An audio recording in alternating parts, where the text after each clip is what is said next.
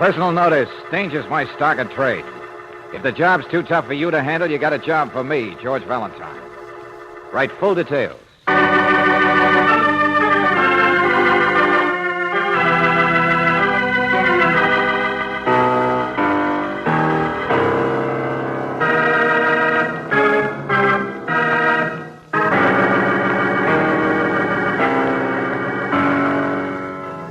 Standard Oil Company of California, on behalf of independent Chevron gas stations and standard stations throughout the West, invites you to Let George Do It.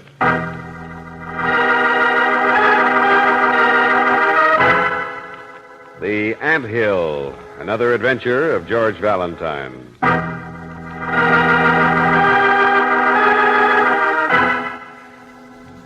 Dear Mr. Valentine, I am without doubt the ugliest man in the world. Hey, wait a minute. Who is this? However, I need your help or the man standing beside me will go crazy. Because, Mr. Valentine, Riley, it's you, isn't it? Lieutenant Riley. Yes, it's me, and I'm the one going crazy. All right, have it your own way. Only what are you talking about?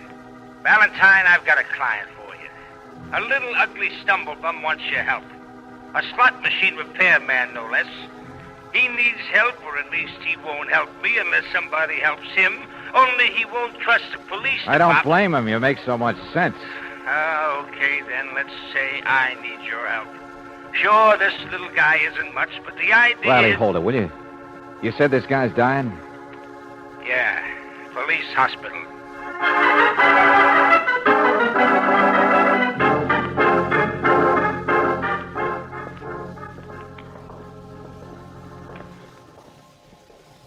The doctor gives him a day or two at the best. Can't operate, can't stop the infection. From what, Lieutenant? Oh, gunshot wounds, Miss Brooks. One gun, but all 6 shells. Happened in a dark alley. Whoever it was didn't want to miss him, I guess. That little man must be tough. Maybe. Or lucky or unlucky. He's one of those guys who's born to end up at the bottom of the pile, Valentine. Then why are you so interested in him? It's just possible that he can steer us all the way to the top of the pile. His name's Trailer. I told you he was the littlest shrimp in the slot machine racket. The repairman. Well, we've never found out who the big shrimp is. I see. I worm my way into the man's confidence, and then maybe he spills. Is that it? Blows the whole racket apart. No. You just help the little guy find his girl.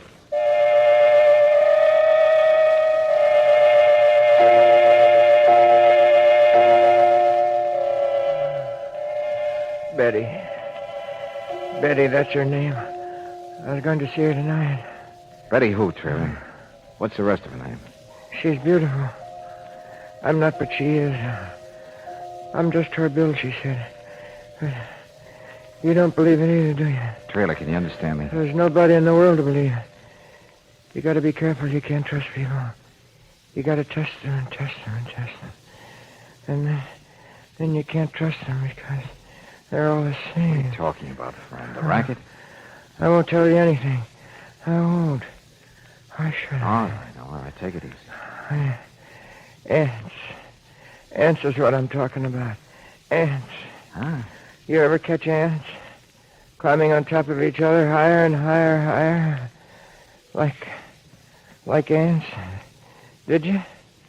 They all got to get ahead. Oh. I'm down at the bottom, and I'm happy. I'm happy. Oh, sure, you're different. You're happy. That's right.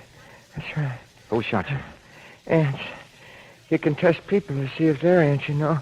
Put honey in front of them. See if they choke themselves. Only the dying's not bad. Why did you ask me? I don't know anything. I'm just Betty. Hey, Trailer. Fine Betty. Hey, look, Trailer.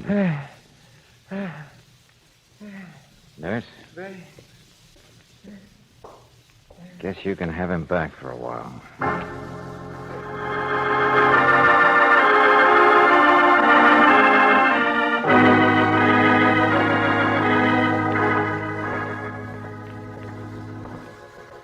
Itinerant master mechanic, fixes slot machines, drifts around a lot.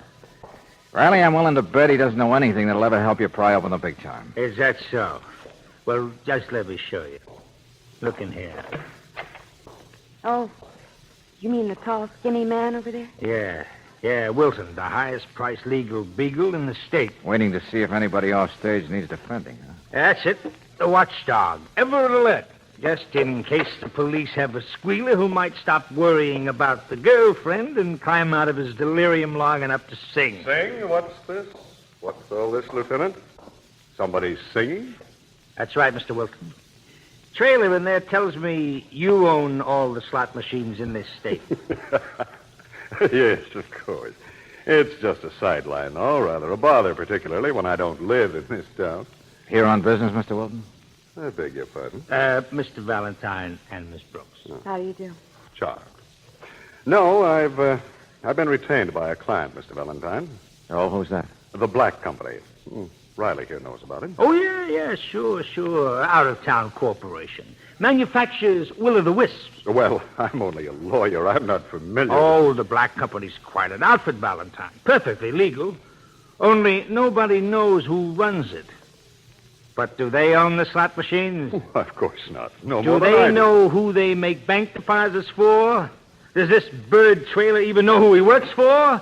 Does anybody? The basis of all good organization, Lieutenant, is the pyramid. Like a spy system, huh? No one man knows enough to incriminate any of the others. Then why are you here, Mr. Wilton?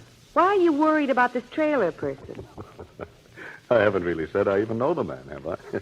Or that the company I represent is interested in anything more than employees' indemnity, his accident, and so on. Spoken like a lawyer. Riley, maybe it is possible that the best of pyramids get a little wobbly once in a while. Huh? Maybe it is possible that the reason Trailer in there got shot was that he found out too much about the higher-ups in the Yeah, hold it a minute. Yeah, hello, Lieutenant Riley. Oh, I wanted to speak to the nurse about Bill Traylor. Well, all right. Who's calling? Well, just the nurse, please. The nurse on duty there. Well, just a second. Valentine, it's a girl. Now take it, will you? You're the intern on duty, or anybody. What's this? Misrepresentation, Lieutenant? Here, let me have it. Hello? Nurse? Well, she'll be here in a second, honey. I'm the receptionist. Well, I just wanted to find out about a patient. His name is Traylor. Trailer. Well, wait till I get my cards here. Trailer. Hurry up, please. Somebody said he was there, but I want to know what happened to him. Well, we had an appendix case come in this morning. Oh, just tell me what happened to him. What? You don't handle cases like that in the police ward. I meant in the other ward. She hung up.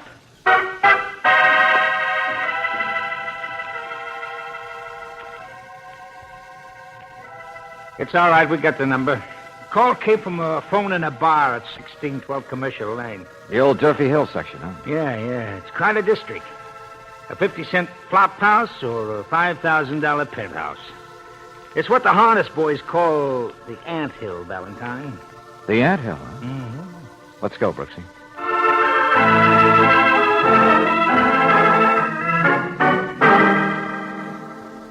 A million people a day use that phone, my friend. Every third one tries a slug. But, bartender, all we wanted to know Besides, was... if you whistle at a dame, where's it get you? Maybe your boyfriend's a prize fighter. Me, I'll take television any day. The girl used the phone only a few minutes ago. Who was she? Should I know? Should I watch the cash register and be a bulldog for the phone company at the same time? All right. You don't know. Or maybe you don't want to know. I suppose you never heard of a guy named Trailer around here, either. Trailer? No, not until the fight last night. What fight? Him and Louie. Who'd you think? Nice guy, that Trailer, I guess. But he'll never amount to much, mixing it up with a guy like slow Louie. down, will you? Slow down. Who's Louie? And what was this fight about? But a dame, natural, classy blonde, lives up the street, named Betty. Fight ended quick. We threw them both out. Betty. Sure. See what I mean about whistling at dames? You mean this guy, Louie's tough? Go on, more about Louie. Not a price fighter, no, but a real sharp boy, just the same.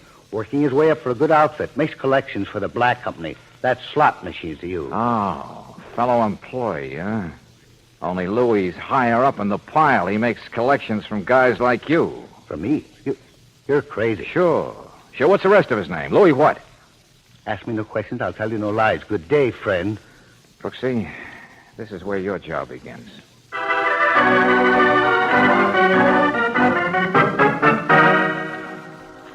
I said I'm sorry, sister. Wrong place. No Betty here. Now beat it, will you? Hi, lady. Find your party? Well, no, this gentleman. Look, what said is this, the Census Bureau? Backs of flowers, Mac. Sign here. What? Oh, look, all of you go someplace. I huh? haven't got all day. Sign here and don't keep the pen. All right, all right. Yeah, now clear out. A dime. People send you flowers? Come on in. I don't know where Betty is. What do you want? Well, just to see her. Betty sings down at the nightclub, I found out. She mentioned to me once about a job, and I thought maybe dancing or selling cigarettes might the great unemployed, huh? Look, you gotta be a jerk not to get along in this world, sister. What's the matter? No angles? Oh, I'm just new in town. Gee, that's a pretty box, isn't it? You gonna open them? How do you like that? Dated yesterday. Now, there's a florist who's gonna fall right out of business. Betty gets them like that all the time, sister. She knows her way around. Nothing better than the best. Gee, I met Betty's boyfriend, too, once. Trailer or something. That's what he told you? Boyfriend. There's a laugh. Well, sure he wasn't dressed so good. Oh, hopeful Harry. She can do better than him any day. I didn't know. You mean you're the one she... Say, roses. Look, I'm Betty's brother. My name is Louis. Oh. Now, where did you say you met Betty? Gee, has a girl got to relieve all of her privacy? We was only in the beauty shop. I was seeing about a tent. Don't look at me that way. She spoke to me because I complimented her on a corsage she said her boyfriend gave her. Boyfriend? Look at that, sister. Those aren't just roses. A wristwatch wrapped around them, you see? Holy smoke. I'm an admirer, see? Guy she hasn't even met. Told you she was good looking. You ought to hear what they say about her singing. We're going places, her and me. You don't have to hate my wrist about it. So go be unemployed. Beat it, will you? Dear Betty, I look forward to meeting you. What's that? I'm on the level, and I don't mean just opposite your eyes when I say I'm not a masher, and won't you please telephone me at Durfee Hills? Hey, give me that. Hey, let go. Just a card with the roses, that's all. Go on, get out of here. Gosh, I'm not going to try to beat Betty's time or anything. I'll say you're not. I never heard that name anyway, Mr. Black or... Black!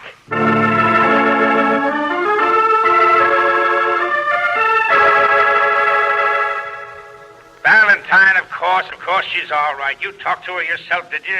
Sure, Brooksy read me the note she'd seen on the flowers, but we had a man watching him. After Miss Brooks left that place, this Louis fella took off in the opposite direction like a flying duck. But my man lost him. Now, will you please clear up what you've been doing? That Durfee Hill number in the flower note. It's a new number, Riley. Private listing and installed only a couple of days ago from somebody from out of town who just rented this place. What place? The fanciest penthouse in the whole section. Hey, Riley, people really look like ants from up here. You mean... Sure, I'm in the place. There was a loose hinge on the service door and nobody inside. You've got the loose hinge, my friend. Don't you realize it was a Mr. Black who sent those flowers? Oh, Riley, add two and two, will you? Nobody knows who owns the slot machines, who runs the Black Company. And yet a mysterious Mr. Black shows up in town, a man nobody's seen, not even the janitor downstairs. Trailer's girl, Betty, she must have seen him. No, remember, he just wanted to meet her. Probably had seen her at the nightclub or something. But that was Black's mistake if he wanted to stay incognito, giving a girl his telephone number. Because now here I am with $10,000 in my pocket. With what? What'd you say? Sure. Must be collection time in the 3 Lemon business. About 2 seconds ago, a delivery boy hands me an envelope at the door. Inside was an accounting sheet for all the slot machines on the south side and proceeds for the past month.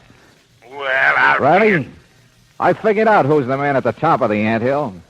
Don't ask me how long it'll last or why it works this way. But right now, Riley, that man seems to be me.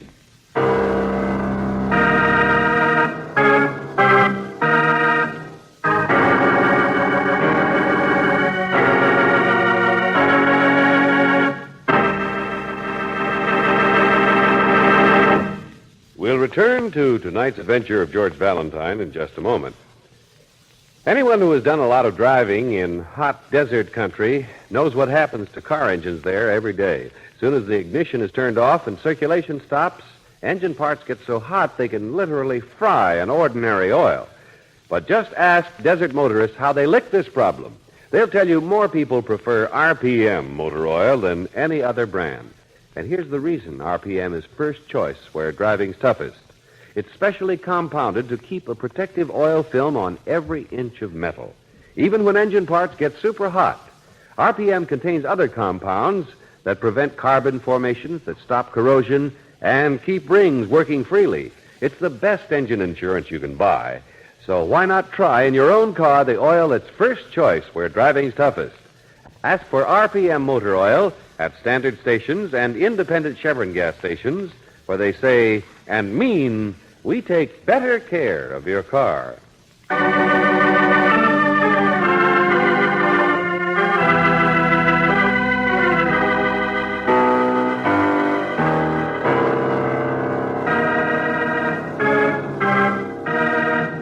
And now back to tonight's adventure of George Valentine. You go to help Lieutenant Riley because there's a man dying in the police hospital who might tell what he knows about the slot machine racket, provided somebody helps him find his girl, Betty. Well, so far you haven't found Betty, though you have discovered that there's someone else in her life. Someone a little more successful than Trailer, a man who calls himself Mr. Black, who owns the slot machines, whose identity is a secret even from his own employees. Only if your name is George Valentine, now it's you who occupy Mr. Black's apartment. It's a dangerous game, and no one realizes that better than Claire Brooks. Down at the police hospital now, she seems unable to help. I don't know anything. I tell you, I don't know. If you could just remember why you and Louis had that fight last night in the bar. Was it over Betty? Betty? Or is something wrong in the business? In the Black Company? Find Betty. Just find Betty.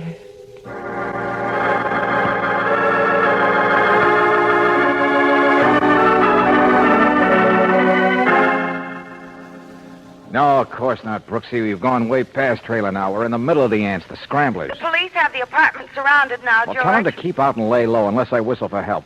George? Angel will never find out who fired those shots in the trailer or who runs this racket unless we ride right along with the gang. You'll ride yourself right into a funeral notice. Sooner or later, the person who rented that apartment will come back I and said, then... don't worry, will you, Brooksy, as long as I can... What? Go on, George. Well, what do you people wash those shirts in anyway? If cement makes either. The collars come back with ground glass on the edge. George, what's the matter? Well, just don't use so much starch, that's all. Hello. I didn't mean to interrupt. The door was open. All right, then shut it and come in. Now, what is it? What do you want? Don't get sore, boss. Now, take it easy. Your name's Louis, isn't it? Yes, sir. Sure it is. How'd you know? You fit the description. Look, I know I'm not supposed to be here. I know I should have just sent the stuff up by messenger the way we always do, wherever the point is each month. So that's it, huh? You're a collector. Durfee Hill and East Side, sir. You brought some money. All right, let's have it. Here. The accounting sheet's right on top. I had all those figures in my head. It's a trick, I taught myself. Right, Paul. I know it's not healthy to come up here and find out who you are like this, Relax, with you. Wow. Yeah, I knew you wouldn't mind when you saw that. It's almost double last month. $23,500. What did you do? Fix the machine so they pay in bubble gum instead of jackpots? Oh, no, sir. No, I didn't touch them. But I've been in there giving them the old boost. You know, talking it up with the bartender. A real climber in the business, aren't you, Louis? Now, what's this really about, Buster? How did you make so much money this month? Well, the truth of the What matter happened to is- Trailer, the repairman? I don't know what you mean, happened. Who shot him? Boss, listen, he was cheating you. Did you know that? Did you? I can prove he was. He was what? Hold him out. Jack up the setting on the machines and then split the rake off with bartenders. That's how he did it. You must have heard the same thing from other districts. He floated around all of them, didn't he? You know, it's getting too complicated for me. Now, wait a minute. Listen, that's how I build up my total for the month, by catching him at it and stopping it. Yeah, you earned the Silver Star, all right. Look, who you going to call? Listen to the rest of what I got. Buster, I'm going to see a man about pinning a medal on you. But I didn't do it. I didn't empty any gun into him. Wow. Everything happens at once. You want me to get it for you, boy? No, I'll get it. Go mix yourself a drink or something. Don't mind if I do. I know who it is anyway. Huh? This is great. Oh. Hello. I guess you're the man, huh? Are you the girl? Don't be funny. I mean, well, after all the notes you've been sending me with the flowers. Oh, sure. Come in, Betty. Thanks. Say, you live all right, don't you? I hope to. You know, you're not so easy to find, Betty. I've been wanting to meet you for some time now. Yeah, I got the idea. Do you always use that whirlwind stuff, flowers and presents on a girl, Mr. whatever your name is, Black? Hey, slow down. Take your coat off. Sure. Huh? You wanted to meet me. You saw me in the nightclub and you heard my singing and you wanted to meet me. Well, now, who wouldn't? You're very beautiful. Do a girl good to be known she associates with you. No comment. Any girl would break her neck to get up here. Give her eye teeth to walk up close to you like this. Hey, what's the matter? You dirty... Hey, sis, cut it out. Cut it out, sis. Let go. You said you'd be nice. Now stop it. Will you cut it out? I don't know what's the matter with the boss. Honest, I don't. Suppose you both be quiet. She said she was coming up here to see you. She promised you would, you know. I told her what a great guy you I are. said, shut up, killer. What? Now, look, boss, this is my sister. Say, one of the greatest kids in the I world. know. A guy could go places if his sister associated with a big shot like me. What did you say? You called Louis. Betty, you came up here to find out about Trailer, didn't you? To slap my face and ask the big shot which one of his hired hands was responsible for your boyfriend being down there in the hospital. Wasn't that it? He's not a boyfriend. She's 10 times as good as him. He's only been hanging around a couple of months. Sure, he's not an eager beaver like you, Buster. He wouldn't try to use his own sister to get him ahead in the world. No, they just thought about it. In that bar the other night? Oh, yeah, but that was all. I told him to stay away, and he got mean and took Hey, a one hook at a me. time, will you? Honestly. You live with the Louis Yanks. wouldn't- Don't you know what they're like yet? Or was that what you saw in Trailer? That he was a little different from the Scramblers? It was a dope. He was stealing, holding out. You want to bet it was you who was holding out from collections, Louis, and he caught you at it? Boss, No longer give him a chance to get rid of two birds with one stone. Get in the boss's good graces and cover your own No. tracks by being the guy. You said you didn't see Trailer after that fight. All I know, Betty, is that your brother said something to me a minute ago about a gun being emptied into Trailer. Well, it so happens he was shot 6 times. Only how could you know about that little specific thing, Louis, unless you were the Boss, guy? look, everything I've done is for you. It's for the good of the company. I'm looking ahead all the time. See, I want to... he did it if you like. What? Hey, who's that bird? Got a gun. Shut up.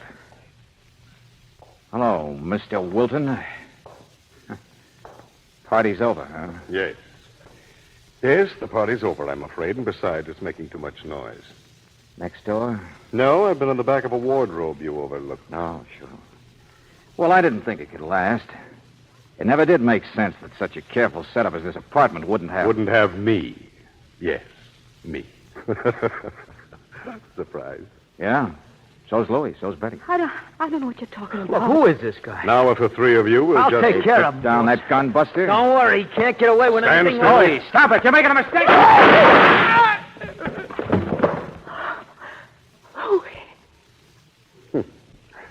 Ambitious to the end.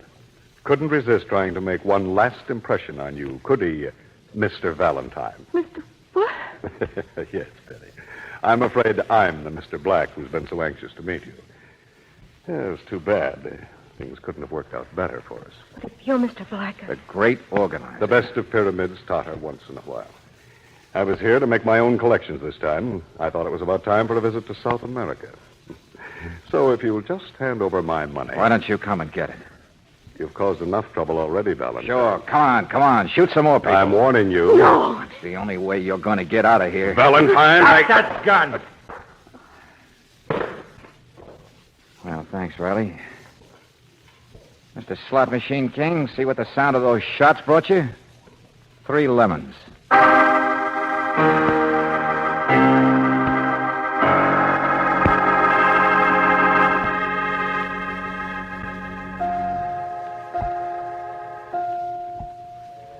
And that was it, Trailer. A gun test proved that Louis shot you. Yeah? Why? Well, ambition, I guess. Cover his own mistakes, get in good with the big boss. Can you understand me, Trailer? Can you understand what I'm saying? Yes, ants. All scrambling around. That's all Louis was. Sure. That's all Wilton is, too. But the girl's different. I think she'd like to see you, Trailer. Yeah. Yeah, we found Betty. She's a nice girl. Yes, I know. Since when? What? I said, since when did you know? I mean, that she was the kind of a girl who's a little different.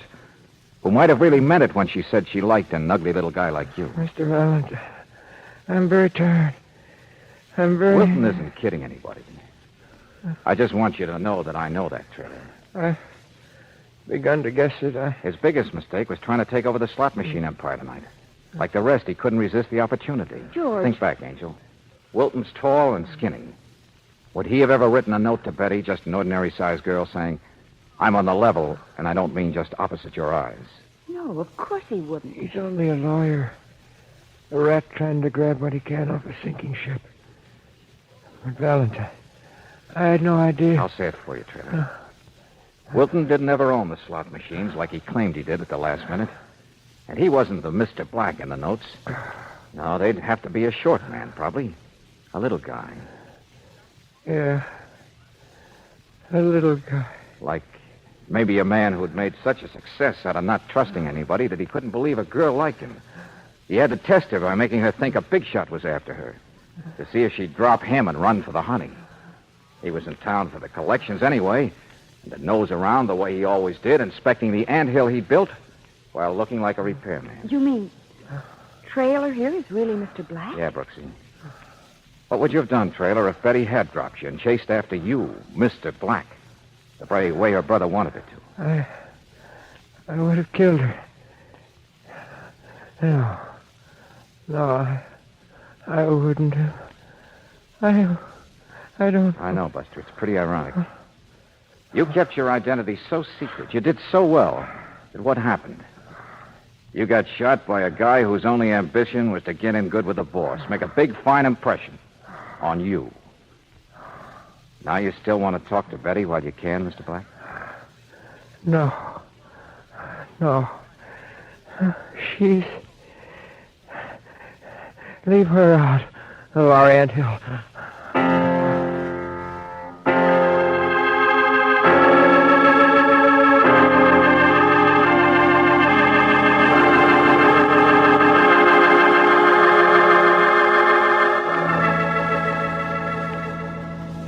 George, maybe Trailer really wished that he could be just a repairman. Oh, there are lots of maybes, Brooksy. Maybe he was sick of himself. Guy who climbed so high must have looked down on a lot of squirming underneath. But, George, it's all in the way you look at an anthill. It's a city of workers, too, and they help each other.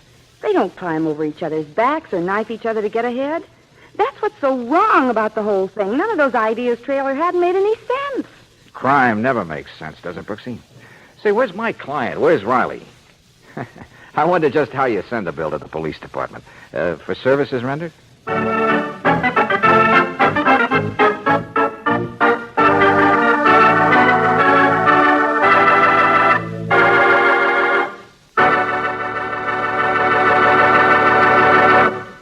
Let's pretend you're on a weekend motoring trip.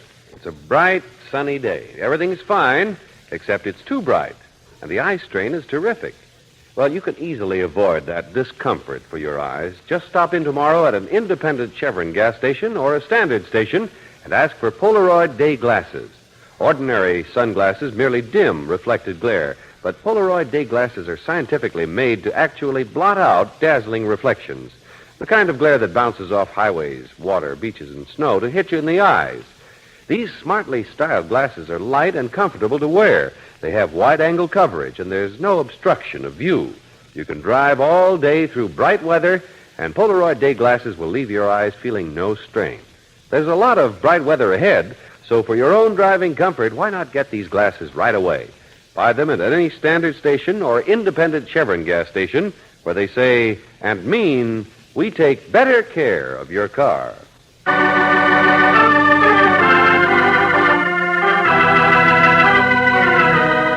Tonight's adventure of George Valentine has been brought to you by Standard Oil Company of California on behalf of independent Chevron gas stations and standard stations throughout the West. Robert Bailey is starred as George with Virginia Gregg as Brooksy. Let George Do It is written by David Victor and Jackson Gillis and directed by Don Clark. Wally Mayer appears as Lieutenant Riley. Pat McGeehan was heard as Trailer, Bill Boucher as Wilton, Gene Bates as Betty, Jim Nusser as the bartender, and Anthony Barrett as Louie. The music is composed and presented by Eddie Dunstetter, your announcer, John Heaston. Listen again next week, same time, same station, to Let George Do It. This is the Mutual Don Lee Broadcasting System.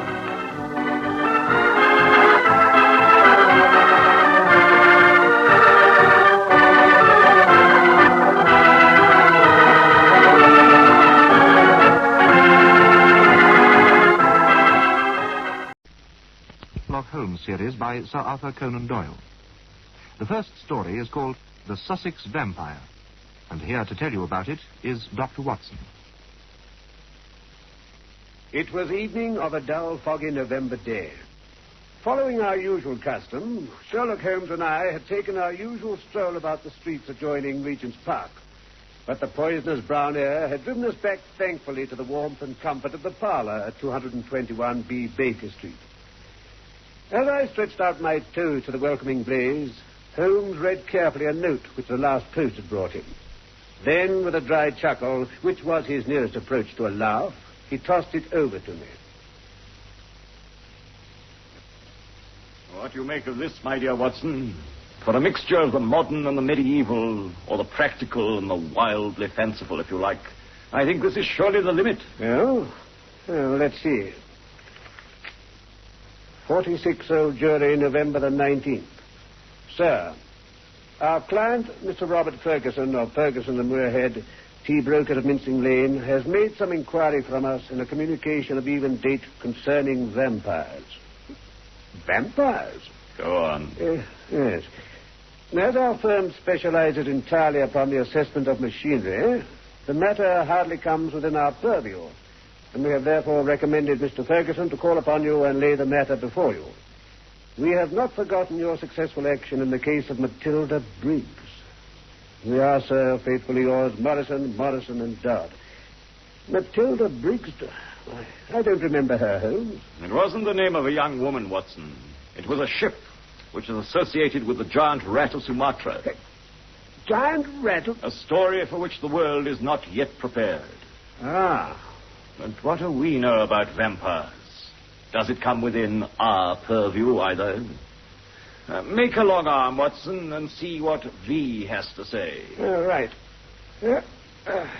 Anything's better than stagnation, but really we seem to have been switched on to a Grimm's fairy tale. Here you are. Thank you.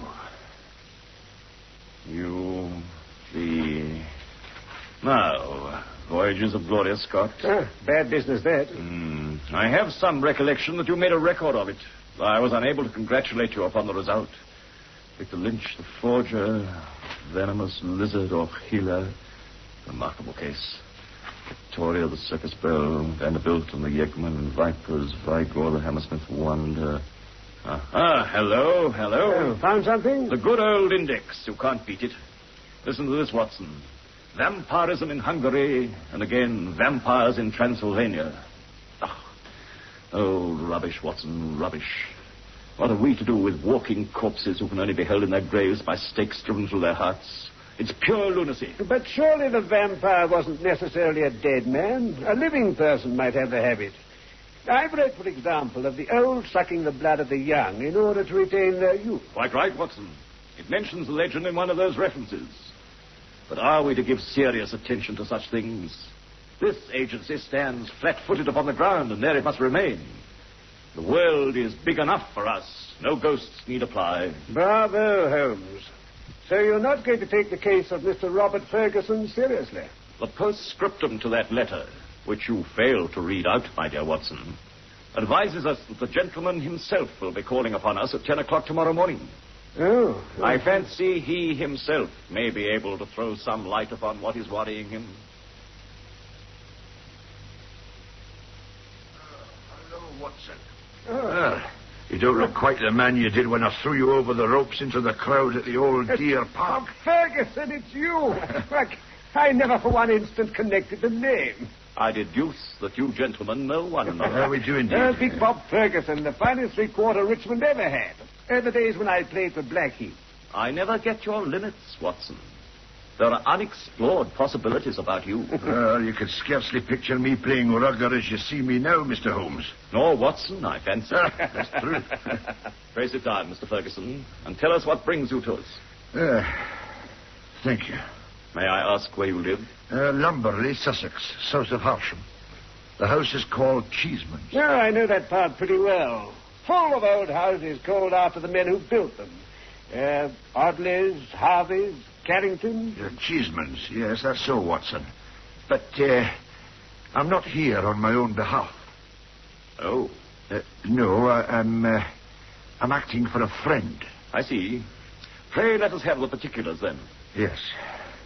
Well, this gentleman married some 5 years ago a Peruvian lady. He'd met her during a business trip to South America. She is very beautiful. But, well, what with her alien ways and so on, it It seems as though there are sides of her character that he can never hope to explore. In short, he's come to regard their union as a mistake. I understand. Oh, she remains as loving and devoted a wife as a man could wish for. But at the same time, she's begun to show some curious traits, quite unlike her general nature. Of what kind? Well, my friend had been married before. There's a son of 15 by the first marriage. Charming lad. Unfortunately, partially crippled in a childhood accident. Now, on 2 occasions, my friend's present wife had been caught in the act of assaulting this poor lad in the most unprovoked way. Good heavens. That's nothing. There's also a child of the present marriage, a dear little boy under a year old. On one occasion, about a month ago, this child had been left by its nurse for a few minutes. A loud cry from the baby called her back. As she ran into the room, she saw her employer, my friend's wife, leaning over the baby and apparently biting its neck. Joe. There was a small wound in the neck and a stream of blood ran down. The nurse was so horrified that she started to call for her husband. But the lady implored her not to and actually gave her £5 to keep silent. Pray continue, Mr. Ferguson. As you can imagine, this made a terrible impression on the nurse's mind. She began to keep a close watch on her mistress. It began to seem to her that even as she watched the mother, so the mother watched her.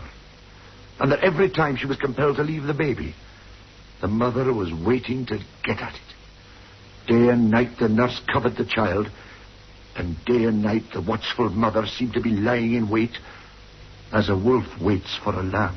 It's incredible. That's how it must sound to you, Watson, yet I'm not exaggerating when I say that a child's life and a man's sanity may depend on it. My friend well remembers the day when the nurse's nerve gave way and she told him everything. To him it seemed as wild a tale as it may now seem to you. He knew his wife to be a loving wife and a loving mother. Then why should she assault her stepson and wound her own dear little baby? He told the nurse that she was dreaming, that such libels upon her mistress were not to be tolerated. Whilst they were talking, a sudden cry of pain was heard. Another? Nurse and master rushed together to the nursery. Imagine his feelings as he saw his wife rise from a kneeling position beside the cot and saw blood upon the child's exposed neck and on the sheet. With a cry of horror, he turned his wife's face to the light and saw blood all round her lips. It was she beyond all question, who had drunk the poor baby's blood. Great heavens. So the matter stands, and my friend, appeals to you, Mr. Holmes. His wife is now confined to her room. He himself is half demented. Vampirism, Mr. Holmes, in the very heart of the English Sussex. Terrible, absolutely. Mr. Ferguson, I will examine your case with pleasure. My... Oh, no, Come, not... sir. This agency is not a home for the weak-minded. It's no use your pretending to be anyone's deputy. Well, suppose it's better to deal direct. Forgive me, Mr. Holmes. You can imagine how difficult it is when you're speaking of the one woman you're bound to protect, to help. I understand. Then what am I to do? How am I to go to the police with a story like this? And yet I must protect those youngsters. Is it madness, Mr. Holmes? Something in her blood? Have you experience of any case like this? For pity's sake, give me some advice. Now, pull yourself together, Mr. Ferguson, and just give me a few clear answers. Yes, of course. Tell me, what happened after you discovered your wife in this act? She seemed horrified. She wouldn't speak. Oh, I suppose I raved at her. She only looked at me in a wild, despairing sort of way. Then she rushed to her room and locked herself in. Since then, she's refused to see me. Who attends to her once, then? Oh, a maid, Dolores. Also Peruvian? She's been with my wife for some years. More a friend than a servant. And the child, the baby? The nurse has sworn to me that she will not leave it, night or day. As for poor Jack, the inoffensive little cripple, I only hope if she comes out of her room, he won't happen to be near at hand. What exactly is his complaint, Ferguson? Oh, some injury to the spine. He can get about, but only in a limited sort of way. And yet you say your wife, who is of a loving disposition, has assaulted him twice. In what way? She struck him savagely. This maid, Dolores, has been with your wife even before your marriage, I take it? Oh, yes, quite some time. Then she might know more about your wife's character than you yourself. Oh, I suppose so. Well, I fancy I may be of more use at Lamberley than here. It is eminently a case for personal investigation. If the lady remains in her room, our presence cannot annoy or inconvenience her. It's what I'd hoped to hear you say, Mr. Holmes. There is an excellent train for Victoria at 2, if you could manage it. With pleasure. Hudson comes with us, of course. Oh, of course. Yes, delighted. There are just 1 or 2 points I should like to be sure about before we start. Aye? This unhappy lady, as I understand it, has appeared to assault both her own baby and your son. That's so. But the assaults have taken different forms. Did she give no explanation why she had beaten your son? Only that she hated him. That's not uncommon among stepmothers, you know. I know. There's never been any love between them. Is your wife jealous by nature? Highly. But the boy, he is 15 and probably very developed in mind, since his body has been circumscribed in action. Didn't he explain the assaults? Well, he could find no reason. I see. No doubt you and the boy were great comrades before this second marriage. Oh, aye, indeed. He was my greatest comfort after the loss of my wife. And the boy remained devoted to the memory of his mother? Most devoted. A most interesting lad. Now, I have one final inquiry to make of you. Aye? Were the strange attacks on the baby and the assaults on your son made at the same time? They were, yes. In the first case, that is. It was as if some frenzy had seized her, and she'd vented her rage on both of them. But on the second occasion, when she attacked my son, she made no attempt on the baby. Oh. That certainly complicates matters. But I don't quite follow you. Possibly not. One forms provisional theories and waits for time or fuller acknowledgement to explode them. A bad habit, Mr. Ferguson, but human nature is weak. I fear your old friend here has given the public an exaggerated view of my scientific methods. However, I will only say at this stage that your problem doesn't appear to me to be insoluble. The ancient farmhouse in which Bob Ferguson dwelt proved to be a large, straggling building, very old in the center, very new at the wings. An odor of age and decay pervaded the whole crumbling building. The large central room into which Ferguson led us was a most singular mixture of dates and places. The half-paneled walls may well have belonged to the original yeoman farmer of the 17th century. They were ornamented, however, on the lower part by a line of well-chosen modern watercolors, while above, where yellow plaster took the place of oak, there was hung a fine collection of South American weapons, which had been brought, no doubt, by the Peruvian lady. Holmes, with that quick curiosity which sprang from his eager mind, examined them with some care, and then turned his attention to a spaniel which came slowly forward from his basket in the corner. It walked with difficulty to Ferguson and licked his hand.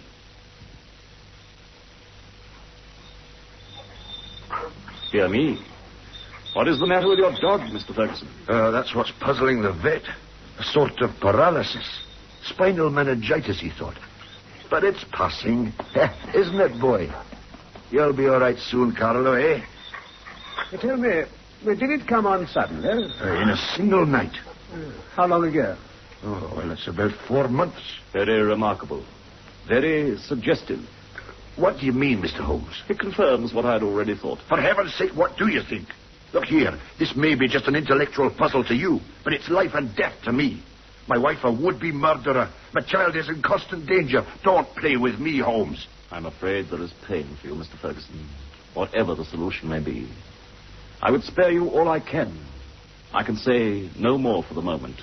But before I leave this house, I hope I may have something definite. Well, please God, you may. I ask your pardon, Mr. Holmes.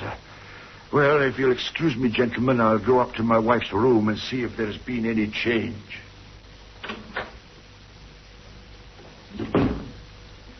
Well, Holmes? A charming old room, Watson.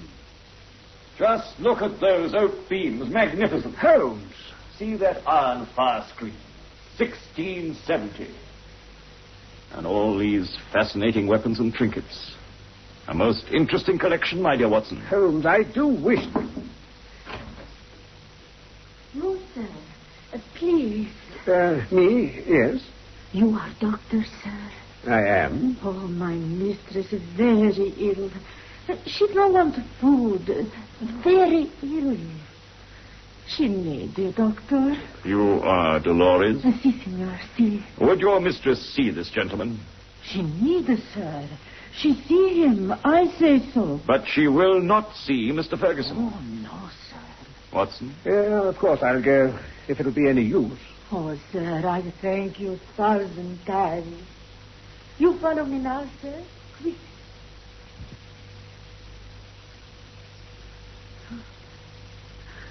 Oh, she lie like that one day, 2 days. I'm afraid she die. Dolores, is that you, child? Who are you? I am a doctor, ma'am. A doctor? Did my husband send for you? Where is he? He is in the house. He's only waiting for you to say you will see him. Oh, no, I will not. Oh, what shall I do? What shall I do with this fiend, this devil? Madam, I am here to help you. No one can help. It is finished. All is destroyed. Whatever I do, all is destroyed. No, madam, no. Your husband loves you dearly. He is deeply grieved at what has happened. But do I not love him, then?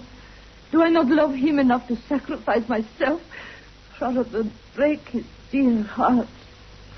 Yes, doctor. That is how I love him. And yet he can think such things of me. Speak to me in such a way. I assure you, madam, he doesn't understand. But he should trust me. Oh, no. I cannot forget those terrible words, nor the look on his face. But I can promise you, madam. I will not see him. Go away. You can do nothing for me. Very well. Tell him only one thing. I want my child. I have a right to my child. That is the only message I can send to him. How the devil can I send the child to her? How do I know what she mightn't do to it? Why, I'll never forget seeing her beside it, with its blood on her lips.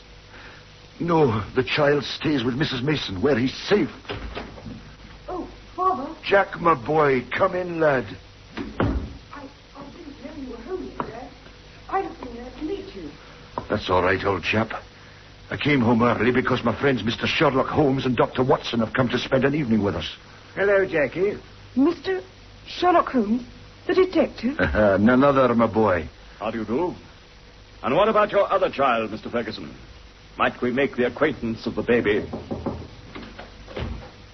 Oh, I beg pardon. No, wait, Mrs. Mason. You've just come in time. Very good, sir. Look, I just brought baby for his good night, sir. I'm sorry, I didn't know you were engaged. There you are, Mr. Holmes. Your request attended to in an instant. Now, isn't he a fine little fellow? Yes, grand little chap. My word. His father in miniature. Do you think so? Hey, Watson? Without a doubt, Holmes. Yes. Mr. Ferguson, if I were ever to have a son of my own, I can't imagine a finer specimen. Do you really say so? Well, there's praise for my little fellow. There we are. Well, Jackie, do you like your little brother? Jack has very strong likes and dislikes. Luckily, I am one of his likes. Aren't I, lad? Oh, number one, Dad. Well, thank you, Mrs. Mason. That'll be all. Thank you, sir. Good night, little one. You'll keep him safe. Yes, you can count on me for that, sir.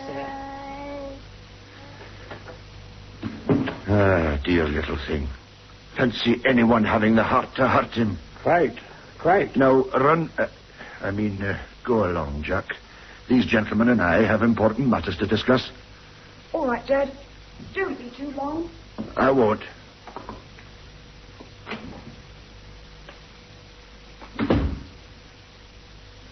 Poor boy. Mr. Holmes, I'm beginning to feel that I've brought you on a fool's errand. Oh? Well, what can you possibly do except give me your sympathy? This whole affair must appear most exceedingly delicate and complex. It's certainly delicate, but I haven't been struck up to now with its complexity. Oh, really? It's been a case for intellectual deduction. But when this intellectual deduction is confirmed point by quite a number of independent incidents, then the subjective becomes objective, and we can say confidently that we have reached our goal. Reached our goal? I fancy as much. I had, in fact, reached it before we left Baker Street. The rest has merely been observation and confirmation. For heaven's sake, Holmes, if you can see the truth in this matter, don't keep me in suspense. What's it all come to? What shall I do about it? I don't give a hang how you found your facts, so long as you really have found them. Certainly. I owe you an explanation, and you shall have it. But you'll permit me to handle the matter in my own way. But I don't see you... Is Mrs. Ferguson capable of seeing us, Watson? She's ill, but she's quite rational, yes. Capital. It's only in her presence that we can clear this up. So, let's go to her. But she won't see me. Oh, yes, she will. Here, Watson. You at least have the entree. Take this note. Have the goodness to give it to the lady. Oh, very well. Mr. Ferguson and I will follow in 2 or 3 minutes. I fancy she'll be ready enough to receive us by then. Come in, gentlemen. Please come in. My mistress will see you. Darling. No. Do not come near me. But, Holmes. All in good time, Mr. Ferguson. Now, I think we can dispense with Dolores. No. She must stay or you must go. Very well, madam, if that is what you wish. Now, Mrs. Ferguson, I am a busy man with many calls on my time, and my methods have to be short and direct. The swiftest surgery is the least painful. Let me first say what will ease your mind.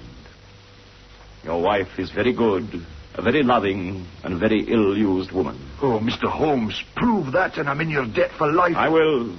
But in doing so, I must wound you deeply in another direction. I don't care, so long as you clear my wife. Everything else on earth is insignificant. Then let me tell you the train of reasoning which passed through my mind in Baker Street. The idea of a vampire was absurd to me. Such things do not happen in criminal practice in England. And yet your observation was precise. You had seen the lady rise from beside the child's cot with blood on her lips. I did. Didn't it occur to you that a bleeding wound may be sucked for another reason than to draw the blood from it? What? Wasn't there a queen in English history who sucked such a wound to draw poison from it? Poison? A South American household. My instincts felt the presence of these weapons on your walls downstairs before my eyes ever saw them. It might have been some other poison, but that was what occurred to me. When I saw that little empty quiver beside the bird bow down there, it was just what I expected to see. What are you saying? If the child was pricked with one of these arrows dipped in curare or some other devilish drug, it would mean death if the venom was not sucked out. I don't understand. And the dog? If one were to use such a poison, wouldn't one try it first in order to see that it hadn't lost its power? I didn't foresee the dog, but at least I understood why he was crippled, and he fitted into my reconstruction. Good. Now do you understand? Your wife feared such an attack. She saw it made and saved the baby's life. And yet she shrank from telling you the truth, for she knew how you loved the boy and feared it might break your heart. The boy? Jackie? I watched him as you fondled the baby down there just now. His face was clearly reflected in the glass of the window where the shutter formed a background. I saw such jealousy, such cruel hatred as I have seldom seen in a human face. My Jack? You have to face it, Mr. Ferguson. No. It's more painful for you because it is love. A distorted, maniacal, exaggerated love that has prompted his action. Love for you and possibly his dead mother. Oh, His very soul is consumed with hatred for that delightful baby. Its health and beauty are a contrast to his own weakness. It's incredible. Have I spoken the truth, madam? How could I tell you the truth, Bob? I knew what a blow it would be to you. I couldn't tell you. I understand. Oh, my darling, I hadn't the faith to trust you. I suspected you at once. I accused you, called you all those vile names. Oh, no more, dear. Hush, you were not to know. I think a year away from you all would be my prescription for Master Jackie, Mr. Ferguson. By heavens, you're right. Oh, only one thing puzzles me slightly still, madam. Yes? How did you dare not say anything and leave your baby open to another attack? Oh, I had told Mrs. Mason everything. She knew. I thought as much. My darling, what a dreadful experience for you. And you. I didn't know what to do. Never mind. Watson, this, I fancy, is the time for our exit. If you'll take one elbow of the two faithful Dolores, What are you doing to me? I will take the other. Oh. I think we may leave your friend and his wife to settle the rest between themselves. I've only one further note of this case. It's the letter which Holmes wrote in final answer to that with which my narrative began. It ran thus. Baker Street, November the 21st. 3 vampires. Sir, referring to your letter of the 19th, I beg to state that I have looked into the inquiry of your client, Mr. Robert Ferguson, of Ferguson and Muirhead, tea brokers of Mincing Lane, and that the matter has been brought to a satisfactory conclusion. With thanks for your recommendation, I am, sir, faithfully yours, Sherlock Holmes.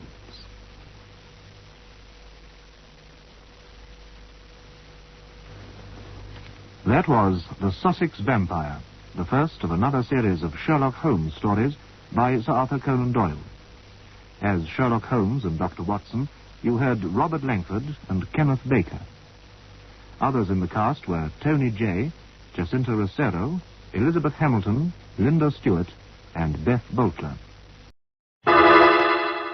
Personal notice, danger's my stock and trade. If the job's too tough for you to handle, you got a job for me, George Valentine. Write full details.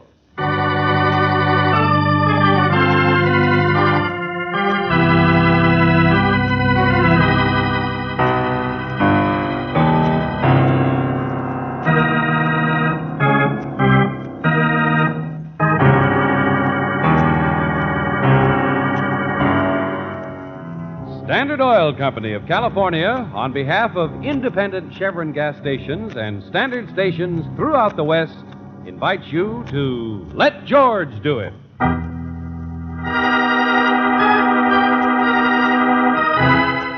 Nothing but the truth. Another adventure of George Valentine.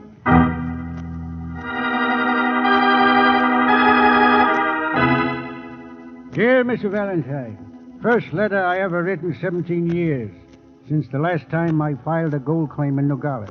Name's Tioga Tom, only honest man left in the West. If you ever heard of the castle I live in out by the desert, then you know what these railroad tickets are for. To come see me, but you don't know anything else, understand? Trouble, you fellas, you jump on conclusions. Think nobody else is smart but you. If you think I need help, then you're crazier than the people in Cactus Junction, and I ain't spit in their direction since WPA. But I do need a mite of assistance regarding the arrest of a culprit. I'm a man everybody tries to pester, on account of how rich they think I struck it. But me, I like my privacy, and I aim to maintain it. P.S. The culprit I make reference to is the one who stole or made disappear or killed my dog. Only botheration is, it was my C&I dog.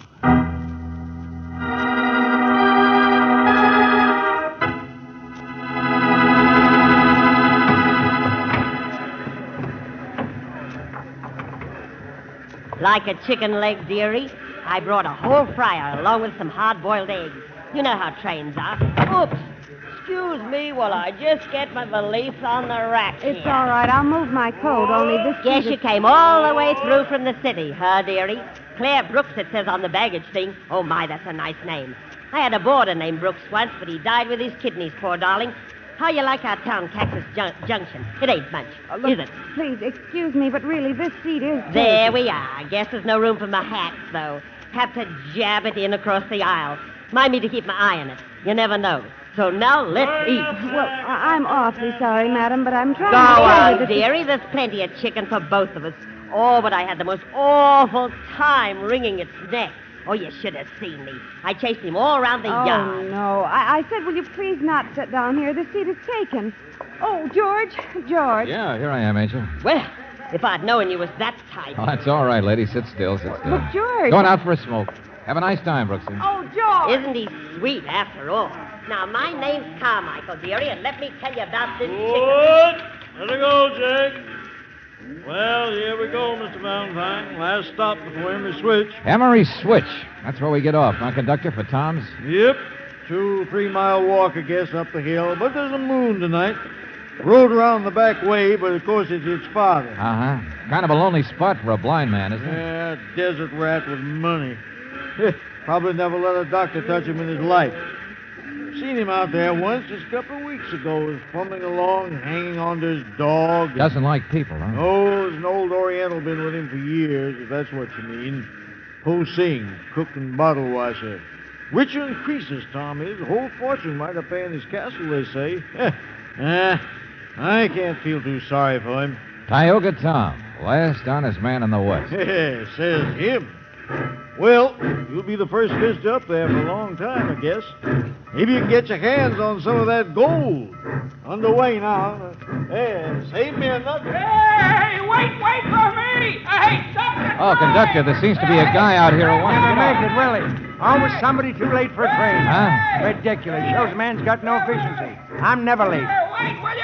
Hey, Well, come on, let's give him a hand. Drinking, too. Can't even run straight, you see? Yeah, help me, fellas, will you, please? Here, let me reach. Now, here, I can reach it. Oh, gee, thanks. Oh! Easy there. Couldn't even hang onto my hand. Don't know why we bother. He's liable to fall. Get out of the way, friend. I'll get him. Here we go, boys. Come on out. Here we are. Gee. Oh, thanks. Sorry to be in trouble. I was in the bar. Everybody's so nice they couldn't get away. Okay, friend. You made it all right. Oh, yeah. Wait a minute. Here's your hat over here. My name's Loosefoot. Want a drink? Why? Loosefoot, the name. Somebody just give it to me, I guess. I don't remember. Come on. Have Wait a minute. snifter, You huh? took it, too. Don't you Hey, look, it fell off your hat. Take it. Here, give me that. Yeah, well, it's sure nice of you, Hey, pal. Emery Switch, it says. Yeah, didn't it? Oh, sure. I'm a necktie salesman. Got a few samples for the switchman who works there, that's all. Well, thanks again, and you too. Where'd the other guy go? Back in the car, I guess. Oh, well, thank him for giving me a hand, will you? I mean, thanks, and I sure... Yeah, sure. Only didn't you notice, Loose Brain? What that other guy tried to give you was a shove.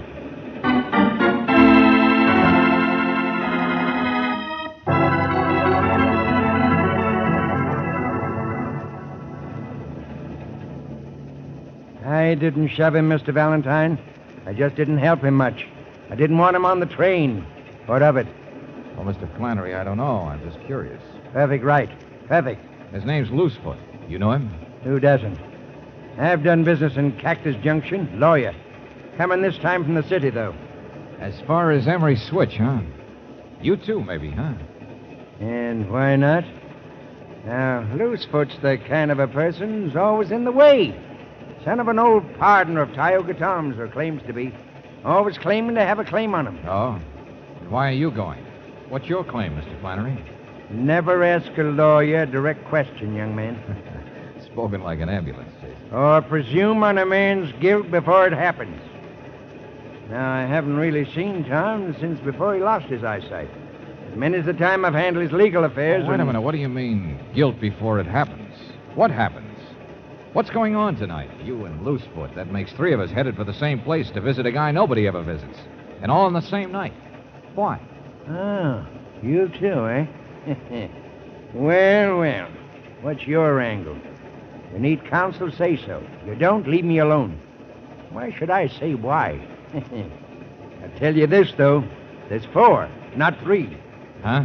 His common-law wife for 6 months back in 1917. Or she says she was, but that's her claim. Not a bad one. You mean Tioga Tom? That big, overdeveloped appetite out there in the coach. Notice her eating fried chicken. A woman, Mr. Valentine, who'd wring your neck for a favor, but charged to tell you the time. The widow Carmichael.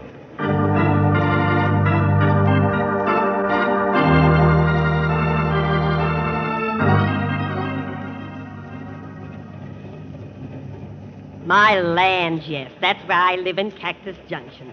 Just to be near the poor dear. 33 years I've waited. The one true love of my life. All right, so you're going to see him, too. But would you... 4 of us? 4 of us? My, I think it's just friendly. That's what I think. Only even with my shoes on, it counts to 5 to me. Ain't that so, Cousin Henry? Huh? Who's cousin? Well, I guess it does, widow. George, he's some sort of a cousin of Tioga Tom. Mother's side 'twas.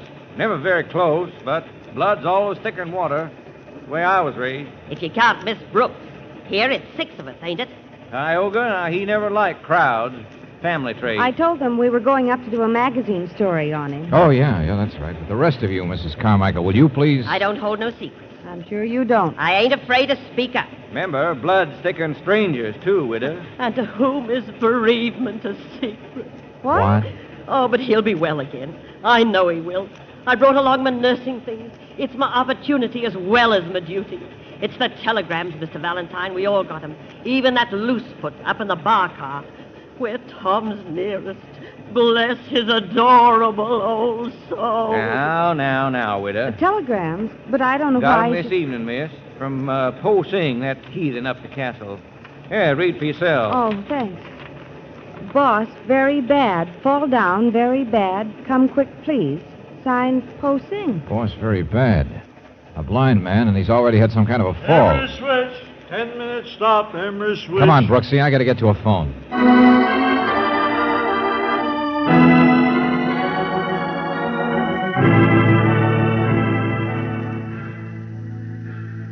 Trap? What trap? What is it? Quiet, Angel. Oh, some kind of trap. I know, Savvy. All the same, he mix For the love of...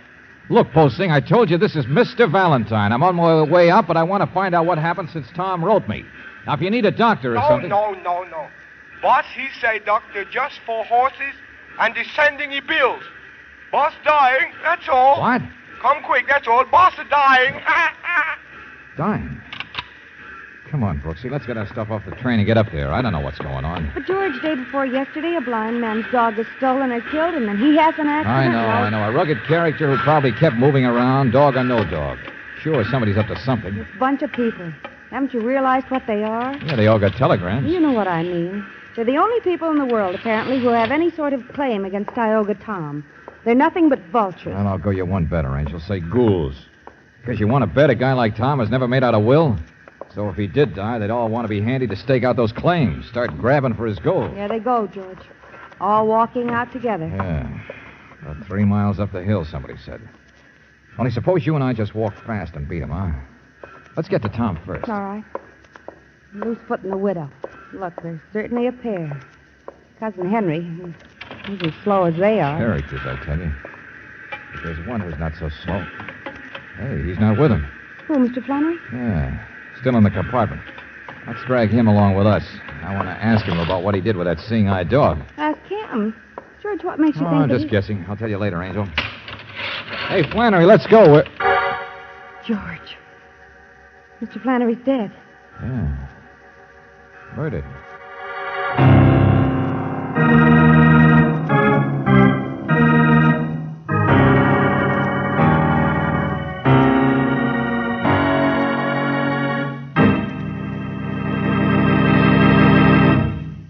In just a moment, we'll return to tonight's adventure of George Valentine. Listen to the difference. Yes, now you can actually hear authentic scientific proof of the difference between new RPM motor oil and premium-type motor oils as designated by the American Petroleum Institute. Auto engines are equipped with irradiated piston rings, And during operation, minute particles of radioactive metal wear off the rings. Geiger counters are thus able to detect the amount of wear actually taking place. Listen now as the Geiger counters click off the difference. First, the low wear rate of the new RPM.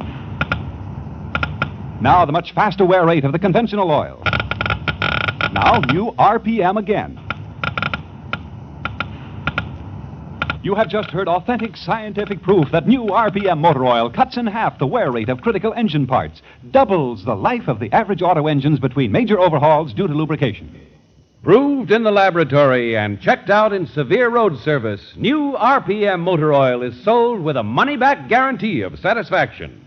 Ask for it at standard stations and independent Chevron gas stations where they say and mean, we take better care of your car.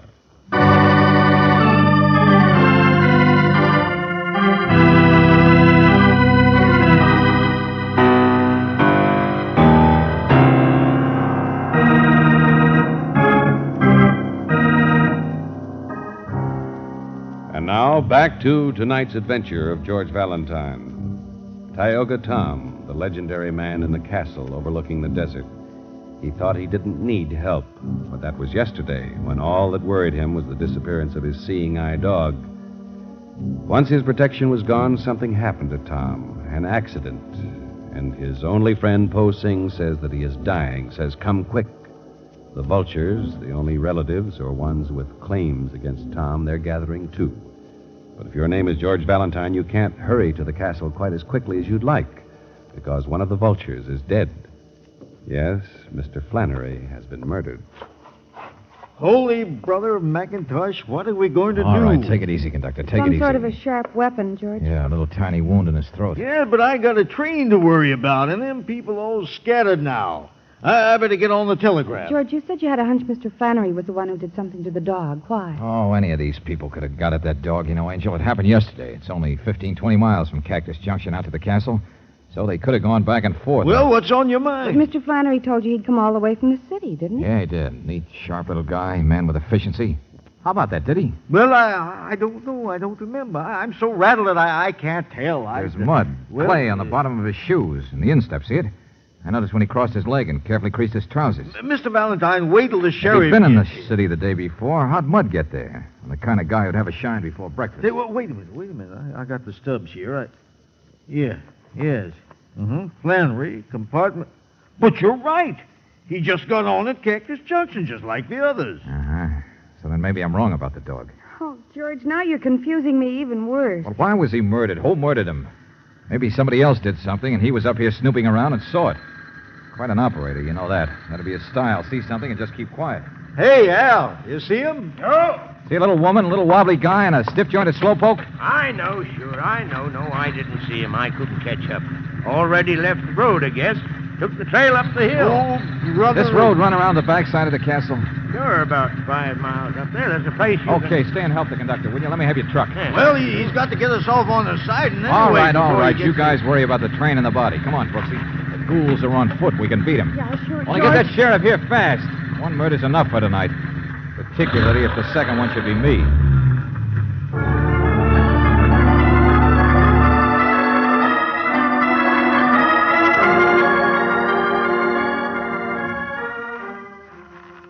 Fits the description. Yeah. Up this way, I guess. Listen.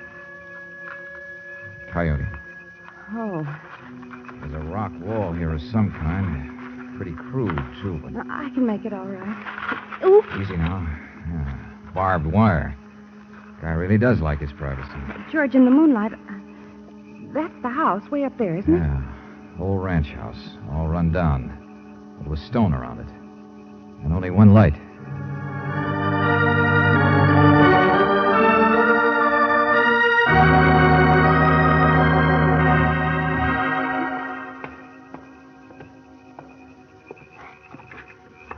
This door, I guess.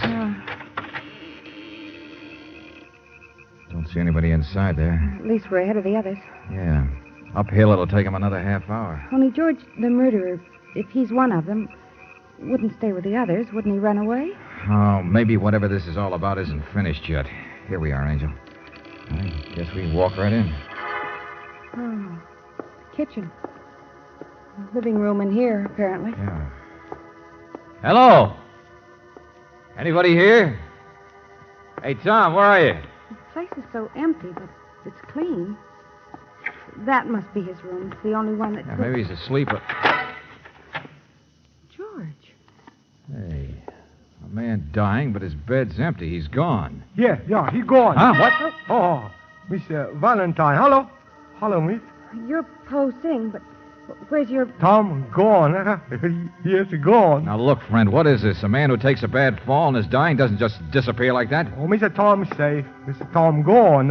Now, excuse me, Hey, please. wait a minute. Where are you going? I get a cleaver knife. A what? Meet the cleaver. You sorry? Mr. Tom say you must stay. Oh, he does, huh? The boss. Old honest Tom says we should stay, huh? Suppose we don't. You going to use that thing? More better, I think you stay. Oh, sure. Okay. No. Stay outside.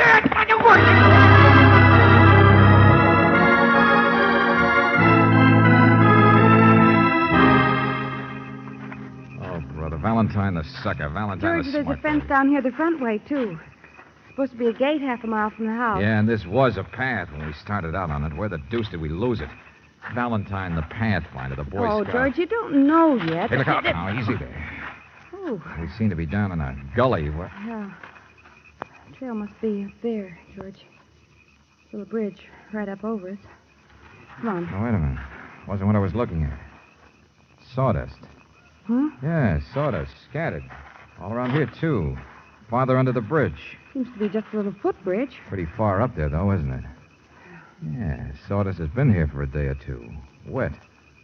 Fell here, and there's some on top of the crosspiece, too. Yeah, I see it. Somebody said trap. Something up there has been freshly sawed, Angel. And anybody coming up the trail from the front gate would have to go across that bridge, wouldn't they? And it's so dark they couldn't Yeah, see. come on. Get up there before somebody tries to walk across it. Oh, but... Look out where you're going. What? Bump into a man just sitting peaceful like that. Hey there. Woman's voice, wasn't it? Well, yes, couldn't you see her? Tom, Tioga Tom, wouldn't you know? You wouldn't know anything. Who is it, Valentine? Yeah, I'm standing right here in front of you. You're sitting on a rock waiting for something to happen? Detectives always thinking. Trouble with you, fella. But sitting nice and healthy, huh? The poor guy who had the bad tumble. Only honest man left in the West. And he gets his hired boy to send out telegrams saying he's dying. Huh. Had a tumble. Broke 10 ribs back in 1922. Never told a lie in my life. 1920. So that's the way you stretch it. Poor dying Tom. Been dying since the day I was born. So have you. So now you're sitting here waiting to hear wood break, huh? Posing brings you out where you can, waiting to hear people tumble through that little trap you set up there. Pester me, every one of them. I told you that... I'm afraid we don't believe anything you told us. Told you I like my privacy. I aim to maintain it. Bunch of vultures all pester me looking for my gold. So you hire me to- Seeing I dog disappeared. Don't you think somebody's up to something? You jump on conclusions. Say, I had that bridge sawed. Well, one of them did it. Like one of them did a murder, I suppose. Ain't interested in murder. Gonna die myself sometime. That's enough to worry about. Just trying to slow up the process, that's all. They steal my dog and then saw my bridge. Who do you think uses that bridge? I do. Even without my dog, I can find my way around this place, but I found 'em out, yes, sir. Tom isn't gonna go down with it. Huh? Go on, Munchausen. Hold your tongue. Ain't you got ears? George, yes, somebody's coming. I'm going to get up on that bridge before... No, this way. Hey! Hey, where am I? Who is that over there? Where's the trail? I can't see. My loving vultures. Tell everybody they're friends of mine can't even find their way around. Hello, Henry. Your voice, ain't it? Tom. Fitter than a fiddle. What in the name of... Never mind. Where's the rest of them? Loosefoot and the lady. Oh, coming, I guess. We moved kind of separate. Only that telegram, Tom. What kind of a stunt... Here, let me take your arm. Help me up. Quiet, both of you. Henry Loosefoot. Mrs. Carmichael. Another county you heard from. Could hear that one across 3 counties. Yeah, there she is, over on the other side. She's headed for the bridge. Come on. But Hurry Tom, up and get her. I'll be all right. George, we can't get up there in time. We're on the wrong side. She's coming this way. Mrs. Carmichael, stop. Who is that? Where are you? Stay where you are. Don't come across that bridge. What did you say? Oh, the bridge, yes, I see it. All right. Stop! Don't walk on it! Oh, it's you, dearie. I'm coming. Stop, I said. Stop, will you? Well, I can't stop till I get there, Oh, can Lord, I? she'll fall. Stop. My heavens, what's all the fuss? Oh, we Out of the We way, thought- Angel. Let me see something. What's the matter with him? Oh, dearie, what a climb. And the wind blowing my hat off all the time. What are you trying to see, George? The girth is sawed half through, all right. But a board's been freshly nailed across to support it. George, Well, I who don't... could have nailed the board across? Tom and Poe Singh are the only ones up here. So Tom was telling the truth. Someone else sawed it, then Tom had it fixed. Wait a minute. Mrs. Carmichael, where's your hatpin? What? Yeah. When Flannery was murdered, a little tiny wound. He was stabbed with something sharp. Well, how in blazes should I know where the pin is? George, she pinned her hat to the seat opposite us, the seat across the aisle. I remember it. Did I? Couldn't find it when I left the train. And the only person who would have noticed it or thought of using it was the one who sat down there. Cousin Henry. Yes, Cousin Henry. And George, he's down there with Tom. Wait a minute. What about Loosefoot? Where's he? Ran on ahead, I guess. He was the fastest. And the trail's easy marked. So we haven't seen him because he's probably already crossed this bridge. He's probably clear up at the house by now. But George, Tom is down there with sure, Henry. Sure, with Henry. Don't you see, Angel? Tom wanted to know who killed his dog and sawed the bridge. That was the reason for the phony telegrams, this whole shindig. It was to get all the vultures up here and see which one of them wouldn't walk across the bridge. Henry. And 5 minutes ago, Tom discovered who was guilty. Well, hurry up. We haven't got- but quietly. Because now it's all backwards. Now the question is what Tom intends to do to Henry. There they are. And they're not moving toward the house, not moving at all. Tom's got a gun, George. He's hanging onto Henry's arm. Even a blind man could shoot somebody as long as he Yeah, had a... come on, around this way. Look out. Well, come back, did you? Get down here, Mr. Valentine. This crazy... Shut up, dog killer. You'll get your chance to grovel. He's a murderer, too, you say, huh? Don't answer, Angel. Around the rock here. Yeah, that's right. Now, come on. He's crazy. You're both crazy. Everybody comes pestering me. Well, it's going to stop once for all. Sure, he killed Flannery. Flannery's another pest, snooping around the same day he was. Let go of me. Let go of me. Get your hand off my... Oh, no, you don't. You move. The gun goes off. Okay, Tom, I'm here now, right beside you. You can hand me that gun. George, he let go. He just let go. Look out. I'll get him. Give me that gun, I said. Where are you? Where is he? No, you don't. Detectives. Knocking my gun The sheriff out. will get him, don't worry. I just got an idea. It might be good to save you from dying for a while, Tom. Man's dying from the day he's born. Oh, sure. Honest Tom. Rugged independent. I know I hate that guy, but shooting him while escaping might not go down so well with a jury. Just shooting wild. I couldn't actually... Well, would have been just blind luck if I hit him, I mean. Oh, sure, Tom. Be careful what you say. Don't want to tell a lie. Only honest man left in the West. Yep, that's me. Don't want to admit you might be a dead shot. Don't want to say right out you're blind. Even though that's how you sucker these people into coming after you. George, he said... Ain't a lie if a man always talks like he had to hear people to recognize him, is it? Ain't a lie to stumble around the few times you've seen, is it? Buster, you take the cake. Honest as the day is short. Sure, we all jumped at conclusions, all right. Because I guess there's no law against a man with good eyesight owning a seeing-eye dog.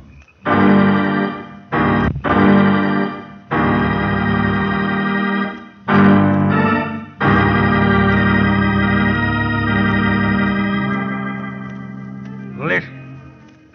Music. Don't like it. People. Don't like them. Well, you can leave for the castle pretty soon, Tom. Taking down your cousin Henry's confession now. Worthless bunch of vultures. Won't be pestered anymore. Sure, Tom. You've got your privacy. You know, we did stop you from doing the one thing that really would have been wrong. Do I appreciate it? Obligations ain't for me, young lady. Well, the reason people pester you is because of your gold. And I thought maybe you'd tell us what... Tell you a secret. Sure, I got barbed wire and fences. But I never actually said I have gold, did I? What? Oh, for the love... Oh, George, come on. Let's get out of here. Jump on conclusions like everybody else. Oh, that awful man. George, I want to go out someplace and go dancing and forget about him. Okay, spend my gold. Well, at least I know you haven't got any. I'll tell you something that'll worry you for years. You notice? Tom didn't say he didn't have any either.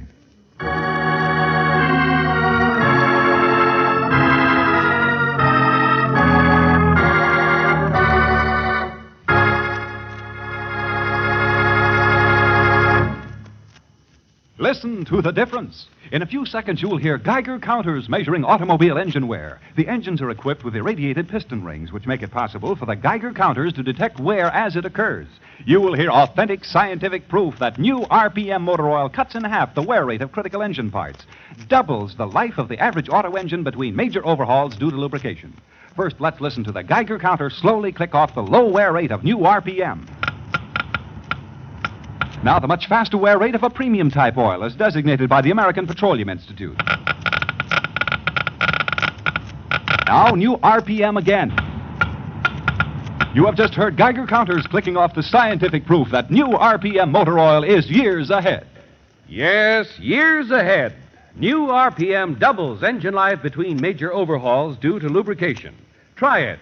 Sold with a money-back guarantee of satisfaction at independent Chevron gas stations and standard stations, where they say and mean, we take better care of your car.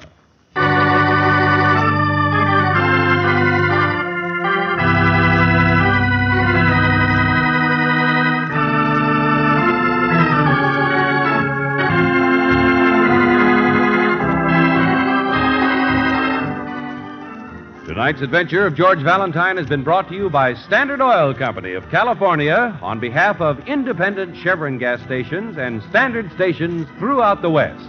Robert Bailey is starred as George with Virginia Gregg as Brooksy. Let George Do It is written by David Victor and Jackson Gillis and directed by Don Clark. Herb Butterfield was heard as Tioga Tom, Marjorie Bennett as Mrs. Carmichael, Joe Forte as Flannery, Tim Graham as Henry, Herb Vigran as Loosefoot, Victor Rodman, the conductor, and Charlie Lung, Po Sing. The music is composed and presented by Eddie Dunstetter. Your announcer, John Heaston. Listen again next week, same time, same station, to Let George Do It. This is the Mutual Don Lee Broadcasting System.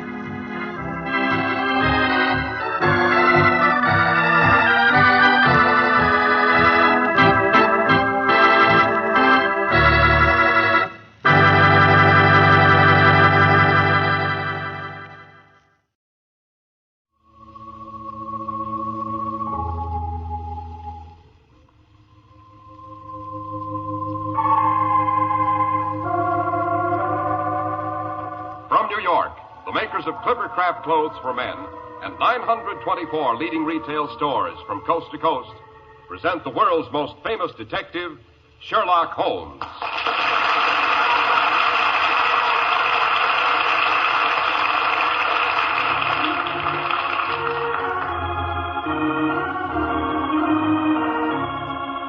Our stories are based upon the character of Sherlock Holmes, created by Sir Arthur Conan Doyle.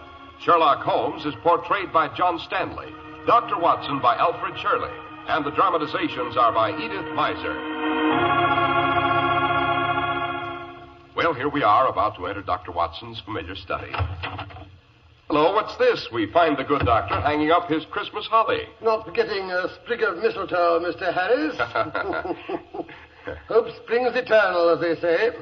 But here, help me down from this chair. My old legs aren't as agile as they were in the days when I followed Holmes through the dungeons and up the tower stairs of old Pendragon Castle. Here we are. Oh, thanks.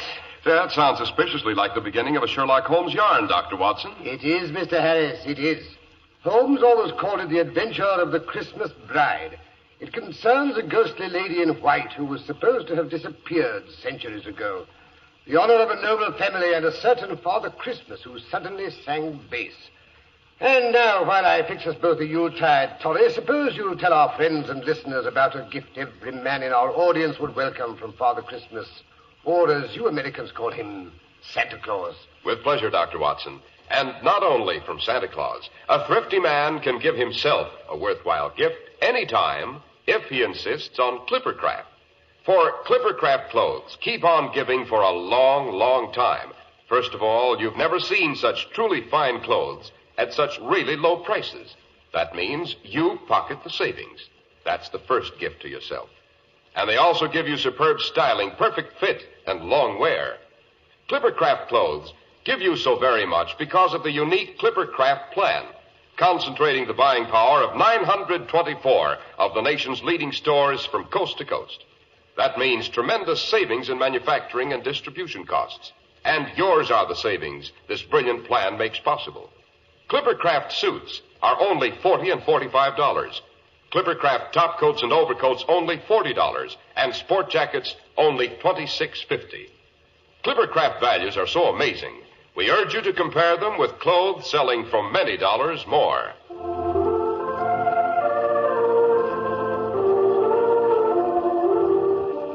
And now, how about that Christmas bride, Dr. Watson? Her name was Ginevra, and she was the heir and only child of Lord Robert Neville, 10th Earl and 54th Baron Pendragon of Pendragon Castle.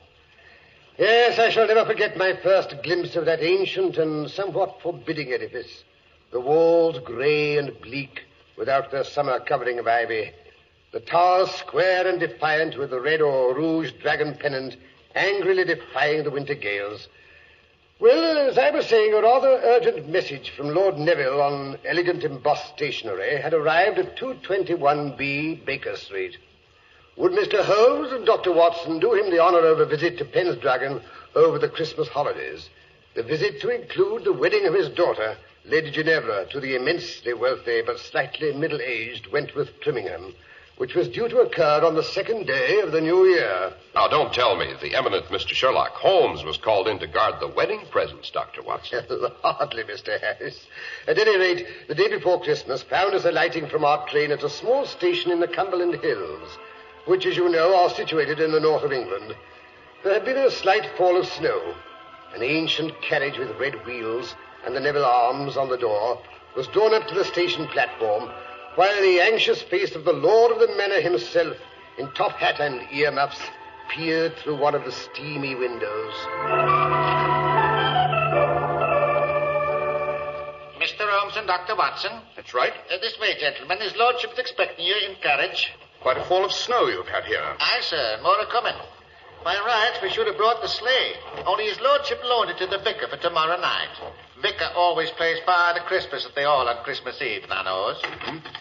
Mr. Holmes and Dr. Watson, sir. Good afternoon, gentlemen. Good afternoon. I'll hop in before you freeze to death. Thank you. Are you here, Mr. Holmes? Your friend opposite. And now then, Dennis, back to Pendragon as fast as you can. Aye, my lord. Mr. Holmes, you are doubtless curious as to why I've invited you and Dr. Watson to share our Yuletide celebrations at Pendragon. To be quite honest, Lord Neville, I didn't think it was entirely for the pleasure of our society, although Watson is quite an asset when it comes to carol singing. Oh? Tenor? No, certainly not. Baritone. Oh, that's good. The vicar who leads the Christmas singing is rather proud of his tenor voice, and I may say he's not too fond of competition. No? Mr. Holmes, I have invited you to Pendragon to make sure that nothing occurs to prevent the marriage of my daughter to Mr. Wentworth Trimmingham. Why is that marriage so imperative, Lord Neville? To be brutally frank, Mr. Holmes, the Neville estates are mortgaged up to the ears. If the marriage does not go through on the 2nd of next month, I shall be bankrupt. Totally bankrupt. I see. Has anything occurred, Lord Neville, to make you fear that this marriage may not take place? Well, no. That is nothing definite. Perhaps the Lady Ginevra hasn't been able to hide her distaste for the match. Oh, no, nothing like that. Well, I wouldn't say it was a passionate attachment on either side. But they like the same things. She laughs at all his jokes. What better foundation could one ask for a marriage, Watson? Well, that's what I should have said. Well, everything was as smooth as silk until the Dowager Duchess of Terce gave the engagement dinner last month. It was at her suggestion that I sent you the invitation to Pendragon. She's been decidedly edgy ever since Percy returned in the midst of the betrothal dinner 2 weeks ago. Percy? Yes, Percy is my cousin, although he's only 7 years older than Ginevra. He's our next of kin. See. As a matter of fact, he's an orphan and lived with us at Pendragon until he went off to Canada to seek his fortune 2 years ago. If anything should happen to your daughter before she produced an heir, would Percy Neville inherit? Yes, Dr. Watson. Both the title and the estates. Percy Neville's return was unexpected, I gather. It was. Unexpected and melodramatic, to say the least. The betrothal dinner was being held in the great hall of Pendragon Castle. My daughter had just risen to return the bridegroom's toast. As she lifted her glass, a casement window was thrown violently open, and Percy walked in out of the night. And now I should like to make a toast to my future bridegroom. Good heavens, Percy, is it really you? I'm sorry to make such an abrupt entrance, Lady Terse. But I came as soon as I received news of the engagement. Percy, why didn't you let us know you were coming? Let you know. Let you know when you never bothered to answer my letters. But, Percy, we never received any letters. We thought you'd forgotten us. I had forgotten. As if that would have mattered. Percy, that's not true. You know how fond we are of you. How touching. Percy, this is Wentworth. Wentworth Trimmingham, my future bridegroom. So, this is the little man they've sold you to.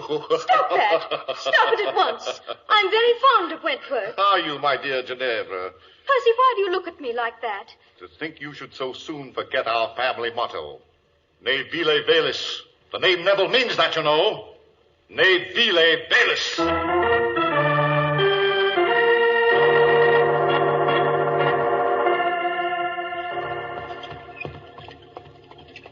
Ne vile velis. Latin, I take it, eh, Holmes? Quite. It means stoop to nothing base, in case you've forgotten your Ovid, Watson. Oh, teach your grandmother to suck eggs. Tell me, Lord Neville, what happened after Percy quoted the family motto to your daughter? He stamped off to his old rooms in the tower and hasn't been out of them since. How does the Lady Ginevra react to this unfriendly behavior? Oh, she says let him sulk. It's no concern of hers. Lady Terse, on the other hand, is thoroughly unnerved by Percy's return. Oh? As she feels sure he'll do something outrageous the day of the wedding. Poor Wentworth is as edgy as a hen on a hot griddle. Well, of course, that may be due to his encounter with the White Lady. White Lady? Who's she? The ghost of the first Ginevra, you know, the bride who played hide-and-seek on her wedding night and was never seen alive again. Years later, her skeleton was found in her great dower chest, still dressed in her wedding gown.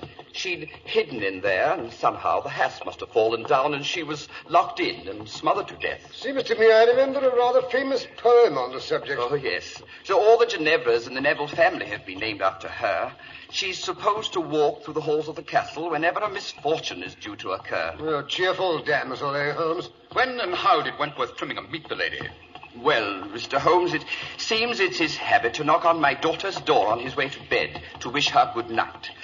Last night, the wind was rather high and he couldn't seem to make my daughter hear. Suddenly, he heard a strange creaking noise down the corridor behind him.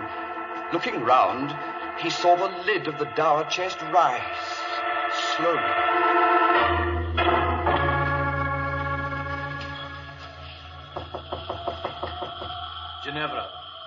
Ginevra, my dear, it's I, Wentworth. I've come to bid you good night. Ginevra, are you there? Ginevra! Who calls me? What was that? Good Lord, the lid of the chest is rising. There's something... A woman in white. She's rising out of the chest. Who are you? The first Ginevra. You called to me. So I have come to warn you. Go away. Go away before it is too late.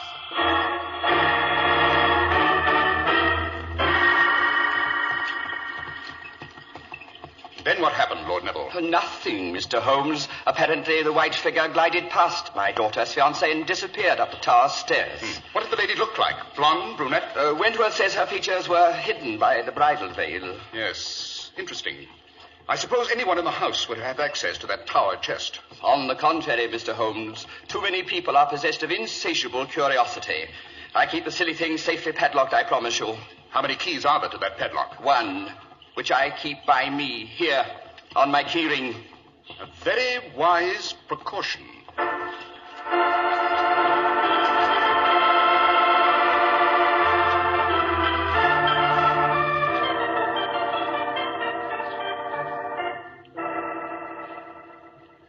I say, Holmes, your bed is even larger than the one in my room. The butler tells me Queen Victoria slept there when she paid a visit in 1846. Don't look so superior, Watson. Queen Elizabeth, I'm told, slept here quite a few years before that. Oh. Come in. Oh, Lady Terse, beautiful and charming as ever. Stuff and nonsense. Glad to see you, both of you. Something's going on here. Don't like it. What sort of something are you referring to, Lady Terse? Don't know. If I did, shouldn't have sent for you. Ginevra looks as if butter wouldn't melt in her mouth. Bad sign. Percy looks like a thundercloud. That's worse. I thought Percy had locked himself in his rooms and refused to see anyone. I'd like to see anyone refuse to see me. Oh, but I'm Gavin. You'll want to view the premises. Yes. First of all, I'd like to inspect that dour chest. It might be interesting to investigate how a lady in white can emerge from a carefully padlocked coffer. Then you don't think it was a ghost. Neither do I. Well, what was she up to? We shall be able to answer those questions better, Lady Terce, after you've had a look inside that box. I wonder if you could persuade Lord Neville to lend us the key.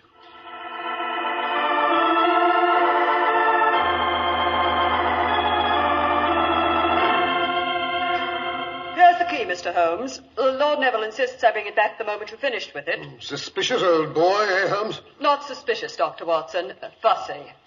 Well, Mr. Holmes, why the delay? Open the silly chest. Let's see what's inside. So fast, Lady Terce, not so fast. First, let's have a look at the lock. Heavy old bit of machinery. Yes, almost impossible to pick it without showing signs. There are no signs. Then whoever opened it used that key. Not necessarily, Watson. But there's only one key. Lord Neville told us so. And if Robert says a thing, it's gospel. Yes. Interesting carving around the lock. The wood's very old. Naturally. Open it up. I'm dying of curiosity. Very well. Lock needs oiling. It hasn't been unlocked for some time. I'll remove the padlock. Here, Watson, hold it. Now, Lady Terce, if you'll help me raise the lid. Right. Good Lord, what's that? Oh, it's Thor, Ginevra's spaniel. Goes everywhere with her. Regular shadow. Oh, yes, here she comes. Hello there. I'm Ginevra. Why, you must be Sherlock Holmes and Dr. Watson. Delighted. Don't let me stop you, Mr. Holmes. You won't. Father told me what you're up to. I'm dying to see what's in the chest, too. Go ahead, open it up. Down, Thor, down, boy. You see, it's a biggish box, isn't it? Yes, a woman could easily hide in there. Something white and satin lying on the bottom. Wonderful. It must be her wedding dress. I've always heard it was still in there. Remarkable to find it in such good condition after all these years. The remarkable thing about it, Lady Ginevra, is this dust and dirt on the hem. Watson, give me an envelope. I shall want to take a sample. But that's fascinating. I've heard simply fabulous things about you, Mr. Holmes, and now I believe them. Every one. Do you? Yes, I think we've seen everything there is to be seen here. Watson, you may close the lid and lock it. Right? Uh-huh. So this is Mr. Sherlock Holmes and his famous deductions. They told me you were coming. They? Who's they? I understood you'd let no one in here, not even the maid. You've overlooked Lady Terce. Try to keep her out of anything. I didn't mention Mr. Holmes, Percy. Or did I? Don't look so suspicious, Lady Terce. I've decided to be a good boy. I've even decided to come downstairs tonight and join in the Christmas Eve festivities. Percy, that gleam in your eye. I've known you too long. You're up to something.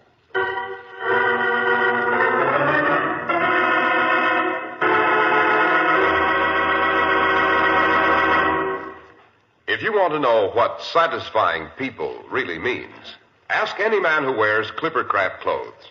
He'll sing their praises, with good reason, too. For values like Clippercraft amaze even clothing experts. Until you see Clippercraft clothes and try them on, you won't believe such really superb suits are possible at only $40 and $45. And such rich, long-wearing top coats and overcoats at only $40. Such very smart sport jackets at only $26.50. For just a fraction of what you'd expect to pay, you get correct styling, perfect fit, and long-wearing materials. An ingenious plan makes this all possible. The Clippercraft plan, which concentrates the buying power of 924 of the nation's leading stores from coast to coast. You get the savings that result from this group buying at your own local independent store, the store you can trust. Selling inexpensive clothes at inexpensive low prices at the nation's finest independent stores is the great big idea behind the Clippercraft plan. That's why men who know insist on Clippercraft clothes. So be sure to visit the Clippercraft store in your city. These leading stores in the metropolitan area are proud to add their names to Clippercraft in your suit, top coat, and overcoat. In Manhattan, John Wanamaker Men's Stores, Broadway at 8th and 67 Liberty Street. Saks 34th, Broadway at 34th. In Brooklyn, Abraham and Strauss. In Newark, New Jersey, Boulevard Men's Shop, Kresge Newark. And in Jamaica, the B&B Clothes Shop, 16408 Jamaica Avenue.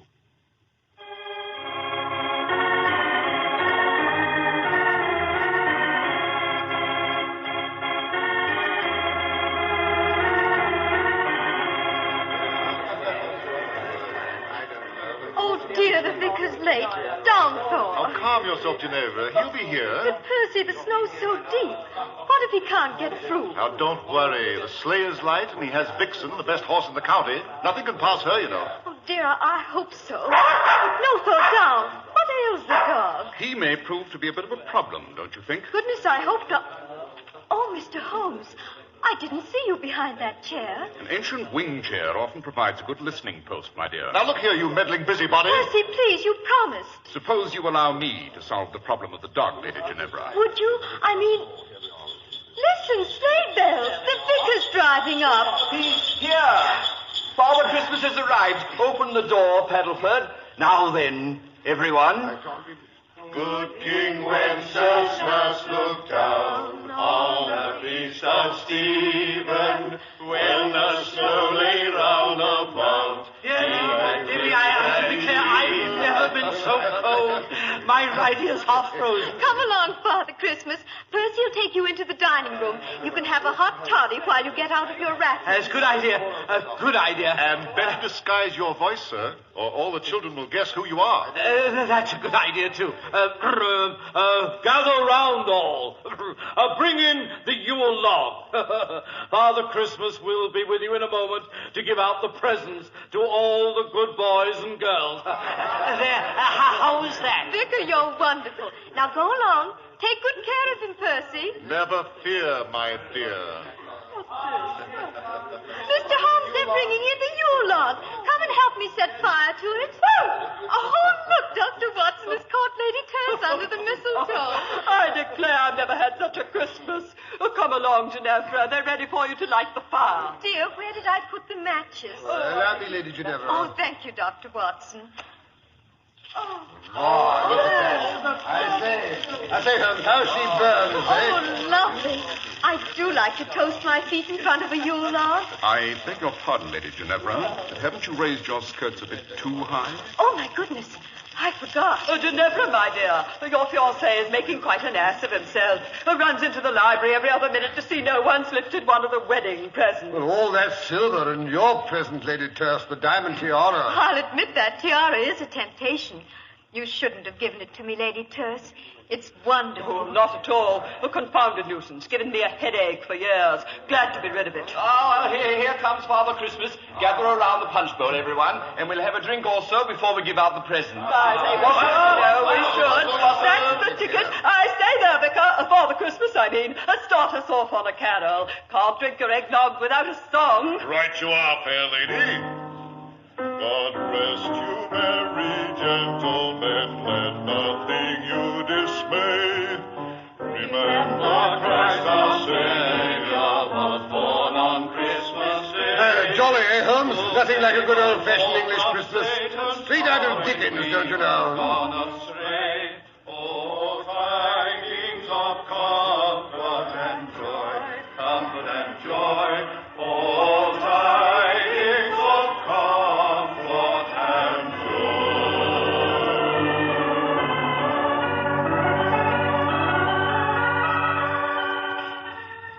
Hello there, Father Christmas. Not leaving us so soon. Well, that is a long ride home. Must get going. Don't tell the others. Wouldn't want to disturb the party. Quite. How about a hot toddy before you leave? Stirrup cup, you know. No, haven't time. I thought you might say that, so I prepared this jug full of grog. Keep it well wrapped. It'll keep you warm. It's a long, cold drive to Gretna Green, but... What, Mr. Holmes? No time to waste. On your way, Father Christmas. Think of me when you drink the grog. We will. Wassail! Wassail, Merry Christmas. And a Happy New Year. Hello, what's this? Vicar off so soon? Yes, Lord Neville. He seemed in a hurry to get home. Oh, can't blame him. It's a cold night. Let us get inside before we freeze to death. Good idea. Oh, I say they're ready to start the dancing. Wentworth's trying to find Ginevra so they can lead the lancers. Help! Help! Who's that calling? Good heavens, what's that? Get me out! I'm locked. Why, someone's got himself locked in the dungeon. This way. The entrance is through the dining room. I was hoping for more of a head start. What's that? Nothing at all. Ah, this is the door to the dungeon. Let me out! Let me out, I say! Yeah, the door is bolted. Just a moment.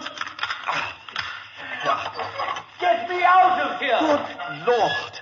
It's the vicar down there in his underwear and trussed up like a New Year's goose. This is an outrage! Get me out of here! But if the vicar is here, who drove off in the sleigh? Presumably an impostor who stole the vicar's clothes.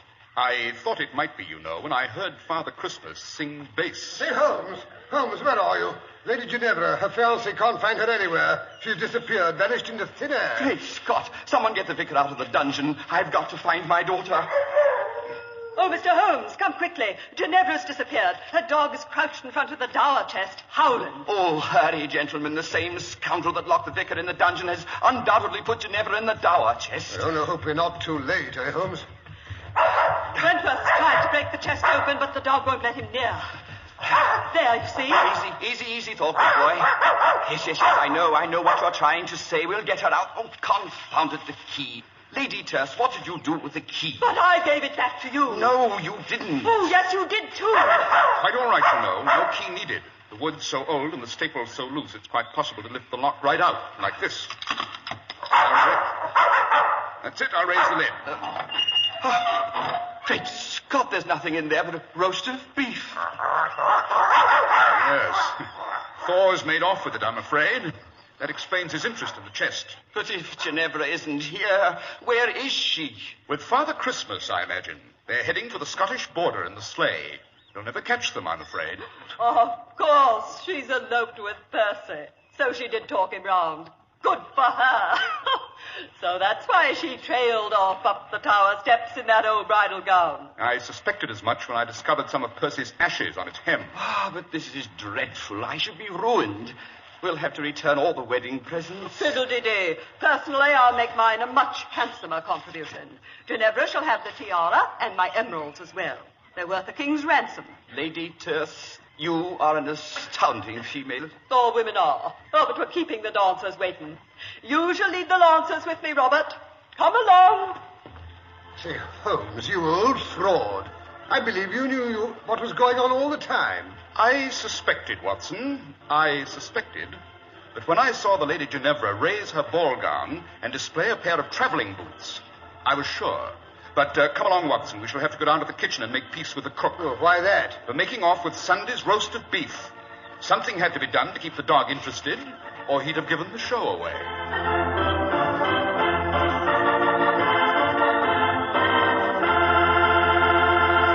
Well, that certainly was a Christmas story with all the trimmings, Dr. Watson. Glad you liked it, Mr. Harris.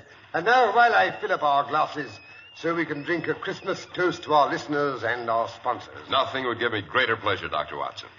Here's your glass, Mr. Harris. Thank you. And here's to our radio friends, young and old. Merry, Merry Christmas and happiness, prosperity and peace in the new year. Indeed, Dr. Watson, and warm greetings to all the makers of Clippercraft clothes. And now, Dr. Watson, how about just a small hint about next week's story? Next week, I think I should tell you how Holmes and I spent New Year's Eve off the Scilly Isles. New Year's Eve off the Scilly Isles? That sounds amusing, Doctor. Hair-raising is the word, Mr. Harris. We were aboard the luxury liner Gigantic, expecting that any minute she would burst into flames. There's nothing more terrifying, you know, than a fire at sea.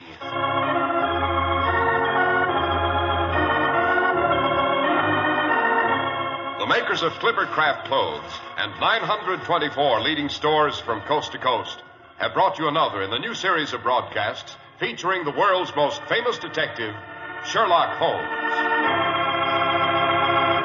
Sherlock Holmes is produced and directed by Basil Lochran with special music by Albert Berman. If you don't know your Clippercraft dealer, write Clippercraft, 200 Fifth Avenue, New York City. Christmas seals support the fight to prevent the spread of tuberculosis in this community. Buy and use Christmas seals on all your holiday mail, and be sure to mail your packages now. Be sure to listen next week to Sherlock Holmes in New Year's Eve off the Scilly Isles. If you'd like to attend the Sherlock Holmes broadcasts in New York, see your local Clippercraft dealer, and he'll tell you how to obtain your tickets.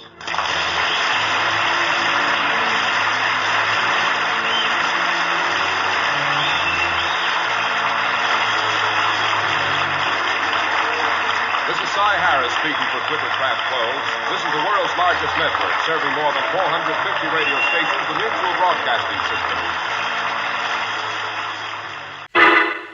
Personal notice, danger's my stock and trade. If the job's too tough for you to handle, you got a job for me, George Valentine. Write full details.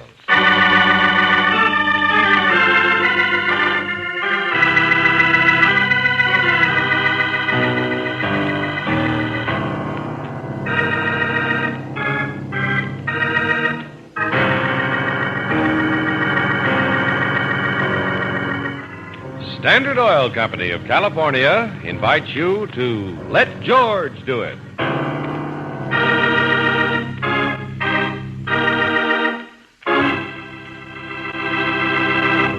Before we begin tonight's adventure of George Valentine, consider this important fact about gasoline. Any gasoline can be refined in such a way as to stress one feature at the expense of others. But Chevron Supreme gasoline is designed to give you all 8 necessary high-performance qualities, starting, warm-up, acceleration, area blending, vapor lock prevention, anti-knock, and power. For top performance under all driving conditions, shift to the gas with all 8 Chevron Supreme gasoline at standard stations and independent Chevron gas stations where they say and mean, we take better care of your car.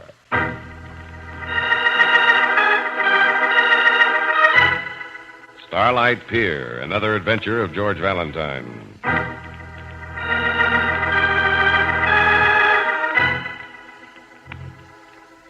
Dear Mr. Valentine, looks like I'm about to lose everything I got because of a string of circumstances I can't control. I own the amusement zone on Starlight Pier. You've never heard of me, but you've probably read in the papers about the accidents that have been happening down here the last couple of weeks. Somebody's out to get me, Mr. Valentine, out to ruin my business. Maybe you can find out and stop it. If you want to try, please take a boat onto the Tunnel of Love this Friday afternoon at exactly 1 o'clock. Sounds like a lot of folderol, but I'll explain when I see you. Signed, Tex Manners.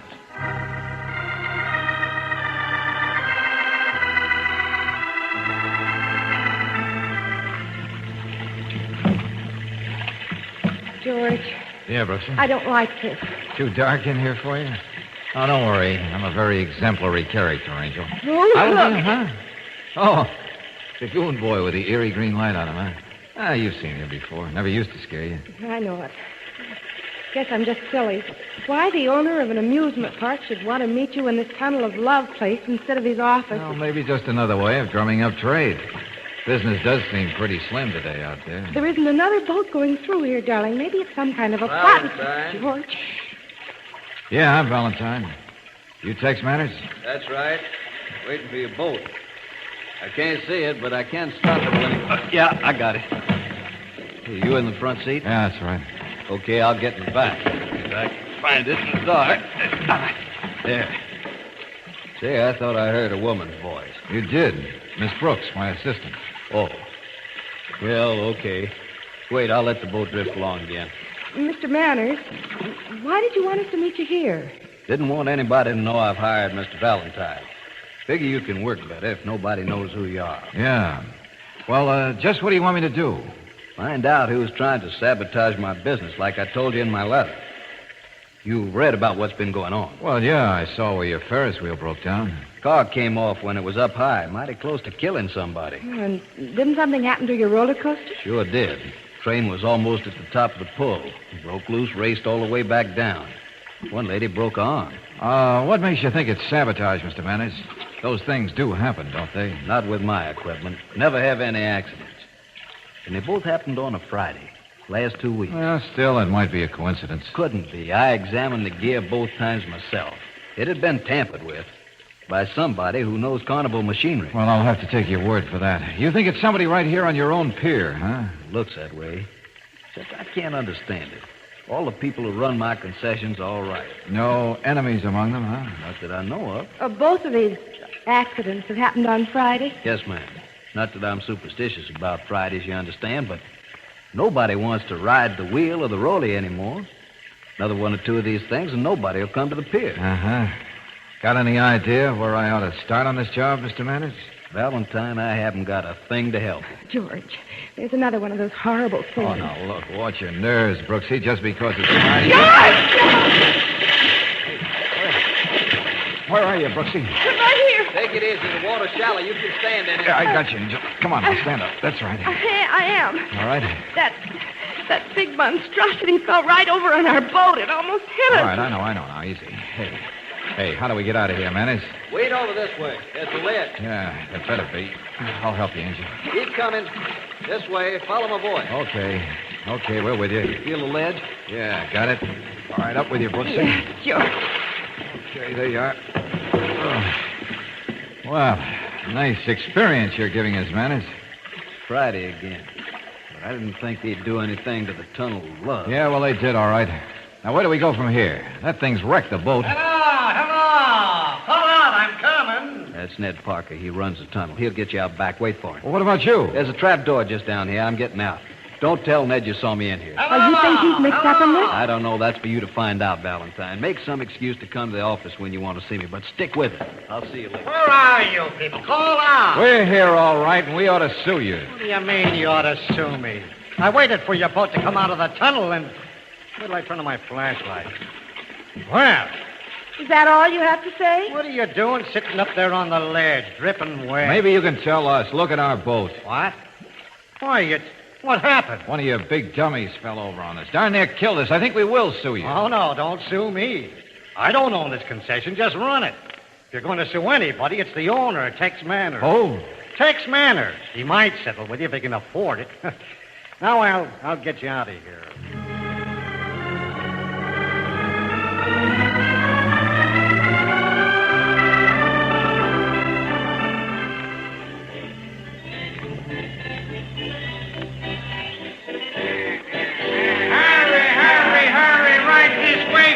Take a ride in the sky, finest roller coaster in the entire West. Thrills. Come on in and take a ride. Hello. Huh? Oh, hello, my friend. You Wheels McKay? Huh? How did you know? Well, figured you must be. Says right there on the sign. Manager, Wheels McKay. Oh, yeah, sure. You going to take a ride? Well, no, not right now. Maybe later. Say, you don't seem to be doing much of any business today. No, yesterday or for a couple of weeks now. Yeah, I know. I was talking to the guy that runs the Ferris wheel. What's his name? Joe Park? Yeah, that's it. He tells me the same thing. Guess it's because of these accidents, huh? Of course it is. People staying away like we had the plague. Oh, that's too bad. Guess that thing in the Tunnel of Love yesterday won't help any either, will it? No. There's another.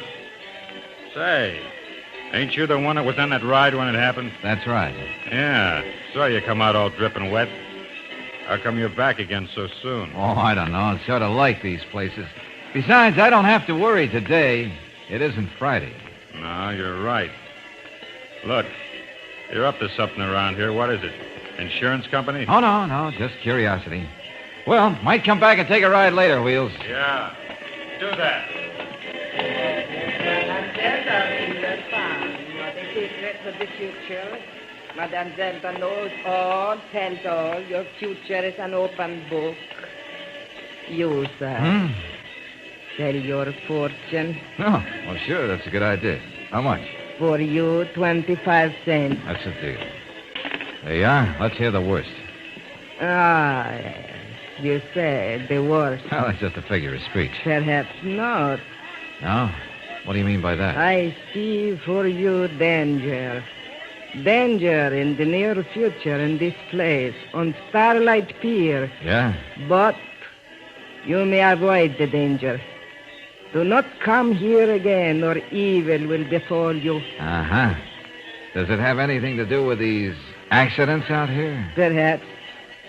Perhaps not. Look, Madam Zelda, if you can read the future so well, why can't you predict what's going to happen next and tell the boss?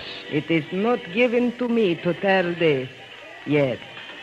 My warning is to you. Do not come here again.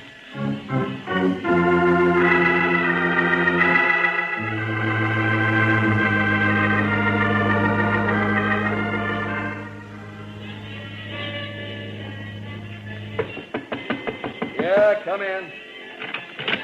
Hi, thanks. Just wanted to see you for...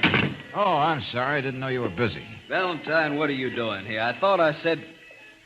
Oh, never mind. This is Sandy, my night watchman, Mr. Valentine. Hello. How are you, Mr. Valentine? That's all for now, Sandy. Just remember what I said. No sleeping on the job, especially on Thursday night. I got it, Mr. Manners. You can bank on me. Well, Pleased to know you, Mr. Valentine. Yeah, sure. Say, what'd you come down for today? I just wanted to talk to the people who run your concessions. Oh, who'd you see? Ned Parker, Tunnel of Love, Joe Parks, the Ferris wheel. Then I saw Wheels McKay. Yeah? Best bet so far. Why do you say that? Oh, acted pretty suspicious. Tried to find out what I was doing around here. Well, sure, that makes sense. I told Wheels I was getting somebody in to work on this thing. Naturally, he's going to suspect anybody who asks questions. Oh, and also the fortune teller. She warned me to stay away. Well, you know that accent's a phony. She happens to be Wheels McKay's wife. She was just afraid you'd stick your neck out too far, I guess. Uh-huh. Well, maybe that is it. Hey, by the way, how come you just talked to the people who had accidents on their rides? Why not try the others? Oh, now look, Tex, if this is an inside job and one of your concession managers is doing it, wouldn't he have something happen to his own ride so he wouldn't be suspected? Well, could be. I see what you mean. But I just don't happen to go along with you on that. Oh, you may be right. We'll soon find out. Yeah? How so? I'm going to meet you here Thursday night after the pier's closed. Maybe your night watchman doesn't keep his eyes open, but I'm going to.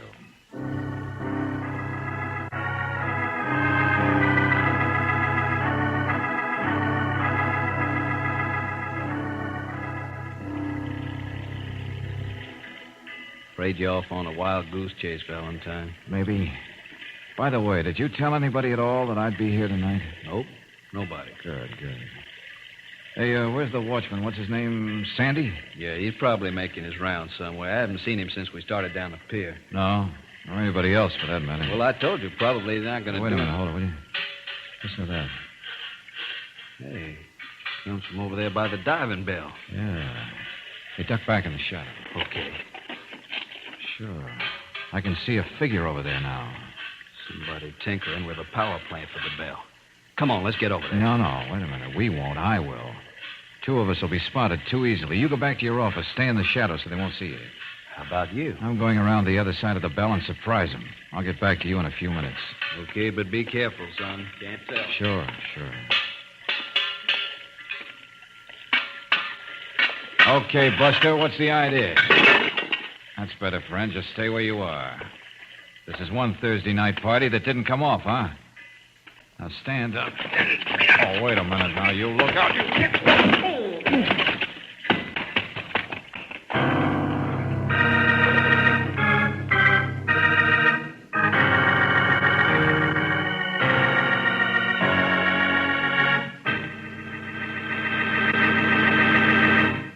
In just a moment, we'll return to tonight's adventure of George Valentine. Which is the most important tire on your car? Right. The oldest and smoothest tire is the most important because that's the one that will probably cause trouble first.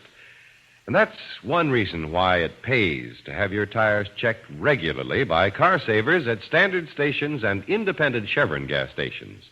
Car savers are experts at making tires last longer. For instance, they recommend a scientific pattern of tire switching every 3,000 to 5,000 miles. And that includes the spare, too, for it needs regular service to keep the rubber flexed and lively. Car savers also check your tires for cuts and bruises to be sure that they're safe and road-ready. And car savers don't overlook the importance of keeping your tires properly inflated. They inspect them regularly to be sure that the correct pressure is maintained. So if you want to be sure that all your tires are in good shape, drive in soon for free tire inspection by the car savers at independent Chevron gas stations and standard stations.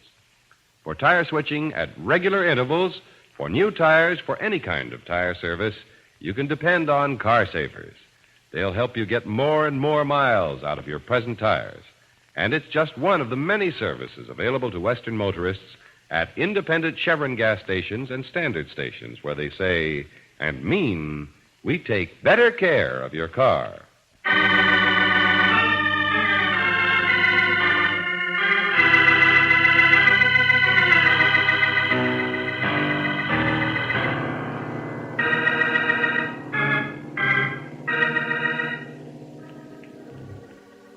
And now back to tonight's adventure of George Valentine. You're hired by Tex Manners, the owner of an amusement zone called Starlight Pier, to try and discover the reason behind accidents that have been happening on his concessions. As a matter of fact, you've been involved in one of them yourself, as usual on a Friday. But on Thursday night, when you think you've finally caught up with the saboteur, you find yourself not thinking at all. If your name is George Valentine, you suddenly come back to consciousness, flat on your back beside the diving bell machinery, with a voice coming closer and closer. Hello. I say hello. What's going on? Oh. You better not try any funny business. I've got you... Oh, you're that young fella that was in Mr. Manners' office the other day. I am. Aye, name of Valentine. Yeah, and you'd be a night watchman, name of Sandy. Aye, that's right. But say, what are you doing around here this time of night, lad? That takes a bit of explaining. Yeah.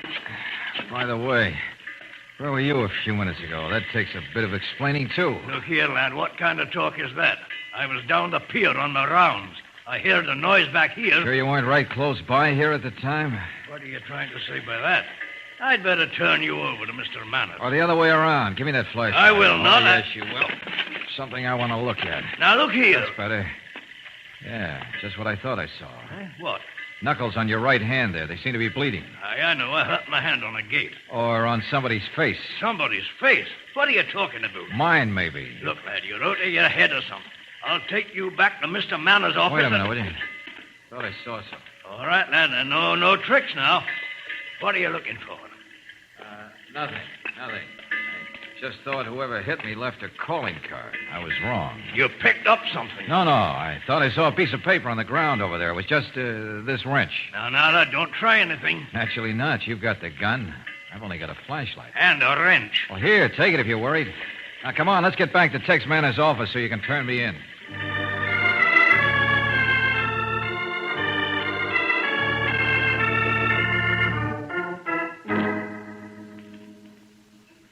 So that's the way it was, Mr. Manners. I found this lad flat on his back beside the diving bell, and he even tried to accuse All me. right, Sandy, all right. Mr. Valentine's okay. You don't have to worry about it. That's all. Aye, sir. Very well. But if you need any help, just call out, sir. Yeah, all right, Sandy. But I won't. Well, Valentine, whoever it was saw you tinkering with the diving bell got to you first, huh? Quite neatly, yes. Left me for a little nap. You couldn't see who it was? No, it was too dark. He must have heard the voice. Didn't he say anything? Not a word. Jumped me, laid in one good sock to the button, and I was out.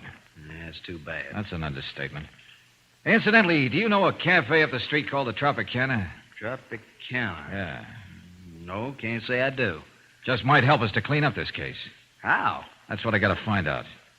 By the way, a week from tomorrow morning, in case we haven't got to the bottom of this thing, watch out for the shoot-the-shoots. Might be bad. Hey, son, how do you know all this? Well, maybe I had a vision while I was knocked out. Take it easy, Tex. See you tomorrow.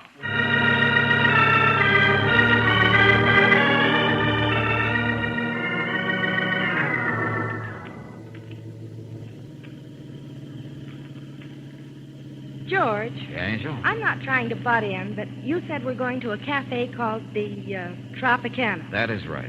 Well, would you mind telling me what that has to do with Mr. Manners and the Starlight Pier? Not at all. Matter of fact, I'll show you. Here. What, this paper? That's right. But it's only a list. George. What's that?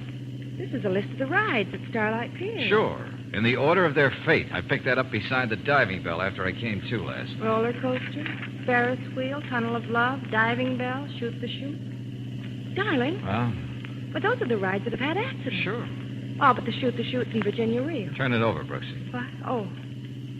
Well, it's torn off the top of a menu. Menu from the Tropicana Cafe. Right, and here we are.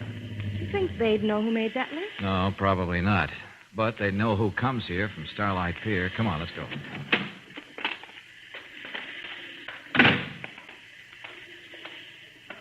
You going to come right out and ask them, George? No, indeed. Some people are cagey. I'm going to buy the cafe. You're what? That's right. But first I have to know what kind of trade they have. But supposing they're not willing to sell it. Always wanted to own a cafe. Let's go in. Okay. Hello? Anybody here? Yes, I'm in. Okay.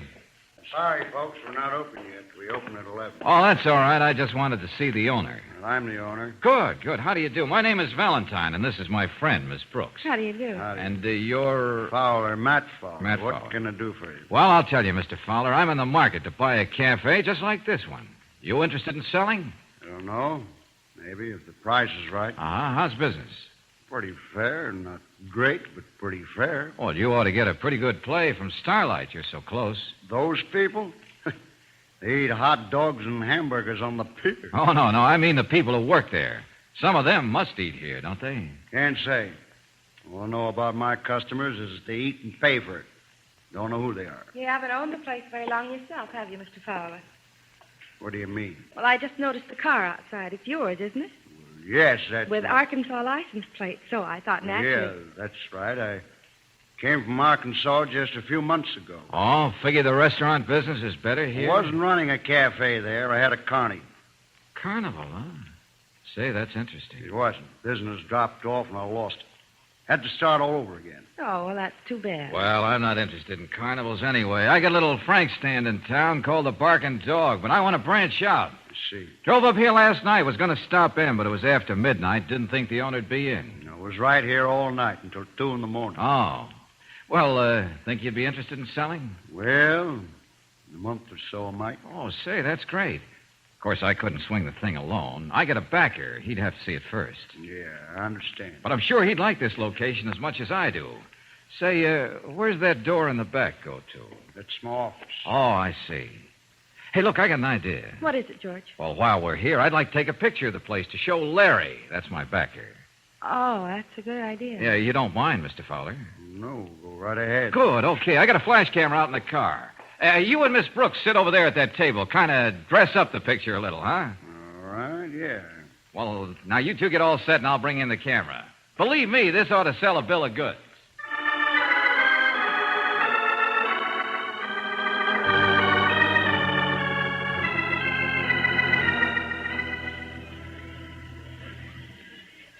All right, Valentine, Miss Brooks, have seats. Thanks, Mr. Manners. Hey, you act as though you got something, Valentine. Well, I think I have. Tell me, Tex, did you ever have a business in Arkansas? Why, sure. Just before I came here, I had a carnival in Pine Bluff. Oh, well, that's great. Now we're getting somewhere. Did you ever know a man by the name of Matt Fowler? Matt Fowler? Uh-huh. No, can't say as I did. Name isn't familiar. Well, here's a picture of him I took at the Tropicana yesterday. You take a look at it. Know the man? No. No, never set eyes on that man, son. Oh. Well, it was a good try anyway. You and this character both had carnivals in Arkansas. You have businesses a few blocks from each other. It sort of added up. I'm sorry it didn't work, Valentine. At least you're on the job. Try again, will you? I'd better try again, and fast. They might just try switching the order of these accidents, and you'd have a mess of broken arms and heads. A few more, Valentine. I'll be out of business. I know. Brooksy? Yes, George? Let's get back to the office. I want to sit down and do some thinking.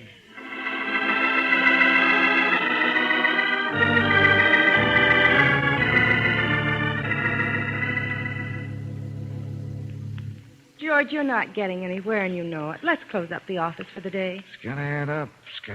2 and 2 about Are you sure you're all right, darling? Yeah. Yeah, and I think I'm getting better and better. You are? How? Hey, look, Brooksy, it's a long shot, but long shots do come in and pay off. Riddles again. Tell you when I get it worked out. Hey, first call Tex Manners. Yes, master. Tell him to meet us behind the Tropicana Cafe at exactly 7:45 tomorrow night. Uh-huh. Suppose he wants to know why. Well, he doesn't have to yet. Tell him to bring along a cop, plainclothes man if he can get one, and be sure they're not seen. I suppose detectives play long shots, too. Now, you go on home. Tonight I got to pay a short visit to Starlight Pier after the lights are out.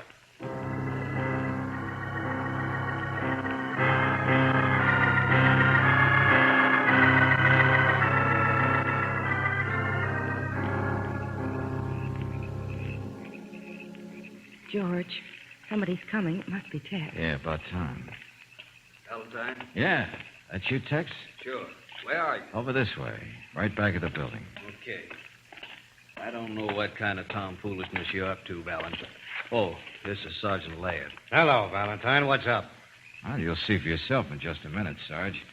And if I am right, you better be ready to make a quick pinch. Just one thing to do first. Yeah, what, George? You gotta pry up the window to this office so we can hear what goes on inside. I told you I don't know the man that owns this place. That's right. But maybe he knows you. There. That ought to be enough. Hey, you got any idea what time it is? Must be just about 8. We were delayed. Doesn't matter, Sarge. You didn't miss anything. Well, now we'll just have to wait. You're sure you know how to play detective, Valentine? If that was a nasty crack, I'll disregard it, Sergeant. George, somebody's coming in the door. Oh, yeah. Okay, get your ears close to the window and listen. Don't make any noise. Come on in, I'll shut the door. Yeah, okay. Okay, now, what's on your mind, Wheels? Don't like you coming here, you know. Ah? Well, what do you mean, Matt? You sent for me. I sent for you? Sure. I got the note you slipped under the box office door when I opened up this morning. Now, wait a minute. I didn't I figured it was something about wrecking the chutes tomorrow night. I've got it all set up, Matt, just like you wanted. Ought to be easy. Wheels. Yeah? I'm trying to tell you I didn't leave no note for you. What? And who did? How do I know? One thing for sure, there's Valentine's catching on, and we got to play it fast and safe from now on. Switch the days you wreck the chutes and the reels. Yeah, sure, Matt. And don't get caught. 2 more accidents on the pier, and we'll have Tex Manners out of business. I still get half interest when you take over. Sure, right on, Welch. Now, they're playing games, only we got to play it smart. Now, come on outside. Guess that explains it, Tex.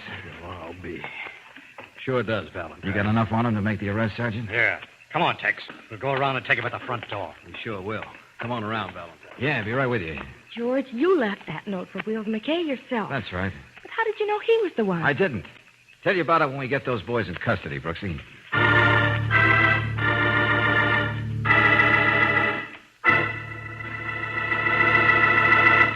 Here's a reminder for new car owners. New RPM motor oil exceeds all the requirements of car manufacturers who now recommend a heavy-duty motor oil. A new RPM doubles engine life, the time between major overhauls due to lubrication. Yes, even a cab company operating in the tough grind all cabs go through found new RPM reduced engine wear 71%. So for top protection for your engine, get new RPM motor oil at any independent Chevron gas station or standard station, where they say and mean we take better care of your car.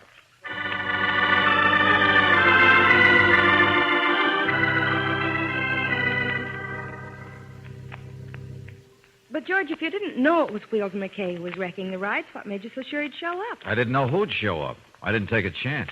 What do you mean? I left the same note at every concession. Oh. Yeah, I just added up Arkansas and Arkansas and an accomplice on the pier. Then all I had to do was wait for someone to show his hand. It just happened to be Wheels. Then this Matt Fowler just wanted to put Tex out of business so he could take over the pier? Well, it was a little more than that. Tex didn't know it, but he'd put Fowler's carnival out of business when he set up back in Arkansas. Wheels told the sergeant. Oh, well. Anyway, they're both off for jail, and we've still got a whole evening ahead of us. No, that's right, Angel. I sort of figured we'd go back to Starlight Pier. Oh, that would be fun. And ride in the tunnel of love? The Ferris wheel. Oh, George.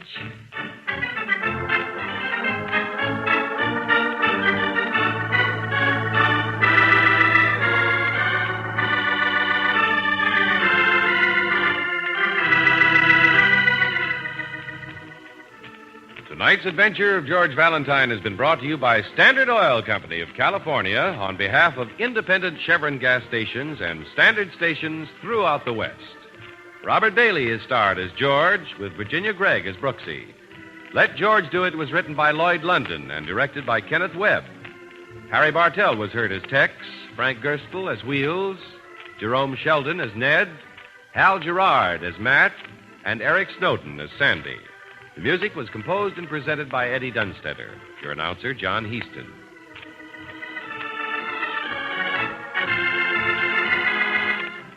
Listen again next week, same time, same station, for Let George Do It. Let George Do It is heard overseas through the worldwide facilities of the Armed Forces Radio Service. This is the Mutual Don Lee Broadcasting System.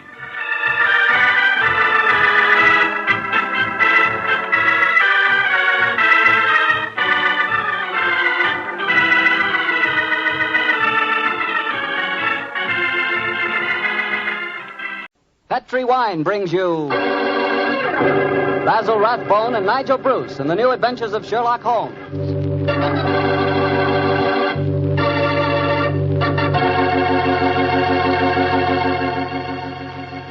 The Petri family, the family that took time to bring you good wine, invite you to listen to Dr. Watson tell us another exciting story about his good friend, that master detective, Sherlock Holmes. And I'd like to tell you something that maybe you already know. The fact that America's favorite wine is port wine. Did you know that? Well, if you didn't, you'll know why port is the way out front favorite if you'll just sample some Petri California port. You just look at that Petri port and you know it's good. That wonderful deep, rich red color. And Petri port is so clear. Well, just hold it to the light and you can sort of see right through the glass. But what you really want to know about a wine is how does it taste? And I'll tell you something, I've never yet been able to find the adjective that'll do Petri port justice. It's wonderful, honest. You just got to taste it for yourself and find out for yourself. You love that Petri port the evening after dinner when you're sitting around listening to the radio. And it's perfect to serve your friends when they come over. Oh, and you can show that Petri label, too. In fact, you can show it proudly. Because the name Petri is the proudest name in the history of American wines.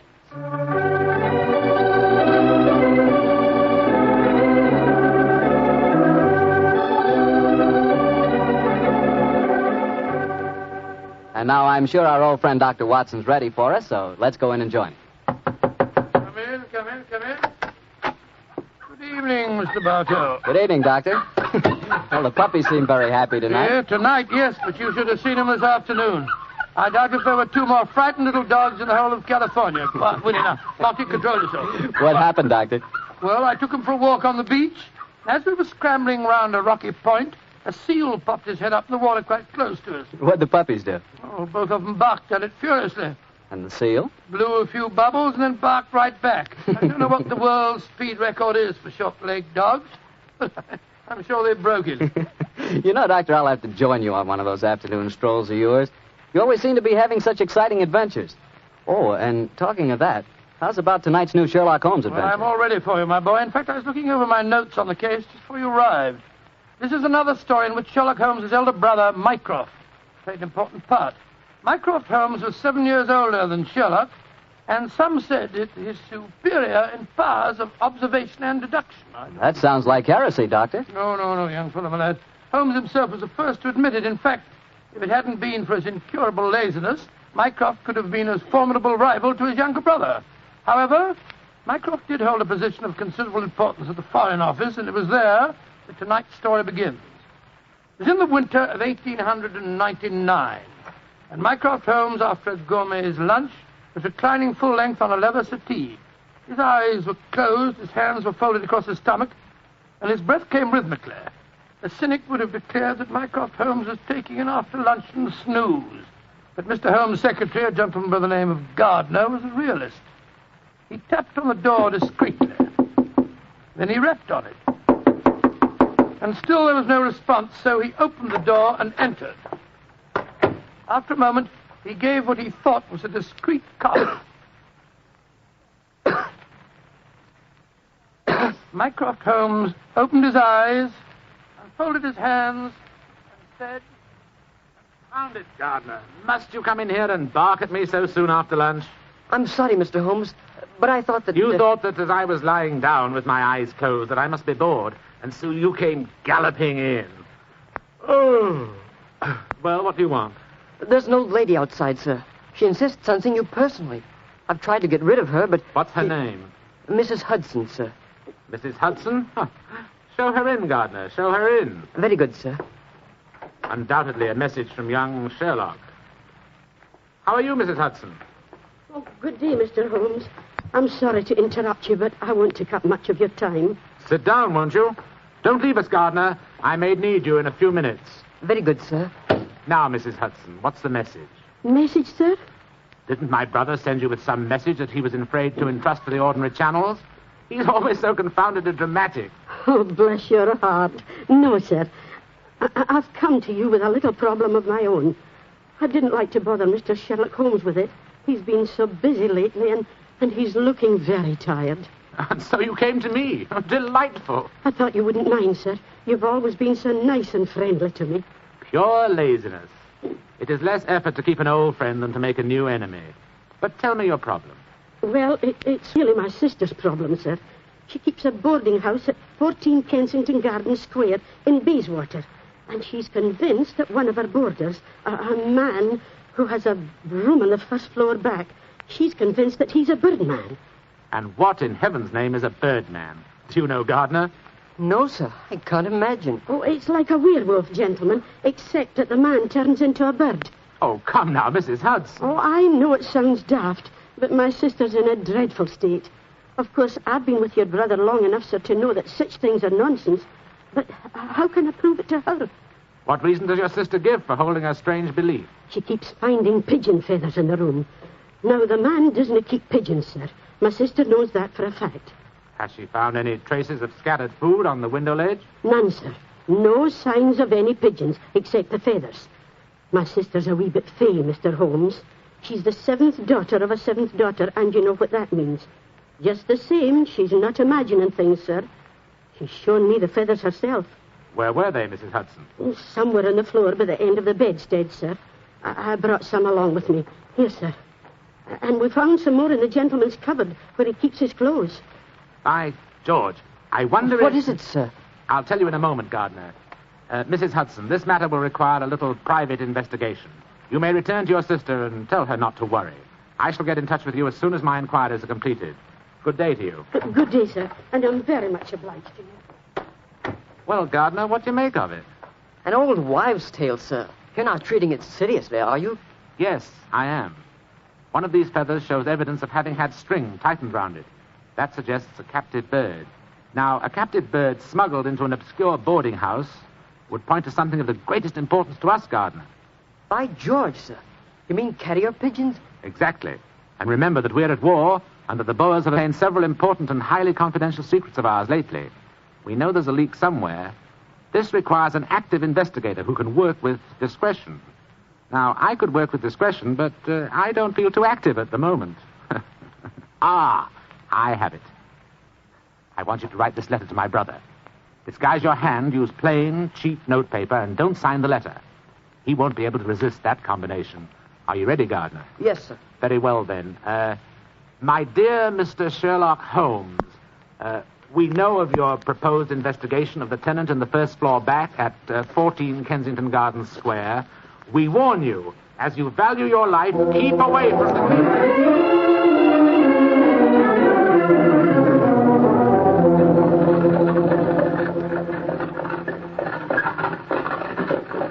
We warn you, as you value your life, to keep away from the case. And that, my dear Watson, is why we are driving towards 14 Kensington Gardens Square, disguised as building inspectors of the London County Council. Well, I must say it's a very challenging letter, Holmes. Unsigned, Yes. I notice.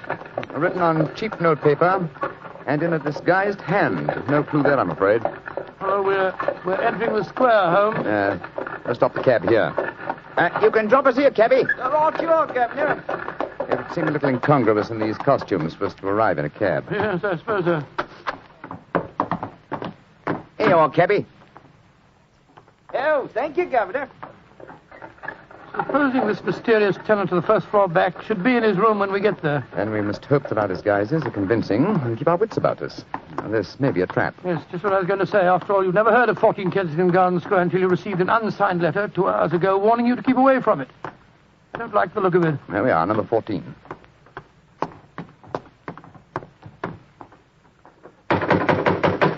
I suggest that you let me do most of the talking. Good Lord, yes. My Cockney accent doesn't compare with yours. Who do you want to see? We're from the London County Council, we are. We've had complaints about a leaky gas jet in the first floor back. Oh, that's Mr. Green's room. He ain't home. Oh, that don't matter, my dear. We'll go up and take a look. Come on, Bertie. Right you are, Alfie. Want me to show you the way? The missus is out shopping. No, thanks, dearie. Me and Bertie can't get lost, can we, Bertie? No, of course we can't. Of course we can't. Oh, look at him laughing. Come on, Bertie. Oh, I do like to be beside the seaside. Oh, I do like to be beside the sea. Diddly-um-pa-pum-pa-pum, diddly-um-pa-pum-pa-pum. Nice house, Bertie, ain't it? Yes, Alf. Nice as can be, this house. Oh, I do like to be beside the seaside. I do like to be beside us. There we are. First floor back. Better make sure the bloke ain't home.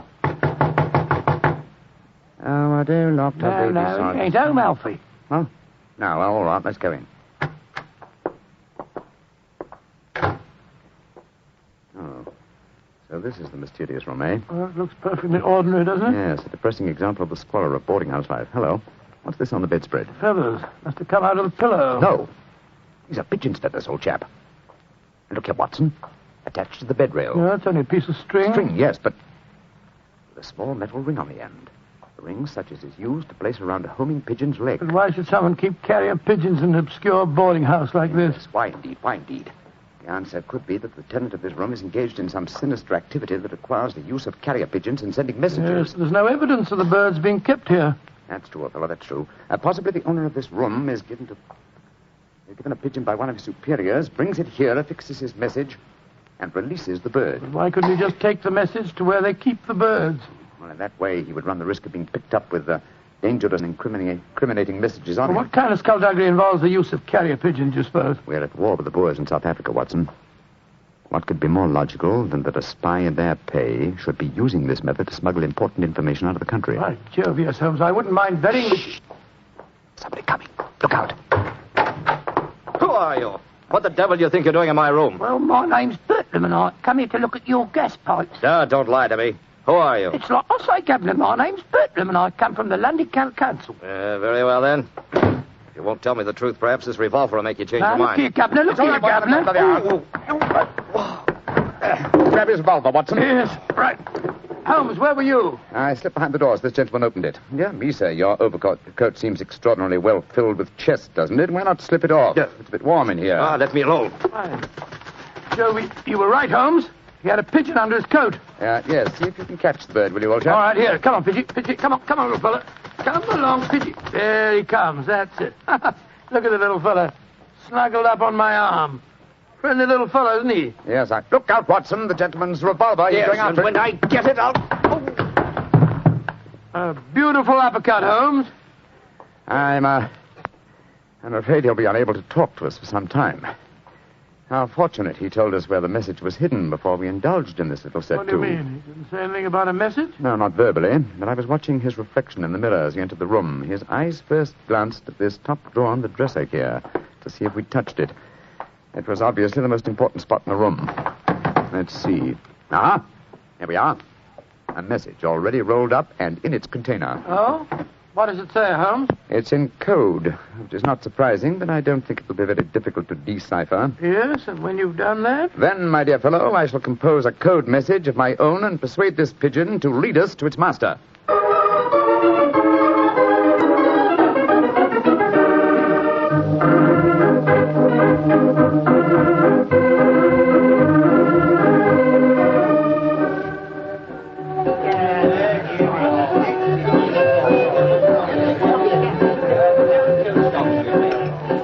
I can see from your puzzled expression, Watson, that you're wondering why I brought you to Dexter's Music Hall in the Edgware Road. Well, I must confess I'm a little confused, Holmes. First of all, we go to Baker Street and you spend hours poring over some obscure book. Then you write out a message, attach it to a pigeon and let it loose. Now you bring me here. I hate to question you when you're working, but I should be glad if you'd give me some idea of what's going on. Of course, old chap. At times I must seem confoundedly mysterious, I'm sure. Here's the situation. The obscure book I was studying was a table of ciphers. I was trying to decode the message we found in the room on the first floor Well, back. obviously you succeeded or we wouldn't be here. Yes, the key word was Louis Botha, the name of the Boer leader. The message was a report on the number of troops now in training at Aldershot. Then you were right. We're mixed up with a ring of enemy agents. Obviously, old chap. So I kept the original message and composed another using the same code and dispatched it by carrier pigeon. Well, what did you say in your message? Meet me tonight, 8 o'clock, table number 3 at Dexter's Music Hall. What made you choose this place as a rendezvous? Well, I happen to know that it's a common meeting place for underworld characters.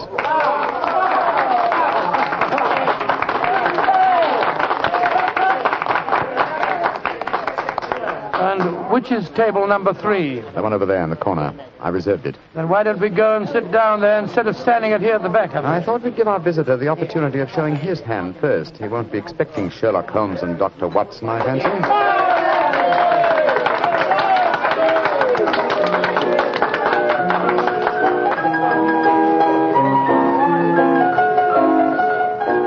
Good Lord, look at this woman coming on to sing. Do you ever see so many feathers? I'm not allowed to have a bow except upon his line. So yesterday he came and took me walking through the line. Holmes, look. A man just sitting down at table number 3. What's with it? Look. It's Sid Trimble. Sid Trimble? Who's he? dangerous criminal who once worked for the Moriarty gang. We've caught a prize pigeon, Watson. Better have your revolver handy, old chap. Undoubtedly, he'll recognize it. Right you are, Holmes. Come on, then. Out in the clover, they tremble, it seems morn. Go and drive them, Maggie, to the old... I'm so glad you're able to keep your appointment, sir. Sherlock Holmes. This is a trap. Don't try any tricks. I've got a revolver here, Sid. How'd you like this table in your face? Watson, you didn't shoot him, did you? No, he knocked my hand. The revolver went off. The shot went well. I swear it did. Yes, of course. Look at the wound. There are no powder burns. The shot was fired from some distance. Holmes, he's dead. Out of the way! Out of the way, please. Now then, what's going on here? Constable, this man has been killed. Yes, and it's easy to see who did it. Well, I didn't do it, Constable, if that's what you're thinking. No? Then why are you standing here with a smoking revolver in your hand? Come on, you're under arrest. But you can't arrest me. I'm Dr. Watson, and this is Mr. Sherlock Holmes. I don't care if you're the King of Siam and the Bishop of London himself. You're under arrest, and I'm taking you both to Scotland Yard.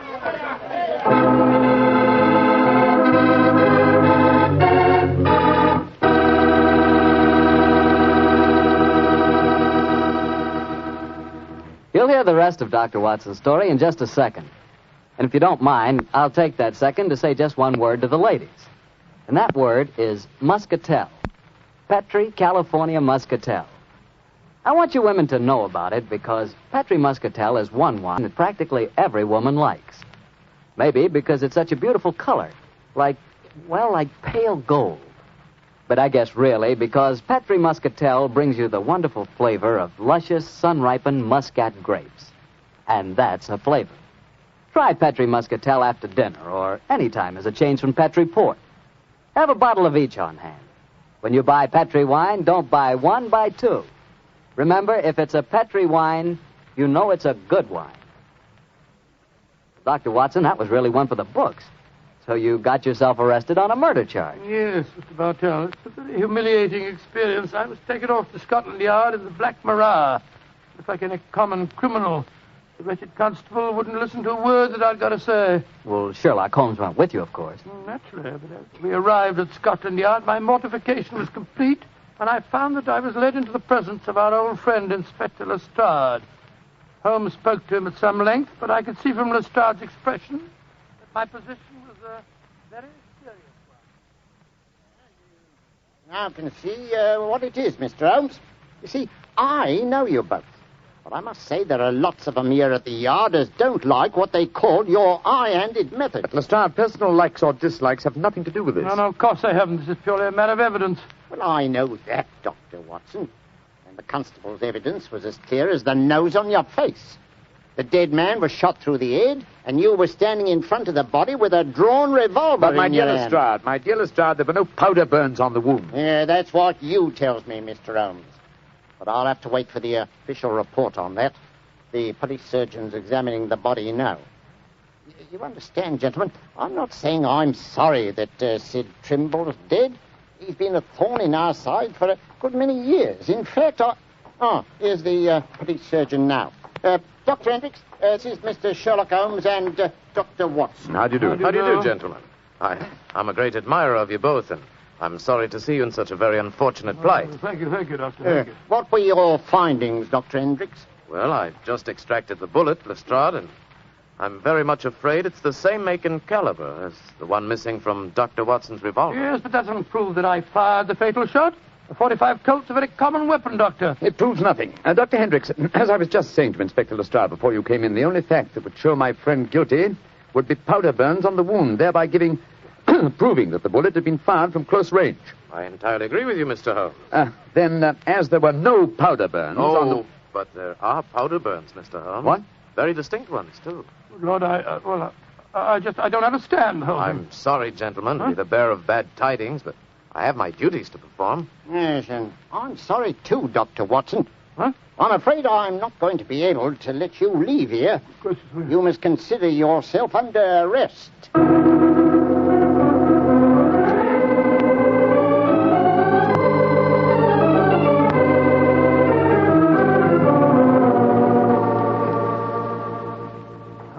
I never felt more despondent in my life. Oh, cheer up, old chap. Well, how can I?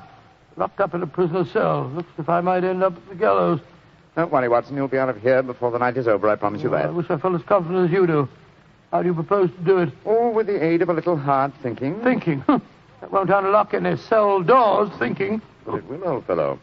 It's obvious someone's deliberately trying to incriminate us. Let's try and reconstruct the killing logically. Sid Trimble was a member of an espionage ring. I sent him a false message. After he'd left to keep the appointment, one of his colleagues trailed him to the music hall and killed him before he could betray anything to us. Yes, that's undoubtedly the way it happened. The powder burns, Holmes. How do you account for them? There were none just after the shot was fired. We know that. And yet Dr. Hendricks assures us that there are very distinct powder burns now. May we come in, gentlemen? Yes, of course you can, Dr. Hendricks. Oh, hello, Lestrade. I thought we'd come and chat with you, Doctor. Well, that's very nice of you, gentlemen. Yeah, not a bit of it, Doctor. You know, it hurts me to see you in here, and that's a fact. And I can't bear to see a fellow medico in such plight without coming in to see what I can do to help, Watson. Yeah. You're very quiet, Mr. Holmes. Am I, Lestrade? I was thinking. You see, Watson, old chap. I have it. You have what? The answer. You'll sleep in Baker Street tonight after all. Mr. Holmes, what are you talking about? The murder of Sid Trimble. The incriminating powder burns were obviously faked. Watson and I know that, whether you and Dr. Hendricks believe it or not. The question is, how were they faked? I think I have the answer. Dr. Hendricks. Yes, Mr. Holmes? If a blank cartridge were fired at the wound after death, it would produce powder burns, wouldn't it? Undoubtedly. Yeah, but who could have done that, Mr. Holmes? Ah, that's the point, Lestrade. Who had the opportunity? The constable who brought the body here. True, old chap. Huh? Also, you, Dr. Hendricks. That's perfectly true. Yeah. Well, I had the opportunity too, Mr. Holmes. I spent half an hour in the morgue alone with the body when it first come in. Well, you've narrowed it down to 3 suspects, Holmes. I hope I don't hang before you find the real killer. I found him, Watson. Why, who is he, Mr. Holmes? The answer is simple, Lestrade. The powder burns were certainly faked by a blank cartridge. Now, if a blank cartridge were fired into a wound, the wadding would have penetrated and distorted the wound. Yes, but supposing the person had removed the wadding from the blank, Mr. Holmes. Its effect would still be quite apparent to the police surgeon who removed the bullet. Am I correct, Dr. Hendricks? Entirely. A surgeon could not fail to identify the marks, Mr. Holmes. Exactly. Therefore, only one person could have fired that blank cartridge without detection. The same person who made the incision necessary to remove the cartridge would also remove all traces of the shot. You yourself, Dr. Hendricks. Thank you, Holmes. I believe you're right. That's an ingenious theory, Holmes. Surely you're joking. Am I? Then how do you account for the pigeon feathers on the collar of your coat? I'm not... The devil with you, Holmes! Here, come back here. Doctor, constable, don't let Dr. Hendricks Great Scott. Scotland Yard itself harboring an enemy agent. Upon my soul, Holmes, you've done it again. I must say you've got sharp eyes. I didn't see those pigeon feathers on Hendricks' collar. Confidentially, my dear fellow, neither did I. But Hendricks' guilty conscience knew they might be there. It was a shot in the dark, and I had to take it. If you'd spent the night in a prison cell, I should never have heard the end of it, I'm sure. Never.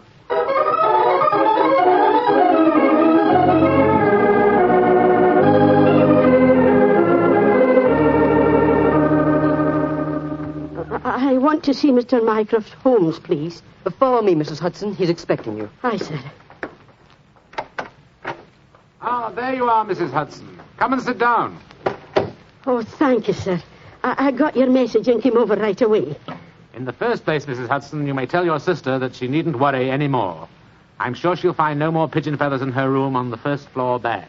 No, sir, thank you. But she knows the fact, because the birdman left her yesterday for good. Some strange men came and took him away, and today she's let the room to a nice young commercial traveller. I'm really sorry to have bothered you with her troubles, sir. I'm very glad you did, Mrs. Hudson. Thanks to your information, an enemy espionage ring has been broken, and the British government is deeply grateful to you. You're always one for a joke, aren't you, Mr. Holmes? Well, I'm glad you're not angry with me. I'll be going now, sir. Just one more favour I'll ask before I go, though. Anything, Mrs. Hudson. What is it? Please don't tell your brother about this, sir. He'd be so angry with me for wasting your time.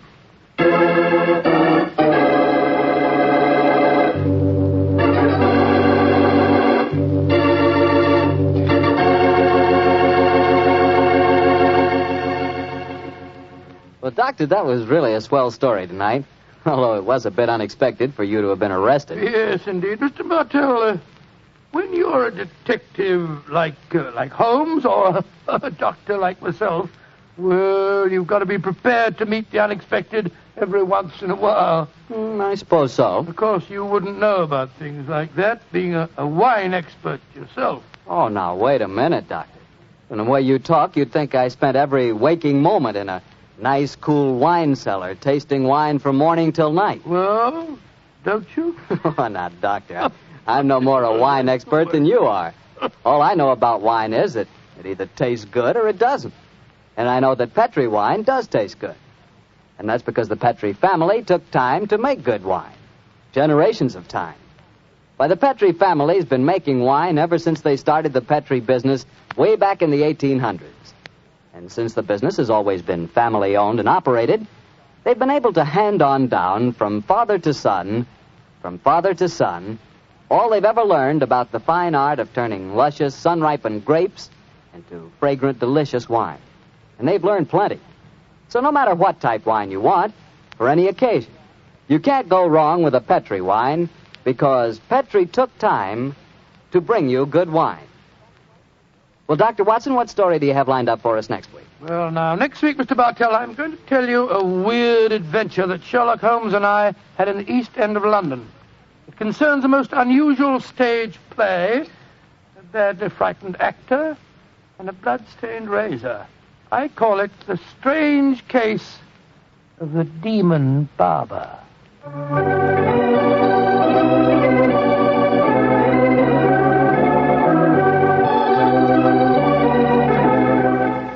Tonight's Sherlock Holmes adventure was written by Dennis Green and Anthony Boucher and was suggested by an incident in the Sir Arthur Conan Doyle story, The Greek Interpreter. Music is by Dean Fossler. Mr. Rathbone appears through the courtesy of Metro-Goldwyn-Mayer, and Mr. Bruce through the courtesy of Universal Pictures, where they are now starring in the Sherlock Holmes series.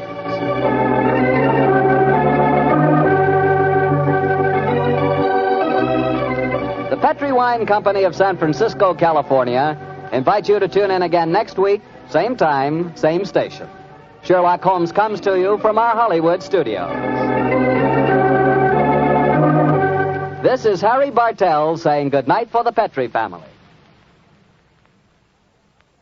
For a solid hour of exciting mystery dramas, listen every Monday on most of these same stations at 8 o'clock to Michael Shayne, followed immediately by Sherlock Holmes. This is the Mutual Broadcast.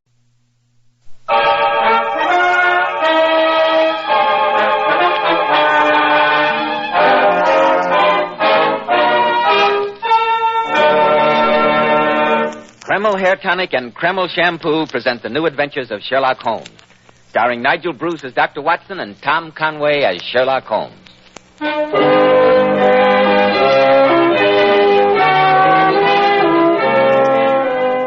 Well, once again, it's Monday evening and time for our weekly visit with the good Dr. Watson. Good evening, Dr. Watson. Good evening, Mr. Bell. From the hints you gave us last week about tonight's story, it sounded like quite a yarn. It took place in Paris, you said. Yes, my boy. It was in that colorful city of bright lights, lilting music, and beautiful women that Sherlock Holmes and I had one of the oddest adventures that ever happened to us in our long association. I call the case The Adventure of the Scarlet Worm. Sounds mighty intriguing, Dr. Watson. But first, men, if you want a successful, prosperous appearance, don't give your hair that cheap, greasy, plastered-down look. I've heard many men complain lately that the hairdressing they use is too greasy or too highly perfumed. That's why I urge you to try Kreml Hair Tonic. This highly specialized hair tonic has just enough light oil to keep hair handsomely groomed all day long. Every hair in place. Kreml gives hair a rich, healthy-looking luster, too. Yet it never leaves hair looking or feeling greasy or sticky. This is because Kreml contains a special combination of hair grooming ingredients which is found in no other hair tonic. After you apply Kreml, just run your hand over your hair. Notice how delightfully clean your hair feels. Notice how no greasy film comes off on your hand or hatband. And how the ladies admire that natural, well-groomed look which Kreml always gives. Yes, Kreml gives your hair a handsome, clean-cut appearance, as if you had just combed it, and it keeps it that way all day long. Kreml Kreml hair tonic. Now, Dr. Watson, how about your new Sherlock Holmes story, The Adventure of the Scarlet Worm? Well, Mr. Bell, though that singular affair took place in Paris, I suppose the story really began on an October evening in Baker Street, a long, long time ago. I'd been more than usually busy with my practice that day, and I returned to our lodgings shortly after 9, I remember. As I entered the living room, Sherlock Holmes was seated at his side table, clad in his dressing gown and working hard over a chemical investigation.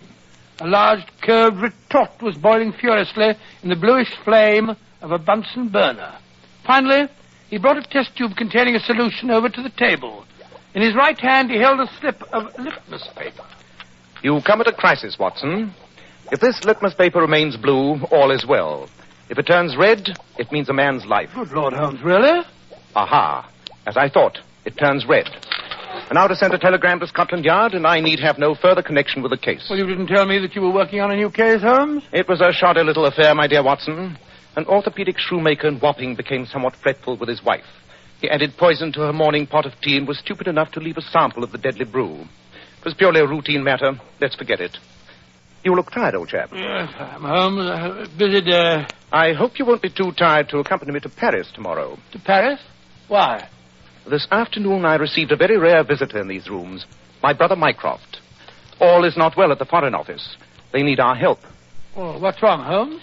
An international spy ring is at work. In the past few months, important secrets have leaked out. Vital secrets that might bring this country to the verge of war. Good gracious me. 2 of the Foreign Office's brightest young men have committed suicide rather than divulge how they betrayed their trust. Mycroft tells me he has reason to suspect a beautiful and dangerous young lady in Paris who inspired these men, a loyalty even above patriotism. And they want you to try and trap her, is that it? No, Watson. They want us. Oh, us? Yes. Mycroft and I agreed that you would be perfect bait to use in such a trap. Bait? Makes me sound like a piece of cheese. Only metaphorically, Watson. You must agree that your imposing appearance, your open countenance and hearty manner would attract the attention of any female spy. Yes, I see what you mean. Perhaps you're right. In any case, we shall make you doubly desirable by entrusting you with certain invaluable naval secrets. Masterly, Holmes, masterly. You will entrust me with utterly worthless documents, spread the story that they're valuable, and wait for the woman to approach me. Precisely. I shall accompany you as a bodyguard, but leave you largely to your own devices. Yes, Watson, I have high hopes of this trip to Paris. With you as the worm and me as the hook, I think we may snare this evil loveliness.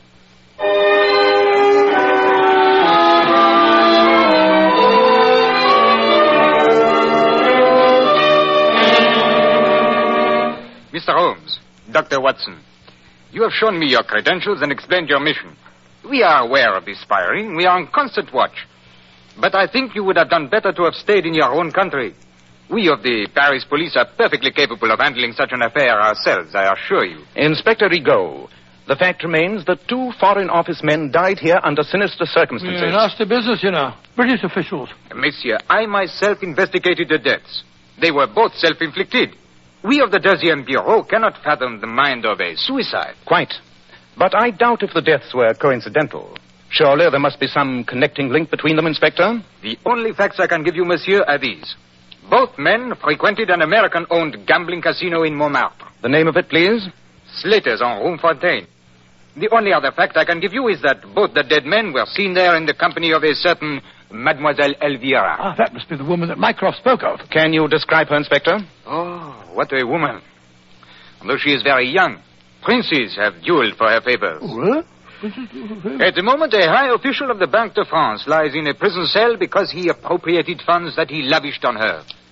She is a femme fatale, messieurs. But she is as elusive as the wind. Well, Watson, our first move is obvious. Tonight we shall visit Slater's gambling casino on the Rue Fontaine and try our luck.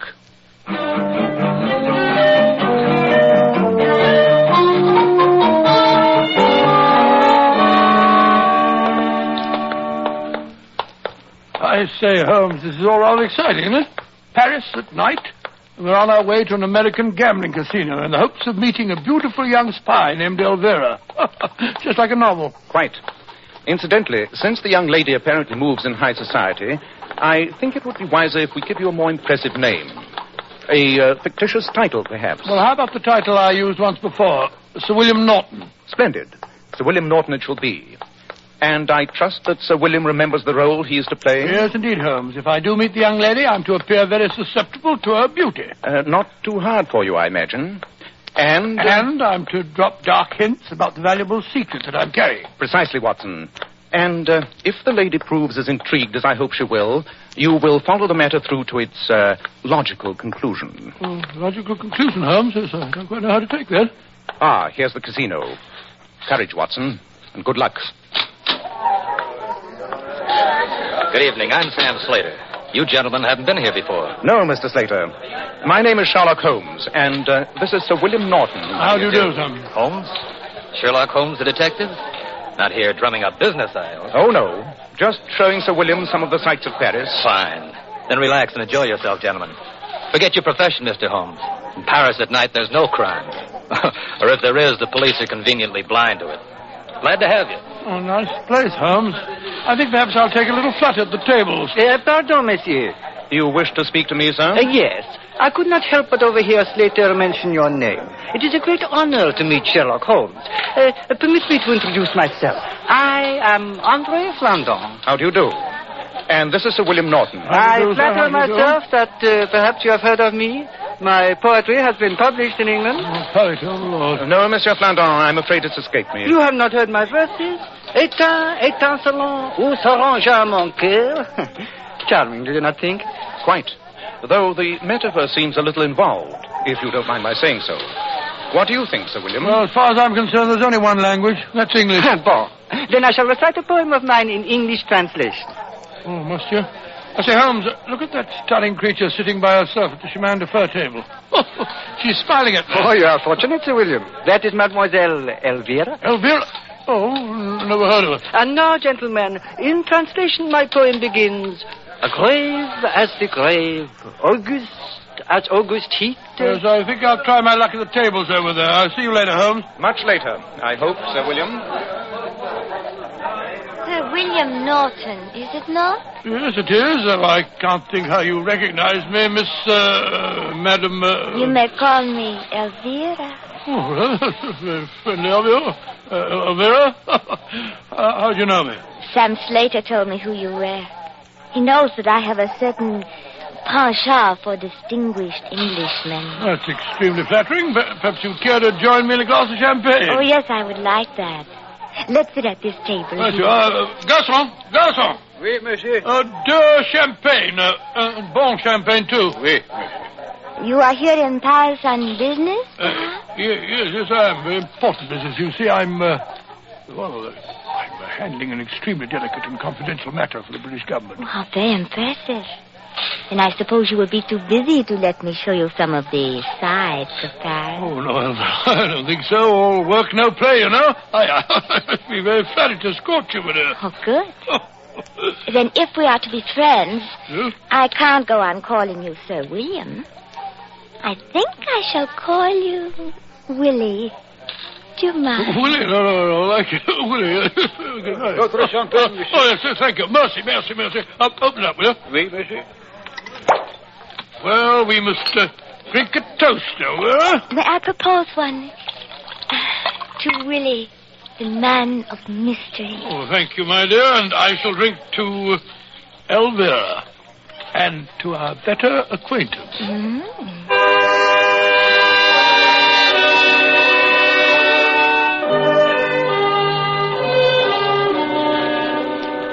Good night, Willie. I shall see you tomorrow. Yes, rather. How about breakfast? Oh, it's nearly breakfast time now. Oh, is it really? How about lunch? Yes, of course, my dear. But your important mission for the British government, when will you attend to that? Well, in a day or two, Elvira. Good night, my dear. Come here, Willie. Closer. Good night. What? You kissed me, you little darling. Thanks awfully. You're doing splendidly, Watson. Splendidly. Keep it up. Oh, she's a sweet little thing, Holmes. It's hard to believe that she's a spy. I told her that I was here on a secret and confidential mission. I even told her that I was carrying important naval plans. She didn't seem particularly interested. Of course not. She's much too clever to use the clumsy approach. She'll work slowly. She'll wait until she thinks she's got you completely captivated before she goes after that secret. Oh, then I'm just to carry on the way I did last night. Yes, old chap. Oh, good. Wine her, dine her, send her flowers, buy her jewelry. Make her think you're head over heels in love with her. I suspect that you won't find the job too unpleasant. Oh, I'm sure I shan't.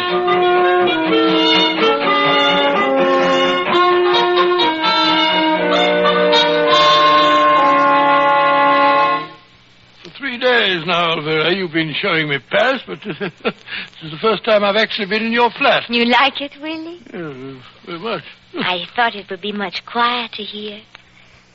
At dinner, you said you were going to explain some of your important business to me. You were going to show me what a secret treaty looks like. Yes, I know I said that, but, Elvira, a pretty girl like you wouldn't be interested in such matters. Oh, but I would. You have the treaty with you? Yes, I have. Then please let me see it. Oh, please, Willie. I can't go through with this masquerade any longer. Masquerade? What do you mean? Well, I've grown really fond of you in these last few days, Elvira. I can't let you walk into a trap. Trap? What are you talking about, Willie? I'm not Willie. I'm not Sir William Norton. My name's Watson. Dr. John H. Watson. My closest friend is the detective Sherlock Holmes. We came to Paris to try and trap you. Oh, my dear girl, you're suspected of being mixed up in a spy ring. Well, that's why I pose as an important embassy from England. Trap? Are you doddering old fool? Oh, no, don't say that, don't say that. I'll teach you about traps. Elvira, put down that revolver. No, I'm going to. Oh, you're going to drop it, my dear. I can't do it.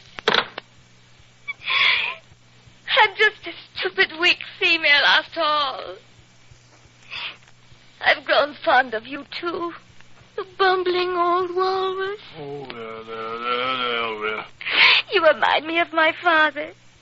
He was such a sentimental old fool. Like you. Just as sweet. Elvira, you're young.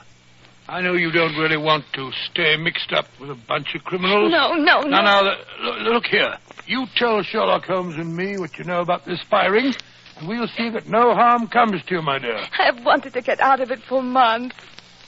It was rather glamorous and exciting at first, and they paid me well. But I hate them now. And yet when I told them I wanted to get away, they threatened me. Oh, we'll take care of you. Just tell us who's at the head of the organization. That I don't know.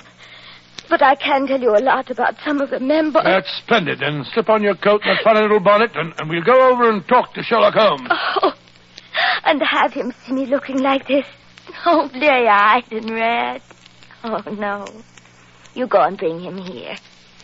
By the time you get back, I'll be more presentable. All right, Oliver. I'll go and get him at once.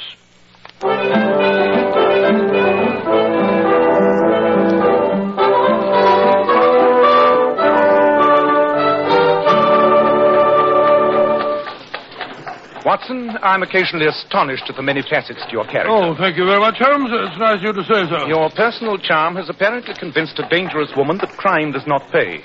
It's remarkable, if it's true. What do you mean, if it's true? Surely it must have occurred, even to a man burning with the zeal of one who has snatched a convert from the fiery flames, that this could be a trap for us to walk into.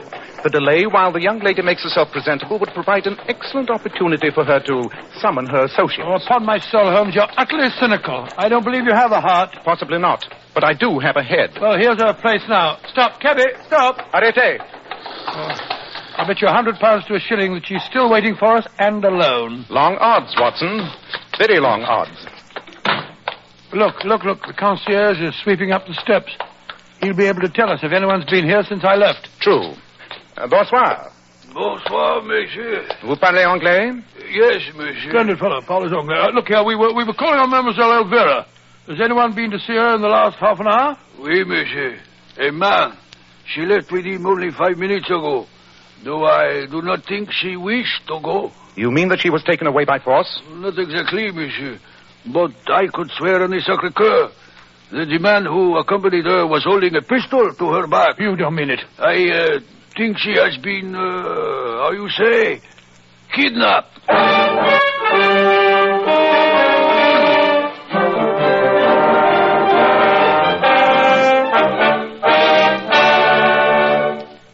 just a moment, we'll rejoin Sherlock Holmes and Dr. Watson. Every man who takes pride in his appearance should know that handsome, healthy-looking hair needs a hygienic scalp. That's why when you buy a hair tonic, be sure to get your money's worth. Don't settle for just any hairdressing when you can enjoy the extra advantages of Kreml hair tonic. This highly specialized hair tonic contains an amazing combination of hair grooming ingredients, which is found in no other hair tonic. Kreml keeps dry, stubborn hair neatly in place all day, and always gives hair such a natural, well-groomed appearance, never sticky or greasy. But men, Kreml does lots more than keep hair looking handsome. Kreml leaves your scalp feeling alive and tingling. At the same time, it removes itchy, loose dandruff. It's simply great to lubricate a dry scalp. And if your hair is so dry it breaks and falls when you comb it, Kreml actually helps condition the hair, in that it makes it feel softer, more pliable.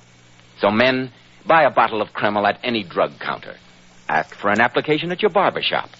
Let Kreml help keep your scalp hygienic. Your hair always looking handsome, always looking its very best. Kreml, Kreml Hair Tonic. Well, Dr. Watson, once again you left me on the edge of my chair.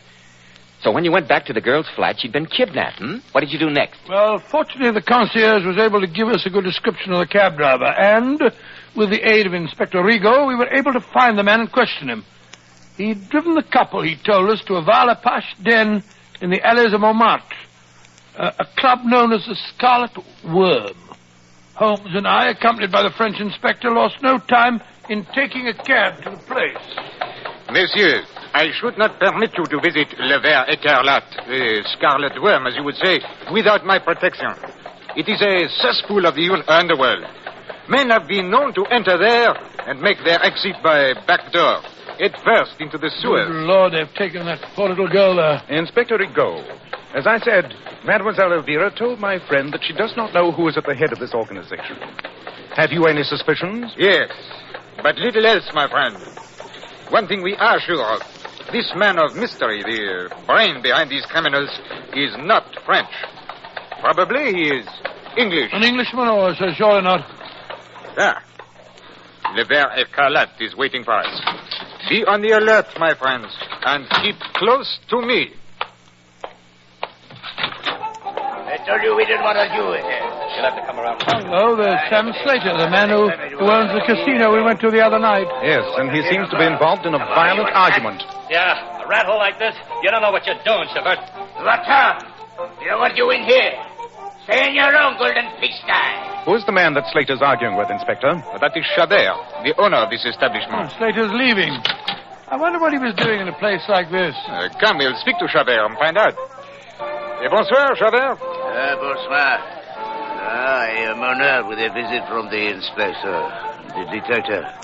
Que voulez-vous? Since when does a visitor from the 2e Bureau have to explain his business, Chabert? Tell me, why was Slater here? And why did you argue? Bah, sure. He comes here to try and hire some of my Apache. He has trouble collecting his gambling debts. I spit on him and his high-class victims. Let the kind stick to themselves. And not bother the Pleasant fellow. Let's sit at the table, shall we? You might as well be as unobtrusive as possible. I shall rejoin you in a moment, monsieur. I wish to make some investigation. Watson, you seem to be a positive magnet towards the fair sex. Look at this young lady heading for you. Red hair, a beret, and a painted face. Not my type, I'm afraid. Bonsoir, monsieur. Voulez-vous m'offrir un apéritif? Run along, young lady, and don't sit there. Oh, no, Watson. Where's your chivalry? Please sit down, won't you? Merci, monsieur. Pretend you don't recognize Of course I don't. Never saw you before in my life. Whereas I've been keeping silence, Mademoiselle Elvira. Elvira? The wig is excellent and the use of makeup superb, Mademoiselle. But I recognized you at once by the conformation of your earlobes. Elvira, why are you disguised? Why'd they bring you here? I cannot speak now. You must get me away at once. Be careful. I'm being watched. We can't leave by the front way, but I know a back staircase that leads from the cellar. But there may be trouble. You take her, Watson. I'll guard the retreat. When the music starts again, dance with her. When you get to the back of the hall, slip out. I'll join you at the hotel. Oh, Lord, look, Holmes. Look who's coming to our table. It's that ghastly poet fellow we met at the casino. André Flandin. Pay no attention. I'll take care of him. Once again I meet my friend Sherlock Holmes. I have a new poem that I've composed in your especial honor. Dance, Watson, and good luck. All right, you are, Holmes. Come along, my dear. Come along. Your friends leave? Au revoir. Now I shall tell you my poem. It begins... Elvira, my dear, I can't tell you how relieved I am to find you all right. Don't look so serious. Pretend that I'm some girl that you don't know. Laugh. That's all right. That's it. That's better. Now dance me toward that door in the corner. There we are. Now, let's slip through it. I can't see a thing. Follow me. There are stone stairs here. Careful. Where do these lead? To an alley. Oh, careful. The stairs turn here. Look out, there's a light coming up the steps towards us. You did not think you could live so easily, did you, Elvira? I've been waiting for you. Look out, he's got a knife! But he can't see without his lantern. Where's the path? Run, Elvira. I'll follow you. Run, run, run. You won't follow her. Oh, won't I? How'd you like that, you filthy swine? Watson, are you all right? Yes, Holmes, I'm quite all right. Then run, old chap. I'll take care of this end. See that the girl is safe.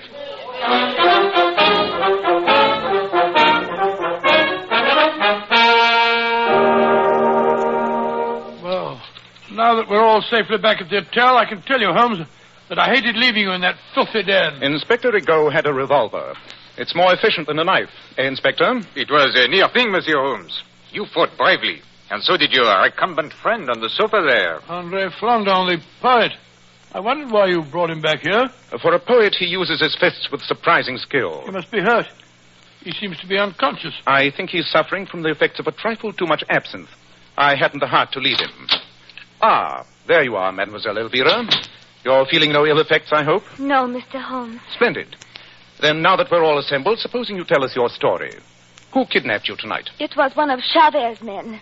They made me disguise myself and swear never to see either of you again, on pain of death. Instead of which we came to see you. We knew that Travers was connected with the spies. Now he is safely under lock and key. But we still don't know who is at the head of this organization. Can you give us any clues, mademoiselle? I think that the man you want was waiting in the cab that took me to the Scarlet Worm. But he was masked and he never spoke. Can't you recall anything that might give us a clue? Oh, one incident, if it means anything. Chavert's man said to him, "We go to the Scarlet Worm, eh? That is good. You make worms, no?" And then he laughed. He said this in French, of course? Yes, he did. Then the case is solved.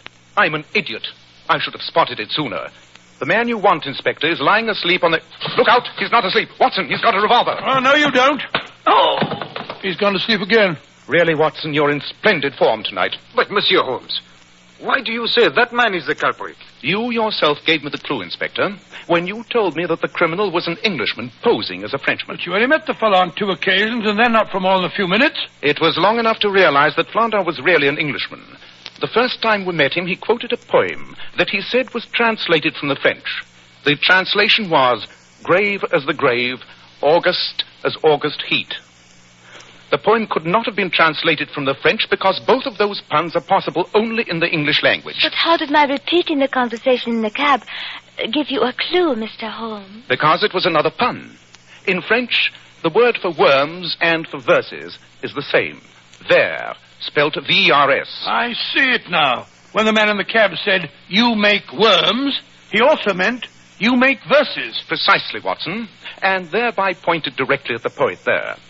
With Andre Flandin, or whatever his real name is, in prison, I'm sure Mycroft will have no more trouble with his spying.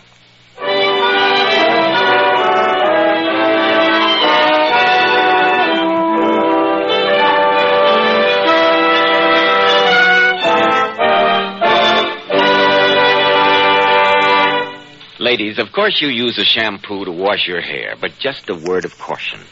There are many popular shampoos today which leave the hair lustrous but have a tendency to dry the hair. And that's why I advise you to always use Kreml shampoo. How right you are, Joe. Lovely Powers models were among the very first to discover the amazing beautifying qualities of Kreml shampoo. They claim no other shampoo leaves hair with more brilliant, glossy, natural highlights. Yet under no circumstances does Kreml shampoo ever dry your hair. Kreml shampoo is not a soapless shampoo. It's not a cream shampoo. It's not a drying detergent. It's entirely different. Yes, after a Kreml shampoo, your hair actually radiates natural, brilliant luster. But Kreml shampoo is one shampoo you can buy today that has a beneficial built-in oil base, which helps keep the hair from becoming dry or brittle. So, ladies, be smart. Always wash your hair with Kreml shampoo. It leaves hair a vision of shining beauty, yet in no way hurts the texture. Kreml, Kreml shampoo. Now, Dr. Watson, what about next week? Well, now, let me think. Next week, what should I tell you?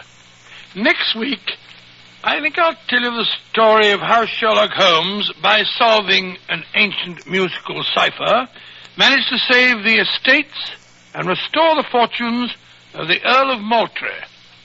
I call it The Adventure of Moultrie Abbey.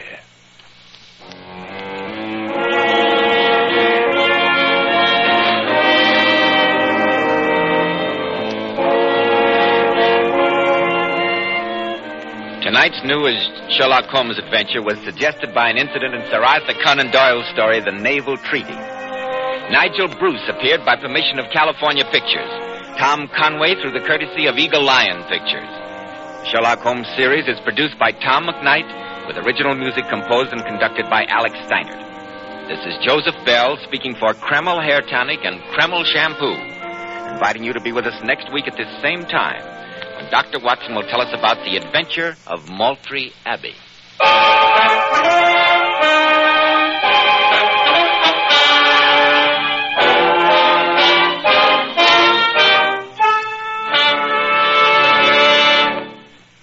This is ABC, the American Broadcasting Company. Personal notice. Danger's my stock and trade. If the job's too tough for you to handle, you got a job for me, George Valentine. Write full details.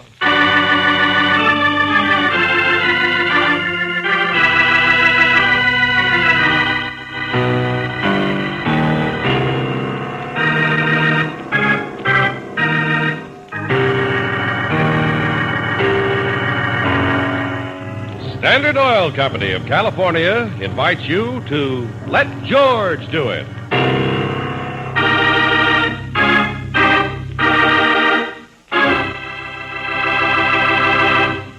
Before we begin tonight's adventure of George Valentine, here's a reminder about gasoline. If you've been putting off buying your first tank full of Chevron Supreme, how about making a date soon with the gas that gives you all 8 high-performance qualities? After all, engines love Chevron Supreme's all-around balance in starting, warm-up, anti-knock, vapor lock prevention, mileage, power, acceleration, and area blending. For Valentine's Day or any day, say it with Chevron Supreme gasoline at standard stations and independent Chevron gas stations where they say and mean, we take better care of your car.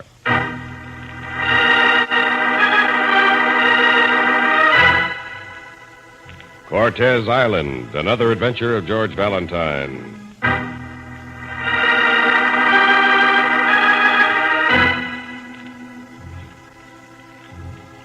Dear Mr. Valentine, if conditions were normal, I doubt if I would be writing to you for help.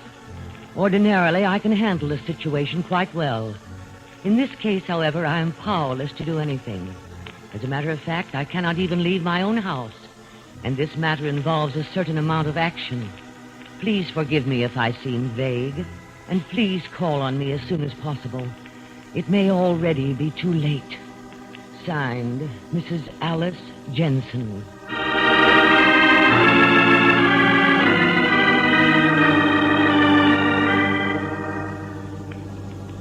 Mr. Valentine, I suppose you've heard of Clyde Jensen. The explorer? Explorer, anthropologist, adventurer, my husband.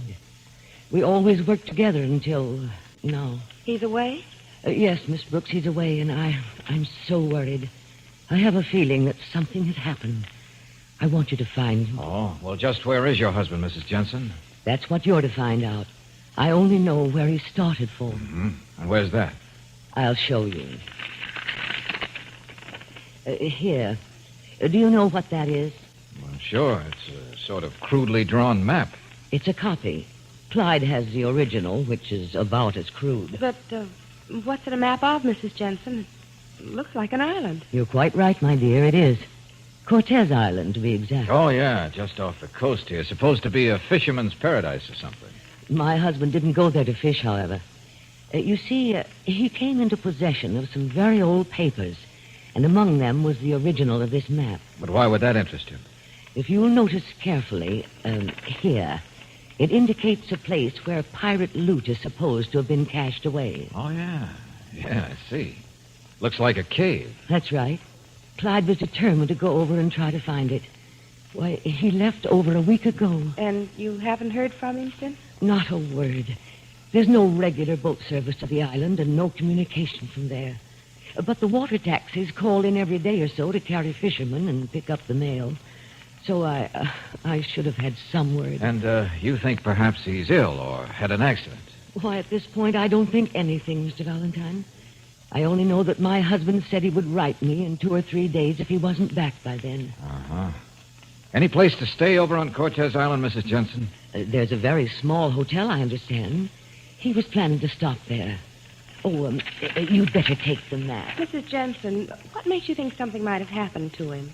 Maybe he's been busy. I only know, Miss Brooks, when people are looking for buried treasure, anything can happen.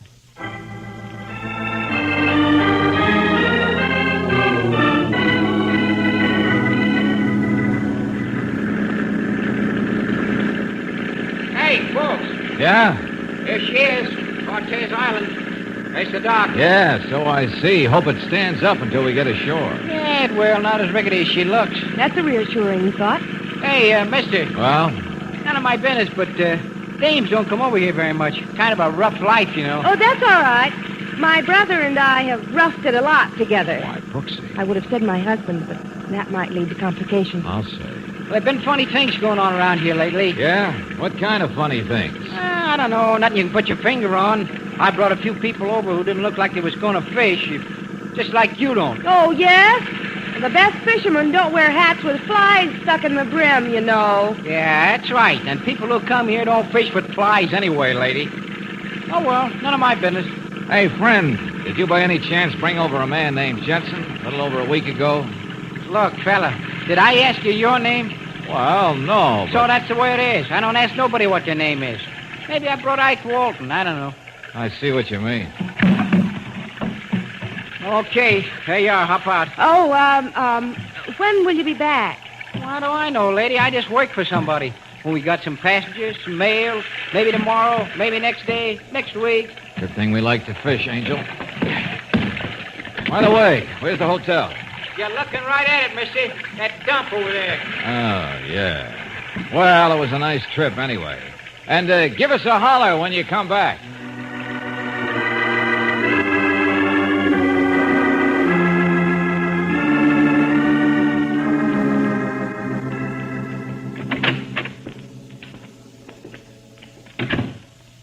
Well, doesn't look much like the Biltmore. But charming. Yeah, and deserted. Hey, anybody here? I guess they've all gone fishing. Yeah. Okay, I'm coming. What do you want? Oh, hello. You the manager here? Yeah, you might call it that. I'm the owner. Why? Well, we came over for some fishing. You got a couple of rooms for us? Huh? You and the lady, huh? Yeah, that's right. We'll need 2 rooms. You ain't married? Not yet. Yeah, I guess I can dig up a couple of rooms for you. But I don't see your boat out there. How you figure to fish? Why? Isn't the shore fishing any good here? Matter of fact, I understood Oh, sure. Get a few sea bass, halibut, sharks. Motorboat's broke down, so you can't use it. A little rowboat tied up at a pier. You could use that. Oh, that's all right. We'll have fun just fishing off the rocks. Hey, by the way, Yeah? you have somebody here by the name of Clyde Jensen? Jensen? Jensen? Nope. Never heard of a man by that name. We understood he came over here to fish. I said I never heard of him. I know all the people that come over here. Oh, sure, naturally. Well, we don't know the gentleman anyway. Just heard through some people that he'd come here. Yeah, I see. Well, I'll have the old lady get your rooms ready. Sit down. I'll be right back. George, Yeah, Brooksy? this is very strange. I can't understand why Pardon he me. Mm. Oh, hello. I didn't see you. I know. I just came in. Happened to overhear what you were saying to Cork. Cork? Yeah, Cork Roman, the owner of this place. Old Pig Leg. Oh, yeah. Heard you talking about Clyde Jensen. Well, yeah, that's right. You don't know the man by sight, huh? No. No, as a matter of fact. I figured that way. What do you mean by that? Because you see, I'm Clyde Jensen. You are? That's right. But Mr. Roman said he didn't know Of anybody. course not. If I told them my right name, they'd all figure why I'm here, get in my hair. They know me as Harry Fraser. Oh, sure, I get it. Guess you must have come over because somebody wanted to know about me, huh? Well, yes, Mr. Jensen. Your wife, she was worried. Sure, I can understand. I haven't written her because they'd all suspect who I am. Oh, well, I'm sure she'll be relieved to know. Of course she will, and I'm glad you came. Now, when you get back, just tell her everything's all right with me, will you? Why, sure. Tell her I've got a few more days' work to do, and then I'll be home. I haven't quite finished. You new people just come over. Remember? Mm-hmm. Yeah, that's right. Oh, your rooms are ready. Hello, Mr. Fraser. Oh, thanks. We'd better register. My name's Valentine, and this is Miss Brooks. I ain't got no register. Names don't mean much around here. I'm Mary Roman, Cork's wife. Oh, how do you do? Not so good. I'm tired. I'm always tired. Oh, it's the first and second rooms back down the hall when you're ready to go, Tom. Okay, thanks. Well, Brooksy, looks like our mission over here is accomplished. Now all we have to do is get back to the mainland. That's right, and please tell my wife not to worry. Ought to be a boat back tomorrow. Now, if you'll pardon me, I've got some writing to do in my room. Yeah, okay. And we'd better make use of our fishing equipment, Angel. Have a look around the island. By the way, have any luck yet, Mr. Fraser? Within a few days, I'll really get something big.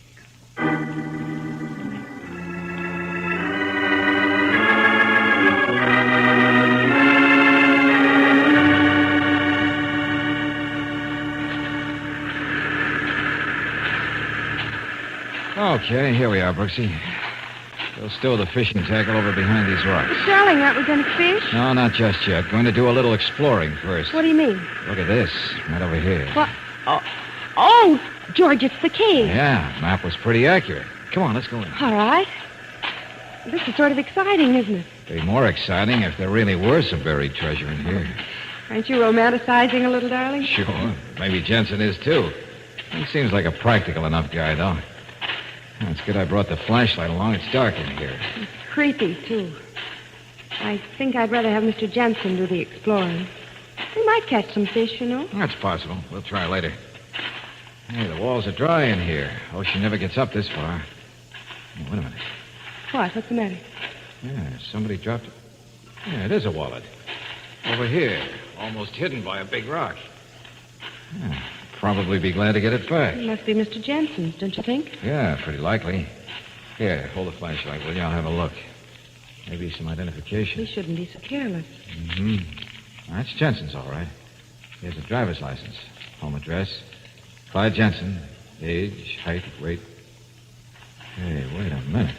What's the matter, George? Something's phony here. Remember the guy who said he was Jensen, calls himself Harry Fraser? Yes, of course. I'd say he weighs around 200 pounds. 6 foot tall, at least.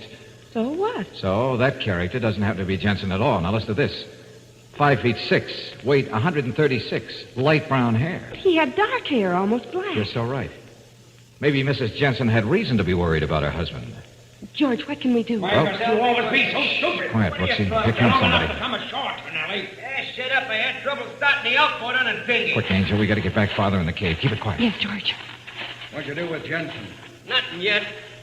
He won't try to get off the ship. It's a long swim to the shore. Besides, I got him tied. There's a bend in the wall. Duck behind it, Angel. Yeah. You mean you're not going to dump him overboard? What's the use? As soon as we get the stuff ashore and in a cave here, we'll figure that. Sure. It's got to be tomorrow night at the latest. Some guy and a girl come over here looking for Jensen. Yeah? What did you do? Posed as Jensen myself. They didn't know him. But that's why we got to work fast with the stuff. Yeah. High tide comes in at Hey, you smell something? No. What? It's like, perfume. Woman's perfume. Perfume? Yeah. Hi, you're nuts, Tonelli. No. Now fix this radio transmitter. Get it working again. It's the only way I've got to keep in touch with you out there on the ship. Yeah, okay, Harry. And make it snappy. I wouldn't want these snoops from the mainland to catch us in here. We just might have to bump them off.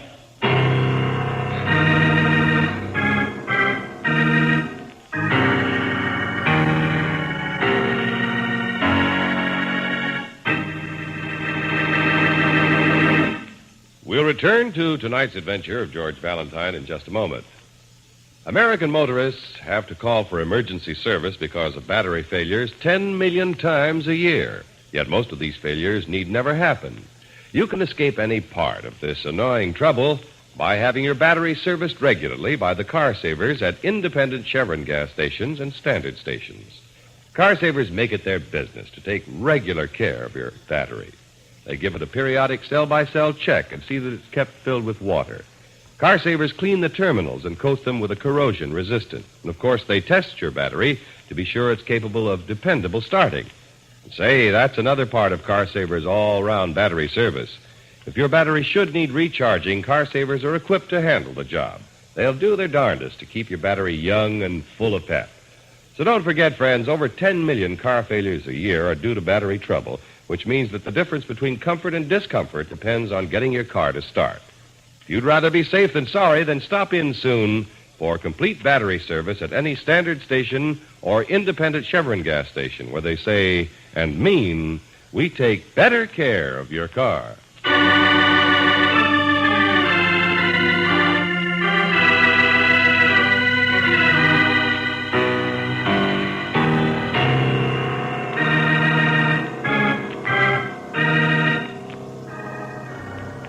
And now, back to tonight's adventure of George Valentine.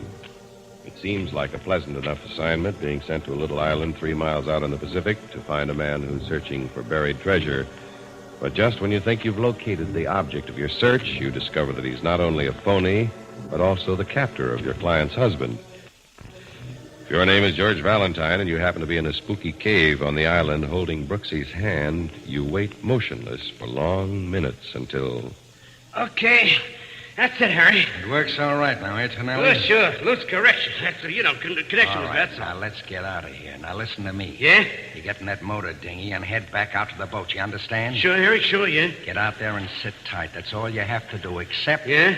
Tune in your radio every hour on the hour. Things are getting too hot. I might need you. Yeah, sure, Harry. And if I send for you, don't take all night. Okay. Hey, you think those two jerks know anything, Harry? Yet, but they might catch on. Oh, George, that was too close. Yeah, I know. We'd better not get in that spot again. All right, they've gone now. Come on. Darling, do you think it's safe to go out so soon? We're not going to yet. Well, then what? I want to have a look at this outfit. Didn't see it when we came in. What, the radio thing? Yeah, sure. Neat little transmitter and receiver. But that can't do us any good, can it? Might. One thing's certain. We need help. Maybe this'll get it for us. You mean you know something about those gadgets? Sure. I had to learn about them in the Army. You see, there's no communication between here and the mainland. Oh. You think you might call somebody on this? Why not? After all, a transmitter is... What's the matter? Won't help. Sealed wavelength. Whatever that means. Well, it means, Angel, that this radio outfit can send and receive on only one frequency, which would be the one used by that boat they were talking about. Where they have Mr. Jensen? Right. Well, that's a washout. For now, at least. So, let's get out of here. George, Yeah? suppose they haven't gone away yet. My guess is they have. Yeah, sure. Look out there. What, that boat? Dinghy with an outboard motor heading straight out. That'd be Tonelli following orders. Well, at least he's out of the way. Yeah, and look beyond, the direction he's heading. What do you see? Where? There. Oh, there's a bigger boat out there. Sure. Loaded with something they want to get into this country illegally. Also Clyde Jensen, whom they don't want to get in. But where's the other one? That Harry. Right up there on the path to the hotel. Yeah. You can recognize him from the back. Well, that tells us what to do. It does? What? We're going fishing. Fishing? That's right. Now's the time we need an alibi. Let's get that tackle out from behind the rocks and go to work.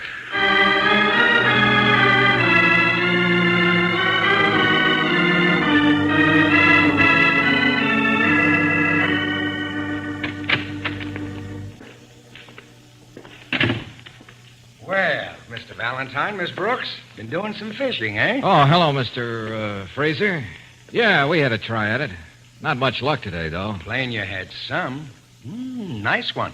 What is it? It's an ocean perch. Oh, I see. Good eating? Pretty fair. Bet you'd like to send a few of these back to Mrs. Jensen when we go. No, she doesn't care much for fish. Oh, Mr. Roman, Yeah, what is it, lady? did we get back in time to have this fish cooked for our dinner? Hmm? Oh, yeah, sure, I guess so. My wife can snap out of it long enough. Hey, Mary. I don't like to put it any trouble, but That size fish ain't no trouble. Yeah, Court, you call me? Sure, come here. Mary's a slow-moving character. Good cook, though. Well, that's good. Well, see you at dinner, Mr. Fraser. Yeah, sure. See you later. Well, what do you want? Here, take this fish the people caught. They want it for their dinner. That's the best you could do? yes, I'm afraid it is. Well, all right. Come on, Cork. Need some help in the kitchen. Yeah, all right, Mary. Hey, see, as far as these people are concerned, we've just been fishing. Is that a help? And if so, how? Gives me some time without being suspected. Time to do what? Brooksy, some time after dinner. Say right on the hour of 8, I'm going back to that cave and make a very important radio call. But I thought you said it could only send to that one boat. That's exactly the call I'm going to make. Oh. Well, I don't quite follow you. I'm going too. I don't think you'd better. Well, I do. You let me know when you're ready to go.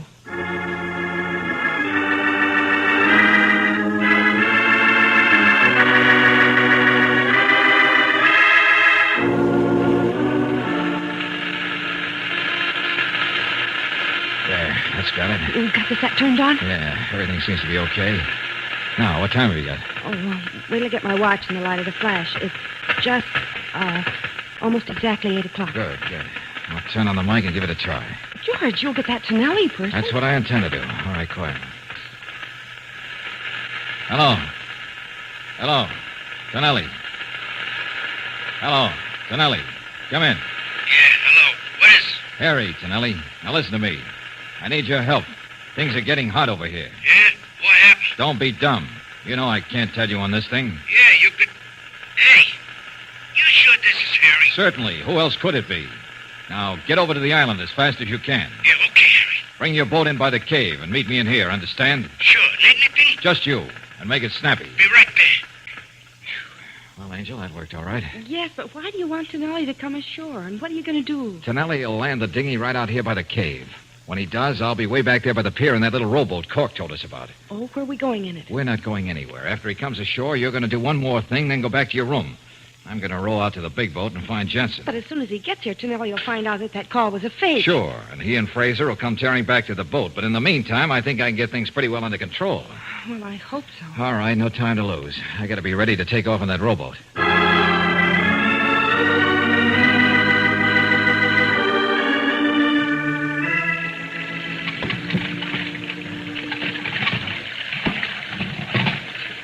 Hello. Ahoy there. Who's aboard? Hello. Anybody aboard? Hello. Who's that? Hey, that's you, Jensen? Yes. Who is it? I can't get away. Okay, I'll come to you then.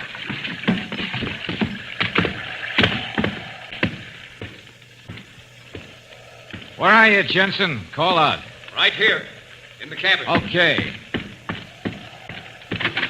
Well, got you tied up, huh? They're taking no chances, are they? Who are you? My name's Valentine. Your wife sent me to find you, Mr. Jensen. Oh. Yeah, but it's no use, Valentine. He'll be back here in a few minutes. Wait a minute. I'll get these ropes loose so you can help me. Yeah, thanks. But Why are they holding you, Mr. Jensen? You find out something crooked they're doing? Yes. They caught me in the cave on the island. I'd overheard them. They're bringing in a lot of dope. Yeah, so that's it. That's what I thought. Okay, now, if we can start the engine and get this boat underway before they get back here... No, that's impossible, Valentine. That Captain Tonelli always locks the ignition. He's got the key with him. Oh, better forget that, then. Unless... Well, how'd you come out? Can't we go back the same way? Wouldn't be safe in that little rowboat. They'd spot us for sure. Our lives wouldn't be worth a nickel. But we'll have to take that chance. Hey, wait a minute. I got a better idea. And if I remember my mechanics well enough... Oh, well, what are you going to do? I'm going to try and save our skins and also turn over a load of illicit stuff to the proper parties. Now, come on over here and give me a hand.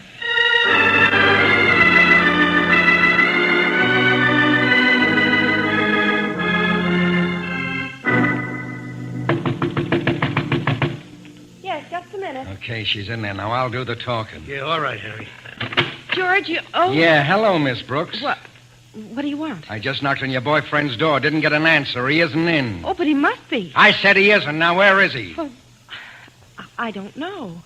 He said he might take a little walk outside, get some air. Oh, yeah? You know anything about a radio message that was sent out a while ago? Radio message? No. How would anybody on this island... She's lying, Harry. Sure she is. So we'll have to find Valentine ourselves. But I don't understand. You will. Tonelli. Yeah? Get the key from inside the door. Lock her in from the outside. Okay. And tell Cork and Mary to keep an eye on her. Mm-hmm. We'll finish it later. I got a pretty good idea where Valentine is. And I don't think he'll be very glad to see us.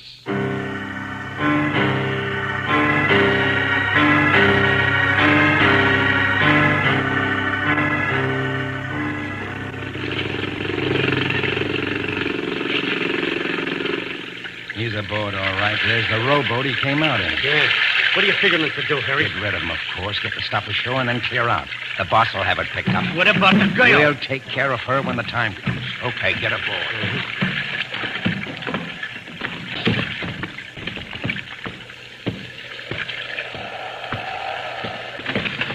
Well, Mr. Fraser and Captain Tonelli, what took you so long? It's kind of hard to start an outboard motor when somebody's ripped the wire off the ignition. I don't suppose you know anything about that. Me? How could I? I've been out here talking to the man you said you were. Look, Harry, we're wasting time. Let's do it and get going. Yeah, that's a good idea. Now, let's have your ignition keys, Tonelli. Harry's got a gun! Yeah, I know, so have I. Grab the old guy, Tonelli. You killed me. Hold on. Take it easy, Fraser. No need to settle it this way. Okay. Nice shooting, friend. He didn't hit you? No, Mr. Jensen. Just knocked the gun out of my hand, which makes him the boss. Yeah, that's right. Tonelli. Yeah, Harry? I'll keep these guys covered. You go aft and get those 2 extra anchors, the heavy ones. What are you going to do? Put them on outside on the deck, Tonelli, along with plenty of rope. Okay, Harry. I'll go get him. Now, look here, Fraser. I know you got us where you want us, but we can make a deal. Yeah, that's what you think. You don't want a couple of murders on your conscience, do you? I'm not particular. Look, wait a minute. Let's just say Mr. Jensen here and I don't know a thing. Come on now, put us ashore. Let us get the next boat back to the mainland. We'll forget we ever heard of Cortez You Island. think I'm a sap? You think I trust you? Why not? Save you a lot of trouble. It won't be much trouble. All I have to do is tie you to a couple of anchors, give you a little shove. That's all there is to it. No trouble. I know it sounds easy. I still think we can make a deal. Oh, quit trying to solve. Tonelli, hurry up. Harry, it's a big boat pulling alongside. What? That's right, big one. Ahoy there! Valentine? Hello. Come on out on deck. Can't make it, I'm afraid. Man in here has a gun on me. You better come aboard. Bring some men with you. Okay, come on, man. Who's that? Just somebody dropping in for a social call. I was afraid for a few minutes they wouldn't get here for the party. Harry, who are they? What do we do now? Shut up, we'll see. All right, you drop the gun. Coast Guard. I said drop the gun. Now, which one of you is Valentine? That'd be the one without the gun, Lieutenant. Me. Okay, where's the stuff you told us about? My friend Fraser here will tell you about that with a little coaxing. He and Captain Tonelli there. Oh, and don't forget a little charge of kidnapping, too. Yeah, nice work, Valentine. All right, you two, let's hear you start to talk. You win, Valentine, but I don't see how you got him here. I'll explain the whole thing on the way back, Fraser. And now, like the lieutenant says, let's talk.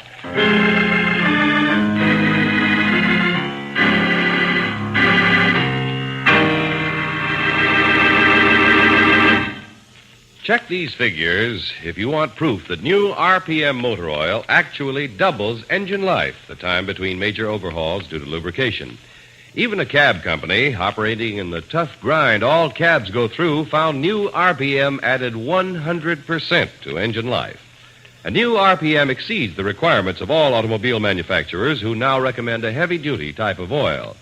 So for top protection under all driving conditions, get new RPM motor oil for your car at any independent Chevron gas station or standard station where they say and mean, we take better care of your car.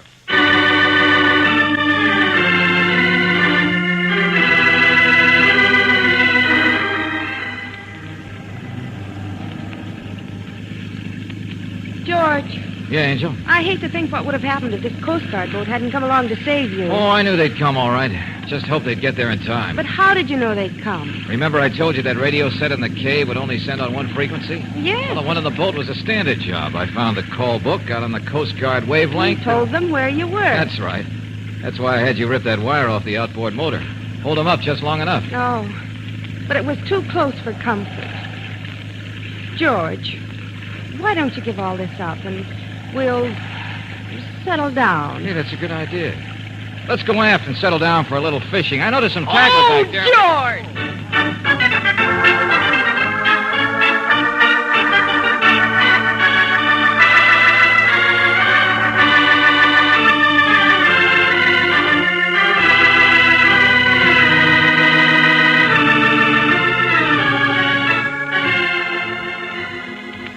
Tonight's adventure of George Valentine has been brought to you by Standard Oil Company of California on behalf of independent Chevron gas stations and Standard stations throughout the West.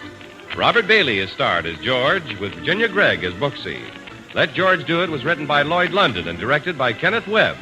Betty Blythe was heard as Alice, Gigi Pearson as Mary, Forrest Lewis as Jensen, Joe Forte as Fraser, Herb Vigran as Cork, and Benny Rubin as Tonelli. The music is composed and presented by Eddie Dunstetter. Your announcer, John Heaston. Listen again next week, same time, same station, to Let George Do It. Let George Do It is heard overseas through the worldwide facilities of the Armed Forces Radio Service. This is the Mutual Don Lee Broadcasting System.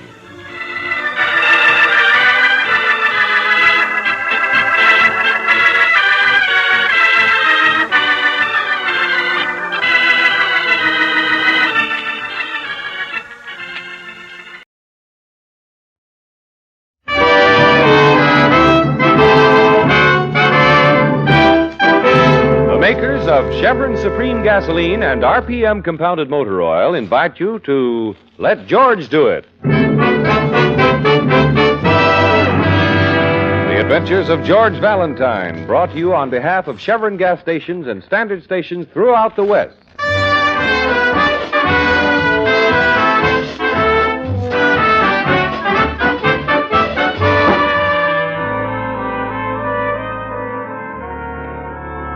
Tonight's adventure begins as George, feeling very safe after making a special trip downtown to pay the premium on his accident policy, walks briskly down an isolated street to where he has parked his car. Suddenly, from the open stairway of a building, a cascade of small round pellets bounces to the pavement, followed closely by a young woman in great haste. There is a collision, and George hits the sidewalk with the force of a blockbuster.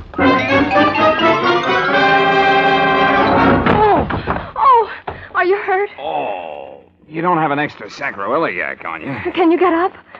I think so. Well, then, do you mind? Do I mind what? Getting up off the pavement. Well, if I'm in your way, couldn't I just slide over? You're lying on my pearls. Pearls? Oh, good. I thought those lumps were misplaced vertebrae. No. Hey, Oh, thank you. Now, let me see. That makes 32, 33, 4. Yeah, here's a few in the gutter. Oh, good. Yes, 35, 36, 37. Hey, have you seen any teeth down there? They're mine. Oh, I'm sorry you fell down. 38, 39. Oh, here's one of my trouser cuffs. Thanks, 40. Oh, I see you, you little rascal. 41. 41. 41. Lots of 41s, aren't there? I've lost one, number 42. I've lost one. Oh, good Lord, what'll I do now? They'll kill me for this. Oh, come now, lady. Where is it? Where is it? There were 42 of them. What have you done with it? Well, I'm afraid I've kicked it down that sewer drain. What? You kicked my pearl down the... Where? I don't see it. All over there, see? Here, through the grating. Oh, were you lucky? Landed right in that Sunday cup. Oh, I see it. Oh, yes, there it is. Oh, thank heaven. But how did we get it out of there? Well, it's a very delicate engineering problem. I need a long stick and that chewing gum if you're through with it. Here. Thanks. Now, let's see. That's lucky. Here's a stick. That might do it. Uh-huh. Can you reach it? No, not long enough. You know, that's quite a drop down there. Oh, good Lord, if anything happens to that pearl. Well, I hate to do this, but... Are you going down there? Uh-huh. Here, hold my coat, will you, lady? All right. There's a ladder in here. Don't fall down and hurt the pearl. Oh, thanks a lot. I'll be careful. Uh-huh. Got it. Oh, give it to me, quickly. All right. Catch. Oh. Ah, nice one. Thanks. Hey, wait a minute. What are you doing Thanks with that a ladder? lot, Harrison. You've been very helpful. Hey, what is this? Put that ladder back. The least we can do is leave things like we find them. Hey, come back here. You, what's the matter with Don't worry, lover. A heavy rain ought to float you right up to the top. Sorry, I just can't stand saying goodbye or answering questions. Well, I'll be... Hey! Help!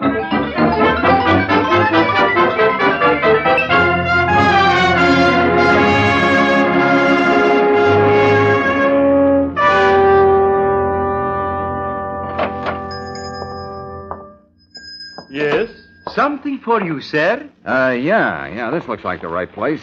Are you Mr. Zaghetti? To be precise, Bela Zaghetti. I am he. Oh, Mr. Zaghetti, I can see by the layout here you're a jeweler.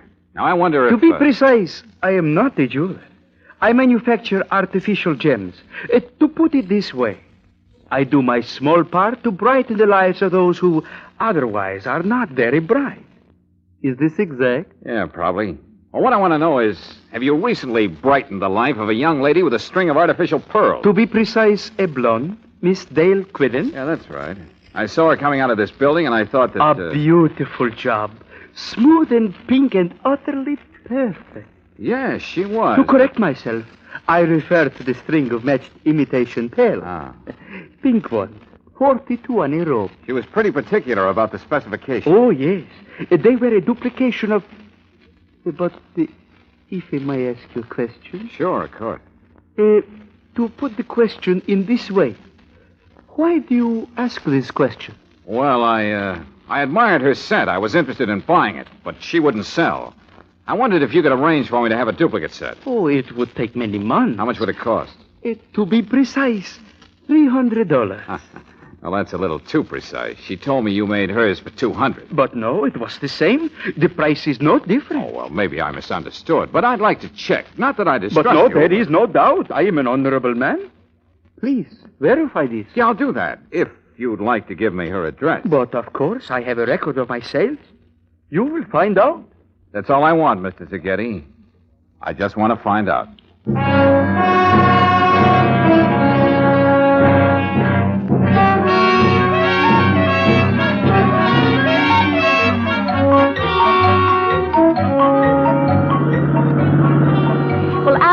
George, anybody who'd go down into a sewer pipe after a blonde deserves everything... Oh, now listen, Brooksy, I didn't follow her into the sewer. I was doing my good deed for the day, and she ran off with my coat and wallet. What were you looking for, a merit badge? Oh, now, Brooksy, listen. Well, it's a nice way to meet a girl, I must say. Sprawled senseless in the gutter. And all she has to do is blink those big brown eyes and... Blue eyes. Blue eyes. And you go scurrying down the drain pipe like a... Rat. Rat. Thank you. And then because you're caught in your own trap... Well, that'll teach me to keep my trap shut. You come cringing back to me like a... Good puppy. Puppy. And you expect me to feel sorry for you. So she jilted you. Good for her. What were you trying to prove anyway? Well, I guess I was just trying to prove I was willing to start at the bottom and work up. Brooksy. What? You're not mad. Oh, George, of course not. But I hate to see a woman make a fool out of a man like you. Another woman, that is. Well, don't you worry. I'm going to prove to her I'm nobody's fool. I know you're not, darling. Yet. Huh? But I'm working on it. Hey, wait a minute. Here we are. Yeah, you're right. There's the number. 7700. Uh-oh, he's right. Sure you want me to come along? Unless you're afraid of the competition. What? Oh, aren't you smug? Lead on, Macduff.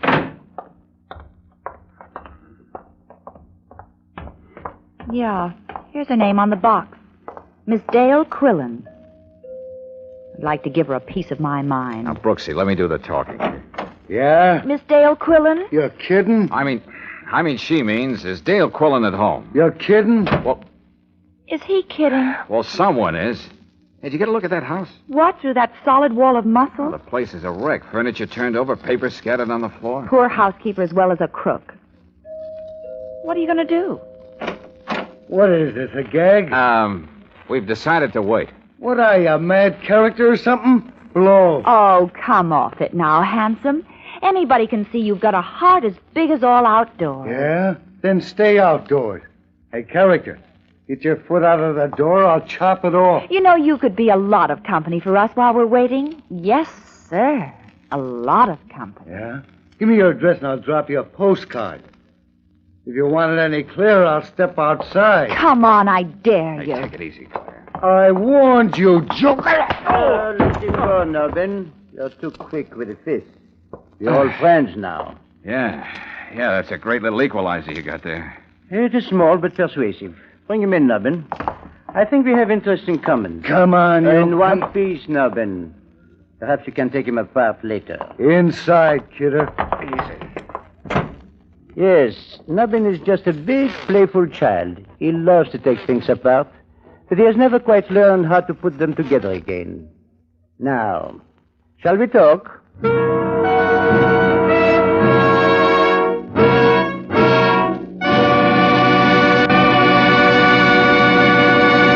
We'll return to tonight's adventure of George Valentine in just a moment. Meanwhile, let's go from assault and battery to just plain battery. For thousands of Western motorists, October means a lot of weekend driving, like football games and hunting trips. But for the battery in your car, October means extra work and power drainage because of the colder weather and lots of stop-and-go driving. So let me give you a two-way economy tip. First, depend on the men at your standard station or independent Chevron gas station for periodic battery checkups. They have all the equipment and know-how for keeping up your battery's maximum power and for giving it longer life. Second, when you fill up your tank, ask for Chevron Supreme gasoline. Tailor-made for each different climate and altitude zone, high-octane Chevron Supreme assures instant starts, eliminates grinding on the starter, and drain on the battery. So for definite battery economy in colder weather, just remember regular battery checkups at any Chevron gas station or standard station and Chevron Supreme gasoline.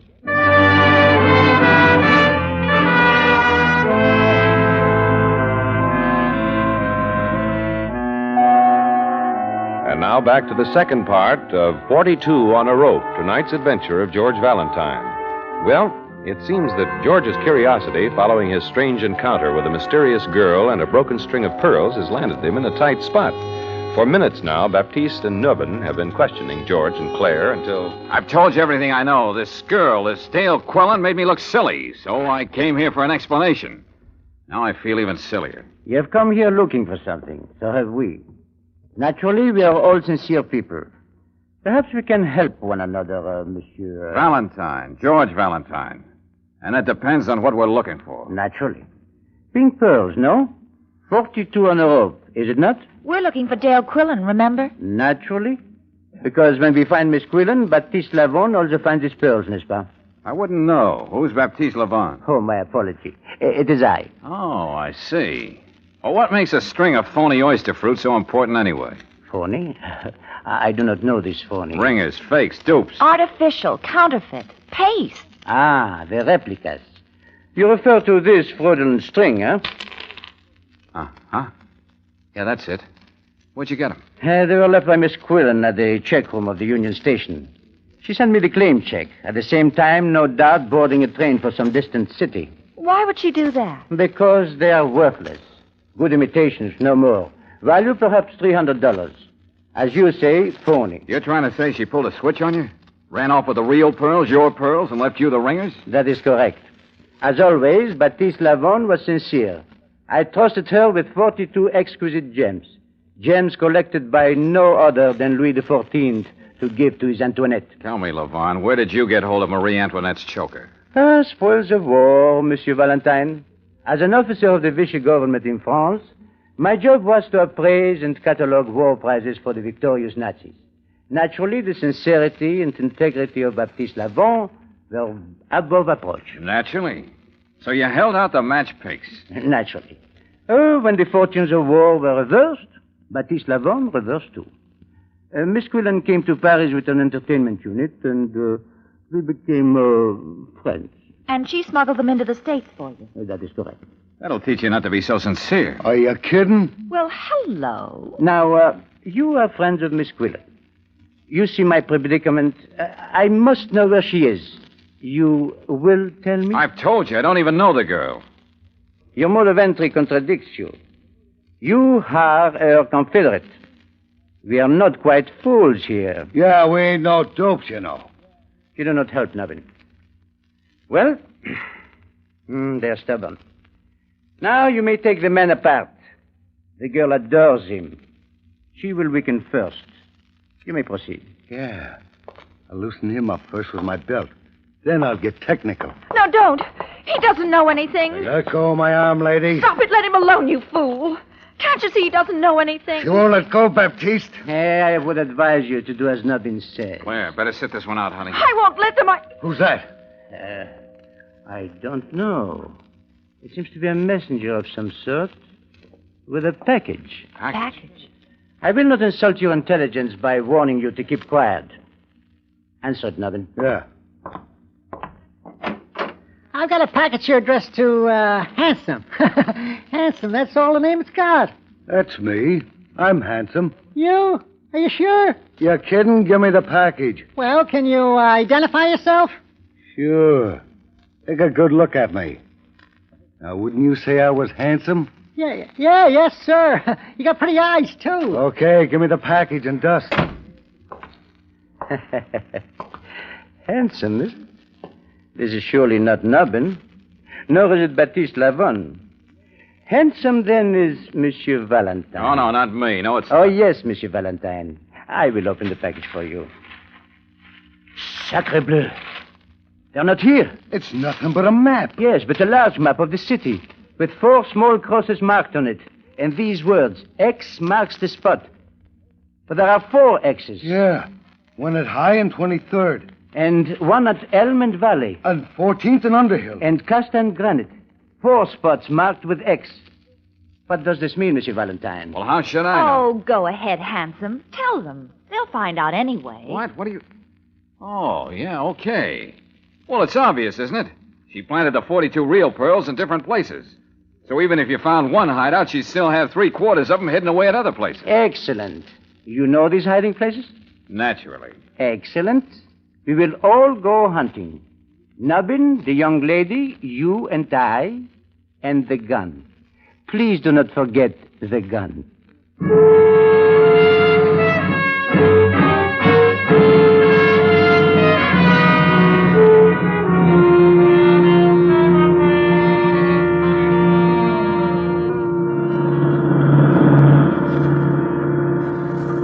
Well, here's the first stop, Costa and Granite. Where am I going to park? Pull up to the curb, Nubbin. Let us out. Then drive around the block and pick us up here. Okay. Now, where is it? Quickly. I cannot control myself. Well, you see that big office building there? Yes. You see that window up there with the jeweler's sign? Where? I don't see it. Higher. Look higher. No. Where is it? No, it's higher yet. That's higher. No. Oh! Come on, Brooksy, run for it. Into that theater. Oh, George, we haven't been to a movie in ages.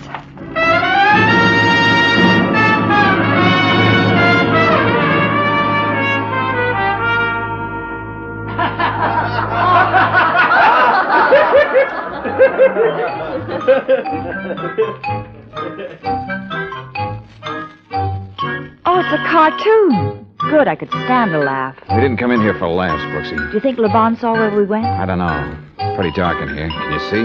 Oh, a little. It's crowded. Maybe we better take singles. You leave me alone and I'll scream the place down. Okay.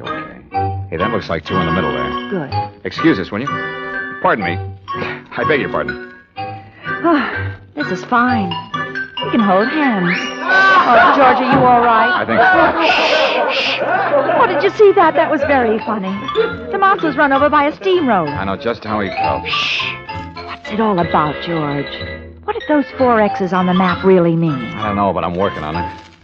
You think we're safe in here? Well, there are 4 exits and we're right in the middle. Wait a minute. Shh. Quiet, I got it, Claire. That's it. The 4 X's and us in the middle. Shh, quiet. What, you two? No, look, George. There's Levon coming down the aisle. Yeah, Nubbin's coming down the other aisle. I don't think they've seen us. Let's get out of here. Oh, George. Oh, gosh, now I'll never know how the mouse got out of the cement mixer.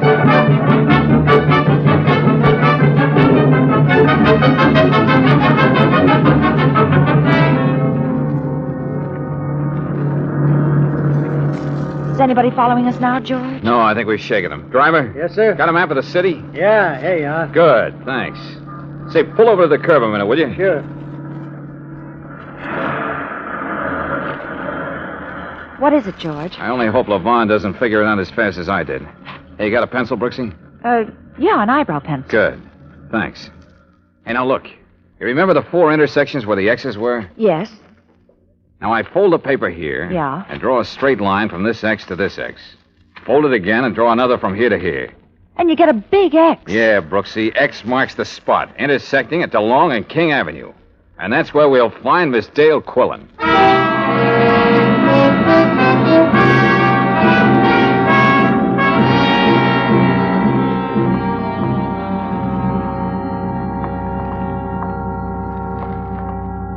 Handsome. Oh, it's you. You made it. Hello. Then you did mean me. Of course, who else? I don't believe we've met before. I'm Claire Brooks, George's fiancée. Secretary. Oh, practically the same thing. Looking at you, I guess it would be. How'd you know I was in your house? And how'd you know I'd get your message? I knew Baptiste and Nubbin were inside. I was watching from the vacant house across the street. I saw them take you in and knew they'd make it tough for you. What made you think I'd catch that X marks the spot routine? Well, you'd gotten that far with a lot less to go on. Also, I found your business card in your wallet. You're George Valentine, aren't you? Well, perhaps I should introduce you two. I figured you'd know the score because you're a professional troubleshooter. And brother, have I got trouble. Well, if I can be of any Now, help. wait a minute. Remember the sewer, George? Oh, I'm awfully sorry about that. I was panicky. It won't happen again. Darn white of you. Come on, let's get away from here. First of all, suppose you tell us what you did with Marie Antoinette's necklace. After you. I haven't got it. I don't know where it is. Oh, well, that helps a lot. Take off, driver, anywhere but here. Now, wait a minute. Let me get this. All we know is that you smuggled the pearls into the States. Now you tell us you don't know where they are. Take it from there. I know I had them. Levon concealed the pearls in a bottle of wine. I saw him do it. They were stuck to the bottom of the bottle with wax so they wouldn't rattle. Then he filled the bottle and sealed the top. I paid customs duty on the wine and got them through. Very smooth. Go on. Well, when I got here, the seal was still unbroken. But, well, you won't believe this, but when I opened the bottle, the pearls were gone. Somewhere in the middle of the Atlantic, somebody had made a switch. You're telling me the pearls were hijacked from you? It's true, I swear it. But do you think Levon would believe that? He'd say I double-crossed him. Men are so skeptical. Do you believe me? Well... Say you do. Say you'll help me. All right, I do, and I'll help you. Oh, swell. Now, all we've got to do is find the person who stole the pearls from the girl who smuggled them in for the boy who stole them in the first place.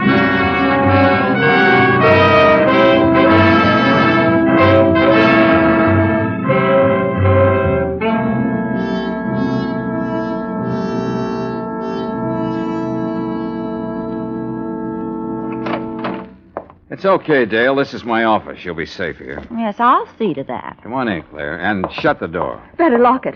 Should I swallow the key? Why did we have to stop at the library? Why did you have to take out a book at a time like this? Well, I'll tell you, and listen carefully.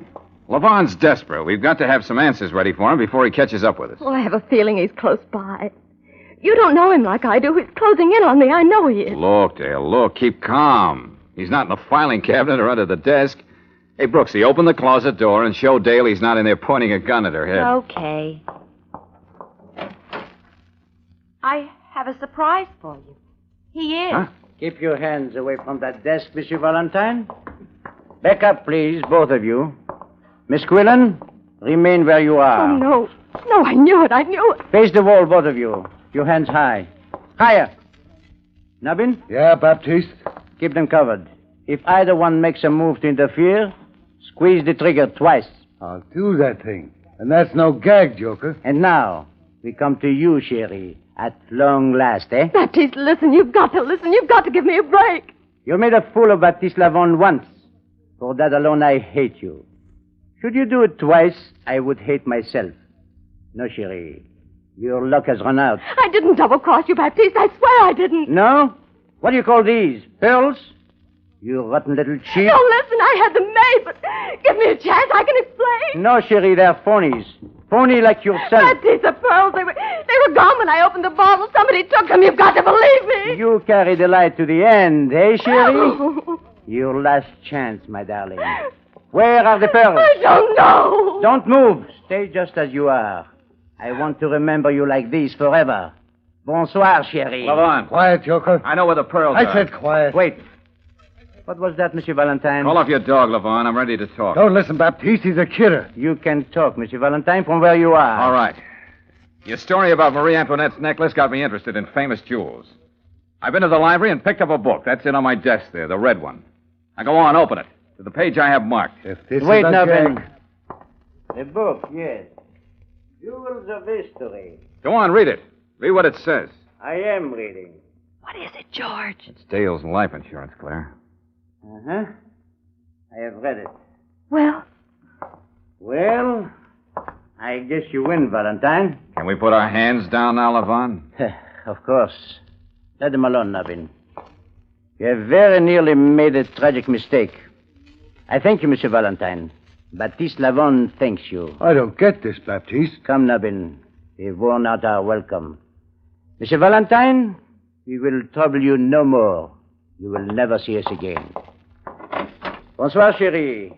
Now I will remember you always as you were in Paris.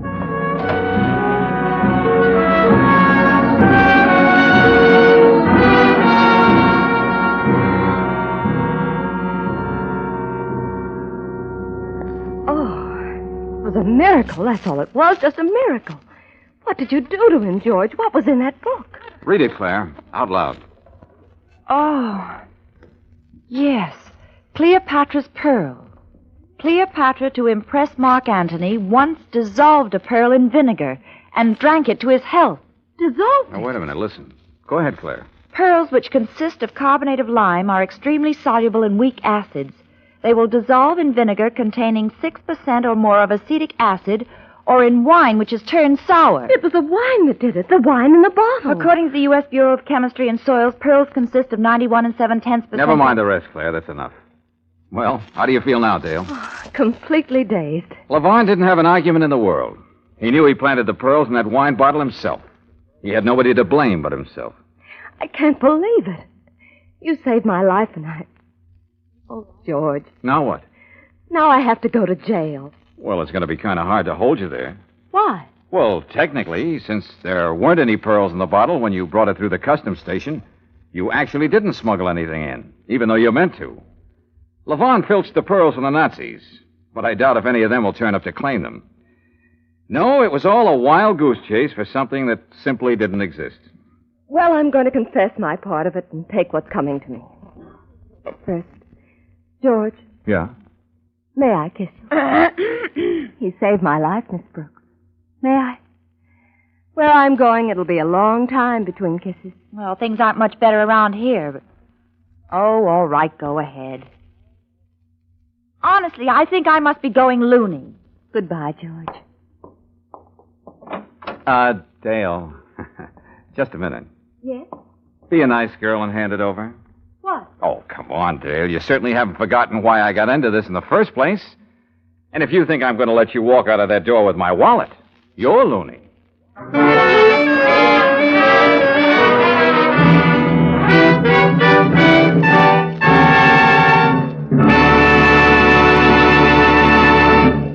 If your family car is the kind that does all-around duty, like taking mother shopping, dropping the children off at school, picking up father after work, you can't choose your tires too carefully.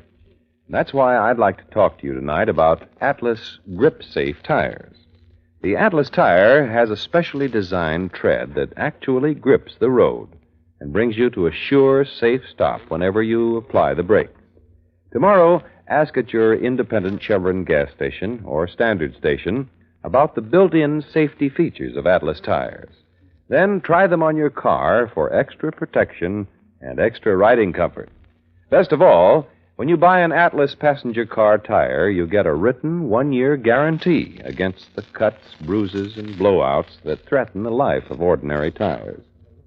While you're talking tire safety and comfort at the standard station or independent Chevron gas station, ask for those two other motor car friends, Chevron Supreme Gasoline and RPM Motor Oil.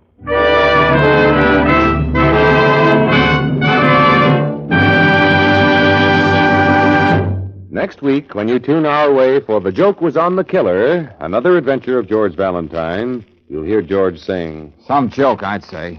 Brooksy, see what's happened to Mrs. Ralston, will you? Well, sure, George. Glenn, he made me go through with this farce and shoot those blanks. Well, he's not going to do anything like that to you again, Agnes. Wait a minute. Listen, everybody. This man is dead. We've had enough of this vicious nonsense. You're part of this, too. This act, Valentine. Now I know it. And you, get up. Oh, leave him alone. Come and help me with Mrs. Ralston, George. Now stop this, all of you. Just what do I have to do to make myself clear? This started out as a joke, but it's no longer funny. This man is completely, hopelessly dead.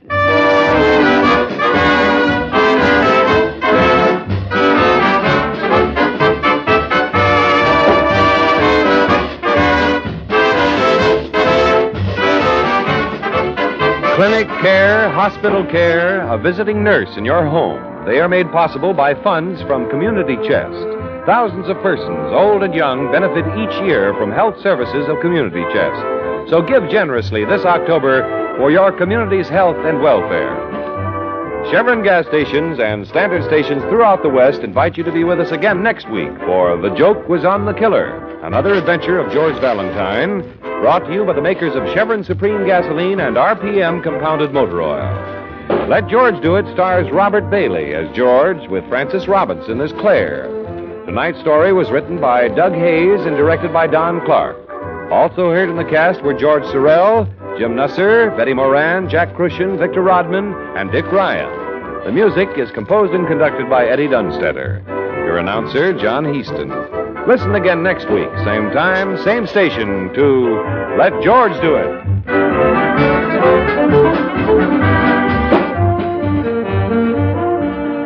This is the Mutual Don Lee Broadcasting System. KHJ Los Angeles. Memo from stationers. Here are ballpoint pens for every purse or pocket.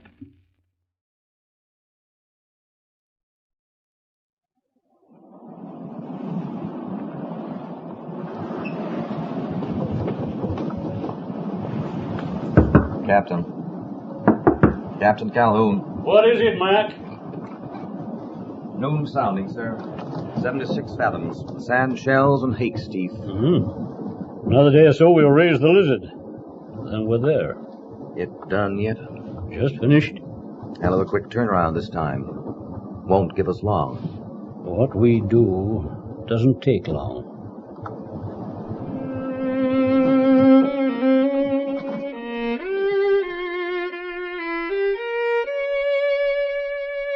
The 5 Orange Pips by Sir Arthur Conan Doyle. Dramatized for radio by Vincent McInerney. With Clive Medicine as Sherlock Holmes and Michael Williams as Dr. John Watson. And featuring Brian Greene as Elias Openshaw and Angus Wright as John Openshaw. The 5 Orange Pips.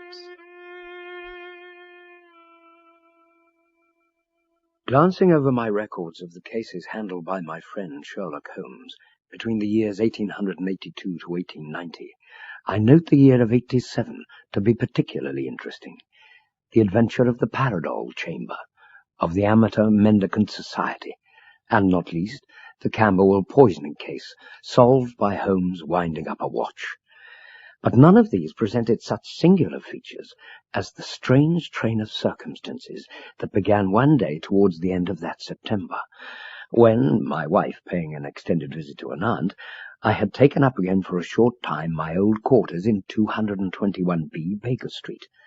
The equinoctial gales that autumn being exceptionally ferocious, all day the wind had screamed like a banshee, while towards evening the rain too began to beat against the windows in a way hardly to be thought of in the heart of this great hand-hewn city of London. Indeed, what was outside as dusk fell seemed not so much a severe meteorological disturbance as nature's elemental forces shrieking and jeering at mankind through the bars of his civilization and defying both him and all his works. Nor did matters improve as evening deepened into night, for the storm grew even louder, the wind sobbing and crying like a child in the chimney, even disturbing Holmes, who sat moodily at one side of the fireplace, cross-indexing his criminal records. I myself was engaged in reading a fine sea story by Clark Russell, whose text, I must say, seemed to blend with the sound of the gale without, and caused the splash of the rain to lengthen into the long swash of sea waves. When suddenly, into my reverie, I heard, or thought I heard, the far-off reverberation of the doorbell. Why, Holmes, surely that was the bell. Some friend of yours, perhaps? Except for yourself, Watson, I have none, nor do I encourage casual visitors. Perhaps the wind is playing tricks. Or has maybe blown up a client? If so, it's a serious case, for nothing less would bring a man out in such weather. However, it is far more likely to be a crony of our landlady. Watson, the lamp out of the visitor's chair, while I get rid of these files.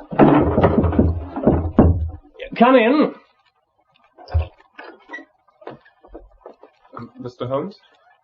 The unknown caller, who I put at about 22, was well-groomed, trimly clad, and carried both refinement and delicacy in his bearing. He wore a long, shining waterproof, and carried a streaming umbrella in one hand, the other holding a gold pince-nez. This he raised to heavy, anxious eyes set in a pale face, and then courteously, yet thoroughly, surveyed the room and all its contents.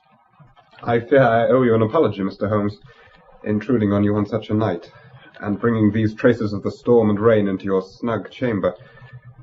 But my appearing here is the act of a desperate man. A very wet, desperate man. Do come in, I pray you, Mr. Openshaw, John Openshaw. Mr. Openshaw, and allow me to introduce you to my very good friend and associate, Dr. Watson. Mr. Openshaw. To whom I suggest you give your coat and umbrella to be put to dry on the hook, while I prepare something in the nature of a hot cordial over the spirit lamp.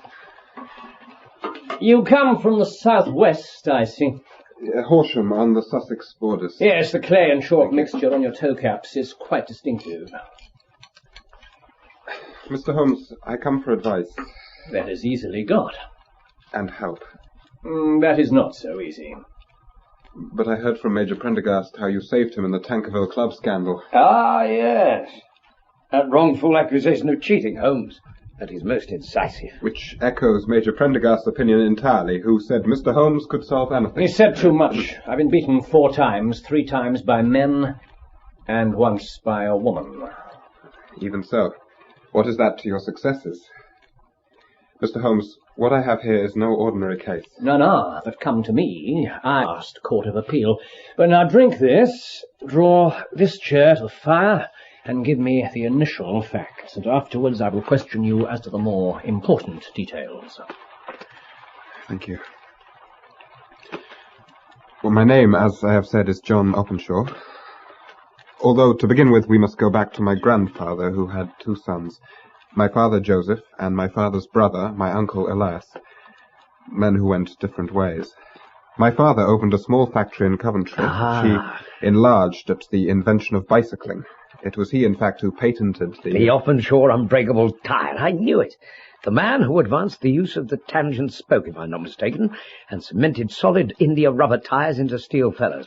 Why, I have them fitted to my own machine. Really, Watson, congratulations, Mr. Openshaw. The doctor is right. My father was involved in all of those things, and so successfully that he was able to retire quite early on a handsome competence. Which brings us to your uncle. Yes. A difficult man?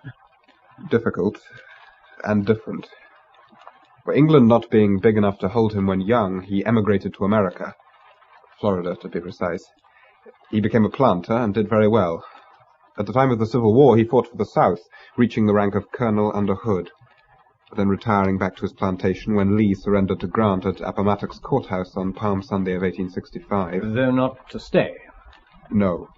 Unable to stomach the Republicans or their policies, 4 years later, in 69, he brought his fortune back to England, buying a small estate in Sussex near Horsham. Where you have journeyed from today. Yes. And a sad and frightening journey it has been. But to return to Elias. When he resettled in England, he did so in a bizarre and willful fashion, never venturing into Horsham itself, taking little exercise, mainly smoking and drinking to excess. It is surprising the opportunity arose for you to meet him at all. Men of your uncle's habits being generally fierce-tempered and solitary by inclination. Family papers needed signing. And as sole heir to the Openshaw name, I suppose, too, he was curious about me. Whatever, in 1878, when I was 12 or so, my father and I were invited, perhaps summoned is a better word, to Horsham, where for the first time I met my uncle Elias. Mr. Joseph Openshaw and Master John Openshaw, sir. Oh, yeah. Well, thank you, Mary. A tea in 15 minutes for my guests. Yeah, I'll take the usual. Yes, sir. Well, Joseph. Elias, how are you, brother? Prosperous. In good health. And you? Much the same, being able, like yourself, to retire early and devote myself to my work on the mechanics of the bicycle. That's a pleasing prospect, brother. You're slightly overgrown. Your sundial looks interesting. Tudor, perhaps? Maybe the boy'd like to play out there. Why, yes, Uncle. Thank you. Now, skedaddle, son. Now, you watch that pool near the hedge. It's deep and it's weed-bound. Fine lad, Joseph. So, that's how you made your money, huh? Peddling bicycles. The Openshaw unbreakable tire. Yeah, well, I made mine peddling slaves and guns. Wherever a man's talents lie. Well, I sure knew where mine did. I tell you, I was a man set fair. Oh, but the South changed. Lincoln, freedom, philanthropists and flag waggers. My flag was blue on red and 13 white stars. The one most of my friends were buried under. That was Sherman, a vandal chief. Now, you know what Sherman did in Carolina. I know that after Lincoln's Freedom Proclamation of 1863, 10,000 citizens of Birmingham sent him a congratulatory message. Including your good self, huh? My works were at Coventry, brother. Oh, well, that's not so far. All right. Now, we've each shown his colors. I guess there's little chance of an alliance. So let's to business. Business? The boy out there. Your son, John. I'm not sure I follow. You know, I'm a rich man, Joseph. A rich man without an heir. Ah. But blood is blood. Now, you mind if we discuss him a little, brother? He is your nephew? He sure is. He goes to school. Where we live is rather remote, so he has a tutor. And play? Cricket? Rugger, rowing, all of that? He tends to find his own. Swimming in summer in the stream, skating in season. Sometimes, I believe, he plays at indoor games with Cook. Oh? Backgammon, draughts, and the like. Brother Joseph, I have a proposition. As I remarked, I'm a rich man. A rich man who lives alone. Your son also seems to live mainly alone. I object to that, Elias. I may not be able to devote all the time I might like to the boy, but... But I can. Oh, sure, now he can have his tutors, but I'm the one he'll really learn off. And inherit my fortune if he comes up to scratch. Now, what do you say? It's a generous offer. More than generous. And with distinct possibilities of widening John's horizons. But such a decision, such a very large decision, must be his alone. Then let's consult the oracle. So call him in, brother. Call him in, and we'll listen to him settle his fate and his estate. You elected to remain, of course. And never regretted it. Singular, yes. Fierce and quick-tempered. Foul-mouthed when angry. A drunkard. But before I was 16, I commanded both my uncle's household and his financial affairs. An education indeed. I could never be what he wanted, of course. These hands could never swing a sabre, nor this mouth command his strange oaths, nor my belly contain the varieties and amounts of liquor he drank. But even so, we understood each other, we liked each other, even loved each other in our own ways.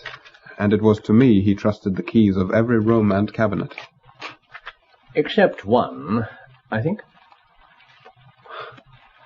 Now I see why Major Prendergast set me in your direction, Mr. Holmes. A man like your uncle would have secrets, could hardly escape them. They would be hidden away somewhere in his house, I am right? A room among the attics. Invariably locked, and nothing to be seen through the keyhole but old trunks and bundles. Locked doors are locked. Secrets have a nasty habit of coming to light. As did those of my uncle. Mr. Holmes, I think I must push back the chair, if I may. Your fire has destroyed all memory of the storm except its noise. Listen to that wind, gentlemen. Oh, it would be a mariner tonight, I wonder, outlying on an icy yard above the seething ocean. Poor souls.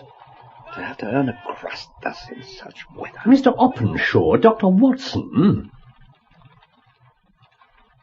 It all really began one morning in 1883, 5 years after I had come to him. I had gone down to breakfast and just ordered some kedgeree from Mary when I noticed something laying on the table in front of my uncle's plate. Something exceedingly unusual. Mary? Yes, sir. What's this? Why, it's a letter, Master John. Yes, but my uncle doesn't get letters. His bills are paid in cash. He has no acquaintances. Morning. Mary, lots of coffee. You, fixed for Lawyer Fordham to come today, John? Bringing the papers directly after breakfast, Uncle. Which means 2 breakfasts. Save him the expense of his own. When did this come? First post, sir. I didn't want to disturb you. Sure. Pondicherry postmark. India, eh, John? East Coast, I believe, Uncle. South of Madras. Strong French connections. Oh, missionaries, I bet. Looking for contributions. Lawyers and missionaries. And all in one day. I wonder where they got my name. Oh, open it, will you, John? Mary, where's that coffee? Well, was all right? An appeal to convert and feed the Hindu, huh? Well, come on, boy. I rather think it's a joke, Uncle. Joke? Oh, what sort of joke? Well, just that all that is in the envelope is... Well, look. 5 pips. And on the envelope flap, the letters K... They found me. Uncle. My sins have overtaken me. Mary, a cloth from the kitchen. Yes, sir. Uncle, what is it? What on earth does it mean? The pips, the letters. What do they mean? Mr. Fordham, sir. Good morning, Colonel, and to you, John. Nothing like a brisk canter to give a man an appetite. I say, what have we here? Compote of fruit, kippers, kedgeree. So all that's wanted is a plate. Mary! Mary, never mind that damn twaddle. Go to the kitchen. Bank up the fire now. Yes, sir. Fordham, for once, forget your stomach and earn your money. I say, Openshaw. Go to town, immediately. You understand me? Why, I draw up haven't my will. Everything is to pass to John's father initially. That is my brother Joseph, and after him, John here. Are you savvy? But this is a little precipitate. No, Sorry. Fordham, this is what I want. Now, do you understand? Well, as you put it like I'll that... skedaddle and get yourself busy and get back here to have it witnessed. Now go! Give the job to a faster man. Very well, Colonel. John, I'm off to the kitchen. Now, you go to the locked room. I know you're not supposed to know about it. Here's the key. Now, I want you to bring down the brass box. There's only one. Hurry, John, hurry. There's lots to do. Uncle, the 5 pips. You were going to tell me what they mean. They mean death, John. That's what they mean. And did they mean death, Mr. Openshaw? As requested, I brought the brass box to the kitchen. My uncle opened it with a key kept on his person, and then proceeded to burn the contents, excepting 1 leaf of paper which fell, only charred, onto the hearth. Ah, you have it? Here, Mr. Holmes. Something, I know not what, told me to retrieve it without his knowing. Most interesting. But I shall need my lens on my table, if you would, Watson. Of course, Holmes. And shortly after this ritual burning, Fordham returned with the will, which was witness to the effect that in the event of my Uncle Elias's death, the estate would revert to my father and then to me. After which, I assume, his behaviour deteriorated rapidly. Totally. He began drinking continually, would see no one at all, roamed the house with his gun at all hours, suddenly unlocking the doors and rushing out in the night to check noises he heard outside, taps that had come at his window. Poor devil. And the end? A night when he made yet another drunken sally outside, yelling and cursing about those who were out to get him. He was found next morning face down in a little green scummed pool at the bottom of the garden. The coroner's verdict? Suicide. Suicide? What else, given the circumstances? Yet no man had a stronger grasp on life than my uncle. However, my father and I simply entered into possession of the estate and £14,000 at the bank. Remarkable. Truly remarkable. Now, Mr. Openshaw, let me have 2 dates, will you? Watson, make a note if you will. Certainly, Holmes. First, the exact date of the letter containing the 5 pips, and then that of your uncle's suicide. March the 10th, 1893, he received the letter. May the 2nd, 1893, his body was found. Exactly 7 weeks later. And a Pondicherry postmark. I wonder. Perhaps it is yet too early. Pray proceed, Mr. Openshaw. So my father and I moved into the property, and in the attic room discovered that same brass box, inside the lid of which was pasted a label with those same initials that were on the envelope. Mr. Openshaw, what exactly were these initials? Why, KKK. Ah. And some words, you say? Simply letters, memoranda, receipts, and a register. That is the nature of the papers that your uncle destroyed. It would appear so.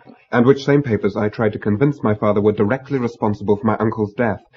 A suggestion he laughed away, saying the letter was a prank or warning from a firm of Florida orange growers my uncle had had business with in the past, and whose initials were KKK. Business, my father hinted, that may have involved perhaps some sort of financial irregularities. And your father maintained this reading of the situation? Unswervingly. Even when the second letter arrived, addressed to him. Some more coffee, my boy. Father, I implore you to listen. I firmly believe the first letter to Uncle Elias was both a warning and a statement of intent. I believe this one to you is also a warning, plus a request. A request of which you must take notice. To put on the sundial papers that no longer exist, that Elias burnt? I do not see how I can help the anonymous writer of this note. I do not even see how I can help myself to marmalade at this moment. It appears to be missing from the table.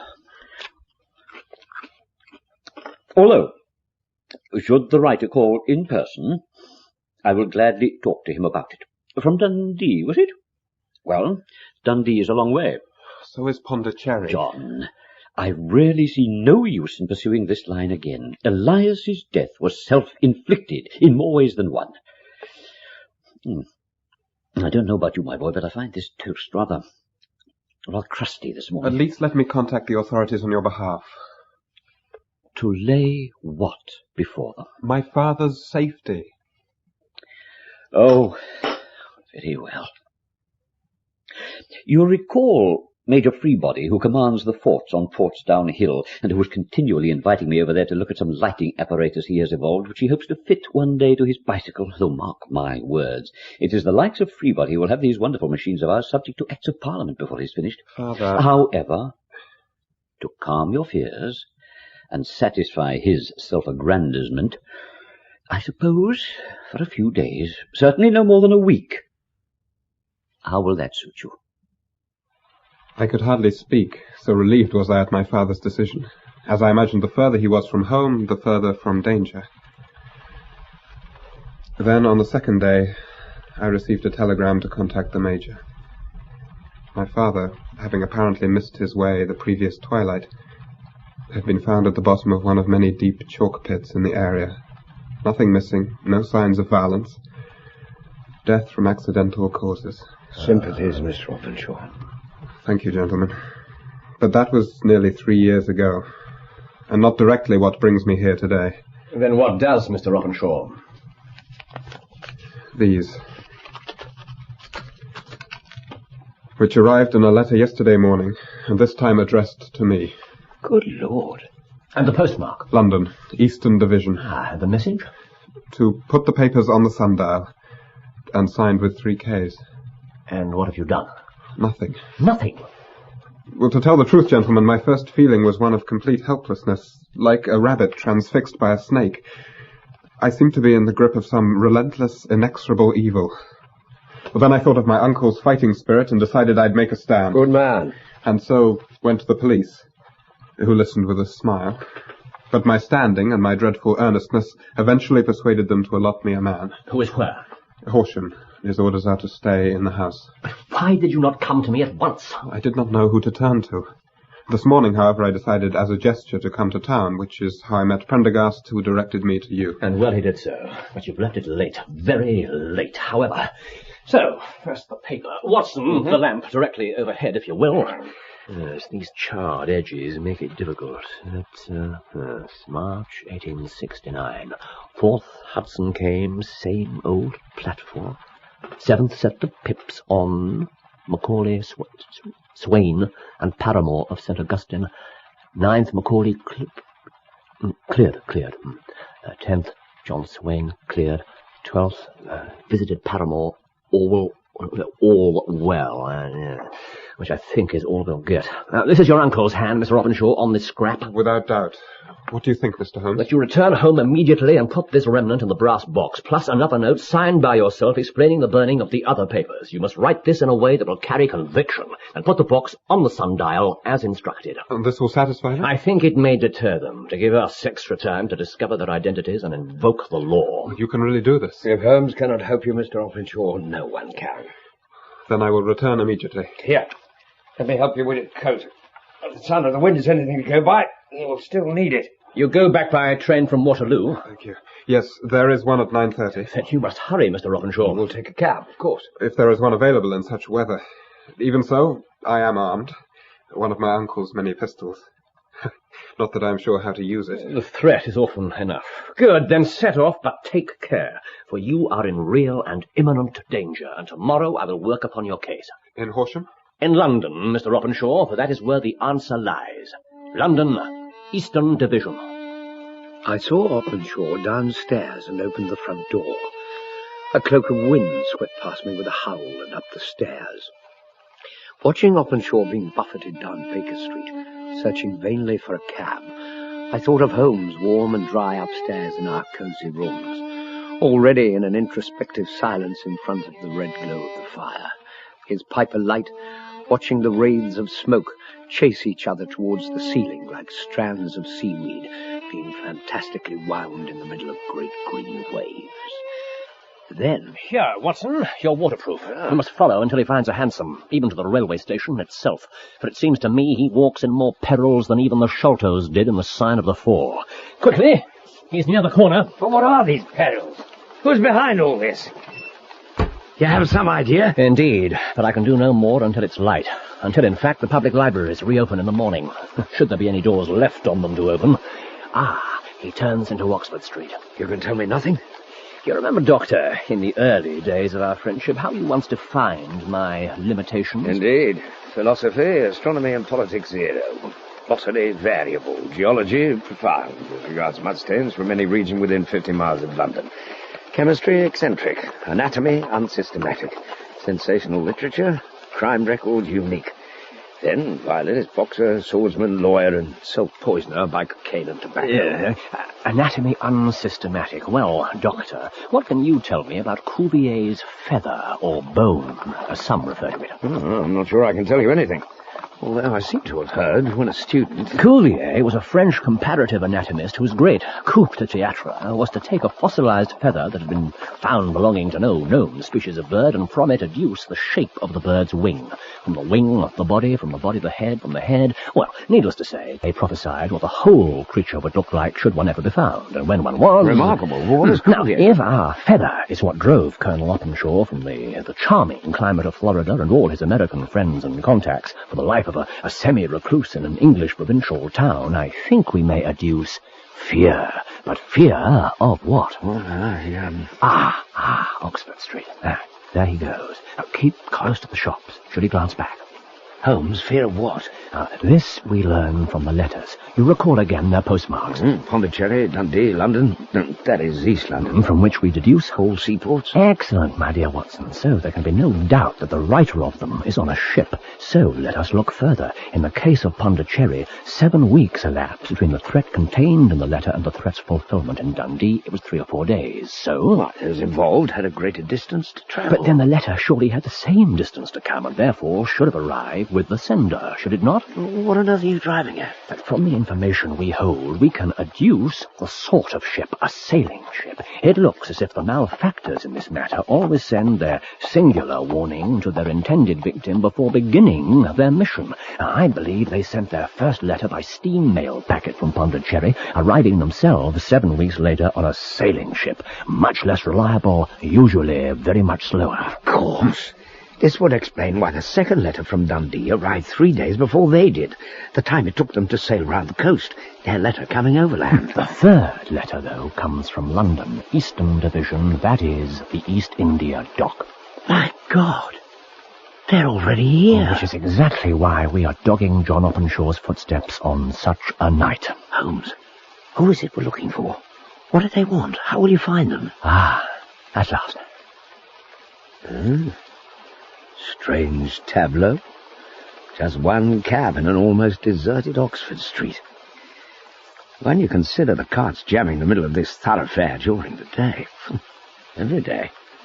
And always in the middle. That, Watson, is because the camber of the road is an added hazard to already overburdened horses. He's safely inside. So, let us lay off a course for Baker Street with all possible dispatch. You want to know the who and why as regards John Openshaw? Well, after a small restorative, I shall do my very best to enlighten you. We shall be home, I trust, before Mr. Openshaw even steps aboard his train. He's broke off 2 points. We'll have to try to wear her. Aye, sir. I'll have covers, stop the watch. Everyone from the point of the old sails. We're from the cradle of the grave. It's along here. A barge called Betsy. My mate will let me lie up there till my ankle's healed. Oh! You must keep it off the ground. Put your arm more round my shoulder. Where is this boat? It is essential I catch the 9:30 train from the station. It's so dark under here. Oh, there it is, Mr. Openshaw. Just at the end of that small jetty. On the river itself. Something wrong? You called me Mr. Openshaw. So I did. But that doesn't matter now, does it? Here you are, Doctor. And while I put this towel to use, oblige me by handing down the letter K of the American Encyclopedia from the bookshelf, would you? You see, one person couldn't possibly have carried out the 2 murders. They were simply too well planned and executed. Oppenshaw's uncle Elias was a strong, capable, determined fighter. To subdue him and hold his head under in a pond would require 2, maybe 3 equally determined men. The sort of men who battle daily with the sort of weather we are now experiencing outside, and for whom a fall into the raging ocean and loss of life itself is simply another part of the daily round. Thank you. So, to continue my Cuvier analogy, we are therefore not looking for one person but a group of people, and in this way KKK becomes the badge of a society rather than that of an individual, of the Ku Klux Klan, in fact. Never heard of it. So, here it is. Ku Klux Klan, a name derived from the fanciful resemblance to the sound produced by cocking a rifle. Terrible secret society formed by ex-Confederate soldiers in southern states, notably Tennessee, Louisiana, Carolinas, Georgia, Florida, terrorizing of Negro voters, murdering and driving from country those opposed to its views. Outrages usually preceded by warnings sent to marked man by fantastic but generally recognized shape, sprig of oak, melon seeds, or orange pips. Yes, in spite of best efforts of the United States government, movement flourished until eventually 1869, movement seemed rather suddenly to collapse. The time Elias came back to England. Bringing with him the papers. Papers, I suspect, that would perhaps now incriminate some of the first men of the South. Yes, now consider again the leaf that fell from the fire. Sent the pips to A, B, C, A and B, leaving the country, C being visited with, I fear, a sinister result. Now this was evidence to be destroyed or suppressed at any cost. A task given to the men from the ship. But the papers are no more, and Elias dead. There is now no more danger to anyone involved in this society. Well, the pursuers are not to know this, at least not until tomorrow when they find John Openshaw's note. Will they believe it? I have no idea.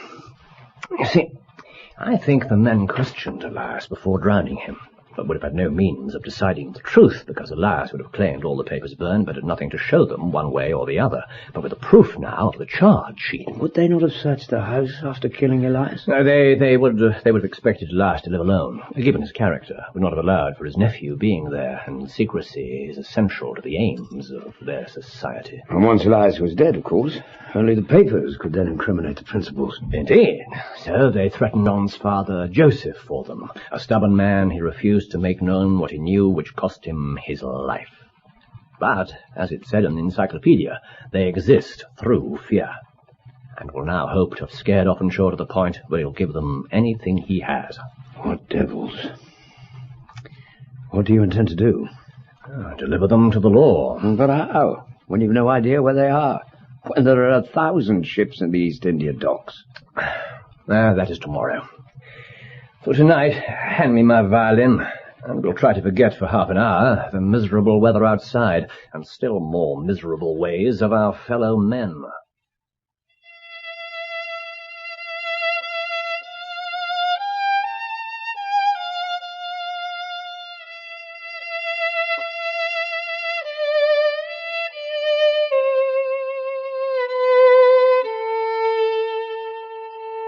The next morning the weather had cleared, and the sun was again weakly shining.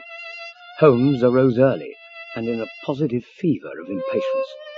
refusing one of Mrs. Hudson's stout bachelor breakfasts, refusing to glance at the morning papers, departing with hardly a goodbye. Left alone, I began to turn over those same papers, at first indiscriminately, then with a heavy heart. The morning wore slowly into midday and then into afternoon, but still there was no sign of Holmes. Finally, tired from my own inaction, sick with a sense of failure, weary from good motives turned by chance to bad deeds, I lay on the couch to rest. And while lying there, ran again over the fantastical story told to us by John Openshaw, amused on his life with his uncle, the sensitive, timid boy, and his immersion into the end of a very deep pool, his relationship with Elias, and where it eventually brought him. Evening began to close in, fantasy to merge with fact as the long day waned. I half dreamt the bell had rung, and Openshaw was again mounting the stairs for the first time, that we would be given another chance. Watson. Success, I think. Up you get and listen to this. Holmes, have you seen... Later, my dear fellow. Lord, I'm hungry. Nothing all day. Let me get myself some roast beef. There's a good fellow. Holmes. Some mustard. Watson, I know who they are, the murderers, their names, where they're from, where they're going, everything. That's quiet, isn't you? Let me explain. Now, first I went to the library for the old shipping papers and checked all the vessels in Pondicherry around January and February of '83, then all the vessels in Dundee, January '85, finally all the vessels in East India docks up until yesterday, which led me, by a process of elimination, to a sailing ship, the Lone Star, the name of one of the states of the Union. Texas. Indeed. Proof in itself, almost. Then to Roy's to see my old friend Captain Standish. You remember the case of the singular stowaway? Of course you do. Standish looked through the lists and found the details. Lone Star, home port, Savannah. Captain James Cahoon, agents near the Albert Dock. At the agents I inquired about a passage to America, citing reports of Captain Cahoon's seamanship as my reason for choosing the ship. By this ruse I learned Cahoon and his first and second mates, McGregor and Carver, were the only Americans aboard, the rest being Finns and Germans. That Cahoon was sometimes inclined to take a passenger or two, but not this time, the Lone Star having cleared early this morning for Savannah. I realized immediately that Cahoon and his associates must have collected the paper from the sundial late last night prior to sailing this morning. Well, they may have their scrap of burned paper, but I have their names and all other details, which will be forwarded to the proper authorities, though not until I have bathed and rested. And after... why, perhaps a trip to Horsham to acquaint John Openshaw with the solution to his problem. What do you say, old fellow? I'm afraid it would be a wasted journey, Holmes. Here. The heading is Tragedy near Waterloo Bridge. Between 9 and 10 last night, Constable Cook of H Division, faint cry for help, splash. What with wind and rain, impossible to effect rescue. Body eventually recovered by water police. From envelope in pocket, John Openshaw. Conjectured deceased, hurrying to catch last train from Waterloo Station. Tripped over small boat's landing jetty, no doubt victim of unfortunate accident. Only hope this will call attention of authorities to deplorable general condition of riverside landing stages. What was he doing on the embankment at all? The cabby should have taken him directly. Let me look again. When interviewed, the hansom cab driver said his horse was of a nervous disposition in high wind, and that he was therefore loath to take the animal onto the exposed bridge, and so dropped his fare at the Aldwych end near the Strand. Where, of course, one of them would have been waiting for him, just as another would be on the train, just as the third would have been at Horsham. Cahoon, McGregor, Carver, each commanding his own piece of ground. Oh, how easy we made it for them. Holmes, you must not blame yourself. You really have no cause The worst thing, Watson, is that it hurts my pride. Now, considering Openshaw is dead, and that I sent him to his death, God knows her pride is the last thing I should be feeling, and that he should come to me for help. The devils. I did not look far enough. Devils. But he shall not remain unavenged. Watson, an orange from that cupboard. Here you are, but thank you. 1, 2, 3, 4, 5 envelopes. Addressed to Captain James Colquhoun, Bark, Lone Star, Savannah, Georgia. To go by mail boat and be waiting for our friend Captain Colquhoun when he arrives. It will give him a sleepless night when he will feel something of what John Openshaw felt, and I will ensure the police will wait on him the next day. You see, they gave him a day to put the papers on the sundial, as they had only until the next morning before they left. When he did not comply, they killed him, assuming that with the last of the Openshaws dead, their secret would be safe. Well, I will put a pack of dogs on them they will not shake off, no matter how fast and hard they sail. It may not come to that. But look here. This report concerning the weather. How the storm that has just passed over London is now expected to move out to sea, heading for the Goodwins and the Isle of Wight. Yes. They may not be too far from there at this moment. I wonder, Watson, if this time a higher authority has not intervened to exact a most ultimate justice. If so, it is a salutary lesson. Not least to me.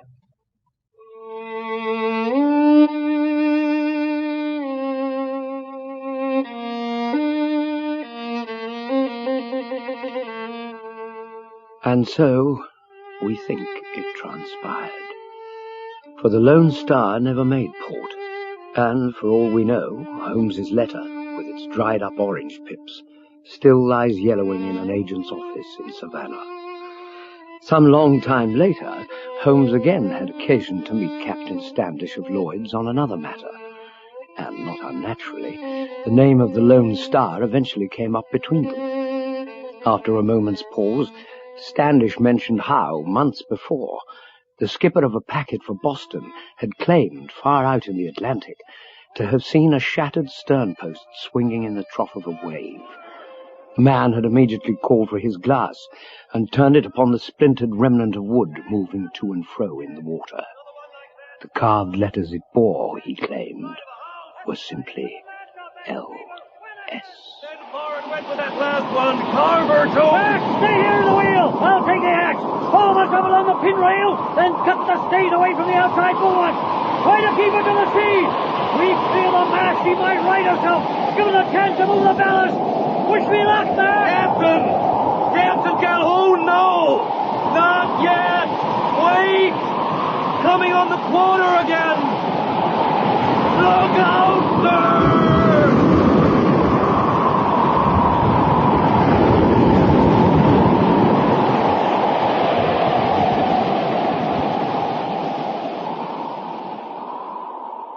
And that is all we ever knew concerning the fate of the Lone Star.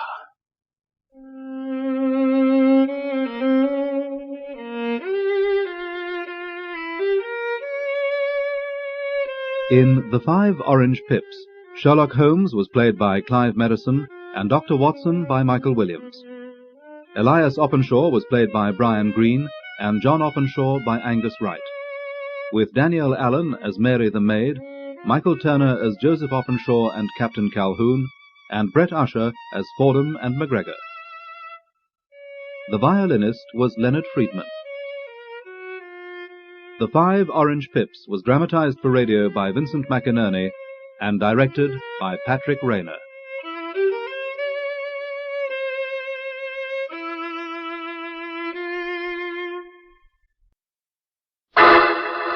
Personal notice, danger's my stock and trade.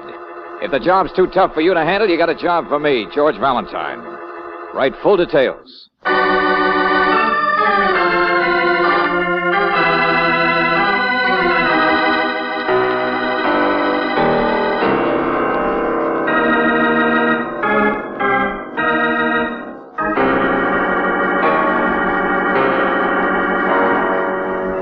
Standard of California, on behalf of independent Chevron gas stations and standard stations throughout the West, invites you to Let George Do It. No Riders, another adventure of George Valentine.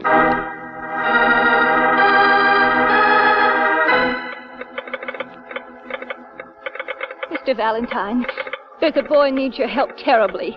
His name's Floyd Bronson, and he's in terrible trouble. He hasn't got any friends, and they won't let me see him. He'll still be here, I think, until the fire's over. It's a terrible fire. Please, please drive fast and get here. It's on Highway 41, just a few miles east of Paso Robles. You can find me because I'm a waitress at the Stop and Sip Cafe. Respectfully, Wanda Murphy.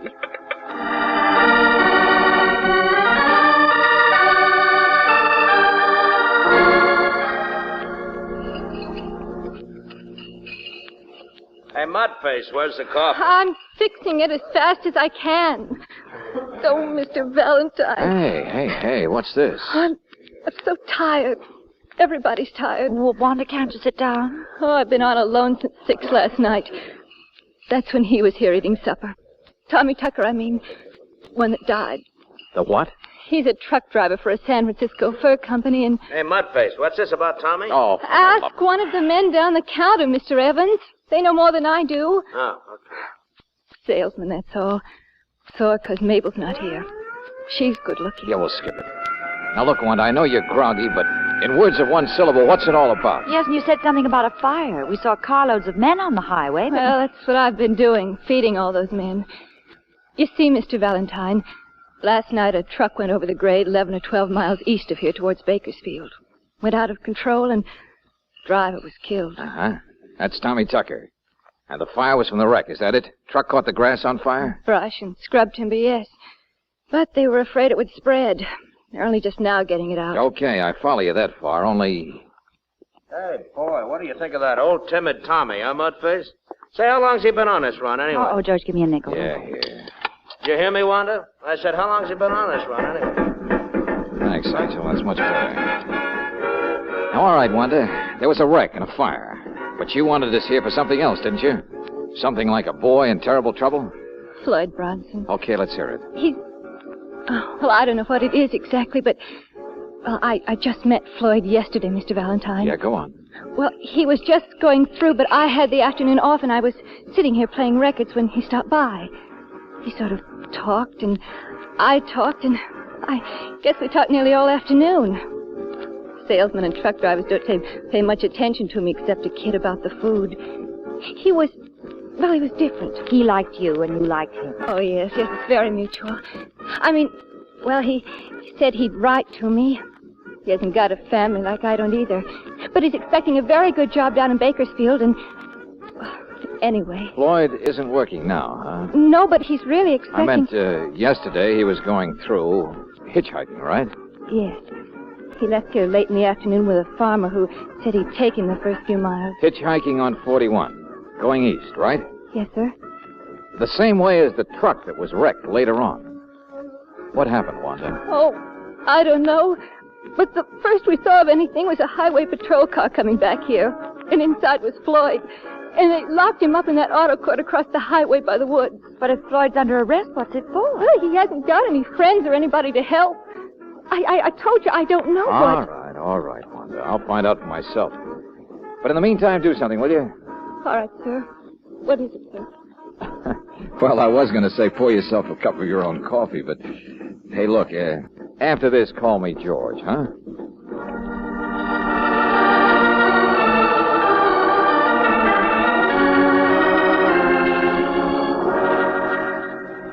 So, Wanda asked you to help me, huh? Yeah, the kid's upset. Worried silly about you.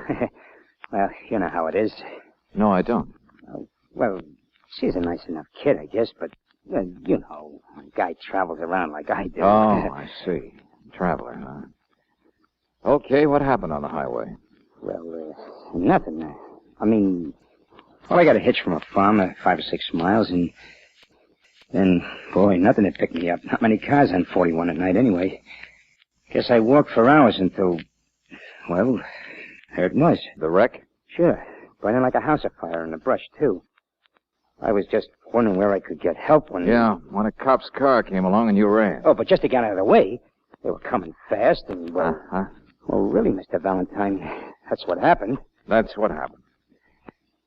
Well, Wanda was sure right about one thing, Floyd. If ever a guy needs help, you're it.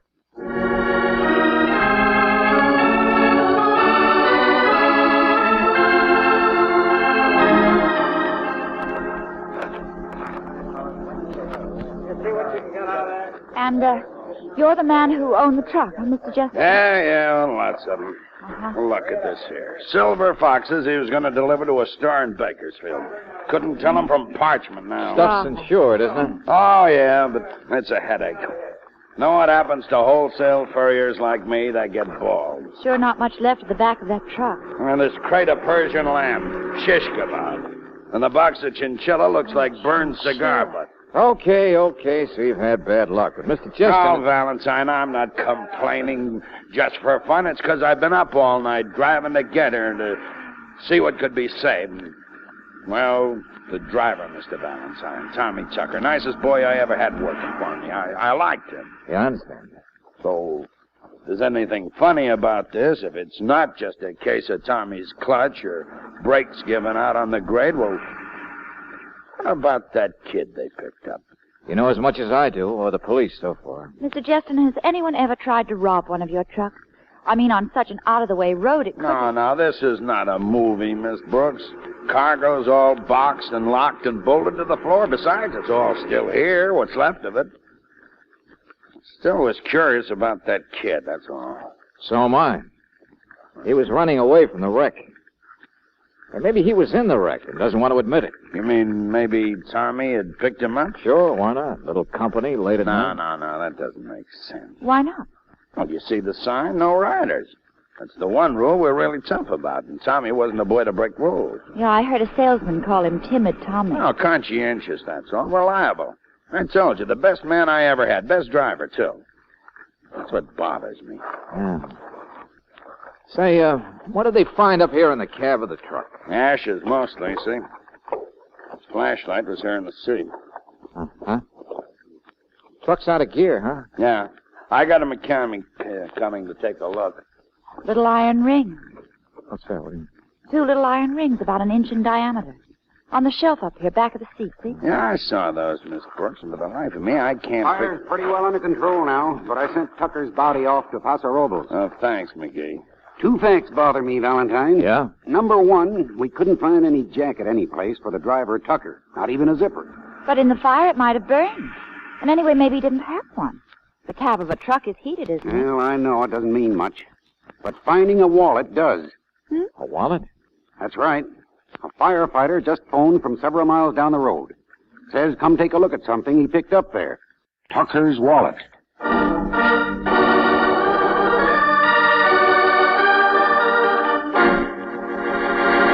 I said you're a liar, Floyd. No, I'm not. I already told you. It'll only take Mr. McGee a few minutes to get back here, Floyd.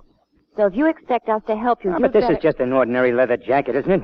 You can buy them like this by the millions at Army Navy stores. You can steal them off bodies, too. No, I didn't. I told you I didn't. I said steal them off bodies. No, it wasn't even on him. It wasn't... Oh, is that so? Well, anyway, I didn't steal it.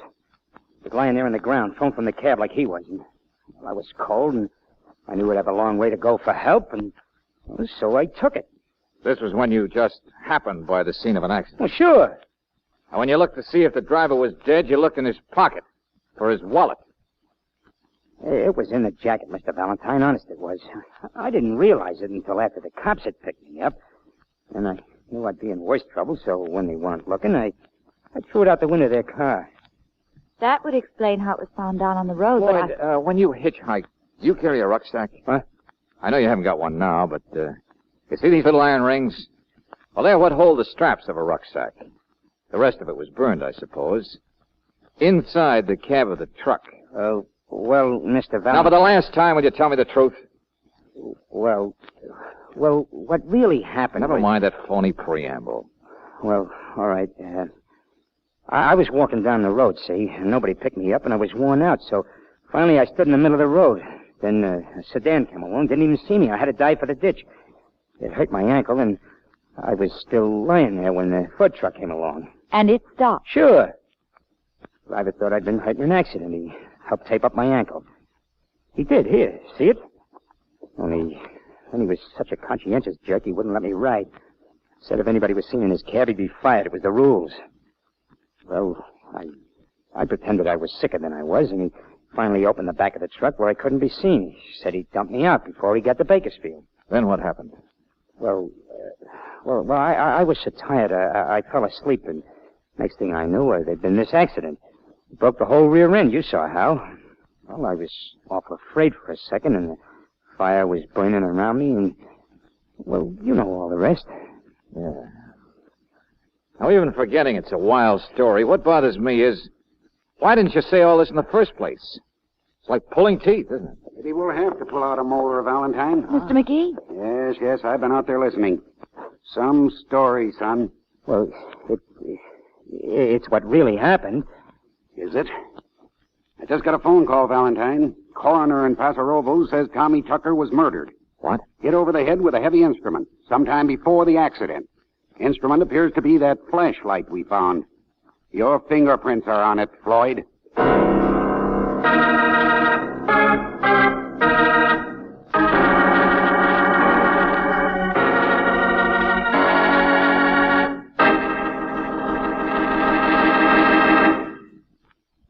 We'll return to tonight's adventure of George Valentine in just a moment. Maybe you're counting on your favorite football team to do its very best this coming weekend. If you're driving to the game, I can tell you how to make sure your car does its very best. What the team does is up to the coach. What your car does depends on your choice of gasoline. Make it Chevron Supreme gasoline, for here's a premium quality gasoline that's climate tailored. Tailored to the season and to each different altitude and temperature zone in the West. That means peak performance whenever you drive and wherever. Try a tank full of Chevron Supreme tomorrow. Right away, you'll notice the difference. Faster starts, smoother pickup in traffic, ping-free power on hills. In fact, you can't buy a better gasoline for today's high-compression engine. Get Chevron Supreme at standard stations and at independent Chevron gas stations where they say and mean, we take better care of your car.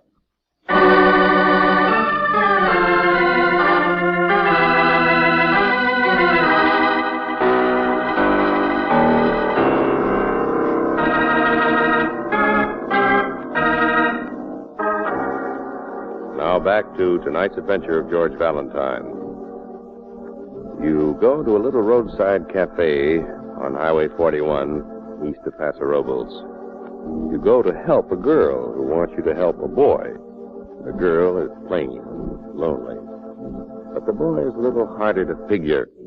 Floyd Bronson was in the wreck of a truck last night, but it's like pulling teeth to get him to tell you about it. And if you're anything like George Valentine, you're never very satisfied with the teeth you extract. Which ones are real and which ones are false?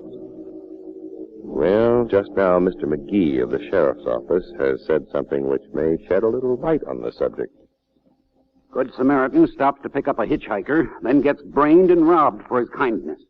Afterwards, it's a good idea to wreck the vehicle, cover up the evidence. I didn't do it. Well, how about your fingerprints on that flashlight? Well, I've been thinking about that. I guess I held the flashlight while he put the tape on my ankle, like I told you. Huh. You always seem to have explanations after we tell you what we want explained. Well, sometimes it's hard to remember, that's all. Kid, you watch the world like a card player expecting a crooked deal. Well, don't you know how that makes you look? A Sharpie holding aces in his pocket. Well, everything I told you is the truth. You can't prove anything is a lie, can you? No, Floyd, I'll say that for you. You don't trip yourself, but then neither does a lizard. Come on, Valentine. Let's go into town and see what else the coroner... Wait a minute, Mr. McGee. Why? I'll send a patrol car back for you. But I just thought of something. I did. Well, it is hard to remember. I mean, what really happened. This had better be good. Well, like I told you, I was asleep in the back of the truck, remember? Well, I think I heard voices. Voices? Where? Well, we'd gone over a bump, or maybe we'd stopped. Yeah, that's it. And then, riding along, I heard the driver talking to somebody with him in the cab. Hey, wait a minute. How did you know it was the driver talking? Huh? Well, I didn't exactly. I mean, the whole thing was kind of a memory, that's all. Two voices up there.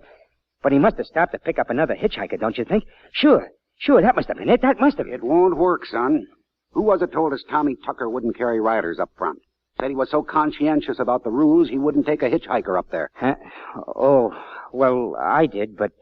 Well, I might have been wrong about that. Maybe he just didn't want me to ride up there, Kid, don't make it any worse.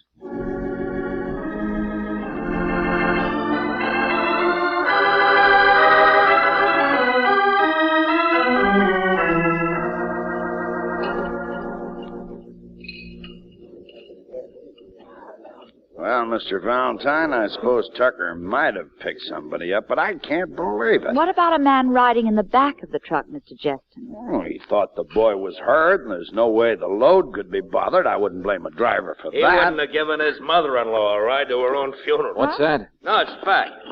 Evans is my name. Wholesale plumbing. Just been waiting for a chance to help you guys. Yeah, well, look, salesman. Timid Tommy Tucker. That was my name for him. Oh, a real sweet boy. Don't misunderstand me. But he swallowed the rule book. You know what I mean? Afraid of the powers that be. Now, look, friend. Wait a minute, George. Go on, Mr. Evans. A pleasure, miss. South of King City about a month ago, I ran out of gas and tried to flag a hitch.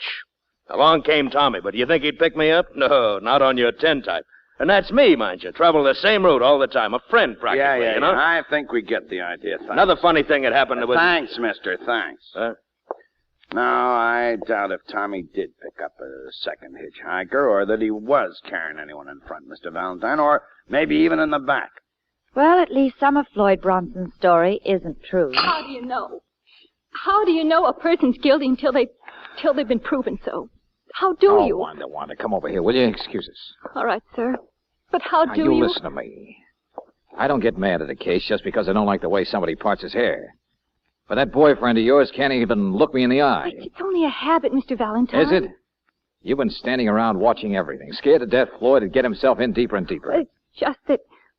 Oh, well, I knew he'd act that way. Not really stand up for himself right. How did you know, Wanda? Well, even yesterday he told me things that weren't true. What things? Oh, just little things. About jobs he'd had and was going to get. Important people he knew. Places he'd been. Sure. Little boy with a big line. Oh, kid, what you see in a guy like that is beyond me. Mr. Valentine, he doesn't mean to tell things. And gosh, nobody can be perfect. Only I don't even think Floyd Bronson's his name. Holy sister, why didn't you say... Oh, I'm so tired now. I'm not sure, but... Well, he gave me an address I could write to him later on. He wrote it on an old envelope. Only... Well, there was a place where he'd scratched a name out, and it was sort of like his. It was Mickey Floyd. Mickey Floyd, huh? Here. Give me some change for the phone. Long distance. The phone's across the highway at the motel. But Mr. Valentine... Oh, now relax. Come on, get some change.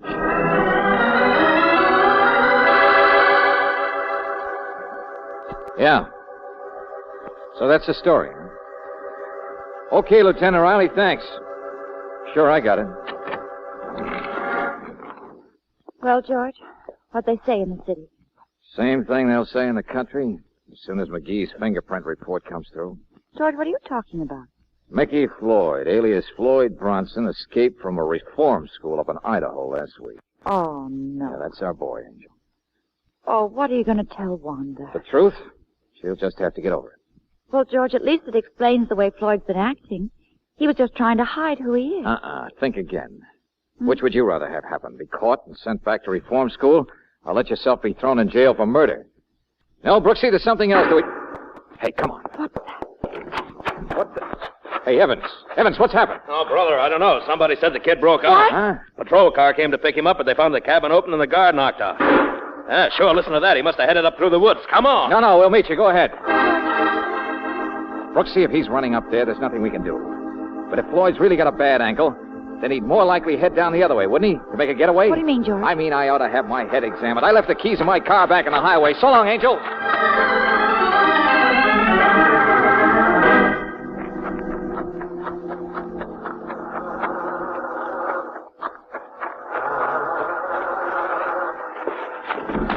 Get away from me, Mr. Valentine. Look out. Oh, no, you don't. Move over, will you? No. I said move over. I'm driving this buggy.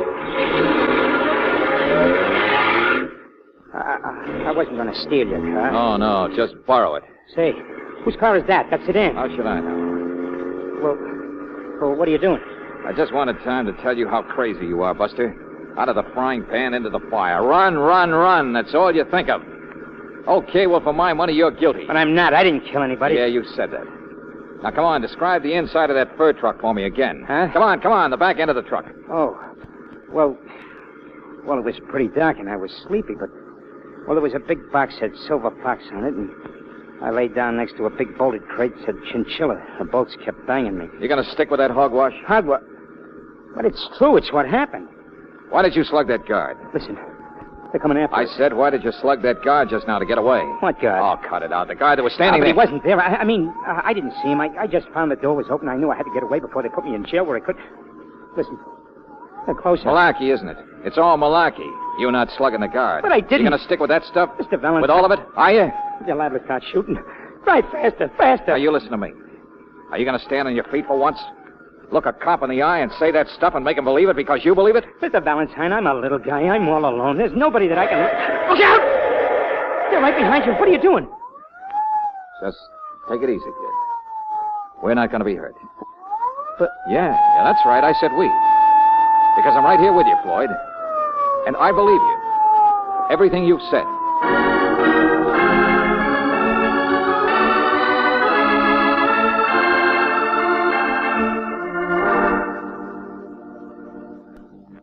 Valentine, what in the name of blue blazes? Obstructing justice, yeah, I know. But now, wait a minute, McGee. You just heard the boy here describe the inside of the truck, didn't you? I'll say this, McGee. It was quite an accurate description. Thanks, Justin. And how could he have known what it looked like unless the driver did let him in there? He wouldn't have known how to work the lock on the outside. And if Floyd was riding it back, how could he have got up front again to attack the driver? Well, I know we haven't got all the answers yet. But in the meantime, I can hold him for his breakaway, slugging the guard. McGee, the kid says he didn't do it. Oh, now, look. The thing that's been bothering me, and probably you too, is that there's no other handy explanation for this whole business. Well, maybe I can come up with one. Don't count on it. You see, I think instead of it all being true, it's all false. Like the boy riding in back. Why, we've turned up a witness who passed the truck on the road and who swears there were two people in front. Oh, great. But look, if the kid can describe what was in back. Back, front, will you please? Okay. But, McGee, just suppose there's somebody who's scared to death of Floyd. Because, well, by sheer accident, Floyd was along and asleep when a crime was committed. What do you mean? And there are things in Floyd's memory, like he recognized somebody's sedan over here. Well, I remember he was driven off the highway by a sedan. That's when he hurt his ankle. Now, suppose it was a sedan that shouldn't have been seen in that neck of the woods last night. Go on, Valentine. The guard comes next, doesn't he? Yeah.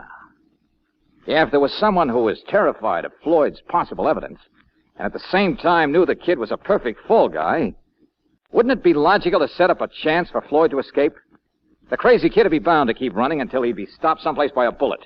And then there'd never be any question of an alternate explanation. No more dangerous investigation. Well, there are lots of holes in a story like that. I'm afraid so, Mr. Valentine. And if my theory is right, Mr. Justin, then even the business of front and back fits into place. The kid said he was asleep in back and heard voices. Okay, McGee. You got a witness says there was somebody up front. Well, yes, it's true that checks, but... Only how could there be another hitchhiker in the cab when the driver was so conscientious about no riders? No, I'm sure he wouldn't have picked There's up... only one person in the world I can figure would benefit by a carload of valuable furs being burned to a crisp. A person who'd naturally have to kill the conscientious driver to manage it. Wait a minute. Are you trying And it's the only person that a driver who lived by the rules could pick up on the highway. The guy who owned the furs. The guy who wrote the rules, Mr. Justin. You.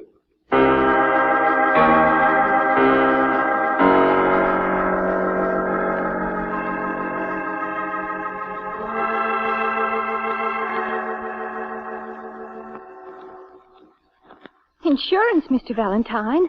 Well, I don't understand. Yeah, sure, Wanda. Insurance on the furs.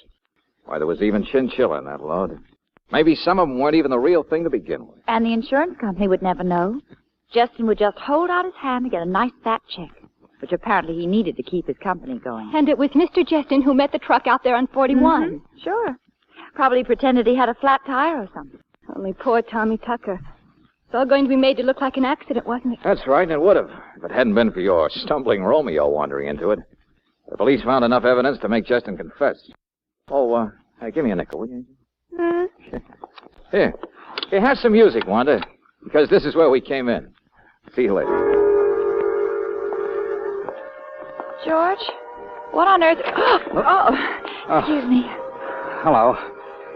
Mr. McGee said I could come in for a few minutes and, well, anyway... Before you go back to school, huh? Yeah. Well, Mudface is in there, Floyd. What? Oh, she's a nice enough kid, I guess. Not very attractive, but... Well, maybe if you get a chance to travel around again, you'll meet somebody. Oh, wait a minute. Who said she's not attractive? What do you mean, mudface? Look, Mr. Valentine, I've stood an awful lot of criticism for you, but when it comes to one... Hey, cool off. Go on, kid, get in there. Ah, George. I wonder if he'll ever really grow up, straighten himself out. Brooksy? I think he's already started.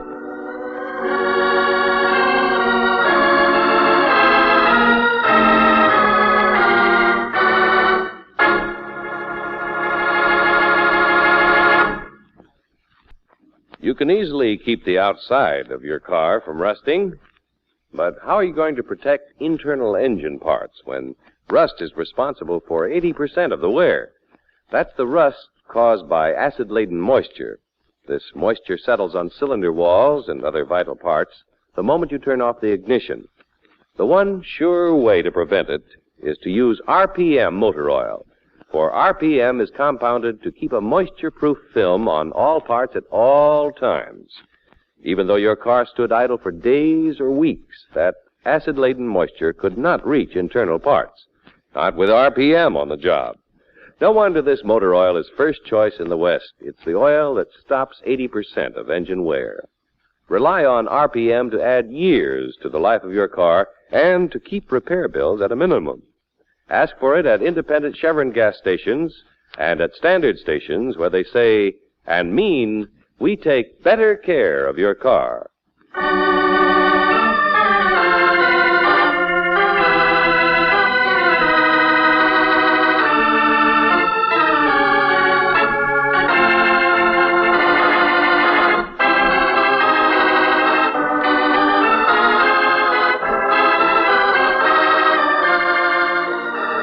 Tonight's adventure of George Valentine has been brought to you by Standard of California on behalf of independent Chevron gas stations and standard stations throughout the West.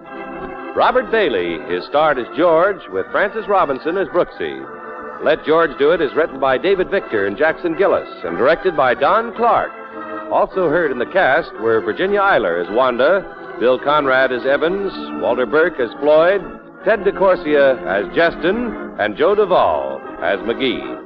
The music is composed and presented by Eddie Dunstetter. Your announcer, John Heaston. Listen again next week, same time, same station, to Let George Do It.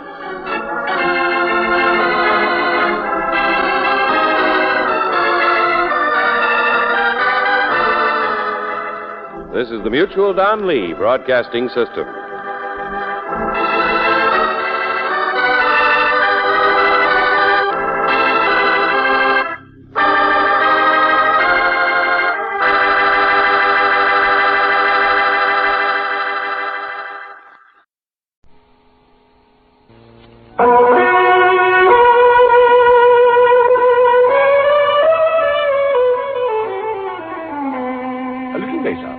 Mr. Blessington come in.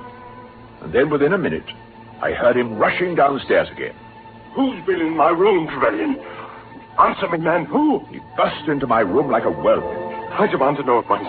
Who has been in my room? He's almost incoherent with rage or fear. Lies, lies!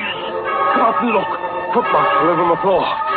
Someone has been in there, Trevelyan, and I demand to know who.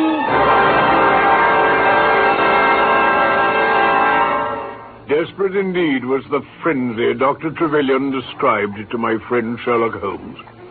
Watson is my name, Dr. Watson, and it was my privilege to share the adventures of Sherlock Holmes. I will tell you about the case of the resident patient. Where are my notes? Yes.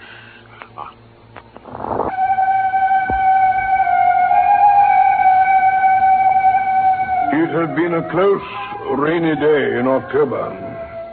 I was weary of our little sitting room at 221B Baker Street, and I agreed gladly when Sherlock Holmes suggested an evening ramble.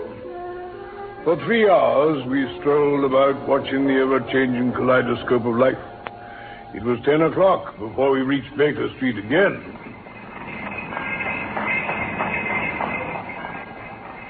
Well, nearly home, Watson. I hope you're feeling better now. Certainly shaken some of the cobwebs away, Holmes. I say, it looks as though we've a visitor.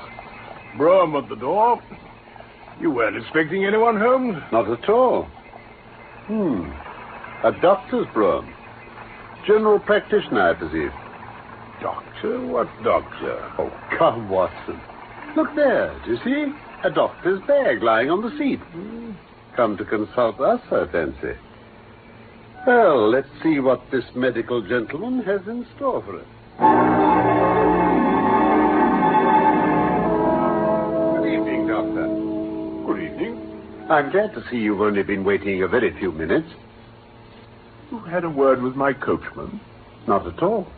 It's been dark for several hours. That candle on the table beside you was unused when we went out. It hardly burnt down at all. I see your reputation isn't a false one, Mr. Holmes. I trust not. Pray tell me what I can do for you. My name is Dr. Percy Trevelyan of 403 Brook Street. Trevelyan?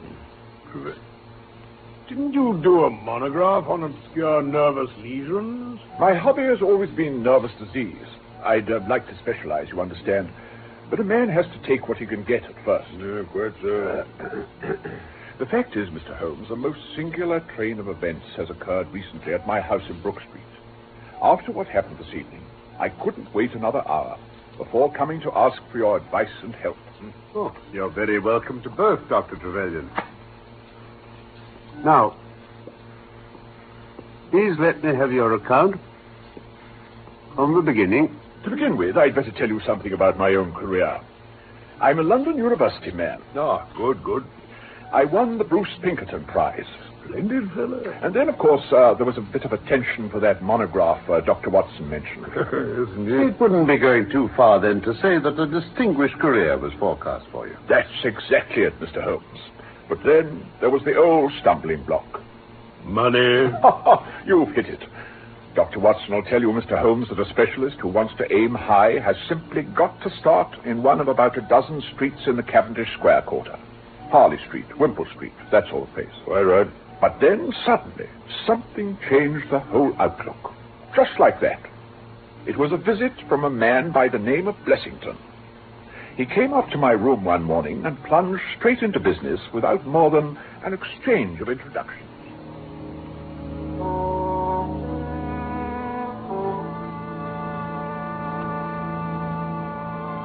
Dr. Trevelyan. Yes, you are the same Percy Trevelyan who won the Bruce Pinkerton Prize not long ago. I had that honor, sir. Splendid. Now then, please answer me frankly. What would you say if I were to start you in Brook Street? What did you say? Oh, it's for my sake, not yours, Dr. Trevelyan. I'll be perfectly frank with you. I've a few thousands to invest, you see, and I'd like to invest them in you. But why not? Most men look for a promising business to invest in. I choose to help a young medical man with a brilliant career ahead of him and help myself in doing so. Reasonable enough, isn't it? Well, yes. Yes, I suppose it is. What would it involve? I'll tell you. I'll take a house in Brook Street, furnish it, pay the maids, run the whole place. Yes? All you have to do is to wear out your chair in the consulting room. I'll let you have pocket money and that sort of thing. When the fees start rolling in, I take 3/4, you keep what's left, eh? Now, Dr. Trevelyan, just tell me how that strikes you, eh? And that was the proposal he put to me, Mr. Holmes. You accepted then? I did. Oh, I thought about it for a few days, you know. But there didn't seem to be any snags. It seemed the chance of a lifetime. Don't you agree, Dr. Watson? Certainly do. If anyone had offered a chance like that to me when I came out of the army, I'd have had me played up on his house before he could have changed his mind. Well, I moved in next Lady Day. Mr. Blessington gave up his place and moved into the house as well, as a sort of resident patient. A patient? Yes, his heart was weak, it appeared, and he needed constant medical supervision. That made his whole offer seem much more to the point than just a desire to speculate in my career. Quite so. He turned the 2 best rooms on the first floor into a sitting room and bedroom for himself. He never seemed to have any company. Did you see much of him yourself? Very little. I can assure you I've never had the slightest occasion to regret the arrangement. My hospital reputation soon got about. I had a good run of cases, and I've never looked back. During the last year or two, I've made Mr. Blessington a rich man. Congratulations. A very satisfactory state of affairs, Dr. Trevelyan. But what has occurred to bring you here tonight? Well, some weeks ago, Mr. Blessington came to me pretty agitated about some burglary somewhere in the West End. He said we must have better locks on our windows and doors without delay. He gave up taking his little stroll before dinner. In fact, he seemed thoroughly afraid. Did you question him? Yes, I did. He became so offensive that I dropped the subject and left him to it. Anyway, after a week of it, his fears seemed to die away, and he became quite himself again. Then I got this letter. Would you care to read it first, Mr. Holmes? Oh, Watson is our champion letter reader. Come along, Watson. Let's all hear it together. Oh, very well, Holmes. No address, no date. That's right. Yes, it says, a Russian nobleman who is now resident in London would be glad to avail himself of the professional assistance of Dr. Percy Trevelyan. He has been for some years a victim to cataleptic attacks on which, as is well known, Dr. Trevelyan is an authority. He proposes to call at about 6:15 tomorrow evening if Dr. Trevelyan will make it convenient to be at home.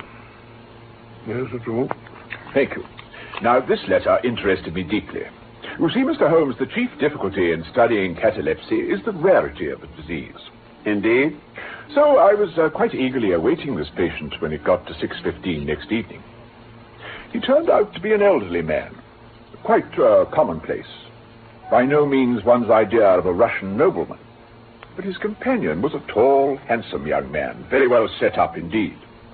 He helped the old man into the room and settled him in a chair beside my desk. Dr. Trevelyan, may I introduce my father, the Count Egrovich?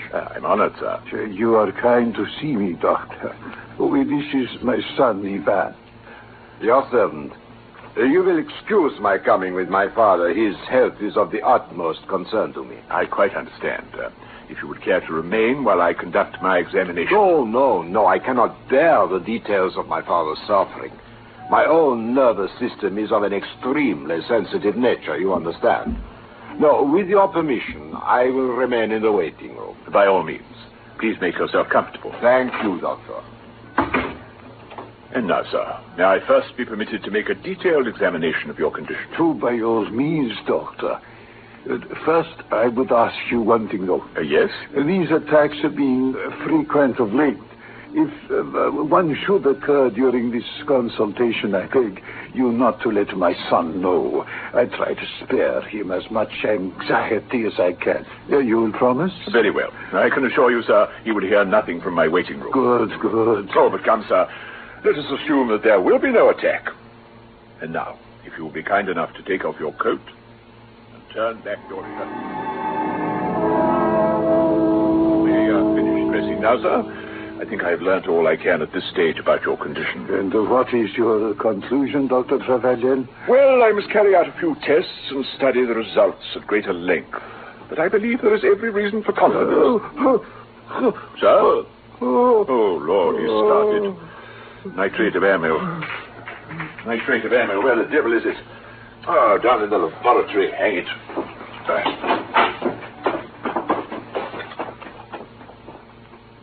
When I got back upstairs, the consulting room was empty. My patient was gone.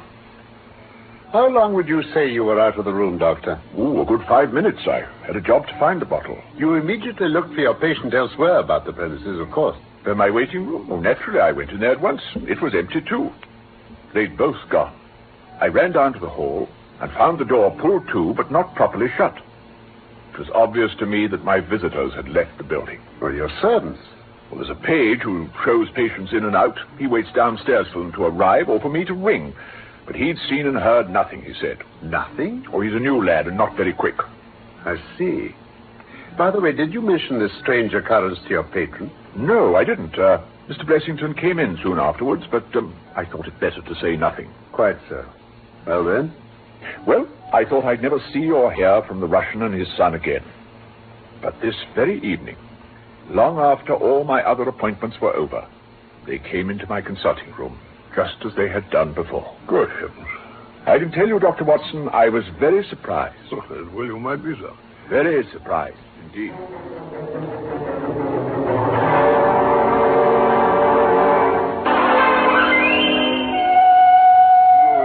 Trevelyan, I have the deepest apology to make to you. Won't you be seated, sir? Oh, thank you.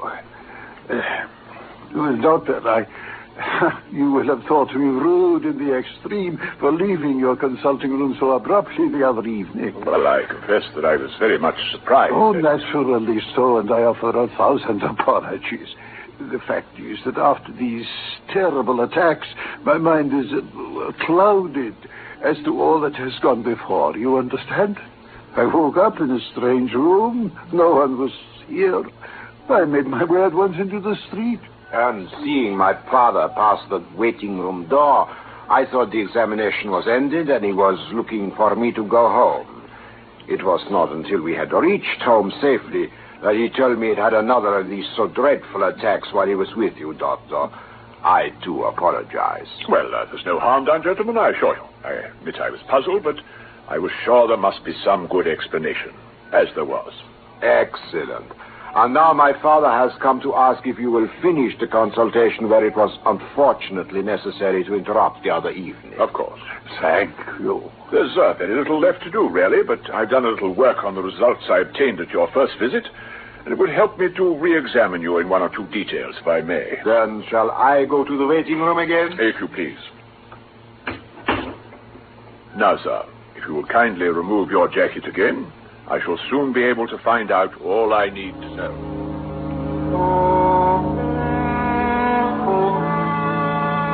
Doctor, what would you say about his state of health? Not bad at all, Mr. Holmes. Nothing remarkably abnormal about him. Thank you. Pray go on. I kept him for about half an hour on this second occasion, mostly discussing his symptoms with him. I prescribed for him and delivered him back to his son. And then they left together. Quite a pair. As you say, Dr. Watson, quite a pair. Anyway, a little later, I heard Mr. Blessington come in. And then within a minute, I heard him rushing downstairs again. Who's been in my room, Trevelyan? Answer me, man. Who? He burst into my room like a whirlwind. I demand to know at once. Who has been in my room? Almost incoherent with rage or fear. Lies, lies! Come up and look. Footmarks all over my floor. Someone has been in there, Trevelyan, and I demand to know who.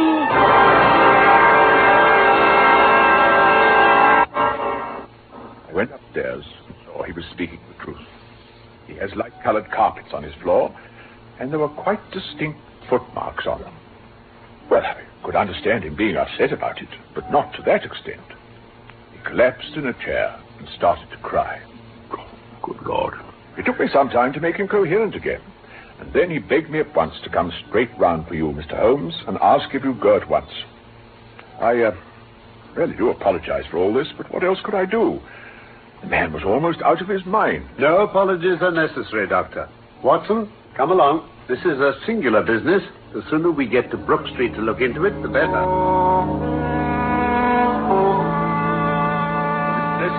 This is Mr. Holmes, and this is Dr. Watson, his colleague. Good evening, Mr. Holmes. Good evening. Dr. Watson. Mr. Holmes, no man ever needed your help more than I do. Mr. Blessington, I must ask you to tell me straight away, who is it you fear? And why? Well, it's hard for me to say that. You mean you don't know? You see this box? I do. Well, I've never been a very rich man, Mr. Holmes. I've only made one investment in my life, and that was in Dr. Trevelyan here. But I don't believe in bankers, Mr. Holmes. I would never trust a banker. Between ourselves, gentlemen, what little I have is in that box, every penny of it. Now can you see what it means to me to find that people have forced their way into my rooms? My dear sir, I cannot possibly advise you to try to deceive me. Deceive? Everything. Come along, Watson. Good night, Dr. Trevelyan. I don't understand. Mr. Holmes. Mr. Holmes, have you no advice for me? My advice to you, sir, is to speak the truth. Good night. My dear Watson, I'm sorry to bring you out on such a fool's errand. It's an interesting case, too, at the bottom of it. I'm glad to hear you say so, Holmes. Hanged if I can make head or tail of it. No? Well, it's quite evident that there are at least two of them in it. The Russian? Those two, at any rate. Do you think the son broke into Blessington's rooms while his father was being examined? Without a doubt. And the catalepsy? A fraudulent imitation, Watson. Though I should hardly dare hint as much to our specialist. No, it's quite easy to imitate the complaint. I've done it myself. Have you indeed? Oh, yes. By the purest chance, Blessington was out on each occasion. They chose a late hour for a consultation when there'd be no one else about in the doctor's rooms. Well, the trunk with the money in it was there. Why didn't they take it? My belief is they were after Blessington himself. You think he knows? He knows what those men want, Watson, and he knows why. And for some reason, he's not telling us. Holmes, these Russians, this catalepsy, all that, couldn't it all be a concoction of Trevelyan's to get into Blessington's rooms himself and throw a false scent? My dear fellow, it was one of the first solutions which occurred to me. But then I saw those imprints on the carpet. There were one or two quite distinct impressions. They were at least an inch longer than the doctor's foot and made by square-toed shoes. The doctor was wearing pointed ones. No, Watson, there's nothing to do but sleep on it. But I'll be surprised if we don't hear something further from Brook Street before long.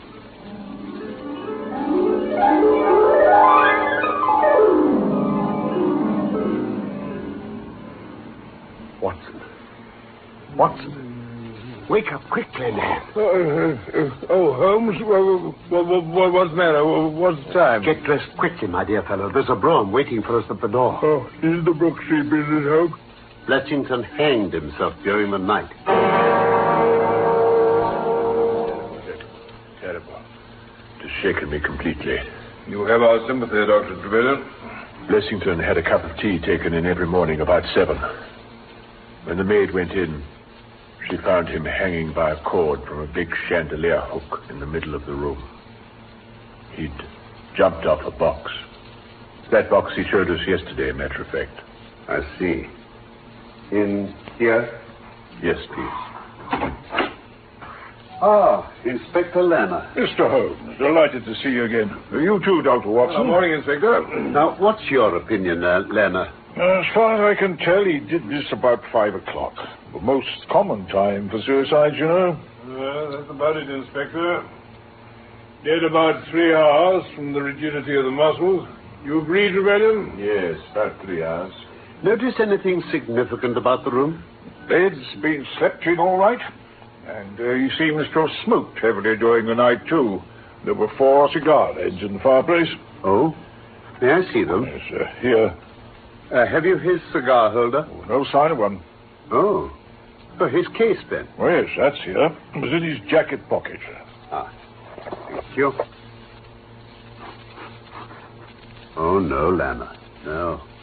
The only cigar in this case is a Havana. These others are imported by the Dutch from their East Indian colonies. See? Much thinner for their length than other brands. Oh, I see, sir. 2 of these have been smoked from a holder, and 2 without. 2 have been cut with a not very sharp knife. The others have had their ends bitten off by a set of excellent teeth. This is no suicide, Inspector. It's a very deeply planned and cold-blooded murder. Possible. Holmes, why should anyone murder a man in so clumsy a fashion as by hanging him? That is what we have to find out. But how did they get in here? Through the front door. It was found barred this morning. Then it was barred after them. I should ask that page boy of yours about that, Doctor. I fancy he might know. I see. I meant to mention it to you, but it quite escaped me with all this. He's nowhere to be found this morning. All his things have gone. Ah. Then you think he will... I'm sure he's played a not unimportant part in this drama. He let the others in. There were 3 of them. And helped them to get into Mr. Blessington's room. Oh, by the way, I take it this door was locked. Always at night. Ah. However, with the help of a wire, they forced the lock. What? See? Well, even without this lens, you'll perceive by the scratches on this wall where the pressure was applied. I see. But, Mr. Holmes, you say there were three of them? The Russians and... Yes, the young man and the old man, and one unidentified. If I'm not mistaken, they made their way quietly into Blessington's room and either bound and gagged him or so paralyzed him with fright that he was unable to resist or cry out. They then held some sort of consultation over him. It must have lasted quite some time. Just a moment, Mr. Holmes. Where'd you get that notion from? Oh, from the cigar butt slammer. Now, one of them sat over here. He kept knocking his ash off against this chest of drawers, see? You've got eyes like a hawk, you have, Mr. Holmes.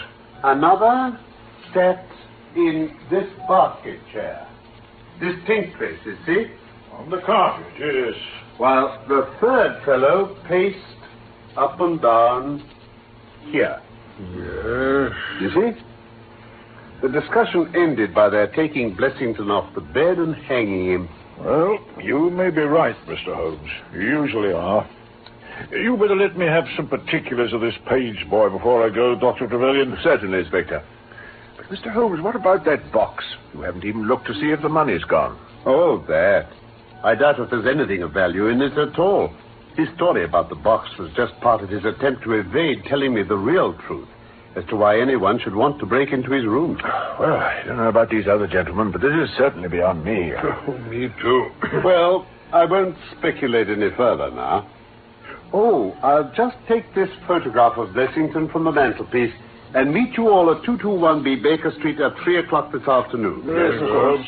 I hope by then I'll have been able to clear up any little obscurity this matter still holds.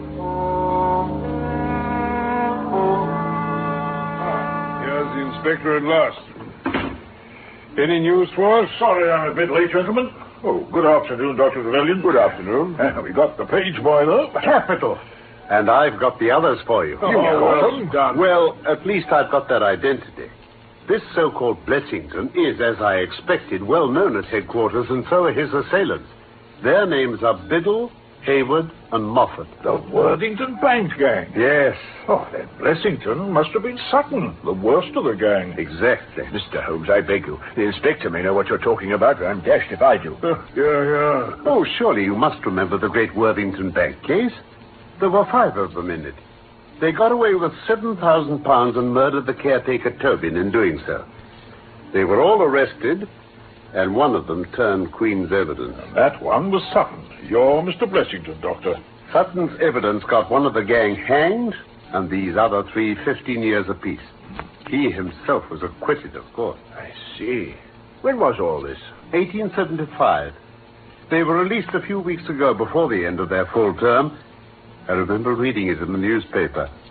And so, if I'm not mistaken, did your Mr. Blessington. Do you mean when he got so agitated and wanted better locks on the doors and windows? When he gave up taking his evening stroll? Right, sir. His talk about being afraid of burglary was just sublime. But why could he not tell you this?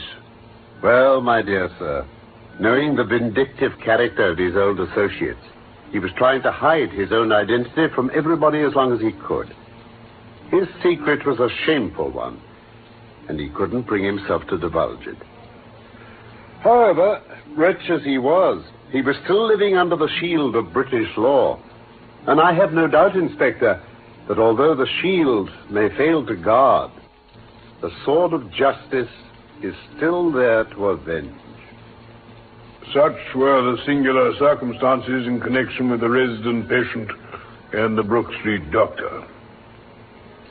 From that night, however, nothing was ever seen of the 3 murderers by the police, though it is surmised at Scotland Yard that they were among the passengers of the ill-fated steamer Nora Kraina, which was lost to... The proceedings against the page broke down for want of evidence. What was it Holmes said? Although the shield of British law may fail to guard, the sword of justice is still there to avenge.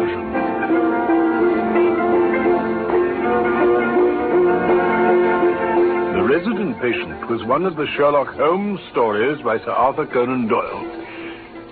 My real name is Norman Shelley. My friend Carlton Hobbs played Sherlock Holmes, and I was Dr. Watson. Michael Hardwick wrote our script for this BBC production from London.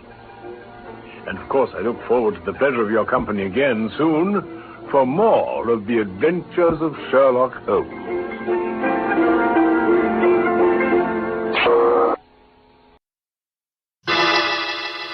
Personal notice, danger's my stock and trade. If the job's too tough for you to handle, you got a job for me, George Valentine.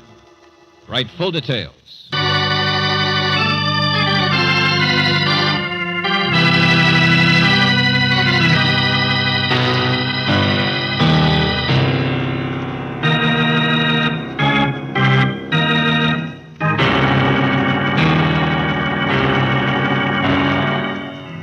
Standard Oil Company of California, on behalf of independent Chevron gas stations and Standard stations throughout the West, invites you to Let George Do It.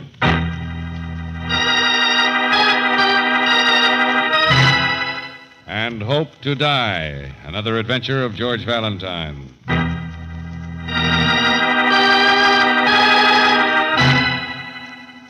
Dear Mr. Valentine, there are certain people in the world who aren't like other people. They live in a place built of quicksilver, and we don't always understand the secrets of their hearts and minds. They're in a world of their own, but our world benefits because they are there. That's the kind of a person I work for. I've been her secretary for the past 6 years. She can't even remember my last name. She's a combination of church music and just plain cat. Mr. Valentine, I'm writing because she needs your help. She's being threatened or blackmailed or something, though I'm sure she could be murdered before she'd bother to write a letter herself.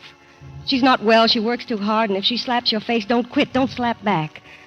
Because underneath, she's nothing but a very small child. And for some reason, very, very frightened. Also, as I'm sure you'll agree, Miss Flora Stewart is the greatest actress in the world.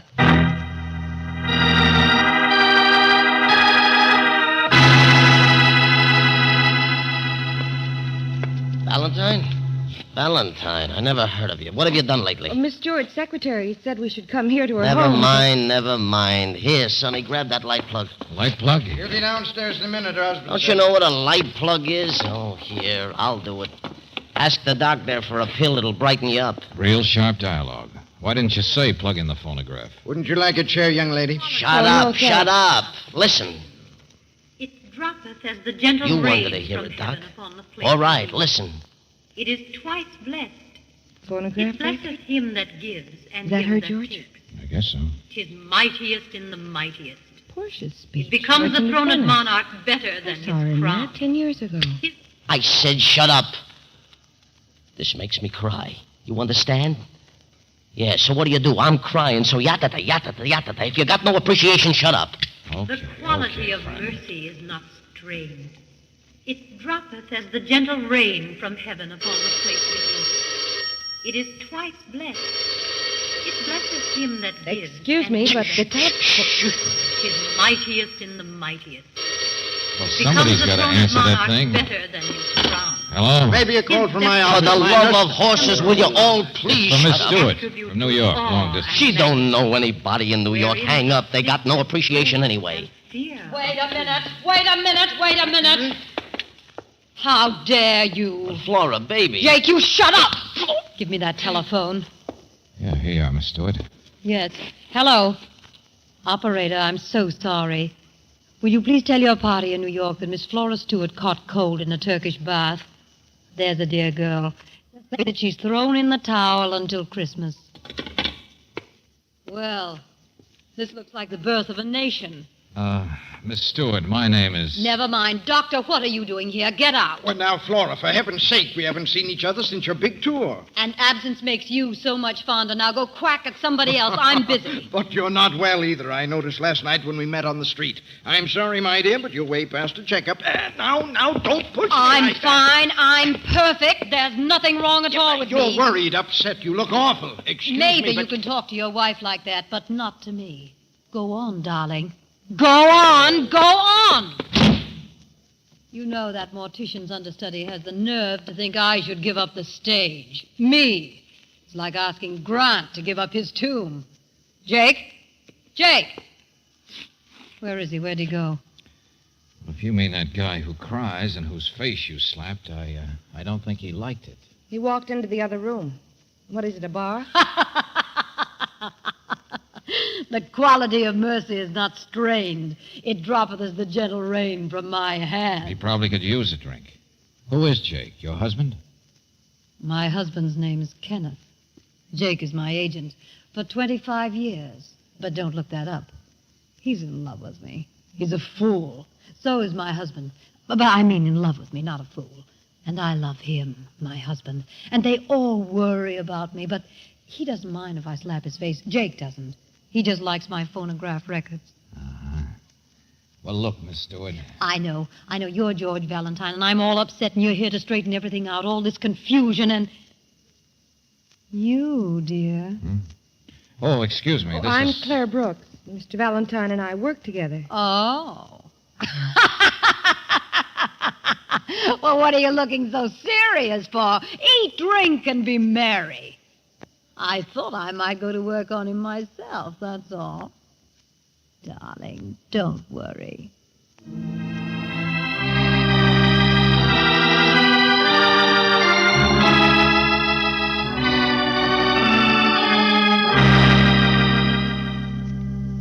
Now, slow down, will you? I'm trying to get it straight. You've been threatened, blackmailed, your secretary said. Yes, a very husky voice, quite a cloak and dagger. He's phoned every night for 3 nights running.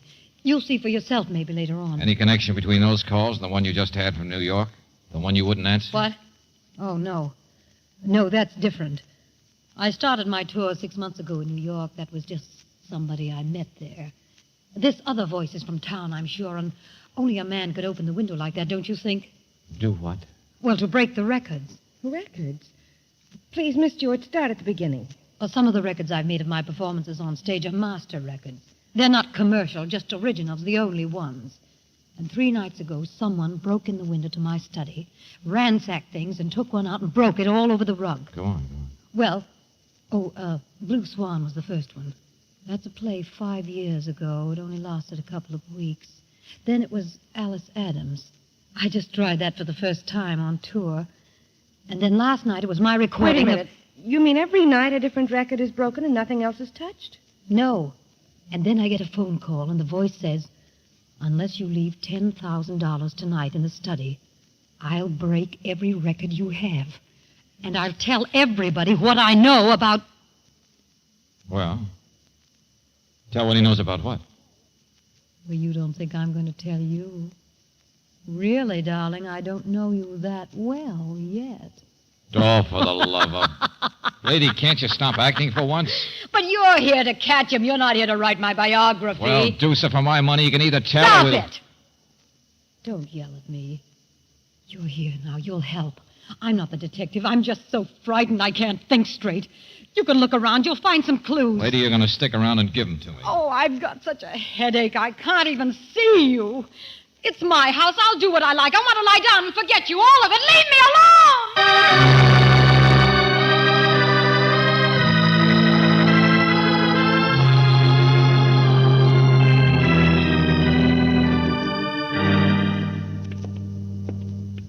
When is a case not a case?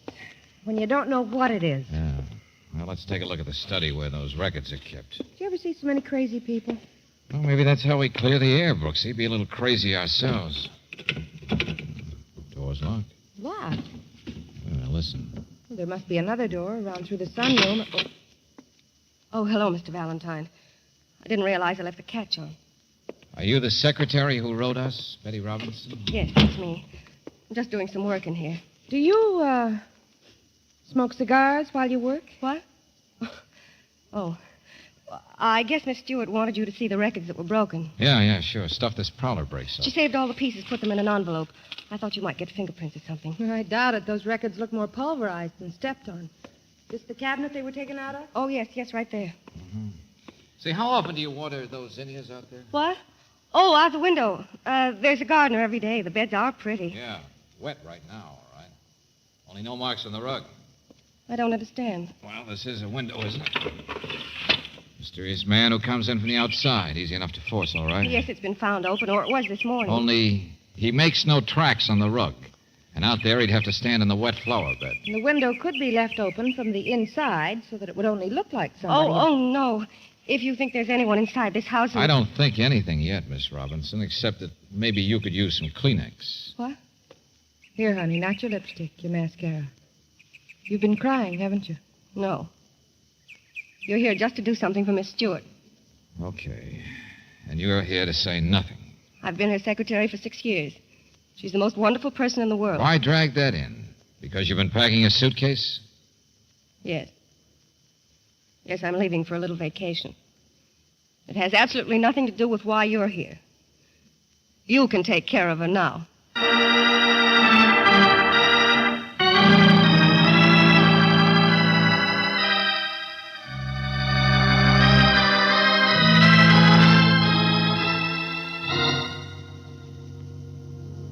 I have a headache. I told you I want to be left alone. Miss Brooks, I make have a him. job, so I'm doing it, Miss Stewart. I'm asking who smokes cigars. What? Nice, fancy cigars from the smell of them. It's Jake, isn't it, that agent of yours? No, it's my husband. Jake's never smoked in his life. Oh, your husband, huh? I'd like to meet him. Oh, he's around someplace. A big, shaggy poodle who adores me. Uh-huh. How does he get along with your secretary? Her? Darling, have you seen her? Nothing but a little fox terrier trails me around with such a worshipping look.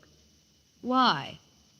I'm so tired I don't think very straight. I'm not going to bother you with why anything, Miss Stewart. Oh, but I'm scared. Someone's threatened me. I hired you to come we're here. only trying to understand your household. This is so simple. It's blackmail. Sure. Somebody from the outside. The people in this house have nothing to do with anything. They love me. But they it must be a wouldn't- little hard living with a person who's been as famous as you have, already a legend, being married to you, working for you. Already a legend. Huh. Of course, I'm peculiar. I'm selfish. There's nothing in the world as important as my work. And I've been working so hard, I've done nothing but work every minute for the last 6 months. It was my own tour. I even organized and backed it myself. What's the matter? That stuff in your lap. What were you doing when we came in? Cleaning a gun. Here, you see. What in the name of... Sister, give me that thing before... Oh, no, you don't, darling. Maybe it's got a bullet in it. How do you know? Now, look, lady. Mr. Valentine, I'm frightened. I want to have a gun. Not the way you handle it, sister. Now, come on. Also, I'm too much for you, am I? My blackmailer's too much for you, so you're afraid of my case. Well, baby, you can just I said, get give out. me that gun. Now. Okay, lady, okay. Now, nobody's hurt. You still have your little toy. Of course I have, darling. I still have everything. Call me a legend, will you? Baby, you better be careful. The next time this little toy will spit right in your eye.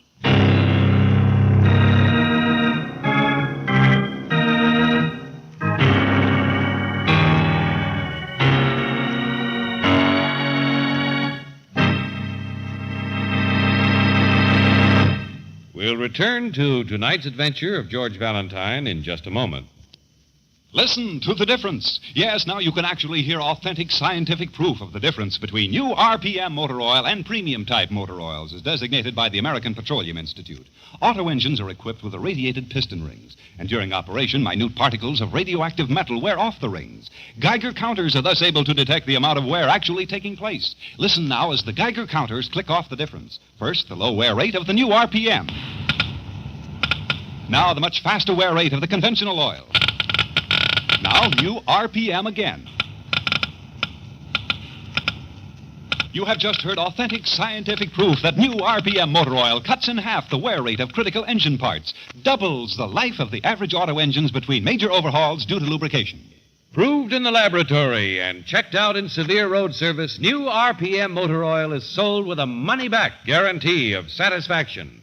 Ask for it at standard stations and independent Chevron gas stations where they say and mean we take better care of your car.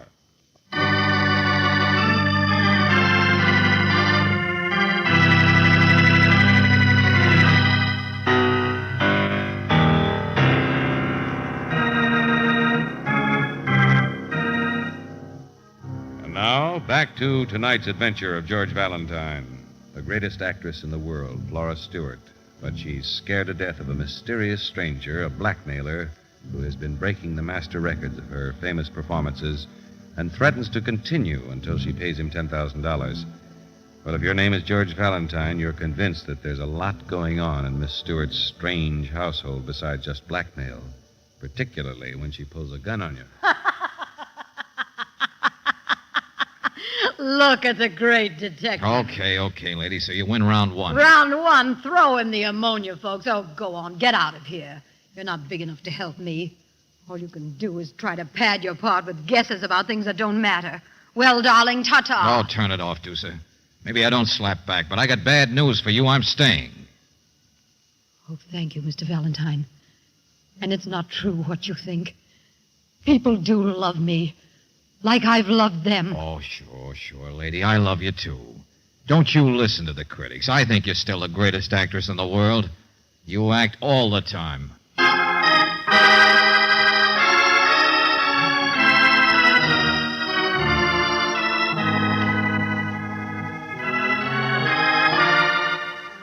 Yes, full of cobwebs, isn't it? Whole house full of cobwebs. Look, Mr. Stewart, I wanted to meet you because... Mr. Stewart? Oh, listen to me, laughing as though it were a joke by this time. I'm Kenneth, yes, but Kenneth McLaughlin. Here, have a drink. No, thanks. Did you expect her to take my name? Well... Ever hear of Aphrodite's husband? Sarah Bernhardt's? Go on, drink this stuff. It's important. How much of it do you drink every day? Enough to remember the name McLaughlin. Don't think anything of that. Been married 18 years, and I adore her. Everybody does. Can't help themselves. Sure. Keep telling it to yourself. What do I say now? I beg your pardon? No, you tell me what you do for a living. Oh, foolish boy. Okay, so she's the moneymaker. She give you an allowance? No, I can't be insulted. Oh, stop smiling. I'll be goaded into saying anything. You ask about my wife, Mr. Valentine. What's there to say? She's been on tour for 6 months. Some crazy idea of doing every part she's ever done, and for good measure, the one she's left out. A galloping ingenue. I've barely seen her. Why are you here today? I don't know that. Why won't she see me today? Why anything? Who cares? Have a drink. Of course she's insufferable, selfish, but so what? Have a drink. That's right, Buster. Tell me how it is to be tied to the great lady. How she never thinks of you the way Betty does. What? You know, Betty, nice little secretary who says she loves the great actress, too, only she's leaving. Excuse me, Mr. Don't Valentine. tell me you didn't know she was going. Not after that little scene you must have had in the study when you ducked out just before we came in. Oh, get out of my way. She's gone, I tell you. You hate your wife, don't you? Shut up, you fool. She lives for herself and her career and nobody else. And all the time, right under her nose, you and her secretary Valentine, I'm warning you that... Mr. Valentine, come here. Oh, now what? All right, what is it, Betty? Another phonograph record. Huh? I was just on my way out. I was walking through here. Yeah, well, you're not leaving now. Here, let me see. It was all in pieces, on the rug, the same place as the others. That person's been here again. And the window drape shoved aside again. Only this time the window's closed. What? Yeah, you heard me, so you're not leaving. Nobody's leaving. Mr. Valentine... I shoved matches in the frame the last time I was in here. The window can't be opened. But somebody tried awful hard. Here, you see? Handprints all over the top of the glass. Inside? Yeah, sure, of course. I thought so before. Now I know it. So we're going to find out whose prints those are. Which one of the people inside this house has been trying to frighten Flora Stewart out of $10,000?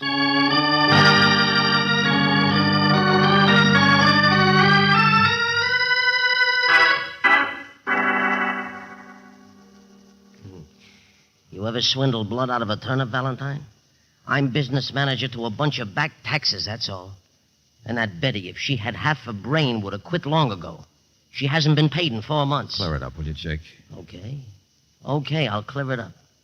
This star client of mine is flat broke. Flora Stewart? Oh, now, wait a minute. She used to make a fortune. And that tour... Financing herself in all the parts she wanted to do. Playing the city she thought liked her, whether the houses were good or not. Promoting herself with producers. I tell you, friend, it's cleaned out everything she had left. A great business manager you must be. What, Montague? It is not hand, So you nor still don't foot, understand anything. nor arm, nor face, nor any I'm other a sucker. part belonging Yeah. to a man. Yeah, soft-hearted Oh, be Jake. some other name. But it's there. What Can't you hear it? name? In that old record? That which we call a rose. By any other name would smell as She makes sweet. me cry. So Romeo Sure, I love her. She tears people apart. She's off in that world of her own. She can't help it. You think she gives two pins for what happens to her? But am I supposed to be a watchdog forever? I can't order her around. Nobody can. Nobody ever could. Oh, why don't you get smart and go home? Brooksy, I'm just beginning to realize what this is all about. We don't... George, that was a shot.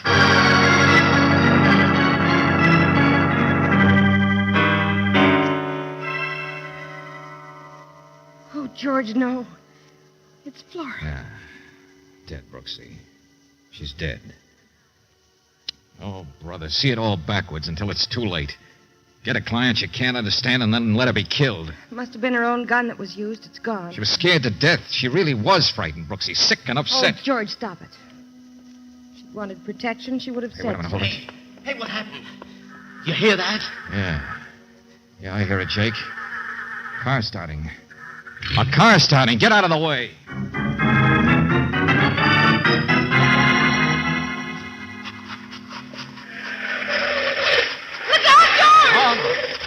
Well, thanks. You didn't run over me. All right, Betty, get out. Stay where you are. Come on, come on. Stand still, I said. I've got a gun. I know you have. Miss Stewart's. Get away from me. Don't touch me. I killed her. Betty. Yes, I killed her. So now what are you going to do, Betty? Suppose you just take it easy. She wouldn't let him go, and I killed her. He loved her and hated her for 18 years, and I killed her. I loved her, too. You know, I'm getting a little sick of all the emotions being spilled in this house. Just because you lived with an actress doesn't mean you have to imitate I killed her, don't you understand? If you come one step closer, I'll kill myself. Yeah. Yeah, look who's coming, Betty. The boyfriend himself. It's all the excitement. I was sound asleep. Betty says she killed your wife. What? Flora? Yeah, that's right. Little Betty here managed to wrestle her gun away. Can you imagine? And then with one shot, she... All right, sister, give me that gun. That's better. Now, you don't have to pretend. You don't have to cover for him. Betty, what in Hold heaven's it, friend, name? hold it. All right, now, Jake, tell me something. Did Flora carry life insurance? Huh? Yes. Yes, as a matter of fact, quite a bit. Took it out just recently. It was the only way I could get it to save. Why? Because after we heard the shot, Betty, it took us a little time to find out where it came from. But you were upstairs already. What did you do? Run in there, see the body, see a gun, and think Kenneth had actually killed her? Yes. With me in the house and Jake? Didn't you notice the cotton wadding, the cleaning fluid, the gun oil? That's right, George. Yeah. If I found a setup like that, I'd be more inclined to think her death was an accident. All right, now come on inside. We're going to phone back to New York.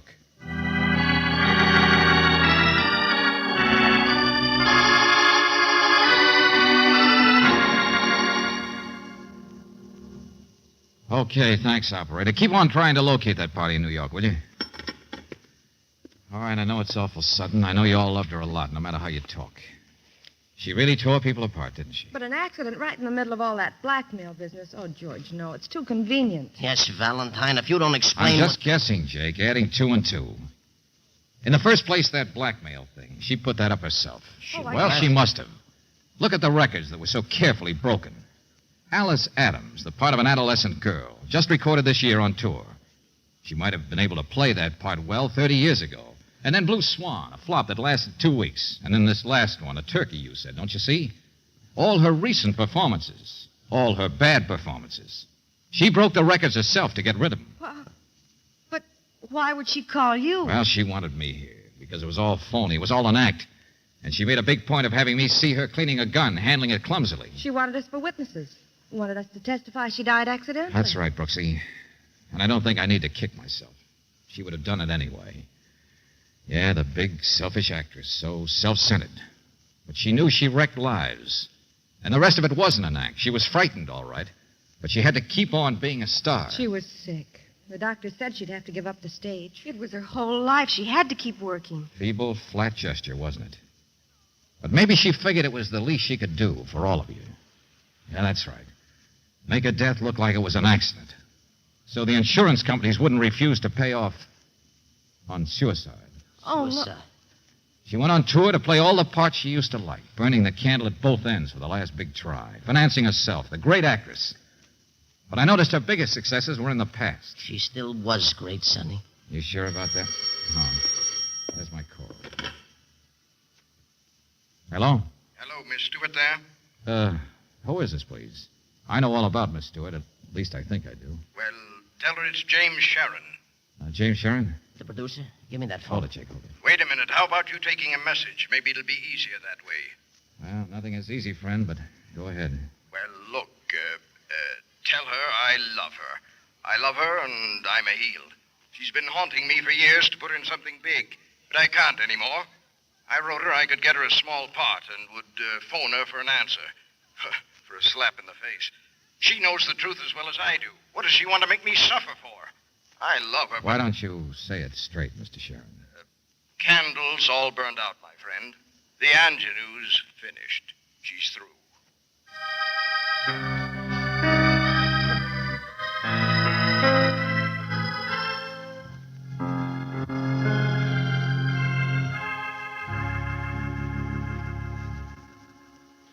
She had to quit the stage. Maybe she could have even done that. The stage had already quit her. She didn't have any life outside the theater. That's right, Brooks. You've been slipping for years, and she must have known it, too. That last disastrous tour was the payoff. Yeah, they all knew it. They could never admit it to anyone. Yeah, particularly Jake in there. Wagon hitched to a burned-out star. Flora wasn't all selfish, George. Trying to pull a third-act curtain like that. If it hadn't been for Betty interfering... The accidental death stunt might have gone through. That insurance idea to help the people she'd hurt, clumsy as it was, might have worked. George, it doesn't make any difference. They don't care about the money. Don't blame yourself for having to expose her. Yeah, I know. Jake's still in there beating himself.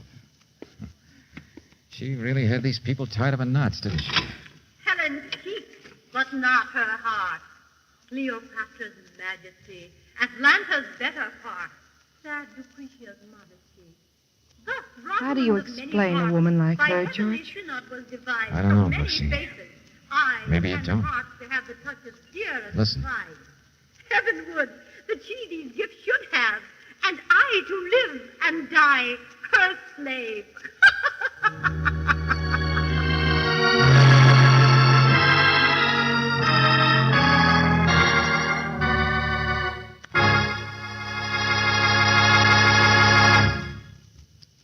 Listen to the difference. In a few seconds, you'll hear Geiger counters measuring automobile engine wear. The engines are equipped with irradiated piston rings, which make it possible for the Geiger counters to detect wear as it occurs. You will hear authentic scientific proof that new RPM motor oil cuts in half the wear rate of critical engine parts, doubles the life of the average auto engine between major overhauls due to lubrication. First, let's listen to the Geiger counter slowly click off the low wear rate of new RPM. Now, the much faster wear rate of a premium type oil as designated by the American Petroleum Institute. Now, new RPM again. You have just heard Geiger counters clicking off the scientific proof that new RPM motor oil is years ahead. Yes, years ahead. New RPM doubles engine life between major overhauls due to lubrication.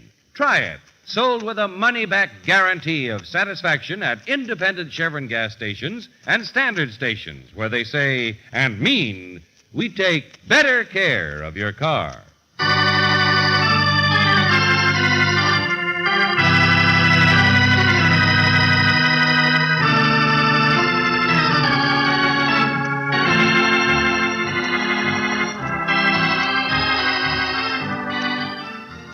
Tonight's adventure of George Valentine has been brought to you by Standard Oil Company of California on behalf of independent Chevron gas stations and standard stations throughout the West.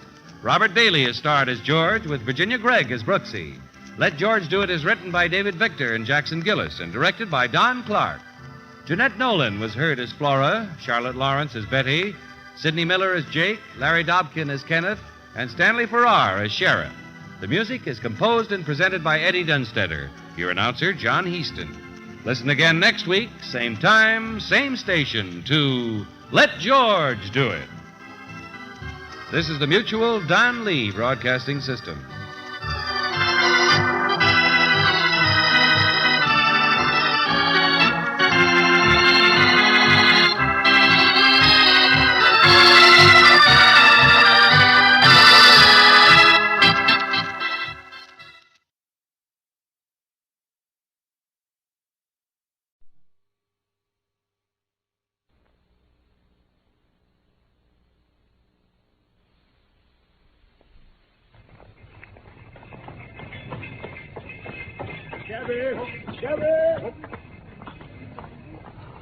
Capital, my dear Watson. Let us return to our humble abode. 221B Baker Street, please, cabby.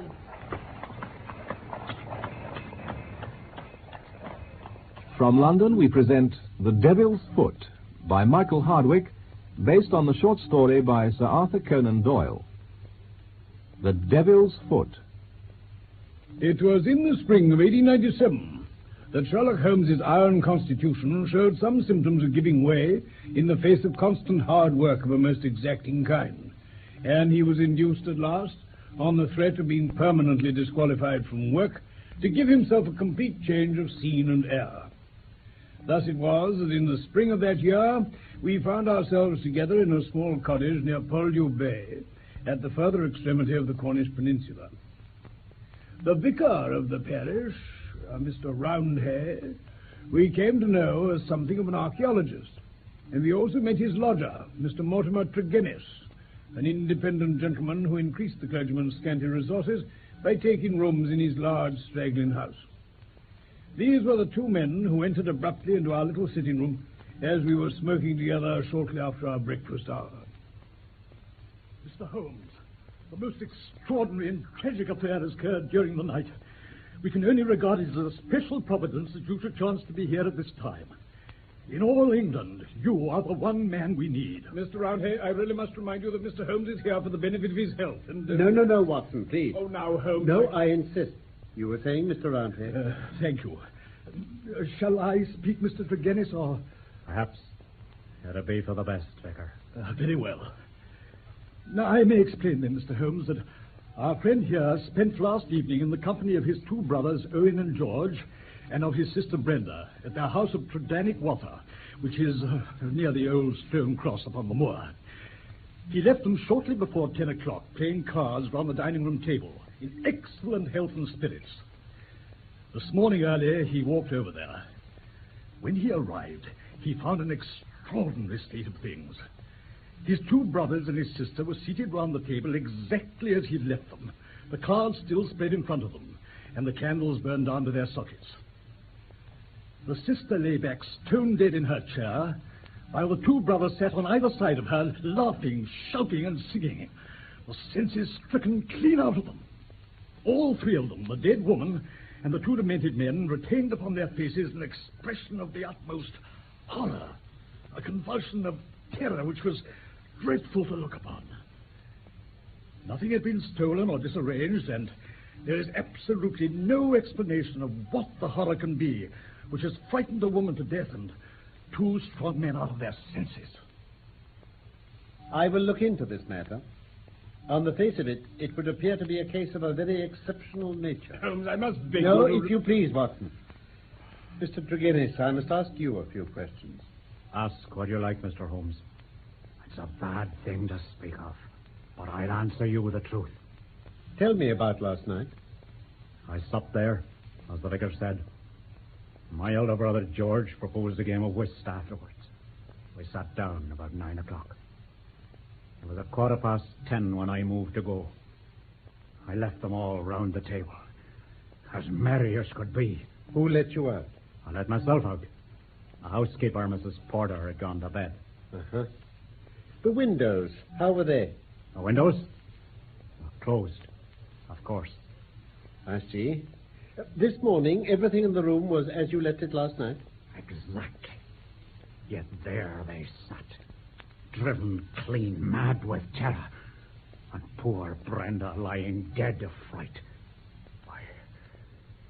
I'll never get the sight of that room out of my mind as long as I live. The facts, as you state them, are certainly remarkable. I take it you have no theory yourself to account for them. It's devilish, Mr. Holmes. Devilish. It's not of this world. Something has come into that room and dashed the light of reason from their minds. What human contrivance could do that? I fear that if the matter is beyond humanity, it is certainly beyond me. Yet we must exhaust all natural explanations before we fall back upon such a theory as this. I quite agree, Mr. Holmes. As to yourself, Mr. Tregennis, I take it you were divided in some way from the rest of your family, since they lived together and you had rooms apart. That is so, Mr. Holmes. Though the matter is past and done with. We were a family of tin miners at Redruth. We sold out to a company and retired with enough to keep us. I won't deny there was some feeling about the division of the money. But it was all forgiven and forgotten. And we were the best of friends together.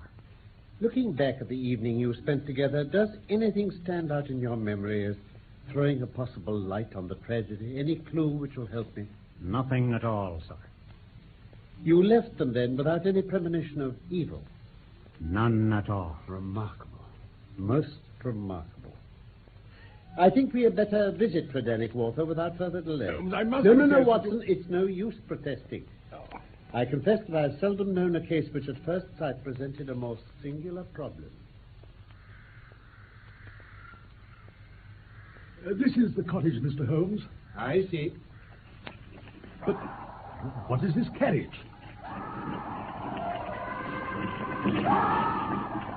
My brothers. George. And Owen. They're taking them away to Helston Asylum. Oh, dear me. Careful, Holmes. You've upset that watering can. Oh, all over my feet, too. My dear Watson, I do apologize. I wasn't looking where I was treading. Oh. That pitiful sight. Oh, tragic. Terrible thing. Terrible. Come, Mr. Tregennis.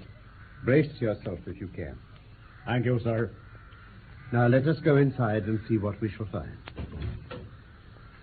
This is Mrs. Porter, the housekeeper, Mr. Holmes. A terrible business for you, Mrs. Porter. Is that, sir? I understand you heard nothing at all in the night time. Not a sound, sir. And this morning? Well, I come down and there they were. I fainted away. And then? I came to again soon, sir, and there they were still, gibbering like girt monkeys, and the poor mistress, sir. Oh. I opened the windows to let the morning air in. It was that stuffy, and out they ran to send the land for the doctor. And everything in this room is as you found it? Yes, sir.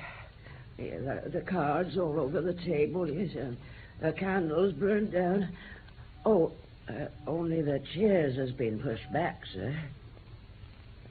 Ah, I see they had a fire in the grate last night.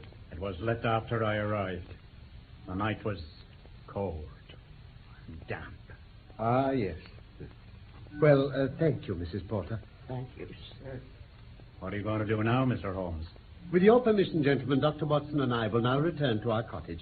But I'm not aware that any new fact is likely to come to our notice here. But, Mr. Holmes... In the meantime, I wish you both good morning, gentlemen.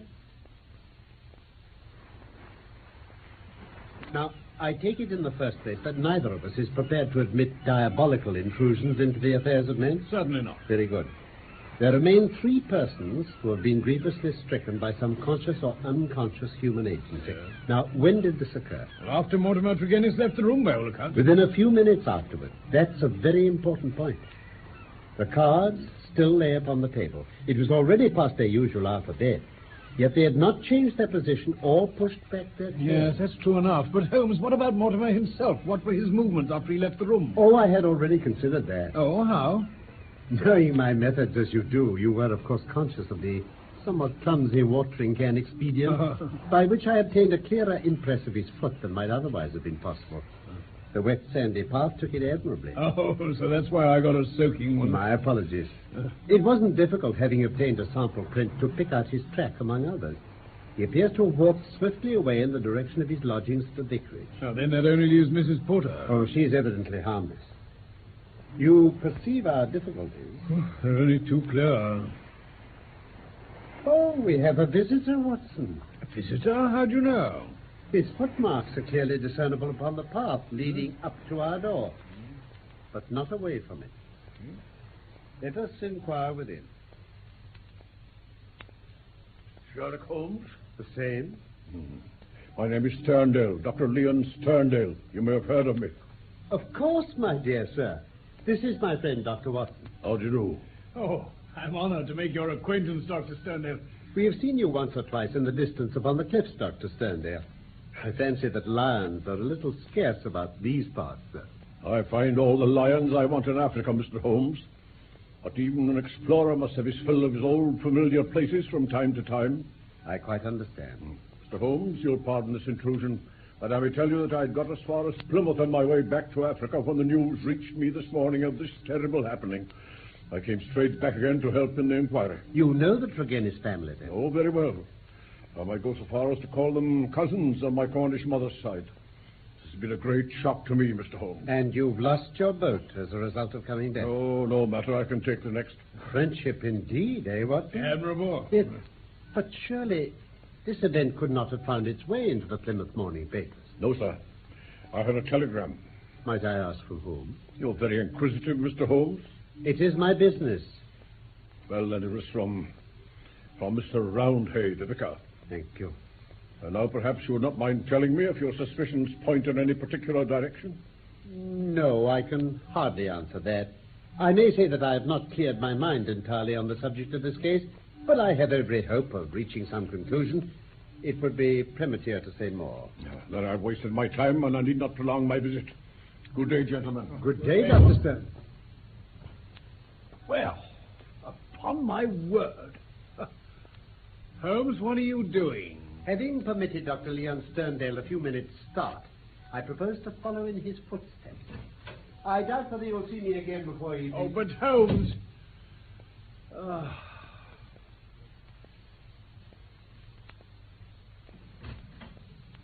Really, Holmes, you look exhausted. It's too bad, you know. Is there a telegram for me, Watson? Yes, there was. It came some time ago. Oh, thank you.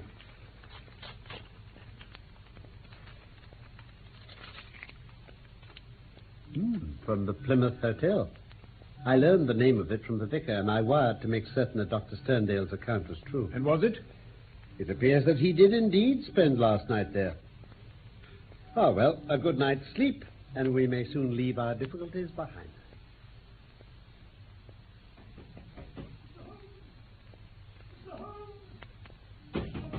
Coming! Who on earth is it at this time of the morning? Just a moment. Good morning, Vicar. Come in. Thank you. Why, Vicar? Mr. Holmes! Mr. Holmes, we are devil-ridden. My poor parish is devil-ridden. Satan himself is loose in it.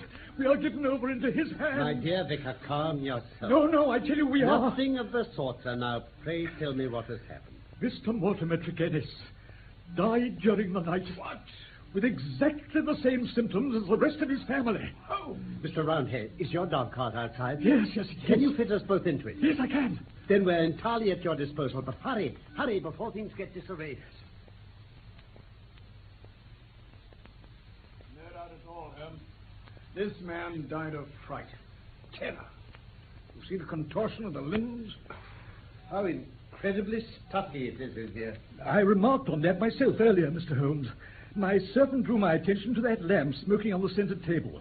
She had to throw open all the windows upon entering the room, but I did not permit her to put out the lamp, so that you could see everything precisely as it had been. An admirable precaution, Vicar. Then let us examine the lamp first. Oh. Oh, the smoke. I really think we must turn it out. I'll do it. Thank you. Yeah. Oof, that's better.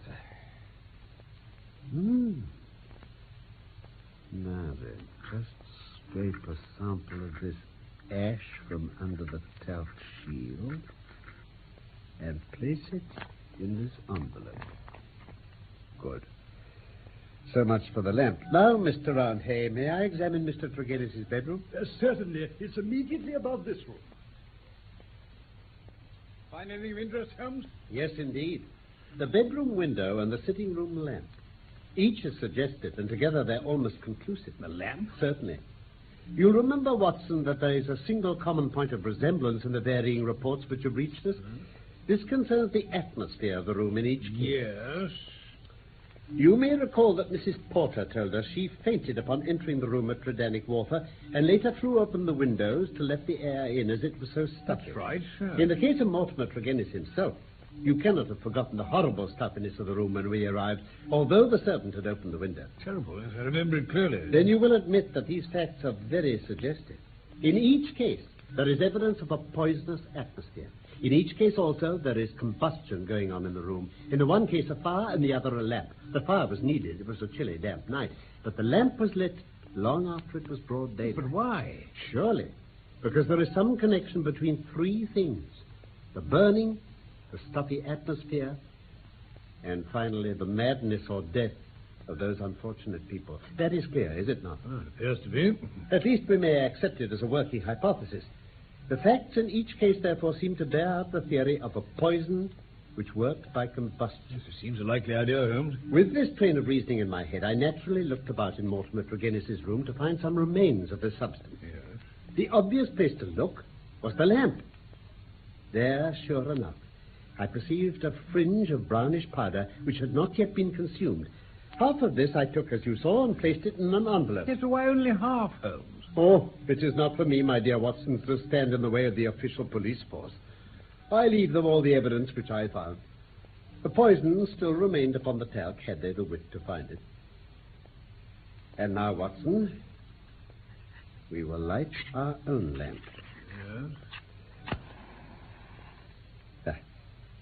We will, however, take the precaution to open our window to avoid the premature decease of two deserving members of society. Now, if you will seat yourself in the armchair near that open window. Out here? Good. And I will place this other chair opposite you, so that we may be the same distance away from the poison and face to face. The door we will leave ajar. Good. Each is now in a position to watch the other and to bring the experiment to an end should the symptoms seem alarming. Is that all clear? Yes, perfectly. Well then, I take our powder, or what remains of it, and I lay it above the burning lamp. So. Now, Watson, let us sit down and await developments. They were not long in coming. I'd hardly settled in my chair before I was conscious of a thick, musky odor, subtle and nauseous. At the very first whiff of it, my brain and my imagination were beyond all control. A thick, black cloud swirled before my eyes, and my mind told me that in this cloud lurked all that was monstrous and inconceivably wicked in the universe. At the same moment, in some effort of escape, I broke through that cloud of despair and had a glimpse of Holmes's face, white, rigid, and drawn with horror, the very look which I had seen upon the features of the dead. It was that vision which gave me an instant of sanity and of strength. I dashed from my chair, threw my arms round Holmes, and together we lurched through the door and threw ourselves down upon the grass plot. Upon my word, Watson, I owe you both my thanks and an apology. But for your help, I might never have got from that room. But it was an unjustifiable experiment, even for oneself, and doubly so for a friend. I'm really very sorry. You know, it is my greatest joy and privilege to help you, Holmes.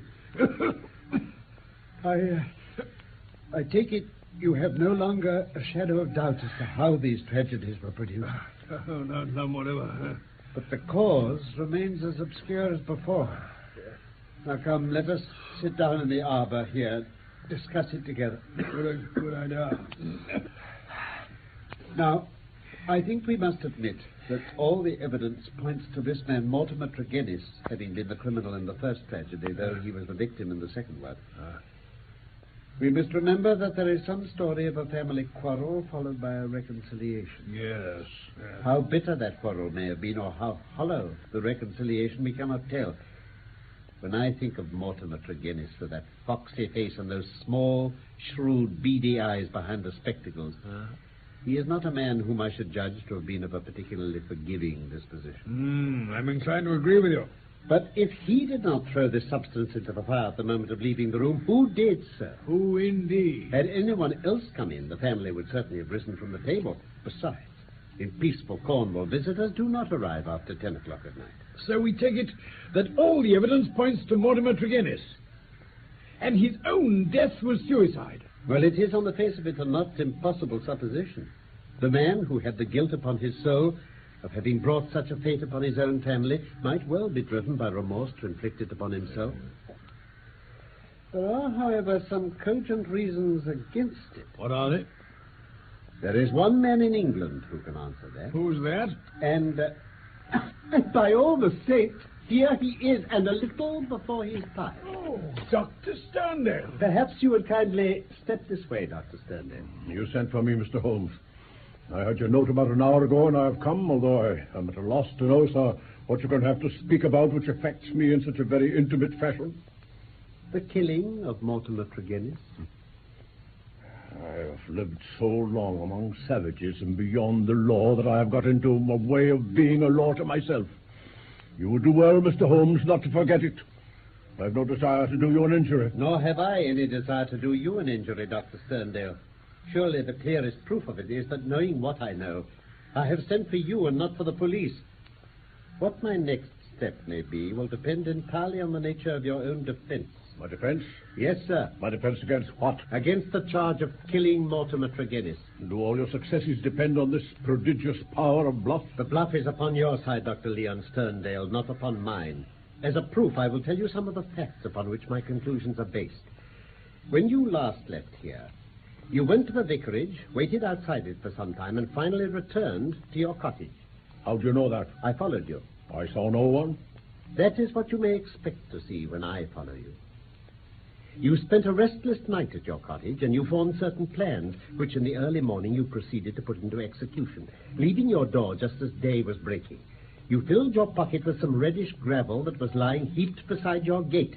You then walked swiftly for the mile to the vicarage, passing through the orchard and the side hedge, and coming out under the window of the lodge of Tregennis. It was now daylight, but the household was not yet stirring. You drew some of the gravel from your pocket, and you threw it up at the window above you. I believe you're the devil himself. It took 2 or 3 handfuls before the lodger came to the window. You beckoned him to come down. He dressed hurriedly and descended to his sitting room. You entered by the window. There was an interview, a short one, during which you walked up and down the room. Then you came out and closed the window, standing on the lawn outside smoking a cigar and watching what occurred. Finally, after the death of Tregennis, you withdrew as you had come. Devil take you. Now, Dr. Sterndale, how do you justify such conduct? And what were the motives for your actions? If you prevaricate or trifle with me, I give you my assurance that the matter will pass out of my hands forever. This is why I did it. This photograph. Brenda Tregennis. Yes, Brenda Tregennis. For years I have loved her. For years she has loved me. There is the secret of my Cornish seclusion which people have marveled at. I see. I couldn't marry her. I have a wife who left me years ago, and yet whom I could not divorce under the deplorable laws of England. For years, Brenda and I waited for this. Proceed. The vicar knew he was in our confidence. That was why he telegraphed to me, and I returned. Look, you see this? Radix pedis diaboli, devil's foot root. What is it? The root is shaped like a foot, half human, half goat-like. Hence the fanciful name given by a botanical missionary. Well, sir? One day, only a couple of weeks ago, I showed this Mortimer some of my African curiosities. I told him of the strange properties of this powder, how it stimulates those brain centers which control the emotion of fear, and how either madness or death results. I also told him how European science would be powerless to detect it. I well remember how he plied me with questions about it, and I've realized since that when my back was turned, he must have abstracted some of that powder. But I thought none of this until the vicar's telegram reached me at Plymouth. When Mortimer Tregennis thought you'd be safely away at sea. Exactly. I was convinced that Mortimer Tregennis had used the devil's foot powder in his family with the idea that he'd become sole guardian of their joint property. And in doing so, he killed Brenda, one being whom I have ever loved, or who has ever loved me. My soul cried out for revenge. I determined that the fate which he had given to others should be shared by himself. And now I have told you all. The rest you know. We had better hear what transpired between you and him at his lodgings. Well, simply that I told him I'd come both as judge and as executioner. I lit the lamp, put the powder above it, and threatened to come back into the room and shoot him if he should try to get out. The wretch was paralyzed with fright at the sight of my revolver. He died in 5 minutes. How he died. But he endured nothing that my innocent darling had not suffered before him. Perhaps, if you loved a woman, Mr. Holmes, you would have done as much yourself. At any rate, you can do what you like with me. There is no man living who can fear death less than I do. What were your plans? I had intended to bury myself away in Central Africa. My work there is only half finished. Go and do the other half. I, at least, am not prepared to prevent you. Mr. Holmes, good day. Good day, Doctor. Watson? I have never loved. But if I did, and if the woman I loved had met such an end, I might act even as our lawless lion hunter has done. Who knows? But I think you must agree this is not a case in which we are called upon to interfere. You would not denounce the man. Certainly not, Holmes. Certainly not. That was The Devil's Foot by Michael Hardwick, based on a short story by Sir Arthur Conan Doyle. Sherlock Holmes was played by Carlton Hobbs, and Dr. Watson by Norman Shelley. Production for the BBC was by Robin Midgley.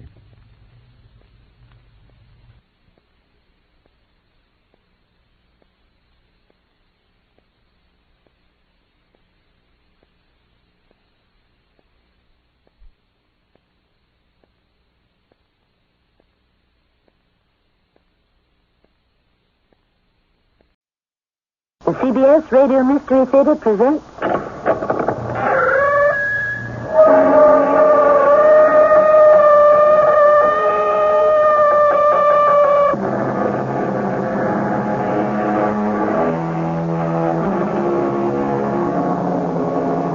Come in. Welcome. I'm Tammy Grimes. A little test. Right off the top of your head, how many immortal literary phrases come to mind? I'll go along with you. None but the brave deserve the fair.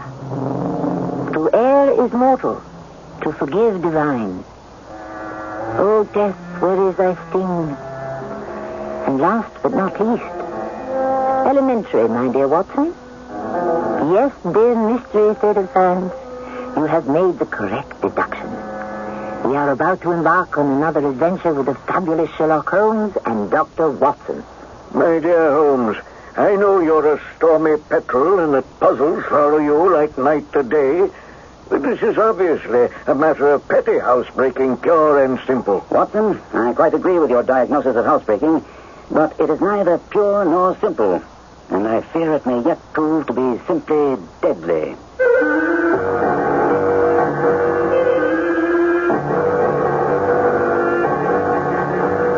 Our mystery drama, The Reigate Mystery, was adopted especially for the Mystery Theater by Murray Bennett and stars Gordon Gould. I'll be back shortly with Act One.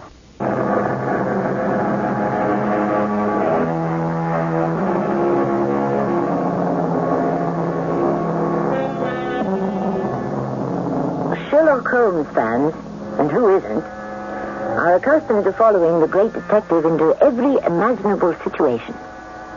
In and out of hansom cabs, on railroad stations, on the underground, on the Thames, in wild boat chases. But the last place you'd expect to find him is in a hospital room, suffering from nervous exhaustion. Good morning, Watson. Oh, why are you up, Holmes? I gave you a sedative last night that should have had you sleeping till noon. Indeed you did. What happened? You know my methods, Watson. Reason it out. You didn't take it. Excellent, Watson. Oh, you really incorrigible, Holmes. I must... First tell me, are you visiting me as a physician or as a friend? Both. But as your physician, I must insist that you follow my instructions. Now, why didn't you take the sedative? Because I'm feeling perfectly fit. Well, as your friend, I rejoice. As your physician, I disagree. You must admit, Holmes, that even your iron constitution broke down under the strain of unraveling the colossal schemes of the Netherlands Sumatra Company, and you need rest. I trust you're not prescribing a longer stay here in the hospital. Oh, no, not at all. I know you. This is no place for you to get the rest you require. How does a week in the country strike you? Where? Surrey, with my old friend from Afghanistan, Colonel Hayter. And his household? Oh, a bachelor establishment, Holmes. No one to fuss over you except your friend and physician. It will be ideal. Rest is your prescription, and rest I shall have. Just make arrangements to have me discharged from this hospital. And so it was we came to Colonel Hayter's house near Reigate in Surrey and walked straight into what at first blush seemed a petty problem. Shortly after dinner, I insisted upon an early bedtime because of Holmes' condition. But our host said... Oh, by the by, I think I'll take a pistol from my collection upstairs with me, in case we have an alarm. An alarm, Colonel Hayter? Exactly. We've had a scare in this part lately. Old Acton, who's one of our county magnates, had his house broken into last Monday. Oh, no great damage done. But the thieves are still at large. No clue? No, none as yet. Oh, but after your great international affair, this must seem small potatoes to you, Mr. Holmes. I quite agree with you, Hayter. I suppose there were no features of interest? I fancy not. The thieves ransacked the library and got very little for their pains. Might even have been vandals. What makes you think that, Colonel? Well, it seems obvious to me. The whole place was turned upside down, drawers broken open, presses ransacked, and the result is an odd volume of Pope's Homer, 2 plated candlesticks, an ivory leatherweight, a small oak barometer, and a ball of twine are all that the thieves took. What an extraordinary assortment. Yes, that's why I say vandals. The county police ought to be able to make something of that. Why, surely it's obvious my dear fellow, you're here for a rest. And for heaven's sake, don't get started on a new problem when your nerves are still shaky. You've made your point, Watson. I shall be a good patient and get along to bed. Hayter and I were down early to breakfast, and I was pleased to see that Holmes was sleeping late, when suddenly the butler rushed in agitatedly. Have you heard the news, Colonel? At the Cunninghams? Burglary? Murder. Oh, my word. Who was killed? J.P. or his son? Neither, sir. It was William the coachman. Shot through the heart, sir. Who shot him? Well, a burglar, sir. Then ran off and got clean away. Oh, it's a bad business. A bad business. Good morning, gentlemen. What's a bad business? Oh, Holmes. Good morning. You may go, Jenkins. Jenkins just told us about a murder over the Cunninghams. Cunningham? Yes, a leading light in the county. Justice of peace and all that. A decent fellow. He was murdered? Oh, no, not Cunningham. His coachman caught a burglar in the act and got shot for protecting his master's property. Evidently the same villain which broke into Acton's. And stole that very singular collection. Precisely. Now, Holmes, you promised. Just breakfast conversation, Watson. This tea is excellent. It does appear to me just a trifle curious. A gang of burglars or one burglar operating in the county might be expected to vary the scene of their operations and not crack 2 cribs in the same district within a few days. Yes, well, not if they were local fellows. In that case, Acton's and Cunningham's are just the places to go, for they're far the largest around here. And richest? They ought to be. But they've had a lawsuit going for some years, which has sucked the blood out of both of them. Acton has some claim on Cunningham's estate, and the lawyers have been at it with both hands. Really, Holmes, I think we should change the conversation before... All right, Watson. If it's a local villain, there shouldn't be too much difficulty in running him down. And I don't intend to meddle. Inspector Forrester, sir. Good morning, Colonel. I hope I don't intrude, but we heard that Mr. Holmes of Baker Street is here. Ah, Inspector. Yes, he sits across from me now. Oh, Mr. Holmes, if you don't mind, we could do with a bit of assistance. The fates are against you, Watson. We were chatting about the matter when you arrived. Perhaps you can fill me in on some of the details. Gladly. We had no clue in the Acton robbery, but here we have plenty to go on. And there's no doubt that it was the same party in each case. The man was seen. Ah, by whom? The Cunninghams, father and son. The elder Mr. Cunningham saw him from the bedroom window, and young Mr. Alec saw him from the back passage. What time was this? Oh, 11:45. Mr. Cunningham had just gotten into bed, and Mr. Alec was in his dressing gown smoking a pipe. And? Well, they heard William, the coachman, crying out for help. Mr. Alec ran down to aid William. The back door was open, and as he reached the foot of the stairs, he saw two men struggling. One of them fired a shot. The other dropped, and the killer rushed across the garden and over the hedge. And there was no pursuit? Mr. Alec stopped to see if he could help William. So the killer got clean away. Any descriptions? Only the glimpse old Mr. Cunningham got from the window. Beyond the fact that he was a middle-sized man and dressed in some dark material, nothing. And what was William doing there at that time of night? Did he say anything before he died? Not a word. Do you have any theories? Well, the Acton robbery has put everyone on guard. William lived at the lodge with his mother, and since he was a very faithful fella, I imagine he walked up to check the house and, well, came upon this robber just as he burst through the door. Burst through? Oh, the lock had been forced. Did William say anything to his mother before going out? Well, she's very old and very deaf. I'm afraid the shock has thrown her into complete senility. Pity. If that's all, there are a few small matters I should like to examine. Oh, there's one other thing, Mr. Holmes. This piece of paper was found between the finger and thumb of the dead man. It appears to be a fragment torn from a larger sheet. May I? Oh, of course, sir. On my word, Inspector, this is extraordinary. There are much deeper waters than I thought. Well, you notice, sir, that the fragment we have read... At 11:45, learn what may be...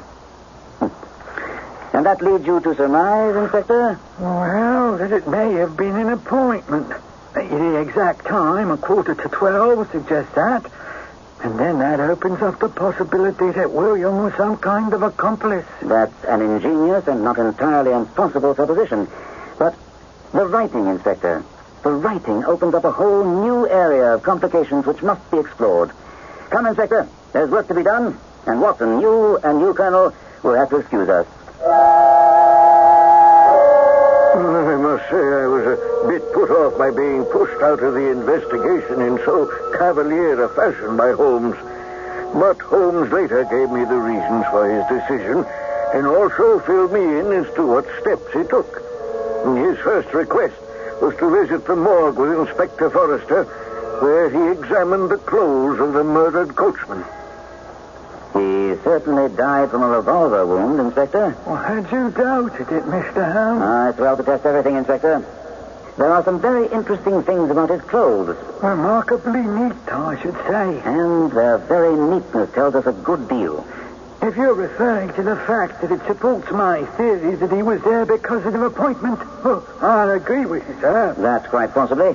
But more than that, Inspector. Much more. What's that, then? I suggest you refer to your notes. I have no doubt that you'll come to the same conclusions as I did. Did he have a wallet? Oh, here. Nothing's been touched. £2, an identification card, a receipt for some gloves, and... what's this? A photograph of a girl. Uncommonly handsome, I'd say. Oh, she is indeed, sir. That's, Anne Harrison. His girl? Well, that's hard to say, Mr. Holmes. Annie is, well, what you might call a free spirit. I think we should visit her. That's not possible. She disappeared a few days ago. Her family's upset. Doesn't know where she is. Have they reported her missing? Oh, no, it's not like that. She left a note saying she was going to London and she'd be gone some time. Does she have friends in London? None that we know. Was she still seeing William before she took off for London? Well, it was kind of an off-again, on-again thing. It's sort of difficult to explain. Inspector, I think our next step is to visit the scene of the crime. Here we are, Inspector. According to your eyewitnesses, the struggle took place about here. Yes, sir. And now? Now you'll struggle with me. Oh, but Mr. Holmes, Mr. Watson said... Hush, man. We'll only simulate a struggle. Come on. Now, come on. Remember, this is a matter of life and death. Enough. That should do it. What are you doing, sir? Examining the ground here. But we can see the marks where the struggle took place, just a few feet away. True, Inspector. But I must base my deductions on facts, and facts must be tested. Come along now. We're finished here. Where to? The King's Arms. Oh, that's the local pub. Oh, I didn't know that. It was the name on the matchbox William Kerwin was carrying. Well, there'll be nothing there but a lot of gossip. Exactly what I'm hoping. A lot of gossip about a free spirit named Anne Harrison.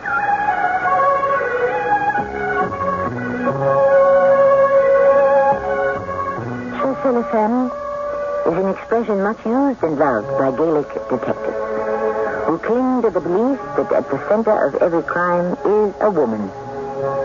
However, in the 1,300 pages that constitute the Holmesian saga, it's a rarity to come upon a case where the catalyst of the crime was a woman. Have we made a discovery? We'll find out in Act 2 shortly.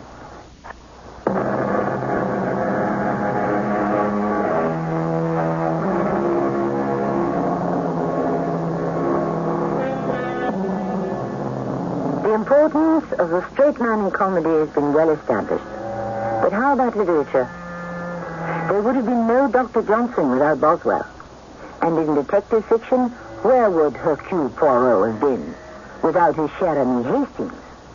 And Sherlock Holmes without Dr. Watson is unthinkable. Therefore, it's surprising to find Holmes pursuing clues in a murder investigation without the good doctor at his side.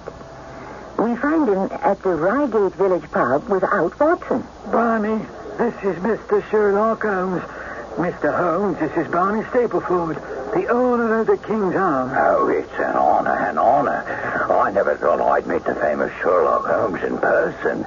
Drinks are on the house. Thank you, but it's a little early for me. Mr. Holmes is looking for information about Anne Harrison. Oh, well, that might take some time. You mind if I sit down? By all means. Well, now, Mr. Holmes, what would you like to know? First, did she come here often? If you called 2 or 3 times a week, often she did. But then again, there's not much doing in Reigate. Not for a high-spirited looker like Hattie, that is. Oh, no wonder she's off for London.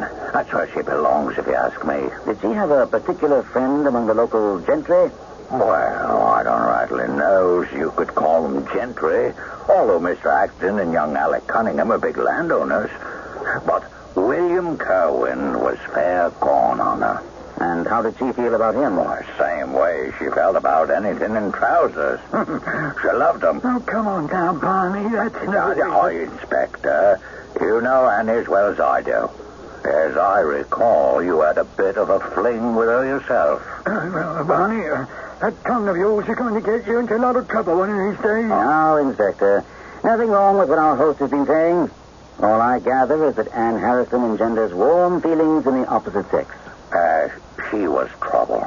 That's how she came to meet the inspector here. He was called in to break up a brawl between Alex Cunningham and Mr. Acton. And there you go again, Barney. It was simply a loud argument, not a brawl. Over Miss Harrison? She seemed to have gotten her dates mixed up, and Mr. Holmes, she did seem to enjoy the fracas. When was Miss Harrison last in here? Oh, I disremember exact date. But I do know she was with William. Must have been about a fortnight ago. Then that would have been before the burglary at Mr. Acton's, wouldn't it? That's right, sir. Just about before that time. When Holmes returned with Inspector Forrester, he looked drawn and pale, and I insisted he go up to his room and rest. I took this opportunity to try to find out from the inspector what progress he and Holmes had made with the case. Well, it's no use asking me any more questions, Doctor. Mr. Holmes is behaving very queerly. Makes me simulate a struggle, break through hedges, and I told you about his interest in village gossip. Well, no need to alarm yourself, Inspector. I found that there's usually method in his madness. Well, some folks might say there was madness in his message. It's not the first time we've heard that from the police, eh, Watson? Oh, I'd hoped you'd rested longer, Holmes. You really should. Nonsense, dear friend. Your prescription did wonders for me. Inspector, I think we'd do well if we had a talk with Anne Harrison. Every effort should be made to locate her in London. Begging your pardon, Mr. Holmes, but I don't see the young lady as a key in this murder. We know for a fact that she was well away before William Cowan was shot. And well away just before the Acton house was ransacked. Well, coincidence, probably. Had she ever gone to London before? Not to my knowledge. I prefer dealing with facts, not coincidences, Inspector. The facts are the Acton house was robbed. The Cunningham coachman murdered. Both families are involved in a lawsuit, and members of both families have evinced a strong interest in Anne Harrison, who, coincidentally, is also deeply involved with William Kerwin, the murdered coachman. I take it that you attach no great importance to the scrap of paper found in the dead man's hand. You take it wrongly, Inspector. Whoever wrote that note was responsible for bringing William Kerwin out of his bed and perhaps to his death. How did William get the note? Was it delivered by hand, or did it come through the post? Well, I made inquiries. William received a letter by the afternoon post yesterday. The envelope was destroyed. Excellent, Inspector. Now, we agree that this is part of a sheet of paper torn out of the dead man's hand. Why was someone so anxious to get possession of it? Well, because it might incriminate him. Exactly. And what would he do with it once he'd gotten hold of it? Oh, well, I have no idea. Oh, I told you the ground was searched thoroughly in the hope of finding him. No, Inspector. If our deductions are correct so far, our criminal was in a desperate hurry. He is not likely to have stopped to dispose of it. And we can buttress this line of reasoning by noting that he was in such a rush, he overlooked the piece left in William Kerwin's hand. Oh, very true, sir, very true. But how does that help us decide what he did with it? The most likely thing. He thrust it into his pocket. If we could get the rest of that sheet, we'll have gone a long way towards solving the mystery. Well, I've heard you were a miracle worker, Mr. Holmes. But how do we get to the criminal's pocket before we catch the criminal? Obviously, Inspector. Exactly the same way you make an omelet without breaking eggs. After the inspector had left, not without giving Holmes a very strange look and promising to meet again with Holmes later in the day, I had questions to put to my old friend. Inspector Forrester is quite good, Watson. But he is inclined to rush things without examining the facts very closely. As a matter of fact, Holmes, he was complaining about your methods as being time wasters. And for the life of me, I couldn't explain to him why you insisted on making sure that William Cowan had indeed been shot. I never questioned that for a moment, my dear fellow. Oh, but then... Think, Watson, think. What were we told? That the man was shot. Of course. And? And that the intruder or the killer ran off and escaped. Before that, Watson. Before that. Before. Well, there was a struggle. Excellent. Now, bring to bear your knowledge as a physician. Two men are struggling. One presumably has a gun. Suddenly, a shot. A man falls. The other runs away. What, as a physician, would you expect to find on the body of the corpse? Powder burns, of course. Exactly. But, Watson, not only were there no powder burns on the body, neither could I find any on the clothes that William Kerwin had on him when he was shot. Good heavens. Did you tell this to Inspector Forrester? I tried to point it out to him, but he's off on another scent. You promised to tell me about the note, and why you were so positive that Anne Harrison hadn't written the note. No one person wrote that note, Watson. What on earth do you mean? No doubt you noted that I made a very careful examination of the corner of the paper which the inspector submitted to us, and it was evident to me that two different people had collaborated on the writing of the note. doing alternate words. But why, Holmes?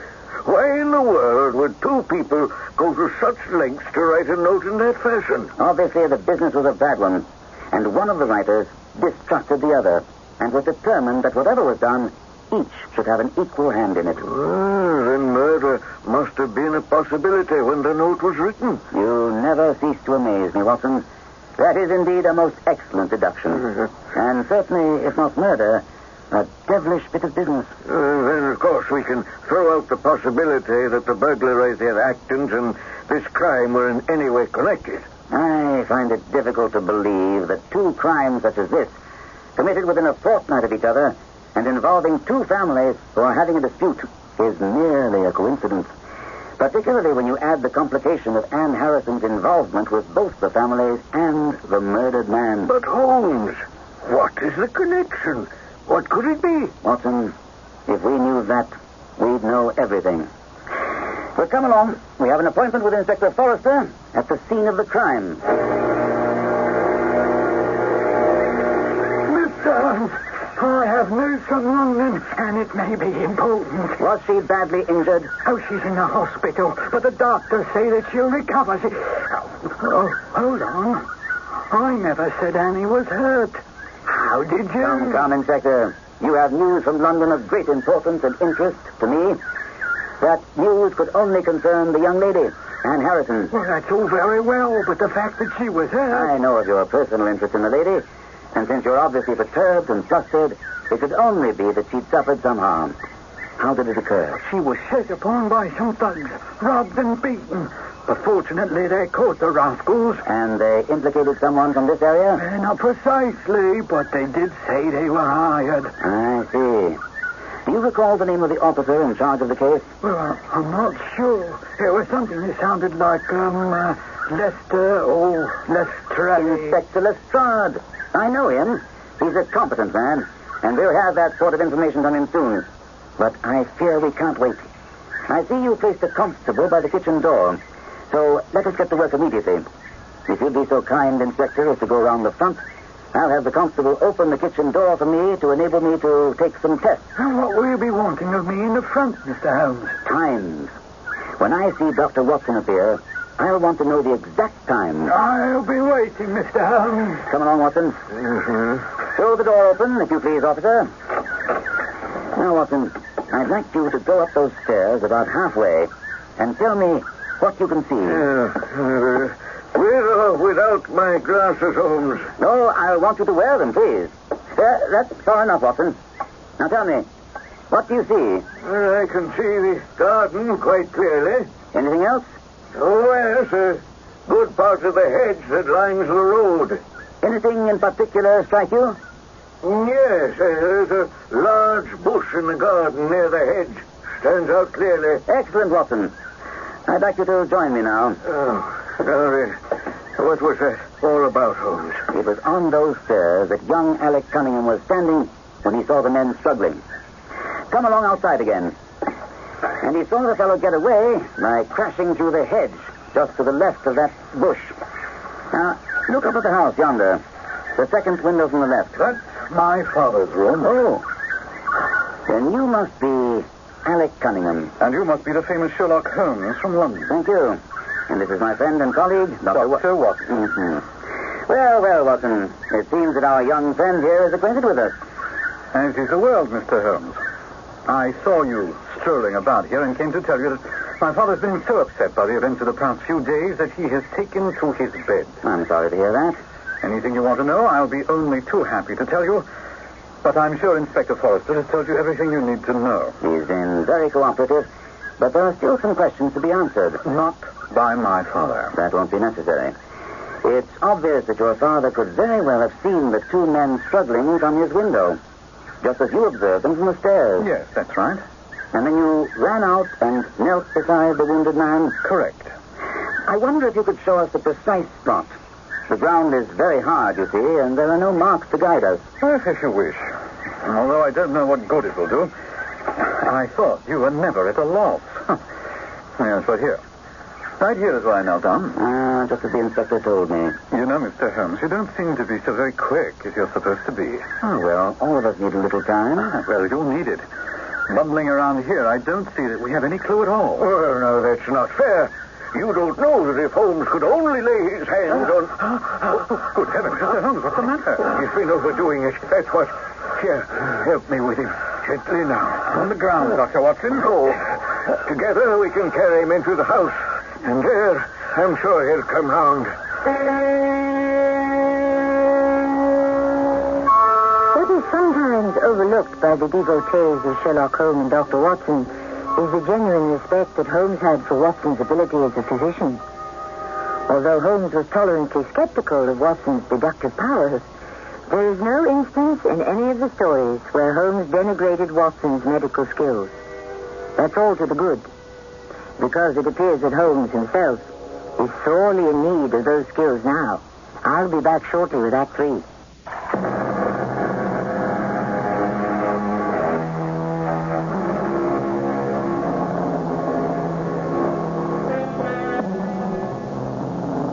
I don't think anyone can really claim to be a real fan of Sherlock Holmes who isn't also a lover of the English countryside.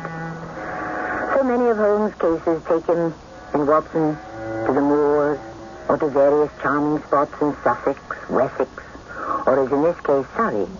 But they are actually tours organized for aficionados where they can retrace the steps of their favorite sleuth. Here we are in the village of Reigate in Surrey, in the living room of the Cunningham house. I'm most dreadfully sorry, Cunningham. I'm sure I put you to a good deal of inconvenience. Nonsense, Holmes. I was worried about you there. You looked rather ghastly. Mr. Holmes has only just recovered from a severe illness. I've probably been overdoing, Watson. Shall I send you home in my carriage? Thank you very much, but since I'm here, there's one point I'd like to clear up. What is it? It seems to me to be a distinct possibility that your coachman, William, arrived not before, but after the entrance of the burglar into the house. Can't see why you'd think that. The door was forced. The marks were clear, but you and your father take it for granted that the robber never got in. Well, I'd not yet gone to bed, and I'd certainly have heard anyone moving about. Where were you? In my dressing room. Your dressing room? Is that the window next to your father's? Yes, it is. Then both of your lamps were lit? Undoubtedly. We were both up. That's very curious. Very curious indeed. What are you talking about? The fact that a burglar, and a burglar who had some previous experience, should choose to break into a house when he could see from the lights that two of the family were still awake. Your notion that the man robbed the house before William tackled him is absurd. We should have found the place disarranged and also found things missing. It depends on what the things were. You must remember that we're dealing with a very peculiar burglar who appears to work on lines of his own. For example, look at the queer lot he took from Acton's. What was it again? Ball of string, letter weight, another odds and ends. Thank you, Watson. Well, crime isn't my field, and we're quite in your hands, Mr. Holmes. Anything you suggest will be done. Excellent. In the first place, I should like you to offer a reward. Now, whatever you say. I've jotted down the form here, if you'd be kind enough to sign it. I thought £50 was quite enough. Well, my father and I would be willing to give 500. Here's the form. Oh, well, this isn't quite correct. I wrote it rather hurriedly. This reads, whereas at about 1:45 on Tuesday morning, an attempt was made, and so on. Well, it was at 11:45, as a matter of fact. Oh, my apologies. You're quite correct, of course. I can't think how I happened to... Holmes, this just goes to prove that you're still not yourself. No matter. I'll make the correction. And, Mr. Holmes, get it printed as soon as possible. You may have mistaken the time, but the idea is an excellent one. There you are. Thank you. And now I think we should go over the house together and make sure that this rather erratic burglar didn't carry anything away with him. Let's start with the door here. Yes. Marks indicate a chisel or a strong knife was used to force the bolt back in. You don't use bars then, Cunningham? We've never found it necessary. You do keep a dog, though? Yes, but he's chained to the other side of the house. When do the servants go to bed? Usually about 10. Was that also true of William? Yes. It's singular that he should have been up on this particular night. And so Holmes continued his methodical inspection of the architecture of the house, and not without a good deal of grumbling from young Alec Cunningham, who refused to yield when Holmes wanted to go into his father's room. We were in young Cunningham's dressing room, and he offered to let Holmes examine his bedchamber. Holmes accepted. As we entered the room, a carafe of water and a dish of oranges stood near the foot of the bed. To my astonishment, as we passed, Holmes deliberately knocked the whole thing over. Now you've done it, Watson. A pretty mess you've made. But Holmes, I never... well, I suppose I'll try to clean it up. Now, here, I'll give you a hand. Mind the glass pieces. Well, I hope you don't take this the wrong way, Doctor, but in my opinion, your friend Holmes is off his head. His behavior may be due to his recent... Hello. Where is he off to now? Where is he? Well, I can't have him running around here. Holmes? Holmes, where are you? Help! Watson! Forster! Help! No, you don't. Let go there. Oh, what's going on here? Arrest these men, Inspector. Mr. Cunningham and his son? They're the ones. Well, on what charge? Murdering their coachman, William Kerwin. Oh, come now, Mr. Holmes. I'm sure you don't really mean... Tut, man, look at their faces. Well, I'm sorry, Mr. Cunningham. I trust this will prove to be an absurd mistake. This is what we really wanted. The remainder of the note. Precisely. Where did you find it? Well, I was sure it must be. I'll explain everything to you presently. Watson, I'll be back with the inspector at Colonel Hayter's in time for lunch. And Holmes was as good as his word. He and Inspector Forrester arrived just as the Colonel and I were sitting down. Ah, Mr. Holmes, Dr. Watson is giving me the news. I still can't bring myself to believe it. The Cunninghams? Are you sure you're not barking up the wrong tree? Oh, I'm afraid he's not, Colonel. Your thoughts were the same as mine. But there's no question Mr. Holmes has gotten the right end of the stick. Although how he came to see it is beyond me. Inspector, your handicap was in knowing these important people. You recall that we both agreed immediately upon the importance of the scrap of paper in the dead man's hand. Certainly, but that in itself... Excuse me, Inspector. Alec Cunningham said that the assailant, after shooting Kerwin, fled instantly. Did he not? Yes. Then it couldn't have been the assailant who'd torn the paper from the dead man's hand. And since young Cunningham said he'd knelt by the dead man, and then his father and servants had come upon the scene, therefore the only one who could have snatched the paper had to be Mr. Alec Cunningham. Ah, it's crystal clear, Mr. Holmes. Well, now it is, Colonel. But at the time... We had another clue. Remember, Inspector? I called your attention to the condition of William Kerwin's clothes. Because, according to Alec Cunningham's statement, he was shot at close range. But there were no powder burns upon the clothing. It was then that I found myself looking askance at the part which had been played by Mr. Alec Cunningham. But the motive, Holmes... Why would the Cunninghams want to murder their coachman? Exactly, Watson. The question cries out for an answer. I felt all along that the answer would be found in the note that was torn from the dead man's hand. But the question remained, where was that note? Well, my question is, what the devil was the coachman doing in the garden at that time of night if he didn't see a burglar? If you throw out the burglar theory, and I'd already discarded that, for reasons which I'll explain shortly, there remains only one answer. He was there to meet someone. But, Holmes, I thought you were convinced this whole thing started with the burglary at the Acton house. And so it did, with the thieves taking a collection of useless objects, which leads to the inescapable conclusion that the robbers didn't find what they were looking for and just took the first things that came to hand to make it appear to be a robbery. I fail to see the connection. And now is the time to refer to the corner of paper the inspector submitted to me. As I told you, Watson, it seemed to be part of a most remarkable document. You said it was written by two people writing alternate words. Wasn't that drawing a rather long bow, Mr. Holmes? Not at all, Inspector.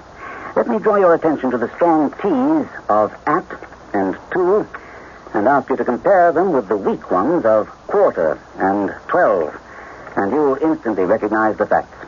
Well, now that you point it out, it seems very clear. But there's much more. You may not be aware that the deduction of a man's age from his writing is one which has been brought to considerable accuracy by handwriting experts. It was simple to deduce that the writers of this note were a young man and a much older one. And there's a further and much subtler point. The handwriting belongs to men who are blood relatives. Oh, come, Mr. Holmes, this almost smacks of witchcraft. So that put you squarely on the trail of the Cunninghams. And the note. I was almost certain that young Alec had torn it out of the dead man's hand and thrust it into the pocket of his dressing gown. Why the dressing gown, Holmes? Time, Watson, time. Where else could he put it? Well, at that moment I'll agree. But why would he not have destroyed it later? He would have, if he had known of its importance. And you, Watson, were about to inform him of that fact when, by the luckiest chance in the world, I tumbled down in a sort of fit and so changed the conversation. Holmes, do you mean to say that feint of yours was an imposture? Then, when I recovered, I managed to get young Alec to write the word 12, so that I might compare it with the 12 in the paper. Oh, I swear I'll never waste sympathy upon you again, Holmes. It was necessary, Watson, just as it was for me to blame you for upsetting the table, so that I could get to the dressing gown and find the paper there. Well, that's all very well, but confound it, I still don't know why the Cunninghams killed the coachman. Colonel, the old man cracked and told us the whole story when he saw how strong a case we had against him. It was pretty much as I had deduced. He and his son Alec had robbed the Acton house looking for a legal document that would have helped in their lawsuit against Acton. When they failed to find it, they tried to make it appear like an ordinary robbery. Yeah, but where does William Kerwin... He witnessed the robbery, and he attempted blackmail. The Cunninghams think he slipped out and followed them the night of the robbery. But I think otherwise. You have some reason for that, Holmes? The note. Here's the whole text. If you will come around to the East Gate, you will be very much surprised and learn something of the greatest value to you and Annie Harrison. Say nothing to anyone. You think Annie was in on it? Well, let's say that it's entirely possible that she and William Kerwin were out walking the night of the robbery. And after seeing what went on, it's also possible that Annie may have suggested the whole plot to William. However, that's no longer important. And Watson and I want to thank you for the distinct success of our quiet rest in the country.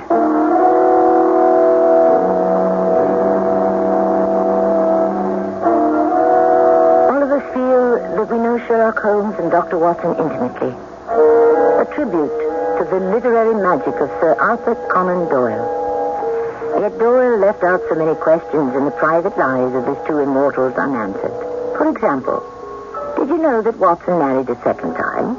He did, according to a later Holmesian story, but no one knows her name. Simply because Dr. Watson never mentioned it. Well, perhaps therein lies the charm. I'll be back shortly.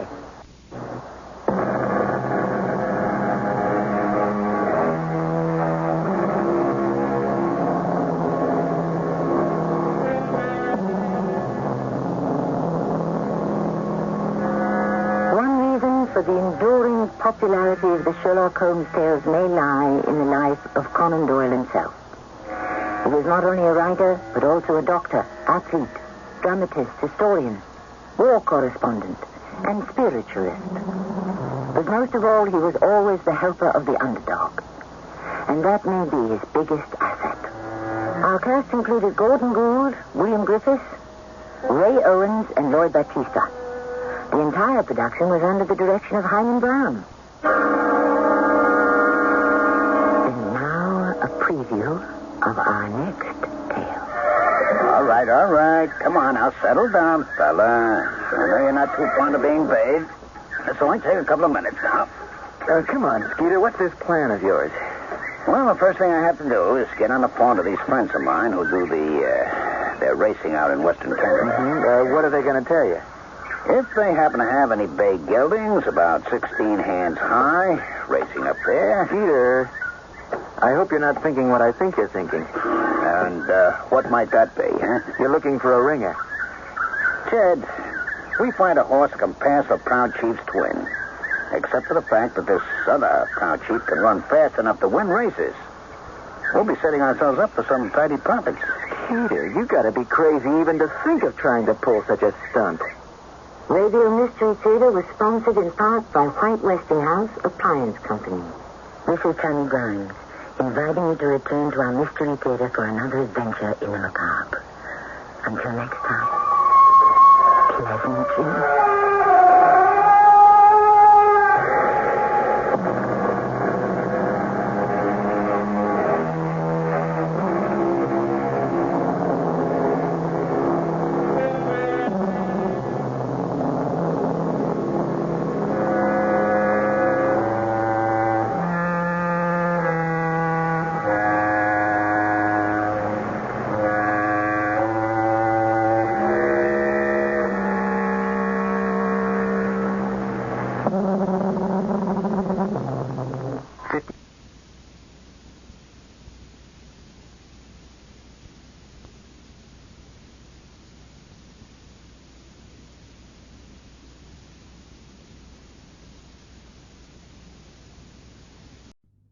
I've told you everything I can remember, Inspector, but it all happened so suddenly. Did you recognize either of the men, madam? No, I've never seen them before. I'm certain of that. We have some photographs at the police station of known criminals working in this area. When you're feeling a little stronger, perhaps you might be able to identify the burglars. They were no ordinary burglars, Inspector. What makes you say that? There were so many other things they could have taken, but all they were interested in was my son's luggage. When I came to, I saw one of them going through his trunk. So I scrambled to my feet and tried to stop him, but he shook me off. You took a terrible risk, madam, tackling a villain like that. I didn't stop to think. Everything in those cases belonged to my poor son. His clothes. They're all I have left of him now. We also found a single sheet of paper on the floor. Do you recognize this handwriting? Yes. It's my son's. But what is it? We hoped it might be some help to us, a message of some sort, but I hardly think so. Looks like your son had been trying his hand at writing. Turned out novels in his spare time, perhaps? No, not as far as I know, but... May I see that again? I can't make head nor tail of it, but it seems to be the last page of a book. Man must live for something. If it is not for your embrace, my lady, then it shall surely be for your undoing, and my complete revenge. The end. Oh, Douglas...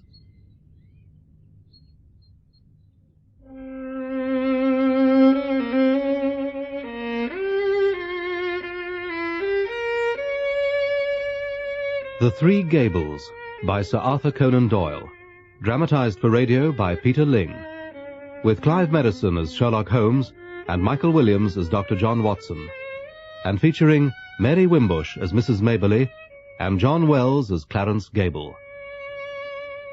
The Three Gables.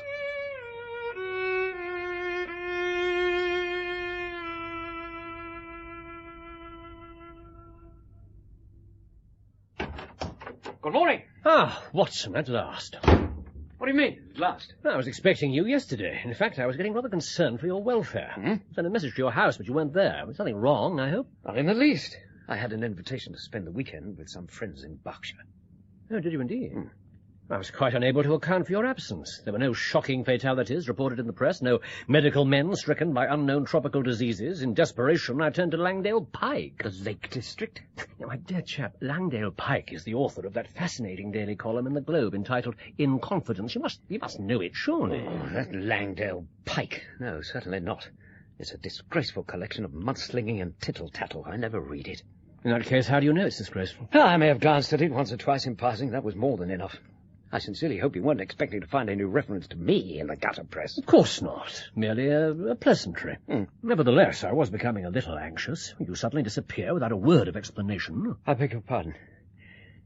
The fact is, I was in two minds whether to accept the invitation, but at the last moment I decided it would be churlish to refuse. My host and I were at school together. This weekend, he and his wife were celebrating their silver wedding. Oh, I'm sorry, Watson. Forgive me. No. It was thoughtless of me to go without... No, not in the least. No, though I admit I was worried for your safety. Tell me, when you arrived, did that chap outside give you any trouble? I didn't see anyone outside. Well, you couldn't have missed him. A gigantic Negro wearing a suit of yellow and tan checks. It was quite remarkable. He's been hanging about on the opposite pavement ever since breakfast. Oh, there was no one in the street at all, except Mrs. Hudson on her way to the shops. Really? Mm. Oh, he must have grown tired of waiting and taken himself off. Well, no matter. You're here, safe and sound. And I fancy we may have a curious case to investigate. This letter arrived by the morning post. See for yourself.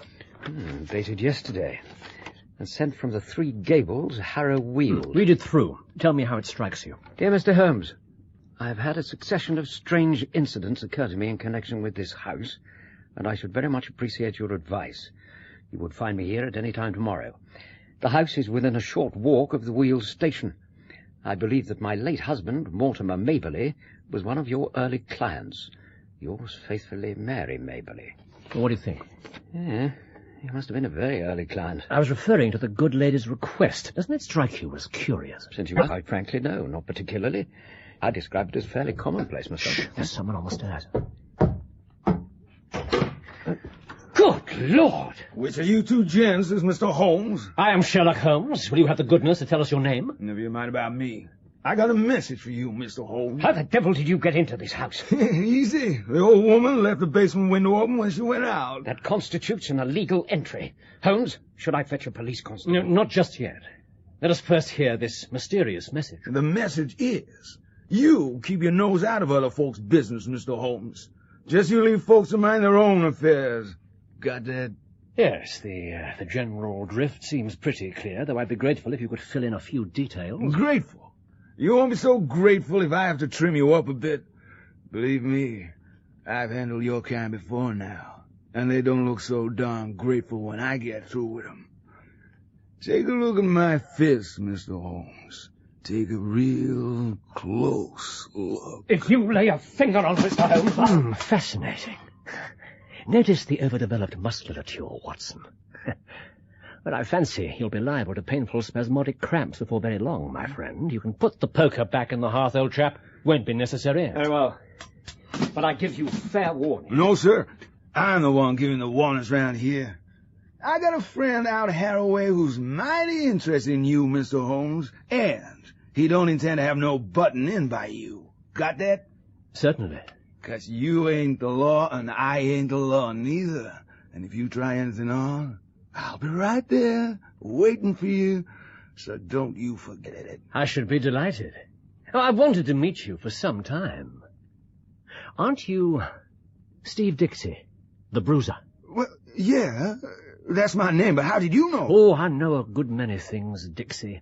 I know that you began life in the back streets of Harlem, and by virtue of your skill as a prize fighter, you soon moved into more elevated circles. Yeah, I've done pretty good for myself. Unfortunately, you also became greedy and fell foul of the law. That was why you had to leave New York in a hurry and move to London, where you took up with some highly disreputable companions. Now, listen, mister, I don't know what you're talking about. I'm talking about the killing of young Perkins outside the Holborn bar. Huh?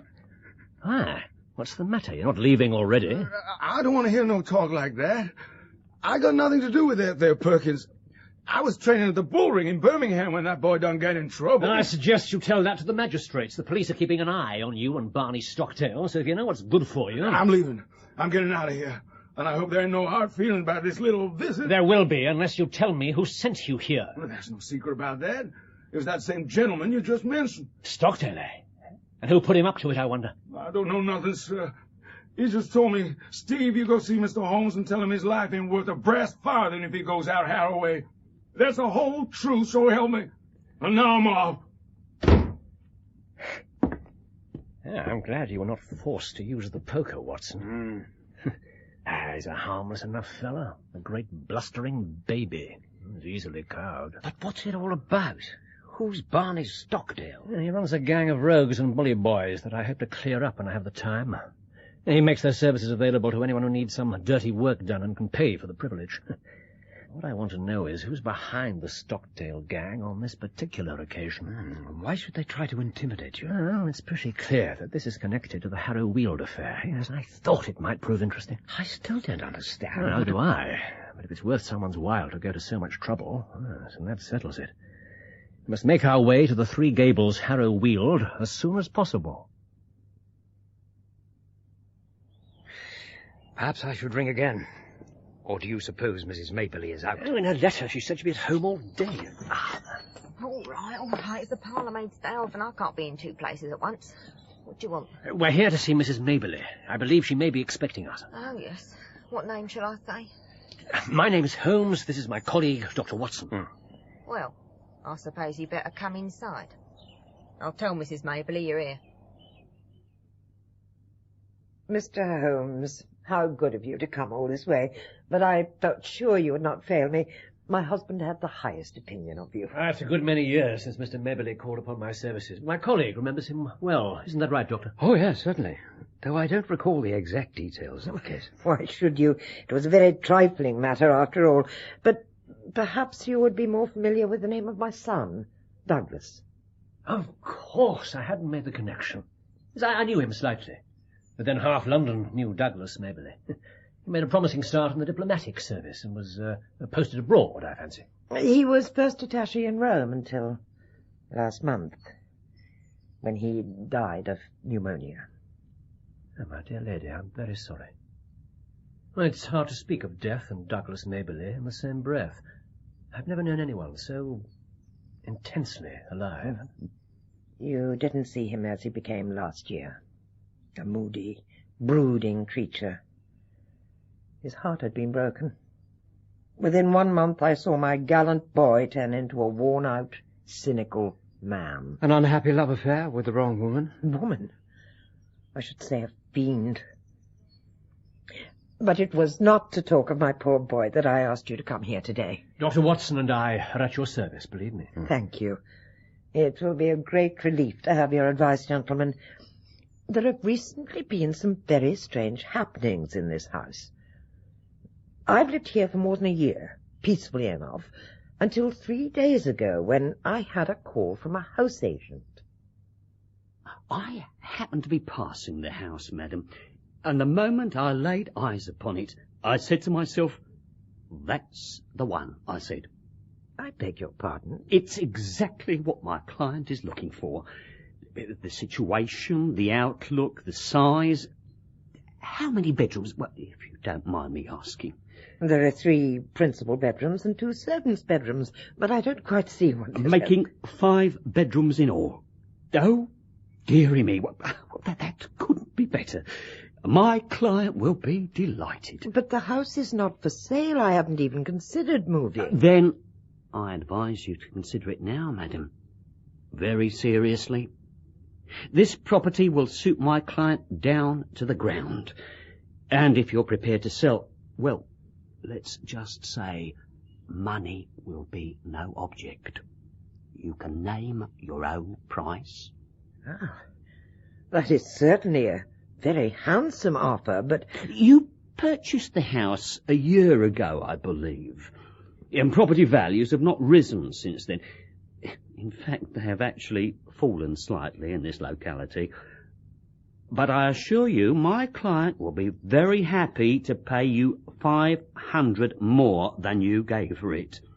You'll be making £500 profit on the transaction. What do you say to that, then, eh? Certainly sounds very tempting. Oh, of course it is. And I'll tell you another thing. My client will take the house lock, stock, and barrel, just as it stands, including all contents. You mean the furniture as well? Well, yes, that sort of thing. I realized I'd never get such an opportunity again, so eventually we agreed upon a figure.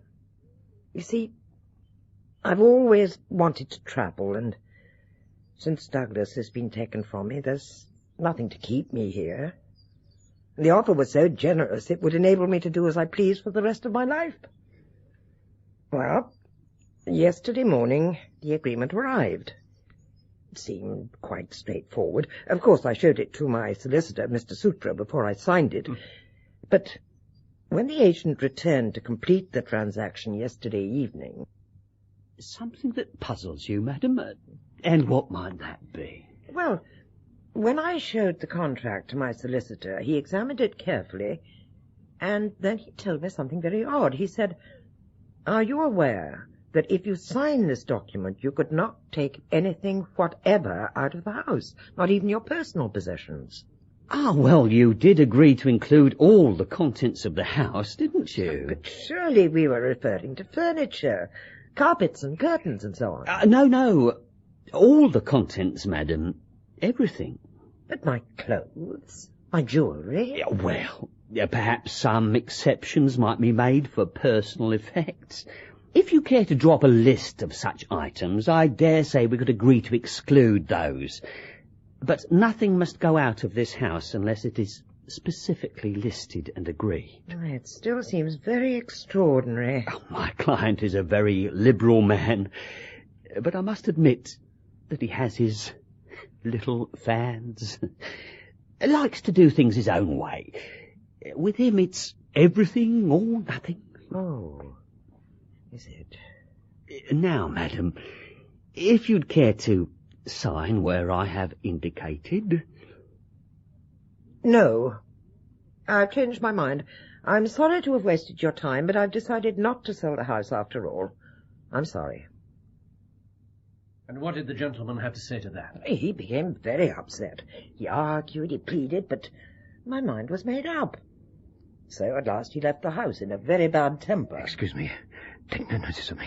Just carry on talking. Where are you going? Do continue with what you were telling us, Mrs. Maberly. I'm sure we shall soon get to the bottom of this mystery. Oh, my goodness gracious. As I thought, an eavesdropper at the door. Won't you come in? Leave me alone. Let go my arm. Susan, what is the meaning of this? Well, madam, I was just coming in to ask if the visitors were staying for lunch when he jumped out at me, giving the fright of me life, he did. Nonsense, my dear. You've been outside that door for several minutes. Heavy breathers shouldn't listen at keyholes. A little asthmatic, aren't you? Don't you go calling me names. You've got no right to go pulling me Never mind, about. Susan. Come in and join us. Now tell me, Mrs. Maberly, did you mention to anyone else that you were going to write and consult me? No, Mr. Holmes, I didn't. And who posted your letter? Well, I suppose it... Susan did. Exactly. Now, Susan, to whom did you write or send a message to say that your mistress was in touch with Sherlock Holmes? It's all lies. I never sent no message. Susan, it's a wicked thing to tell fibs. Come on now. Who did you tell? I didn't tell a soul. I swear. I never spoke to nobody. That can't be quite true, Susan. Didn't I see you gossiping with some man at the garden gate the other morning? Well, what if I did? There's no harm in passing the time of day, is there? Suppose I were to suggest that the man you spoke to was Barney Stock. Well, if you know so much, what do you want to ask me for? I didn't know for certain, but I know now. Listen to me, Susan. It'll be worth £10 to you if you will tell me who's at the back of Barney this time. Someone what could lay down £1,000 for every 10 you got in the bank. Ah, so, a very rich gentleman, eh? That's where you're wrong, see. You think you're so clever, but you're wrong there. Come along. Now we've got so far, you might as well tell me the man's name and earn a tenner. I'll see you in hell first. How dare you?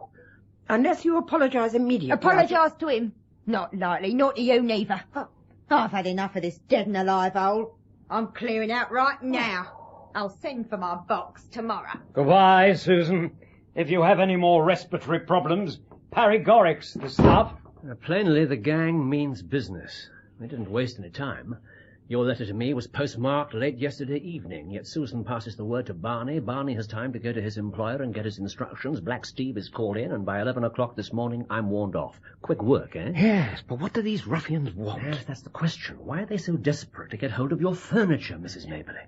You don't happen to have a Raphael or a First Folio Shakespeare knocking about? No, I don't think I have anything rarer than a Crown Derby tea service. Well, that would hardly justify this skullduggery. If they coveted your tea service, they could offer a price for it without buying the whole house. No.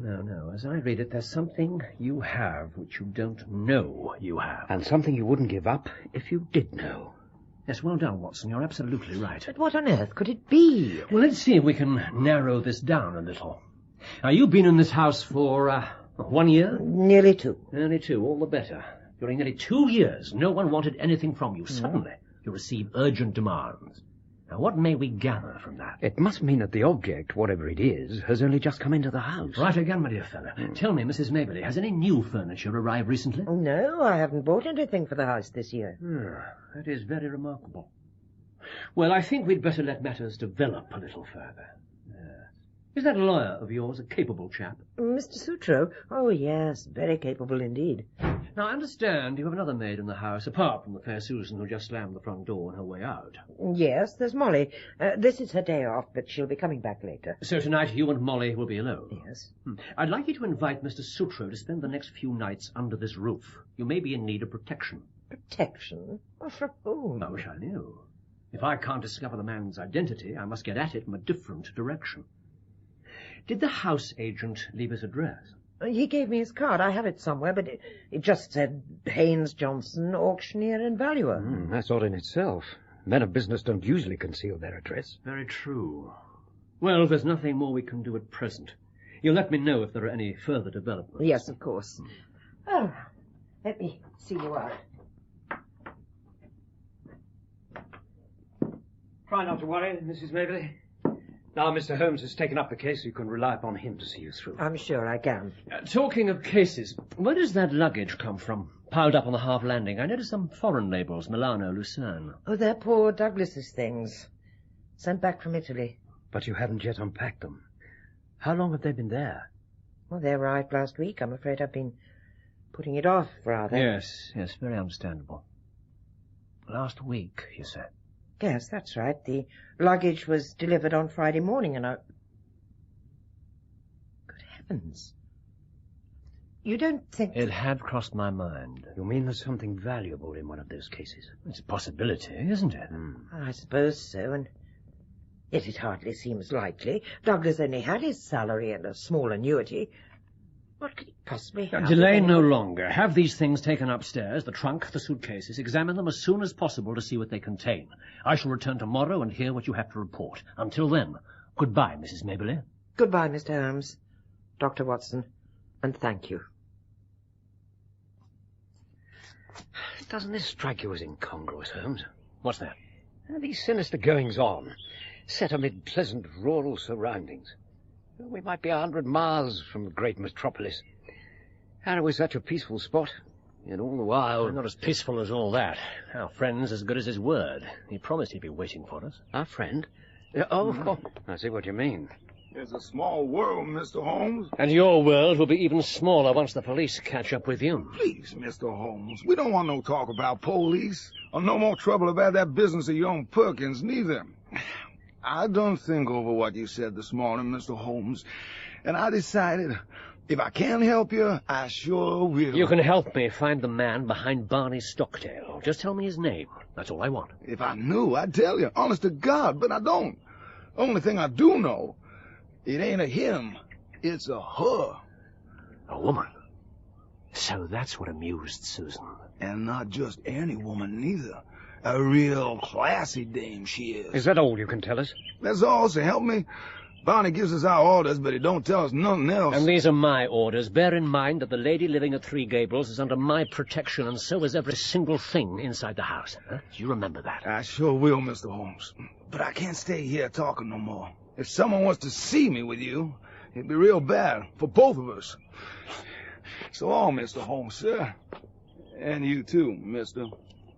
Yes, he's scared for his own skin now, Watson. He'd double-cross Barney if he could.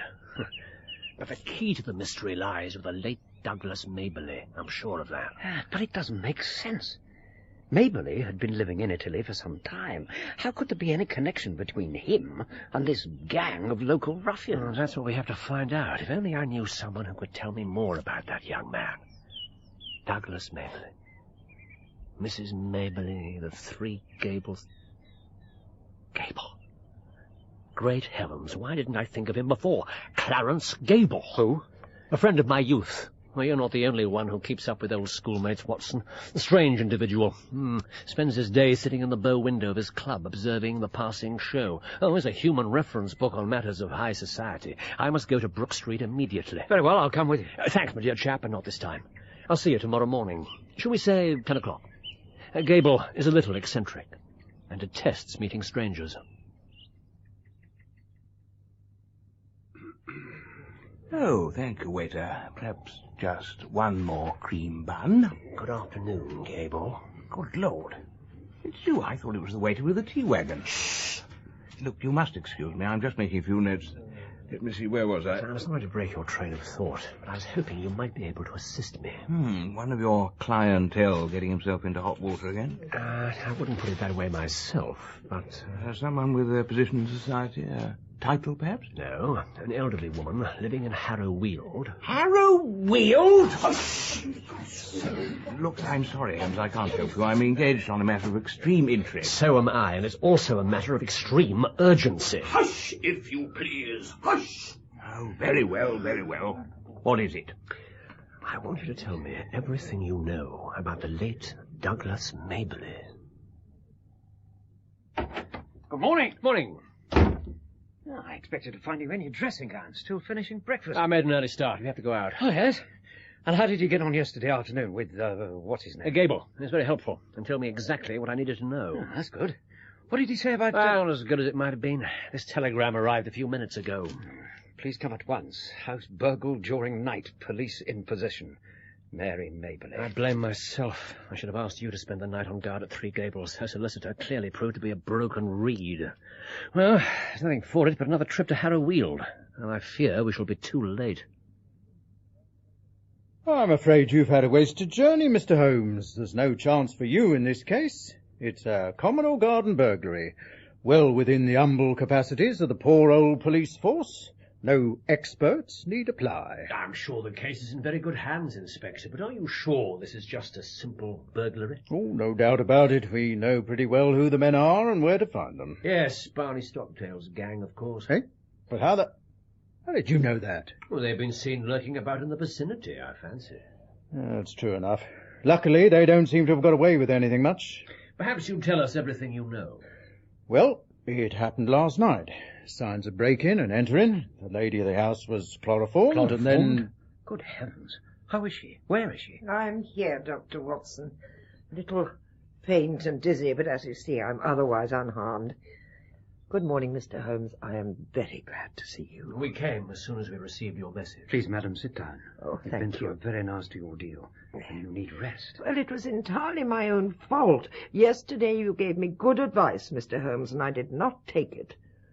I didn't wish to trouble my solicitor, so last night this house was unprotected. You look very far from well. You really should be in bed. Please don't worry about me. I want to help you as much as I can. You can leave all that to me, madam. I've got all the particulars right here in my notebook. Nevertheless, if Mrs. Maberly is not too exhausted, I would be very interested to hear what she has to tell us. There isn't much to tell. No doubt wretched Susan helped them to break in. She knows the weak points in the house. I was only awake for a moment before they thrust a chloroformed rag over my mouth. No idea how long I remained unconscious, but when I came to, I saw 2 men going through my son's luggage. I'd left it at the foot of my bed, intending to begin unpacking this morning. I tried to stop them. I think one of them struck me because I remember no more. Seems that the parlour-maid heard the commotion because she began screaming out of the window. We were round here pretty sharp after that, but the blackguards got clean away. What had they taken? Oh, that's the strangest part of it. As far as I can tell, there's nothing missing, certainly nothing of any importance. They were only interested in my son's luggage. I'm sure he had no valuables. And they left no clue whatever? No, nothing. Except a single sheet of paper crumpled up on the floor. In Douglas Maberly's handwriting, which means it's not much use to us. Now, if it had been in the criminal's handwriting, that might have been a very different matter. Yes. If the burglars had left you a signed note, that would have been extremely obliging. All the same, I should be curious to see the paper. I never let anything slip past me, however trifling, Mr. Holmes. Here it is. And what do you make of this manuscript, Inspector?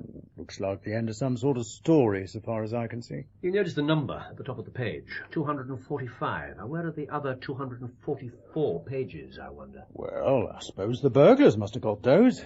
I dare say they were in such a hurry they picked up the first thing that came to hand. Much good may it do them. May I see that? Thank you.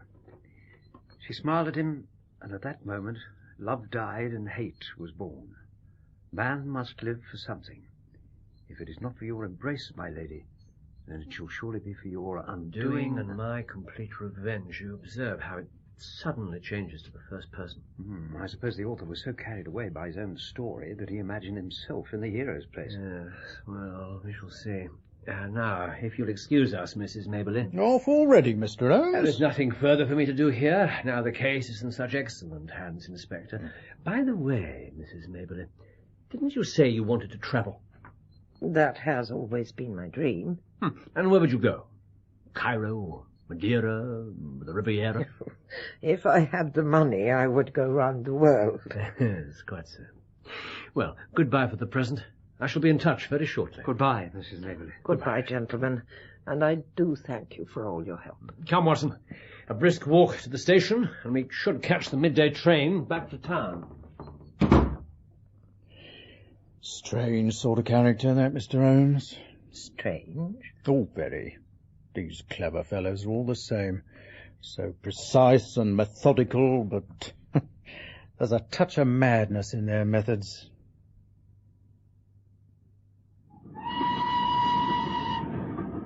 Cheer up, Watson. We're on our way. The last lap of our journey. The last lap? But... Oh, yeah, certainly. We must clear this matter up once and for all. It'll be as well if you come with me. It's safer to have a witness present when you're dealing with a lady like Isadora Klein. Really? And who is Isadora Klein? You're about to meet her. In fact, we shall enlist another witness. My friend, Clarence Gable. I shall call at his club en route to collect him. No, I won't do it. I positively refuse. You must accompany us. Your presence will be vital. Look, it is out of the question. You know very well I never meet strangers. I never go anywhere. I never leave the club. I insist upon hush. This is an outrage. For once, my dear chap, you must make an exception to your rule. Never. I refuse. Absolutely. I see. Tell me, do you recollect that unfortunate incident in the lower fourth dormitory involving a blacking brush and a Welsh rarebit? You wouldn't. You swore you'd never tell us so. That's because you and I are old friends, and old friends help one another, just as you are going to help me now. But why should I? Because I say so, and because it'll be worth your while. Very worthwhile indeed. I shall complain to the secretary. In writing. Don't trouble yourself, my dear sir. We're just leaving. Fetch your hat and coat, old man. There's a cab waiting at the door. All right.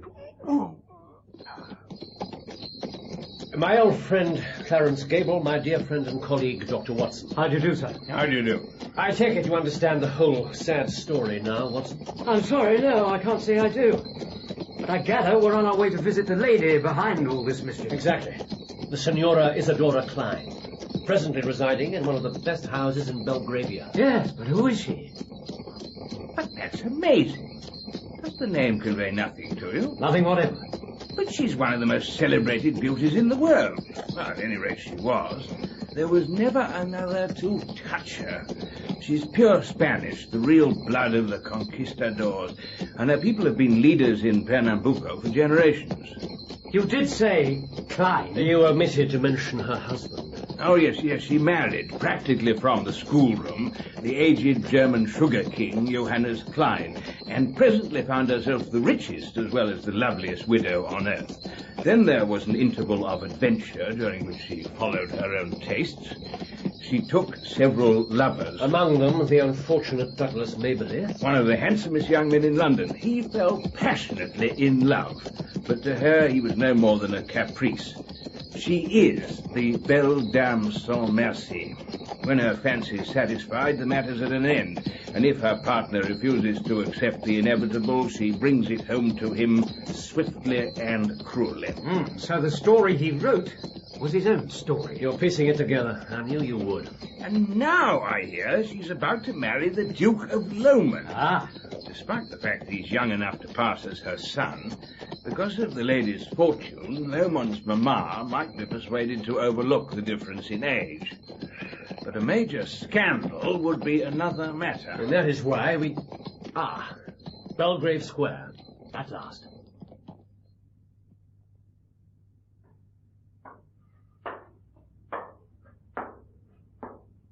Well? I'm sorry, sir. The Signora is not at home. But you took Mr. Holmes's card into her. I'm very sorry. Signora Klein is not at home. And we shall remain here until she is.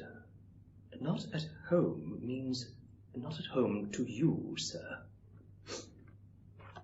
Your card. I told you this was a mistake. Come on. Not so fast, Gable. Here, let me scribble a few words on the back of this. There. Perhaps you'll give that to your mistress. Very well, sir. Look, I don't intend to waste any more time. For heaven's sake, let's go. Somehow I don't think we shall have long to wait. Why? What did you write on that card? I wrote, shall it be the police then? They ought to pass us in, I fancy. I say, that's a bit strong, isn't it? In this situation, strong measures are called for. Ah, this looks rather more promising. Signora Klein will see you now. This way, if you please.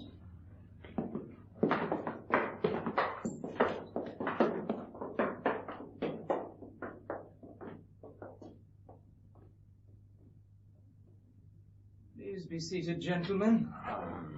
The Signora will be with you in a moment. Good Lord. Oriental carpets, exotic perfumes, hanging draperies. It's like something out of the Arabian Nights. The lamps are so heavily shaded.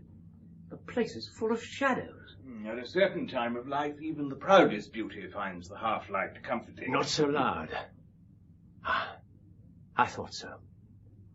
Good evening, Senora. Mr. Sherlock Holmes? What is the meaning of this intrusion, this insulting message? Allow me to introduce Dr. Watson and my advisor, Mr. Gable, who will know the best way to proceed in this matter. Please, explain yourself. Surely it needs no explanation. I've every respect for your intelligence, madam, though I have to say that your intelligence has been rather less than perfect of late. What do you mean by that? Well, you assume that your hired villains would frighten me from my work, though in fact it was your over-anxiety that led me to examine the case. I have no idea what you're talking about. What have I to do with any hired villains? Alas, it seems I've overrated your intelligence. Good day, madam. Stop! Where are you going? To Scotland Yard. Come, my friend. Wait! Sit down, please, and let us talk. I feel I may be frank with you, Mr. Holmes. Already I sense that I can treat you as a friend. I cannot promise to return the compliment. However, I'm ready to listen to what you have to say and then decide what's to be done. No doubt it was foolish of me to threaten a brave man like yourself. What was really foolish, madam, was to place yourself in the power of a band of thugs who will probably blackmail you and will certainly betray you sooner or later. Oh, no. Now you are underrating me. I am not so simple. Since I am being frank, I may say that no one except Stockdale and his wife, Susan, have the least idea who I am. As to them, well, it is not the first time that we have done business together. I see. You've tested them before. They are good hounds. They run silently. Such hounds have a way of biting the hand that feeds them, and the police are already on their trail. They'll be arrested for burglary. They will take what is coming to them. That is what they are paid for. I shall not be involved in this matter. Unless I bring you into it. Oh, you would never do that. I tell you this in confidence, and you are a gentleman. So, well, if we're to be on those terms, in the first place, you must return the manuscript. You have it here, of course. Yes, it is here, inside that bronze coffer beside the hearth. Watson, would you be so good? Yes, certainly. Is there a key? It is not locked. There is nothing here but a mass of burnt paper, illegible scraps and blackened ash. You've been playing with fire, madam. And that seals your fate. Though I'm sure you will not be so hard on me. Shall I tell you the whole story? I imagine I could probably tell it to you. Oh. But you must see it from my point of view, the point of view of a woman about to be ruined. Can you blame me if I choose to protect myself? Yes, if the original sin were yours. Oh, I admit it. Douglas was a darling boy, but he could not fit into my plans. He wanted marriage. Marriage, Mr. Holmes. In his infatuation, he actually imagined that I might tie myself to a penniless commoner. It was unthinkable, and I had to make him realize that. By hiring ruffians to beat him right under the windows of your palazzo in Rome. You do indeed seem to know everything. Well, it's true.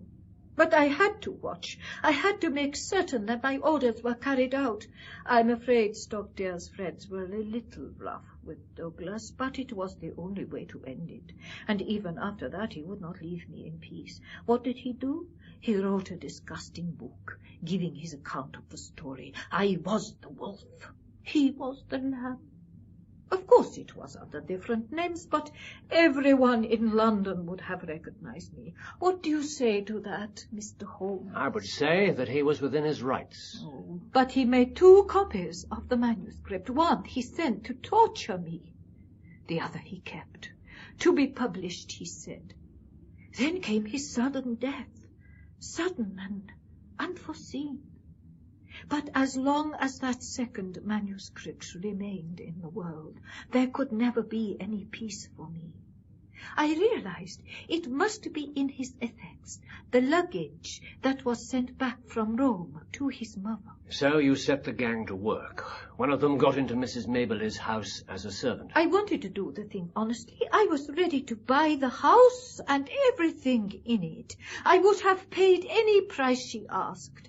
I only resorted to other methods when all else failed. What else could I do with my whole life at stake? What else, indeed? Oh, well.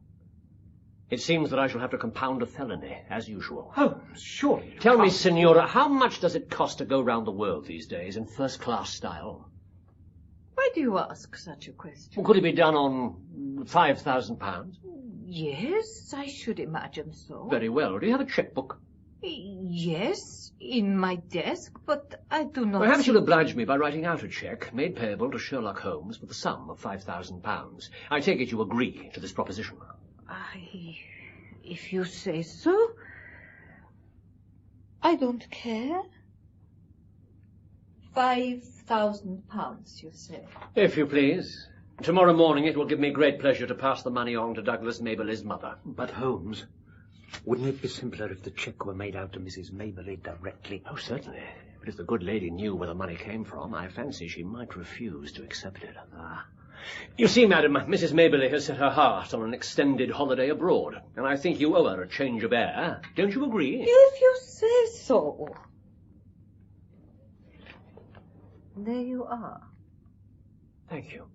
You've been very generous. I have got what I wanted. Splendid, and so has my friend Clarence Gable. What do you mean? What has your friend to do with me? Hadn't you better be making a move, Gable? Otherwise you might not make the first edition.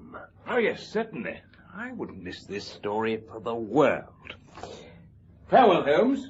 Au revoir, Doctor. And, hasta la vista, Senora. I do not understand. Why is your solicitor interested in this story? He's not a solicitor. He happens to be a journalist. When you play with fire, madam, you must expect to get burned.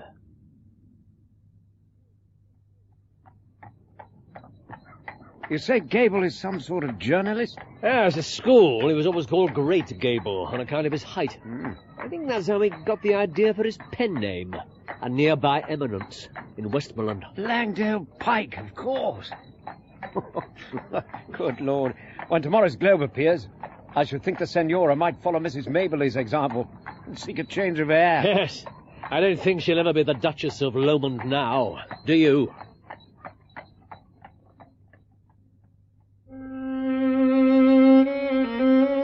In The Three Gables, Sherlock Holmes was played by Clive Merrison and Dr. Watson by Michael Williams, with Mary Wimbush as Mrs. Mabley and John Wells as Clarence Gable. Senora Isadora Klein was played by Gillian Barge, Steve Dixie by Ben Thomas, Susan Stockdale by Susanna Corbett, The Police Inspector by Neville Jason, The House Agent by Johan Meredith, and The Footman by Peter Whitman. Other parts were played by members of the cast. The violinist was Leonard Friedman. The Three Gables was dramatized for radio by Peter Ling and directed by Enid Williams.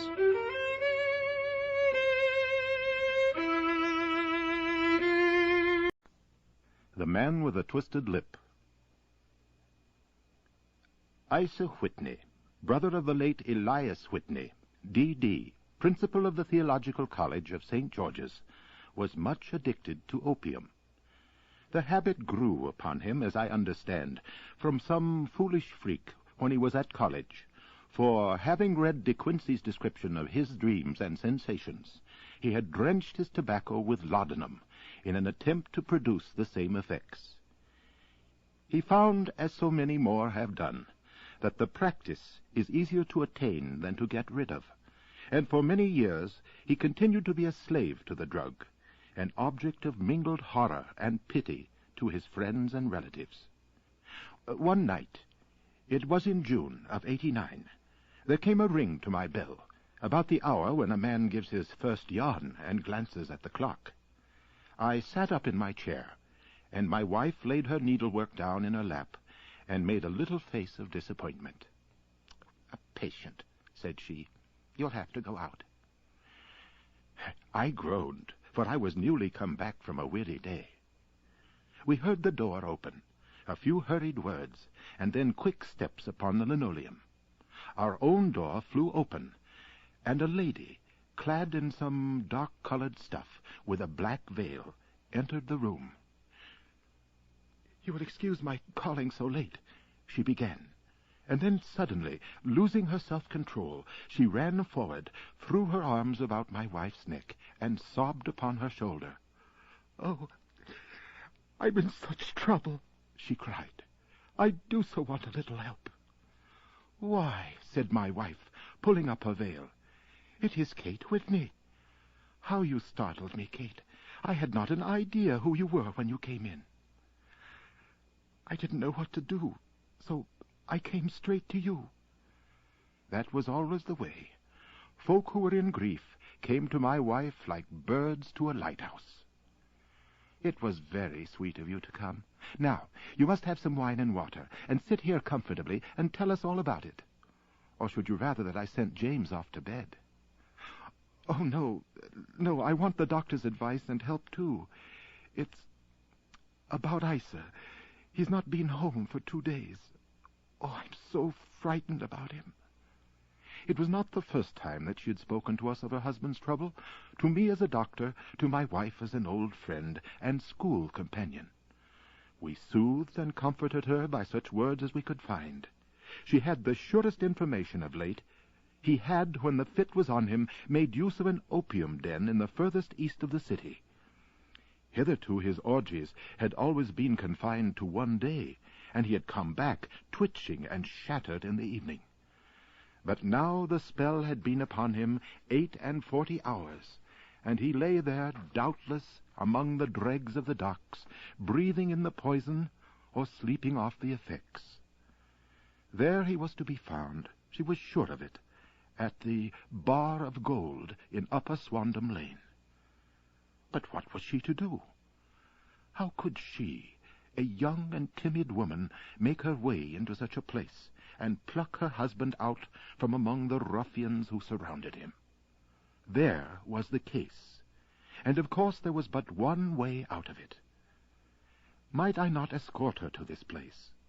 And then, at a second thought, why should she come at all? I was Isa Whitney's medical adviser, and as such I had influence over him. I could manage it better if I were alone. I promised her on my word that I would send him home in a cab within 2 hours, if he were indeed at the address she had given me. And so, in 10 minutes, I had left my armchair and cheery sitting-room behind me, and was speeding eastward in a hansom on a strange errand, as it seemed to me at the time, though the future only could show how strange it was to be. Upper Swandam Lane is a vile alley, lurking behind the high wharves, which line the north side of the river to the east of London Bridge. Between a slop shop and a gin shop, approached by a steep flight of steps leading down to a black gap like the mouth of a cave, I found the den of which I was in search. Ordering my cab to wait, I passed down the steps, worn hollow in the center by the ceaseless tread of drunken feet, and by the light of a flickering oil lamp above the door, I found the latch and made my way into a long, low room, thick and heavy with the brown opium smoke, and terraced with wooden berths, like the forecastle of an emigrant ship. At the further end was a small brazier of burning charcoal, beside which, on a three-legged wooden stool, there sat a tall, thin old man, with his jaw resting upon his two fists, and his elbows upon his knees, staring into the fire. As I entered, a sallow Malay attendant had hurried up with a pipe for me and a supply of the drug, beckoning me to an empty berth.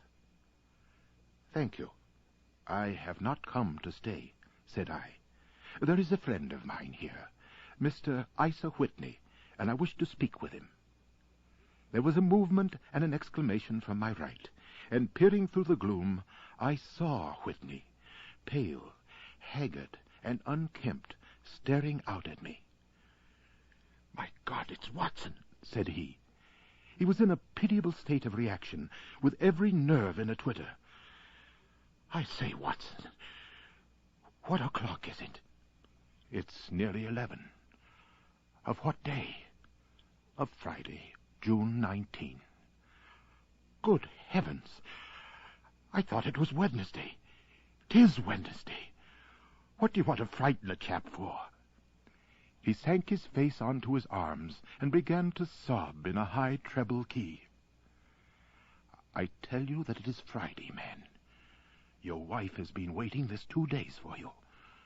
You should be ashamed of yourself." "So I am. But you've got mixed, Watson. I've only been here a few hours. 3 pipes, 4 pipes, I forget how many. But I'll go home with you.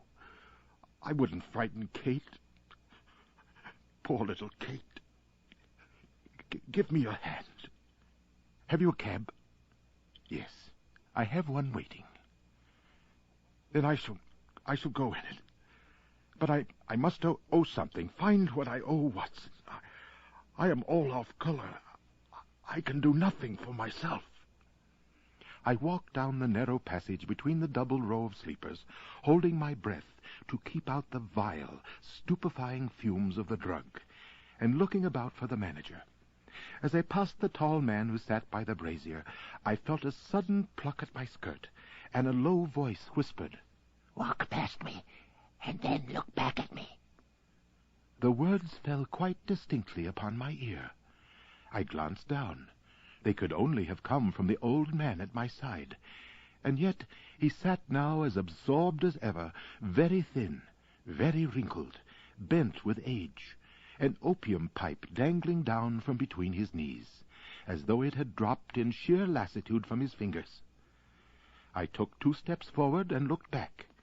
His form filled out, his wrinkles were gone, the dull eyes had regained their fire, and there, sitting by the fire and grinning at my surprise, was none other than Sherlock Holmes.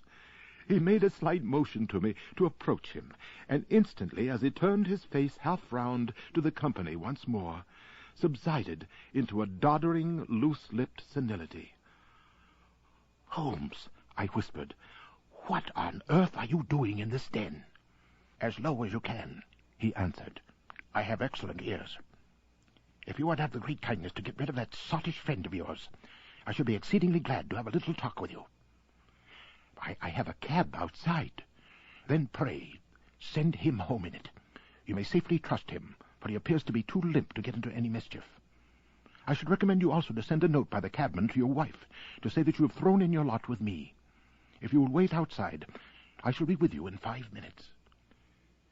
It was difficult to refuse any of Sherlock Holmes' requests, for they were always so exceedingly definite, and put forward with such an air of mastery. I felt, however, that when Whitney was once confined in the cab, my mission was practically accomplished. And for the rest, I could not wish anything better than to be associated with my friend in one of those singular adventures which were the normal condition of his existence. In a few minutes I had written my note, paid Whitney's bill, led him out to the cab, and seen him driven through the darkness. In a very short time, a decrepit figure had emerged from the opium den, and I was walking down the street with Sherlock Holmes. For 2 streets he shuffled along with a bent back and an uncertain foot. Then, glancing quickly round, he straightened himself out and burst into a hearty fit of laughter. "I suppose, Watson," said he, "that you imagine that I've added opium smoking to cocaine injections and all the other little weaknesses on which you have favored me with your medical views.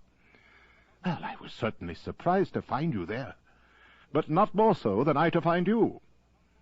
But I came to find a friend, and I to find an enemy." "An enemy?" "Yes, one of my natural enemies, or shall I say my natural prey. Briefly, Watson, I'm in the midst of a very remarkable inquiry, and I've hoped to find a clue in the incoherent ramblings of these sots, as I have done before now. Had I been recognized in that den, my life would have not been worth an hour's purchase, for I've used it before now for my own purposes, and the rascally Lascar who runs it has sworn vengeance upon me. There is a trap door at the back of that building near the corner of Paul's Wharf, which could tell some strange tales of what has passed through it upon the moonless nights." "What? You do not mean bodies?" "Aye, bodies, Watson. We should be rich men if we had £1,000 for every poor devil who has been done to death in that den. It is the vilest murder trap on the whole riverside, and I fear Neville St. Clair has entered it never to leave it more. But our trap should be here." He put his 2 forefingers between his teeth and whistled shrilly, a signal which was answered by a similar whistle from the distance, followed shortly by the rattle of wheels and clink of horses' hoofs.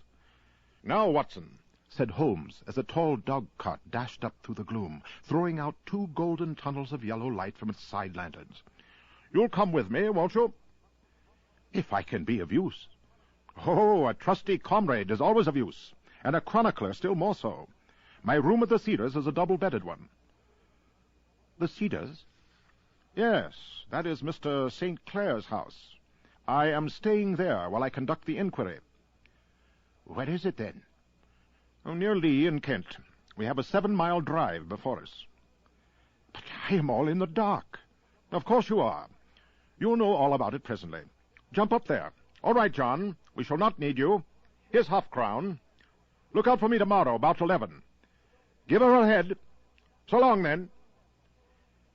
He flicked the horse with his whip, and we dashed away through the endless succession of somber and deserted streets, which widened gradually until we were flying across a broad balustraded bridge, with the murky river flowing sluggishly beneath us. I shall just have time to tell you the facts of the case before we get to Lee. Some years ago, to be definite, in May 1884, there came to Lee a gentleman, Neville St. Clair by name, who appeared to have plenty of money. He took a large villa, laid out the grounds very nicely, and lived generally in good style. By degrees he made friends in the neighborhood, and in 1887 he married the daughter of a local brewer, by whom he has now had 2 children. He had no occupation, but was interested in several companies, and went into town as a rule in the morning, returning by the 5:14 from Cannon Street every night. Mr. St. Clair is now 37 years of age, is a man of temperate habits, a good husband, a very affectionate father, and a man who is popular with all who know him. I may add that his whole debts at the present moment, as far as we have been able to ascertain, amount to £88 10 while he has £220 standing to his credit in the capital and county's bank. There is no reason, therefore, to think that money troubles have been weighing upon his mind. Last Monday, Mr. Neville St. Clair went into town rather earlier than usual, remarking before he started that he had 2 important commissions to perform, and that he would bring his little boy home a box of bricks. Now, by the merest chance, his wife received a telegram upon this same Monday, very shortly after his departure, to the effect that a small parcel of considerable value, which she had been expecting, was waiting for her at the offices of the Aberdeen Shipping Company. Now, if you're well up in your London, you will know that the office of the company is in Fresno Street, which branches out of Upper Swandam Lane, where you found me tonight.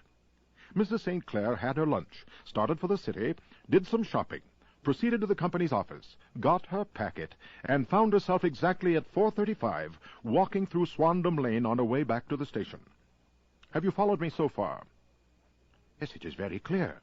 If you remember, Monday was an exceedingly hot day, and Mrs. St. Clair walked slowly, glancing about in the hope of seeing a cab, as she did not like the neighborhood in which she found herself.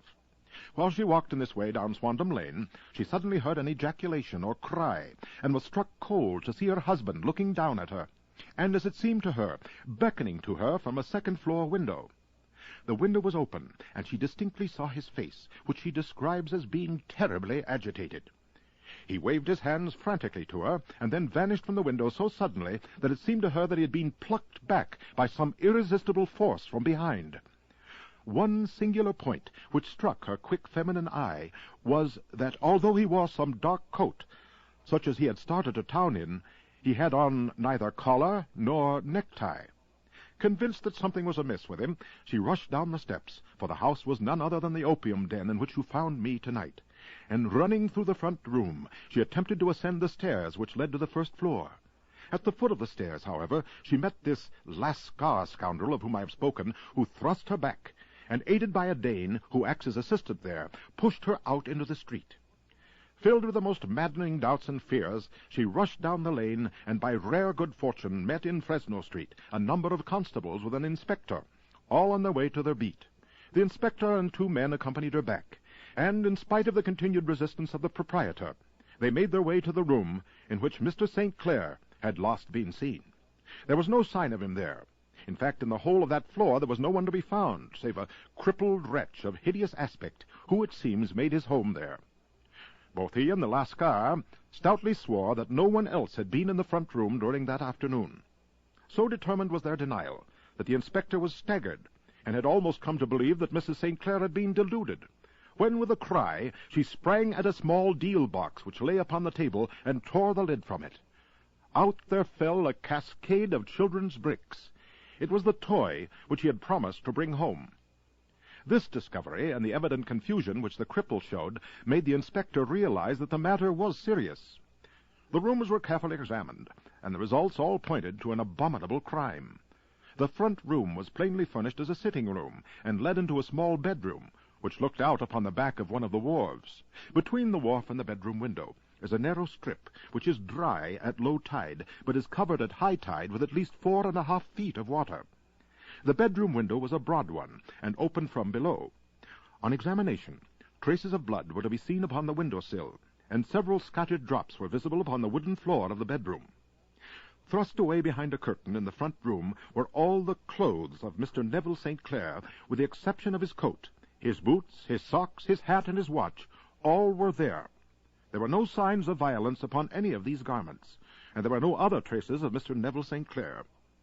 Out of the window he must apparently have gone, for no other exit could be discovered, and the ominous bloodstains upon the sill gave little promise that he could save himself by swimming, for the tide was at its very highest at the moment of the tragedy. And now, as to the villains who seemed to be immediately implicated in the matter. The Lascar was known to be a man of the vilest antecedents.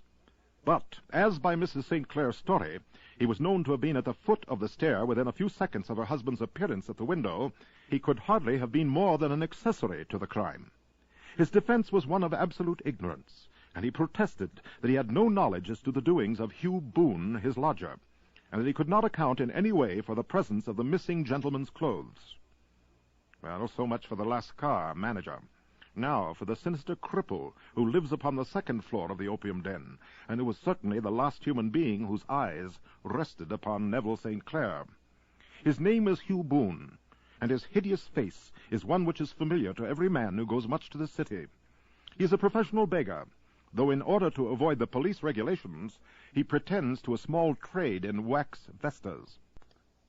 I have watched this fellow more than once, before ever I thought of making his professional acquaintance, and have been surprised at the harvest which he has reaped in a short time. His appearance, you see, is so remarkable that no one can pass him without observing him. A shock of orange hair, a pale face disfigured by a horrible scar, which by its contraction has turned up the outer edge of his upper lip, a bulldog chin, and a pair of very penetrating dark eyes, which present a singular contrast to the color of his hair, all mark him out from amid the common crowd of mendicants. And so, too, does his wit, for he is ever ready with a reply to any piece of chaff which may be thrown at him by the passers-by. This is the man whom we now learn to have been the lodger at the opium den, and to have been the last man to see the gentleman of whom we are in quest. But a cripple, said I. What could he have done single-handed against a man in the prime of life? He is a cripple in the sense that he walks with a limp, but in other respects he appears to be a powerful and well-nurtured man. Surely your medical experience would tell you, Watson, that weakness in one limb is often compensated for by exceptional strength in the others. Pray continue your narrative.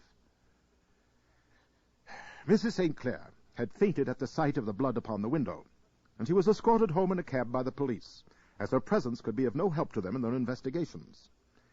Inspector Barton, who had charge of the case, made a very careful examination of the premises, but without finding anything which threw any light upon the matter. One mistake had been made in not arresting Boone instantly, as he was allowed some few minutes during which he might have communicated with his friend, the Lascar. But this fault was soon remedied, and he was seized and searched without anything being found which could incriminate him. There were, it is true, some bloodstains right pointed finger to being near the nail, and explained that the bleeding came from there, adding that he'd been to the window not long before, and that the stains which had been observed there came doubtless from the same source. He denied strenuously having ever seen Mr. Neville St. Clair, and swore that the presence of the clothes in his room was as much a mystery to him as to the police. He was removed loudly protesting to the police station, while the inspector remained upon the premises in the hope that the ebbing tide might afford some fresh clue. And it did, though they hardly found upon the mud-bank what they had feared to find. It was Neville St. Clair's coat, and not Neville St. Clair, which lay uncovered as the tide receded. And what do you think they found in the pockets? I cannot imagine. No, I don't think you will guess. Every pocket stuffed with pennies and halfpennies, 421 pennies and 270 halfpennies. It was no wonder that it had not been swept away by the tide. But a human body is a different matter. There is a fierce eddy between the wharf and the house.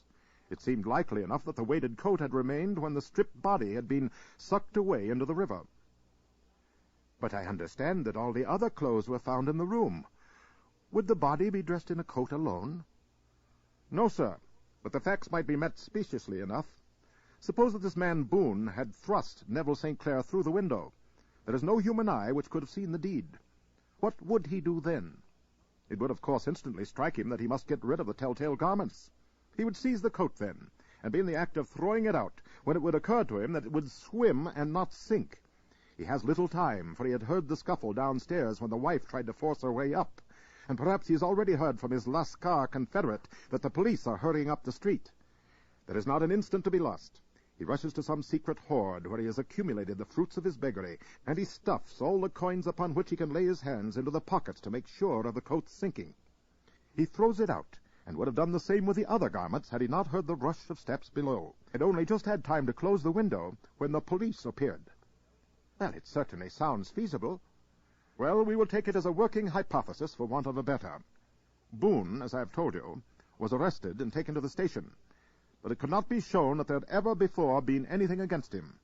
He had for years been known as a professional beggar, but his life appeared to have been a very quiet and innocent one. While Sherlock Holmes had been detailing this singular series of events, we'd been whirling through the outskirts of the great town until the last struggling houses had been left behind, and we rattled along with a country hedge upon either side of us. Just as he finished, however, we drove through 2 scattered villages, where a few lights still glimmered in the windows. See that light among the trees? That is the Cedars, and beside that lamp sits a woman whose anxious ears have already, I have little doubt, caught the clink of our horses' feet. But why are you not conducting the case from Baker Street? I asked. Because there are many inquiries which must be made out here. Mrs. St. Clair has most kindly put 2 rooms at my disposal. and you may rest assured that you will have nothing but a welcome for my friend and colleague. As we approached, the door flew open, and a little blonde woman stood in the opening, clad in some sort of light mousseline de soie, with a touch of fluffy pink chiffon at her neck and wrists. "Well," she cried. "Well?" And then, seeing that there were two of us, she gave a cry of hope which sank into a groan as she saw that my companion shook his head and shrugged his shoulders. "No good news?" "None." "No bad?" "No." "Oh, thank God for that. But come in. You must be weary, for you've had a long day." "This is my friend, Dr. Watson. He's been of most vital use to me in several of my cases, and a lucky chance has made it possible for me to bring him out and associate him with this investigation." "I am delighted to see you," said she, pressing my hand warmly. "You will, I'm sure, forgive anything which may be wanting in our arrangements, when you consider the blow which has come so suddenly upon us." "My dear madam," said I am an old campaigner, and if I were not, I can very well see that no apology is needed. If I can be of any assistance, either to you or to my friend here, I shall be indeed happy." "Now, Mr. Sherlock Holmes," said the lady as we entered a well-lit dining-room, upon the table of which a cold supper had been laid out, "I should very much like to ask you one or two plain questions, to which I beg that you will give me a plain answer." "Certainly, madam." "Do not trouble about my feelings. I'm not hysterical, nor given to fainting. I simply wish to hear your real opinion." "Upon what point?" "In your heart of hearts, do you think that Neville is alive?" Sherlock Holmes seemed to be embarrassed by the question. "Frankly now," she repeated, standing upon the rug and looking keenly down at him as he leaned back in a basket chair. "Frankly, then, madam, I do not." "You think that he is dead?" "I do." "Murdered?" "I don't say that. Perhaps." "And on what day did he meet his death?" "On Monday." "Then perhaps, Mr. Holmes, you will be good enough to explain how it is that I have received this letter from him today." Sherlock Holmes sprang out of his chair as if he had been galvanized. "What?" he roared. "Yes, today." She stood smiling, holding up a little slip of paper in the air. "May I see it?" "Certainly." The envelope was a very coarse one, and was stamped with the Gravesend postmark, and with the date of that very day, or rather of the day before, for it was considerably after midnight. "Coarse writing," murmured Holmes. "Surely this is not your husband's writing, madam?" "No, but the enclosure is." "I perceive also that whoever addressed the envelope had to go and inquire as to the address." "Well, how can you tell that?" "The name, you see, is in perfectly black ink, which has dried itself. The rest is of the grayish color, which shows that blotting paper has been used. If it had been written straight off and then blotted, none would be of a deep black shade. This man has written the name, and there has been a pause before he wrote the address, which can only mean that he was not familiar with it. It is, of course, a trifle, but there is nothing so important as trifles. Let us now see the letter. Ah, there has been an enclosure here." "Yes, there was a ring, his signet ring." "And you are sure that this is your husband's hand?" "One of his hands." "One?" "His hand when he wrote hurriedly. It is very unlike his usual writing, and yet I know it well." "Dearest, do not be frightened. All will come well. There is a huge error, which it may take some little time to rectify. Wait in patience, Neville. Written in pencil upon the flyleaf of a book. Octavo size, no watermark. Posted today in Gravesend by a man with a dirty thumb. And the flap has been gummed, if I'm not much in error, by a person who had been chewing tobacco. And you have no doubt that it is your husband's hand, madam?" "None. Neville wrote those words." "And they were posted today at Gravesend. Well, Mrs. St. Clair, the clouds lighten, though I should not venture to say that the danger is over. But he must be alive, Mr. Holmes. Unless this is a clever forgery to put us on the wrong scent. The ring, after all, proves nothing. It may have been taken from him. No, it is. It is his very own writing. Very well. It may, however, have been written on Monday and only posted today. That is possible. If so, much may have happened between. Oh, you must not discourage me, Mr. Holmes. I know that all is well with him. There is so keen a sympathy between us that I should know if evil came upon him. On the very day that I saw him last, he cut himself in the bedroom, and yet I in the dining room rushed upstairs instantly with the utmost certainty that something had happened. Do you think that I would respond to such a trifle and yet be ignorant of his death? I have seen too much not to know that the impression of a woman may be more valuable than the conclusion of an analytical reasoner. And in this letter, you certainly have a very strong piece of evidence to corroborate your view. But if your husband is alive and able to write letters, why should he remain away from you? I cannot imagine. It is unthinkable. And on Monday, he made no remarks before leaving you? No. And you were surprised to see him in Swandam Lane? Oh, very much so. Was the window open? Yes. Then he might have called to you? He might. He only, as I understand, gave an inarticulate cry. Yes. A call for help, you thought? Yes, he waved his hands. But it might have been a cry of surprise.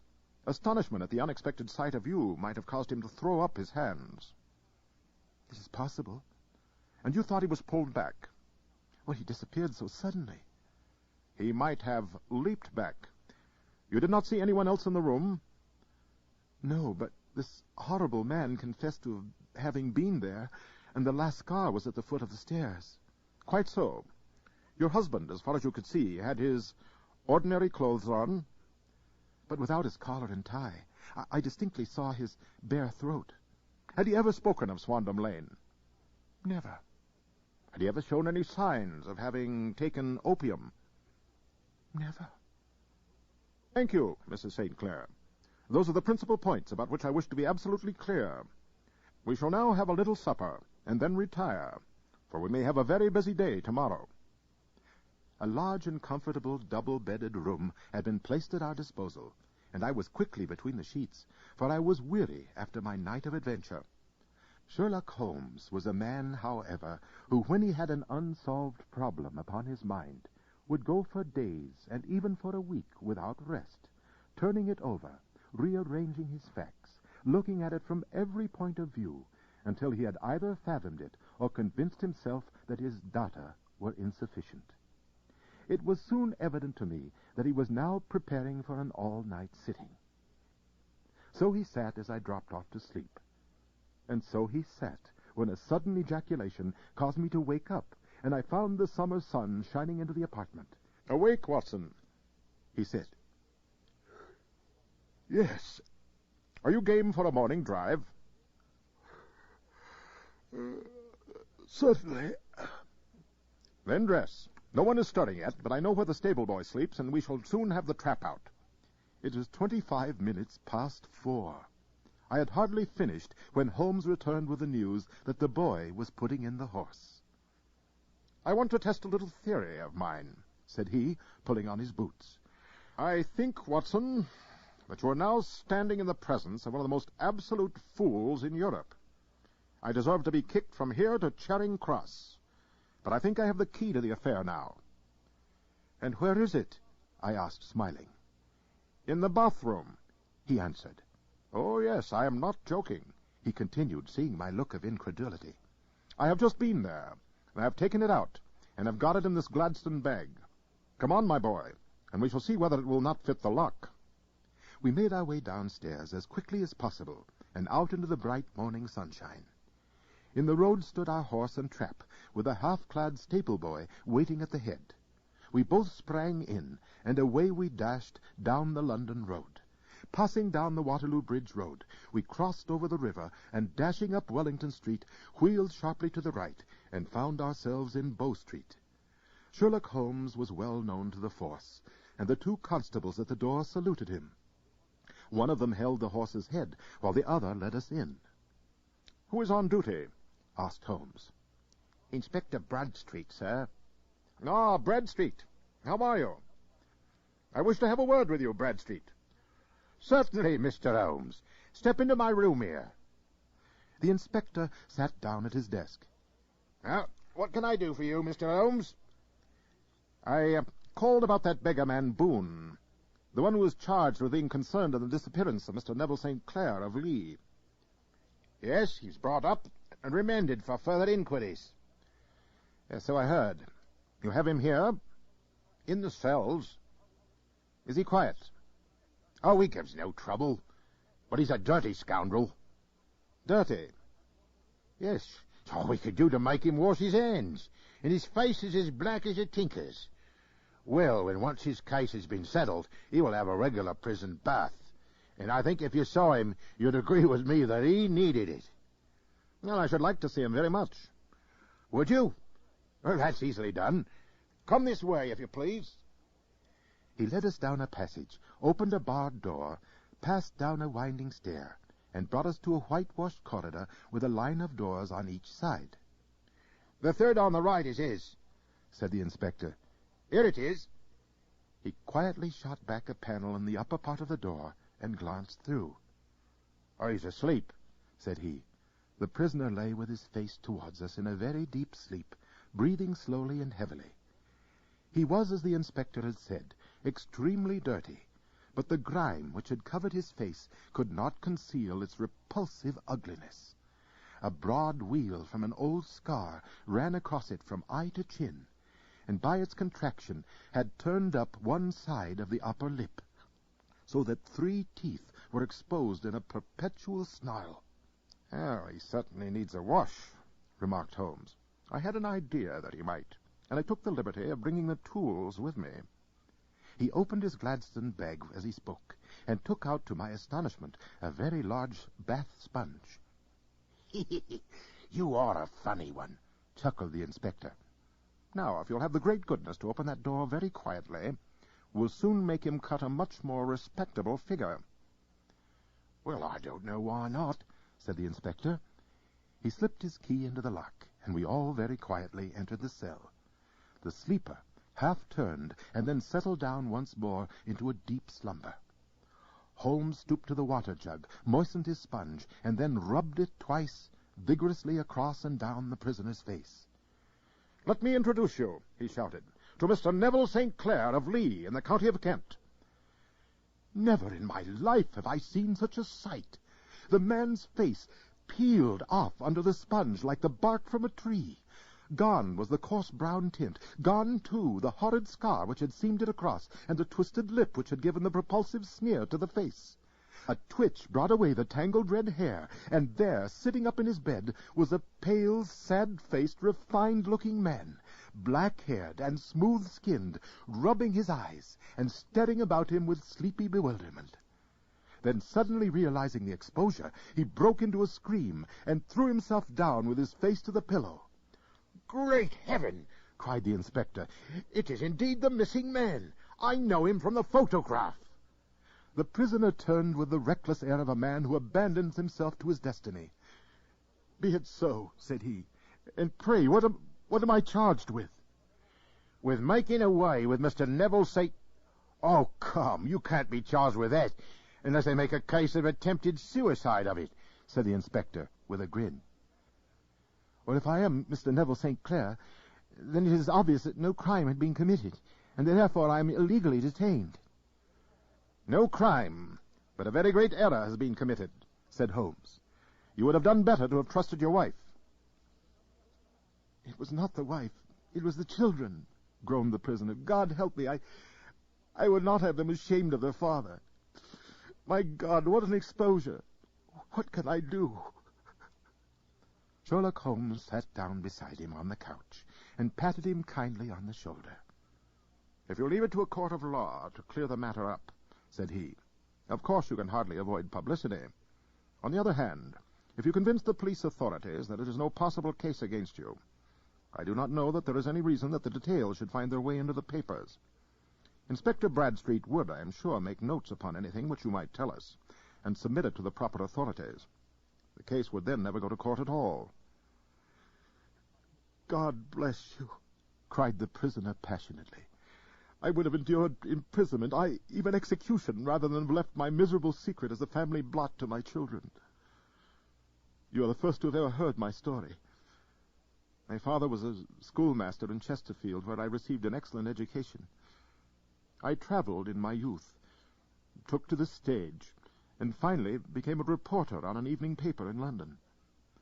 One day, my editor wished to have a series of articles upon begging in the metropolis, and I volunteered to supply them.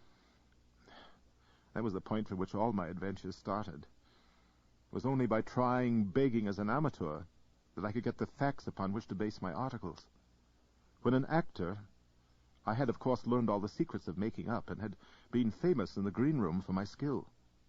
I took advantage now of my attainments. I painted my face to make myself as pitiable as possible. I made a good scar and fixed one side of my lip in a twist by the aid of a small slip of flesh-colored plaster.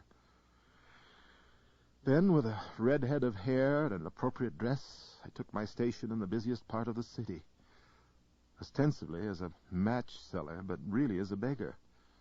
For 7 hours I plied my trade, and when I returned home in the evening, I found to my surprise that I had received 26 shillings and 4pence. Well, I wrote my articles and thought little more of the matter until some time later I backed a bill for a friend and had a writ served upon me for £25. I was at my wit's end where to get the money. But a sudden idea came to me. I begged a fortnight's grace from the creditor, asked for a holiday from my employers, and spent the time in begging in the city under my disguise. In 10 days I had the money, and I had paid the debt. Well, you could imagine how hard it was to settle down to arduous work at £2 a week, when I knew that I could earn as much in a day by smearing my face with a little paint, laying my cap on the ground, and sitting still. It was a long fight between my pride and the money.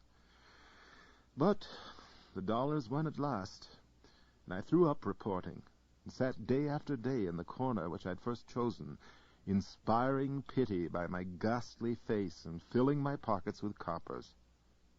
Only one man knew my secret. He was the keeper of a low den in which I used to lodge in Swandam Lane, where I could every morning emerge as a squalid beggar, and in the evenings transform myself into a well-dressed man about town. This fellow, Lascar, was well paid by me for his rooms, so that I knew that my secret was safe in his possession. Well, very soon I found that I was saving considerable sums of money. I do not mean that any beggar in the streets of London could earn £700 a year, which is less than my average takings, but I had exceptional advantages in my power of making up, and also a facility in repartee, which, improved by practice, had made me quite a recognized character in the city. All day a stream of pennies, varied by silver, poured in upon me, and it was a very bad day upon which I failed to take £2. As I grew richer, I grew more ambitious, took a house in the country, and eventually married, without anyone having a suspicion as to my real occupation. My dear wife knew that I had business in the city. She little knew what. Last Monday, I'd finished for the day and was dressing in my room above the opium den, when I looked out of the window and saw to my horror and astonishment that my wife was standing in the street with her eyes fixed full upon me. I gave a cry of surprise. I threw up my arms to cover my face, and rushing to my confidant, the Lascar, entreated him to prevent anyone from coming up to me. I heard her voice downstairs, but I knew that she could not ascend. Swiftly, I threw off my clothes and pulled on those of a beggar and put on my pigments and wig. Even a wife's eyes could not pierce so complete a disguise. But then it occurred to me that there might be a search in the room and that the clothes might betray me. I threw open the window, reopening by my violence a small cut which I had inflicted upon myself in the bedroom that morning. Then I seized my coat, which was weighted down by the coppers which I just transferred to it from the leather bag in which I carried my takings. I hurled it out of the window, and it disappeared into the Thames. The other clothes would have followed, but at that moment there was a rush of constables up the stairs, and a few minutes after I found, rather I confess to my relief, that instead of being identified as Mr. Neville St. Clair, I was arrested as his murderer. I do not know that there is anything else for me to explain. I was determined to preserve my disguise as long as possible, and hence my preference for a dirty face. Knowing that my wife would be terribly anxious, I slipped off my ring and confided it to the Lascar at the moment when no constable was watching me, together with a hurried scrawl, telling her that she had no cause to fear. Yes, that note only reached her yesterday, said Holmes. Good God! What a week she must have spent. The police have watched this Lascar, said Inspector Bradstreet, and I can quite understand that he might find it difficult to post a letter unobserved. Probably he handed it to some sailor customer of his, who forgot all about it for some days. Yes, that was it, said Holmes, nodding approvingly. I have no doubt of it. But have you never been prosecuted for begging? Many times. But what was a fine to me? It must stop here, however, said Bradstreet. If the police are to hush this thing up, there must be no more of you Boone. I've sworn it by the most solemn oath which a man can take.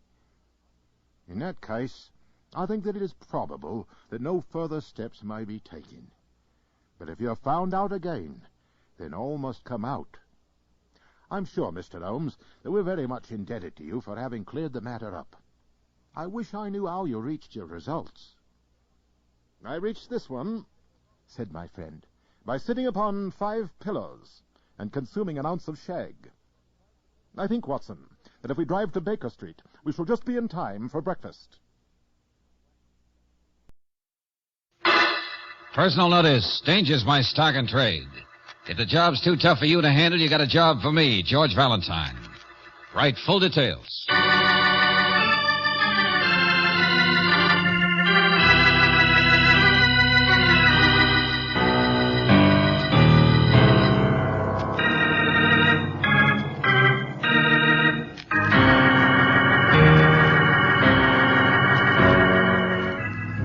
Standard Oil Company of California invites you to Let George Do It.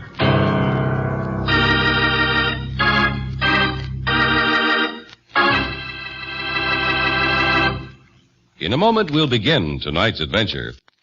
If you've tried several different motor oils in your car, remember this. We tried hundreds of oils in our laboratories and on the road before we developed heavy-duty RPM, the motor oil that, compared to premium-type motor oils, as designated by the American Petroleum Institute, doubles engine life between major overhauls due to lubrication. Now, performance reports from RPM users confirm it. One cab company, for example, found that heavy-duty RPM more than doubled engine life, actually reduced engine wear 71%.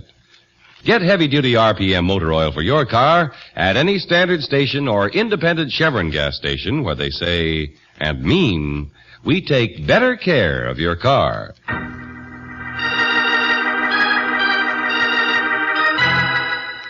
And now, tonight's story, Operation Europa, a transcribed adventure of George Valentine.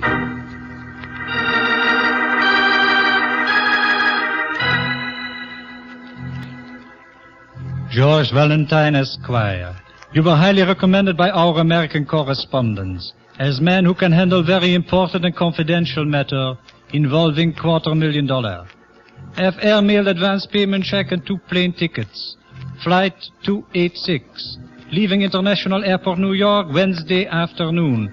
See you and Miss Brooks. In our Paris office, Rue de Field, Saint Thomas 5, Maurice LeBlanc, Europa Insurance Company. Hey, we're getting up in the world, Brooksy. Transatlantic cables, no less. Paris in spring. I don't want to sound stuffy, but we do have a business, obligations. And this cable doesn't ask, it takes this for granted. Paris in the spring. So I think we'll just crumble up this little Billy Do, throw it in the wastepaper basket. George! Paris in the spring. And get started packing. Come on, Angel.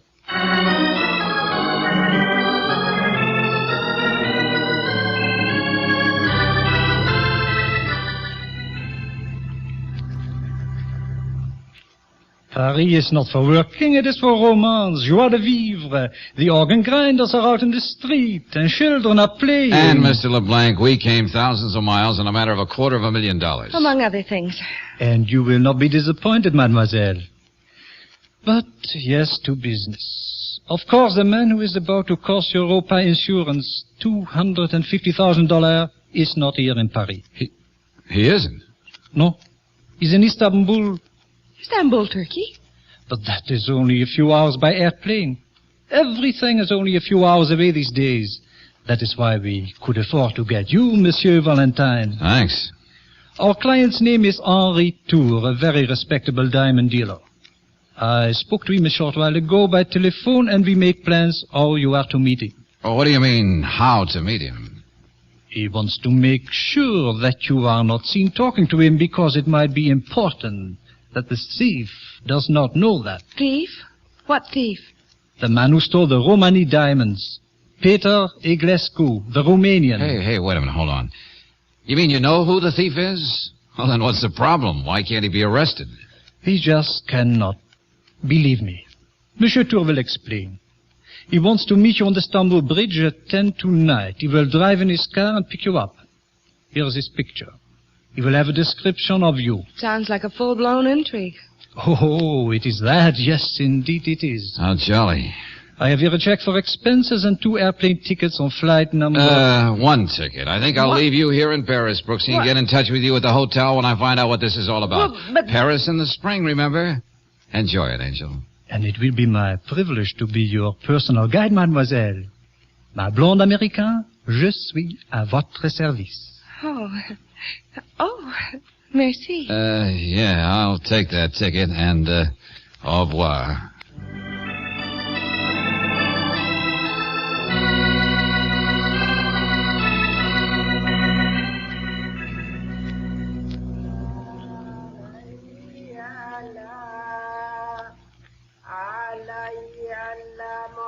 Ah, 10:15. I wonder if Turkish cops pick you up for loitering. Come on, Mr. Tour. Come on. Europe at one end, Asia at another. Quite a bridge. And according to the guidebook, those lights over there should be the old Sultan's palace. Ah, good. Monsieur Valentine? Oh, hello. Mr. Tour? Yes. Come in. Quickly, please.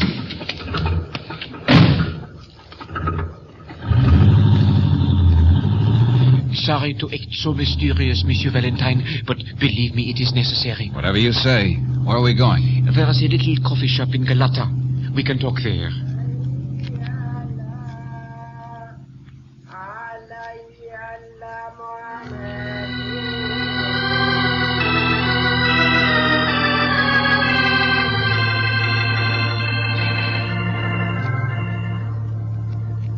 Let me get this arrangement between you and this Peter Iglescu clear, Mr. Tour. It was not a very unusual arrangement, not here in Europe. Well, now, let's see. The Romani diamonds have been in the Iglescu family for 100 years or more. You took them on a sort of consignment to sell them, and you protected Mr. Iglescu by giving him your personal note for $250,000. That's right. Of course, I am insured with Europa. That is where they come in. And when did you find the diamonds gone? Almost a week ago. Iglescu and I are both staying at the Hotel Metropole. I was ready to show the stones to a visiting prince from India, and they were gone. I would swear that only Iglescu knew where I kept them. Did you accuse him? No. In fact, I told him nothing about the theft. Why? He would only deny it. And where would you look for 4 small stones? Oh, I see. In 4 days, according to our agreement, I will either have to return the stones to Iglescu because I was unable to sell them, or pay him the money. Uh-huh. Well, what did you think I'd be able to do for you, Mr. Tour? I really do not know. I am just a desperate man. One thing I am sure about. What's that? Igelescu still has the diamonds. Here, somewhere in Istanbul. Oh, it's a big place. The Romany diamonds are too well known to the dealers. He could never sell the stones to them. And if he tries to, as you say, fence them, he would get practically nothing. So our friend will sit tight until he gets the money from you. Then later get rid of the stones somewhere else. In Paris, England, America maybe. Yes, yes. Well, I sure enough can't just appeal to his better nature. He has none, believe me. He is charming and polished, but he is as hard as one of those diamonds he stole. He doesn't know of the theft, and he, too, lives at the Metropole. What is that? Just thinking out loud, that's all. I may be brighter in the morning.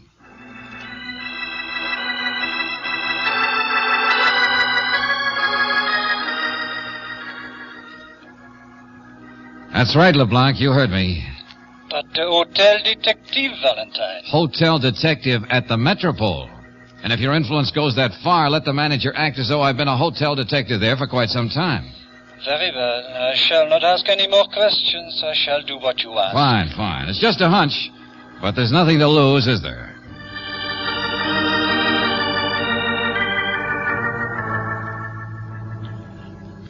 Yes, I can have some imitation Romany diamonds ready by tomorrow. Of course, they will not fool a real expert. They don't have to. Let them look pretty close to the real thing, and I'll be satisfied, Mr. Tour. I see. But then you also say I shall have to play a part? Exactly. Like an actor? Like an actor.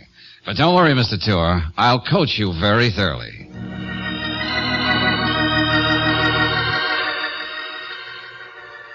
Speak a little louder, darling. I can hardly hear you. I want you to come to Istanbul and register at the Hotel Metropole. You got that? Metropole, yes. All right. You can use your real name, but I'm afraid you'll have to do a little acting. Acting? Yeah, you're a flip, glib American show gal on the make. Why, Mr. Valentine. On the make, especially for a wealthy, fat little Frenchman named Henri Tour. Now, when you come to the lobby of the Metropole...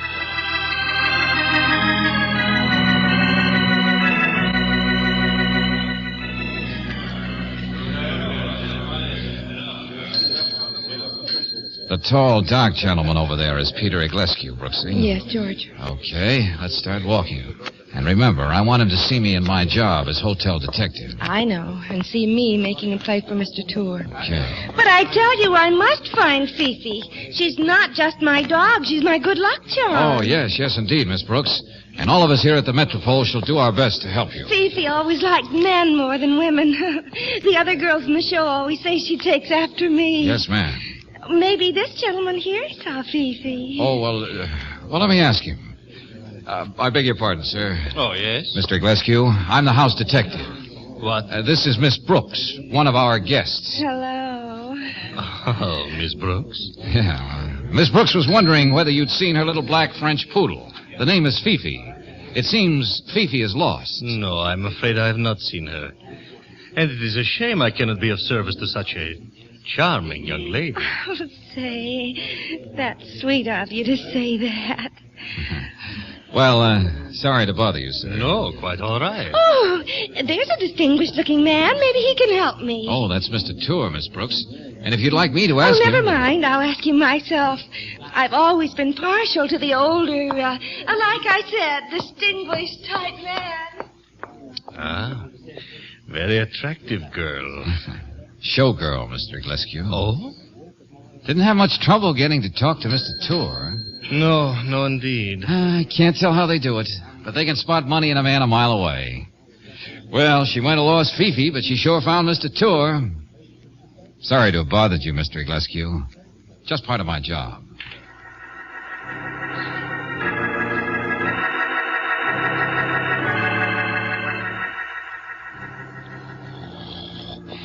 That's right, Mr. Tour. Sleep soundly. Pleasant dreams. Now, where are those diamonds? Oh, yes. Here they are. Nice. Very nice. That will set the stage very nicely. Yep, that does it. Good night, Mr. Tour. Good night, Monsieur Valentine, and good luck.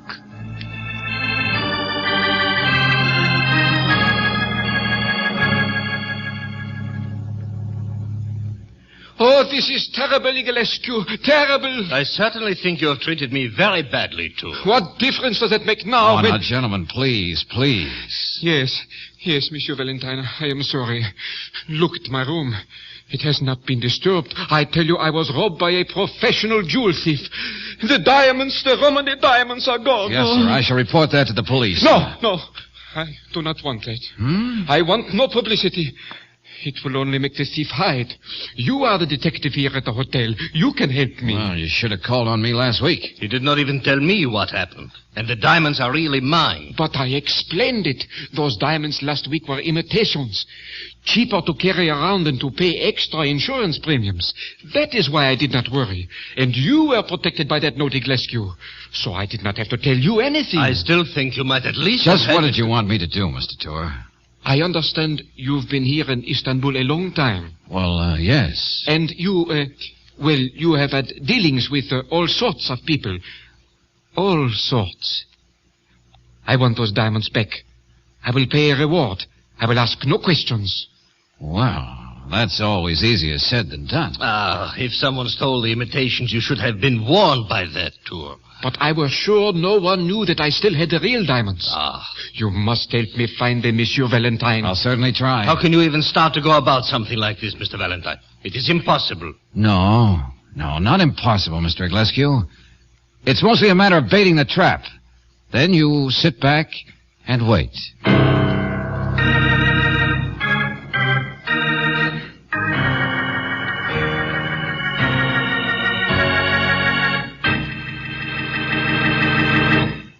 In just a moment, we'll return to tonight's adventure of George Valentine. Friends, if a sluggish, choked-up motor makes your driving a constant chore rather than a pleasure, now is the time to shift to the gas with all 8 Chevron Supreme. Balance blended for peak performance under all driving conditions, Chevron Supreme gasoline gives you not 1, not 2, but all 8 high-performance qualities. Fast warm-up, quick starting, vapor lock prevention, anti-knock, economy mileage, area blending, smooth acceleration, and full power. Your engine needs all 8 of these qualities to do its job right and make driving a pleasure for you. You'll notice the difference right away from your very first tankful of Chevron Supreme. Remember, any gasoline can be refined to stress one performance feature at the expense of others. But Chevron Supreme is designed and refined to give you all 8 high-performance qualities in correct balance.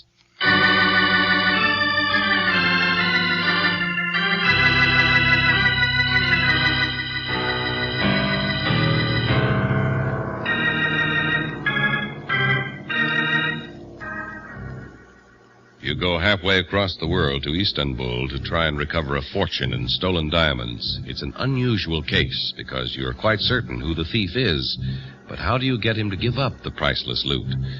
Well, if your name is George Valentine, you think the only chance is to set a trap with greed as the bait. So far, you've built only the first part of the trap. And even as sharp a gal as Brooksy can't quite figure out what the trap is supposed to be.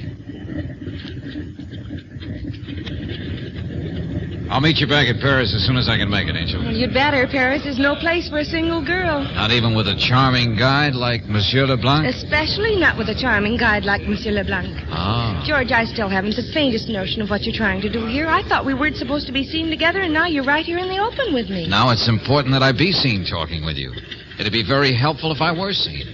Okay. Maybe I'll find out what this is all about some other time. Oh, Brooks, you did a fine job. If its purpose is a little vague, remember I'm fumbling around in the dark myself. Yeah, I know, darling. The only thing I have been able to accomplish, I hope, is to put the first shadow of a doubt into Iglescu's mind.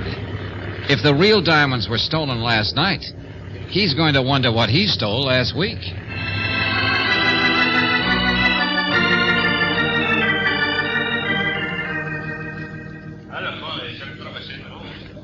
$30,000. That's right, Mr. Iglescu. And you're getting the bargain of the century. Now, of course, you know I can tell all of this to Mr. Tour.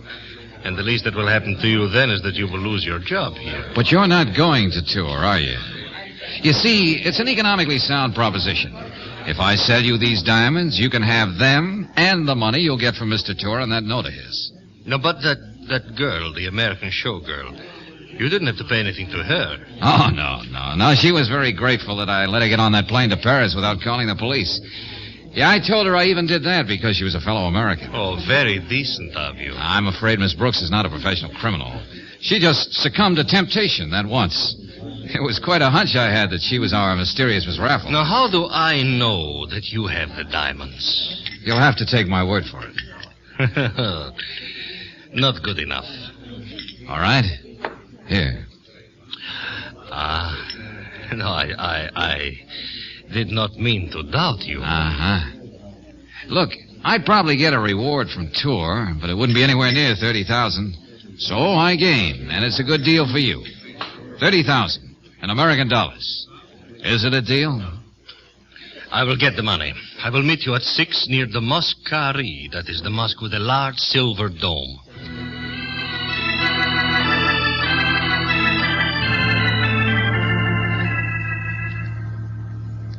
So you really think you have him, as you say, on the hook, Monsieur Valentine? At least there's a chance, Mr. Tour. Have you checked all the banks here in Istanbul? There are only a few large ones. I have friends in most of them. And no Iglescu account in them, huh? No. And certainly no $30,000 transactions of any sort today? No. Good, fine. What? I do not understand. I think Mr. Iglescu needs one final bit of convincing that what I have here are the real Romany diamonds. And I have an idea he's going to try and convince himself.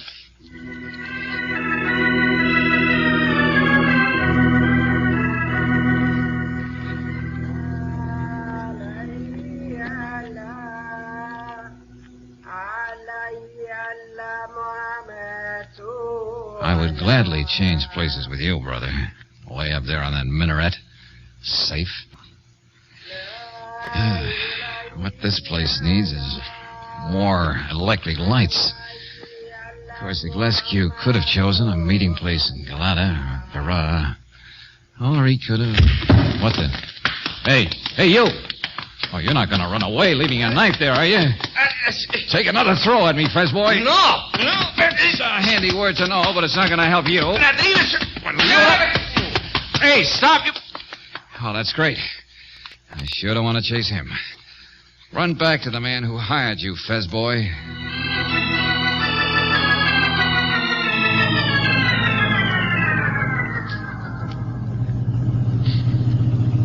Metropole? Hotel Metropole. Me understand, no worry. Okay, I won't worry. Just get this cab there quick. You American, mister? Okay, kid. Yankee Doodle. Okay, kid, huh? Sure, fine. Me name Pukovitsky. Yeah. Puko Italian. Vits Rost. Ski Polish. Which all makes me Greek boy.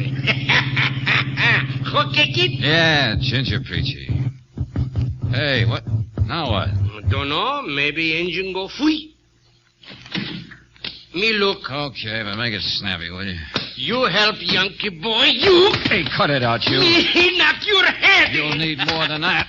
Okay, kid. More than a monkey wrench. Yankee Doodle. Daddy. Oh, what do you know? Who would think Iglescu would plan a double chance to knock me off?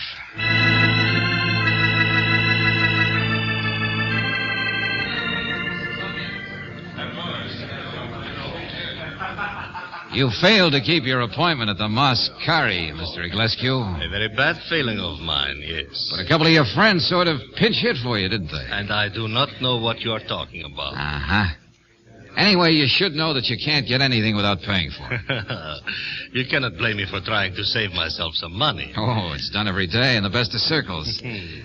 I just came by to tell you that you've missed your chance, Buster. The deal for the diamonds is off. For good. Oh, now let us not be too hasty, Oh, Valentine. I'm not hasty at all. I'm just being prudent.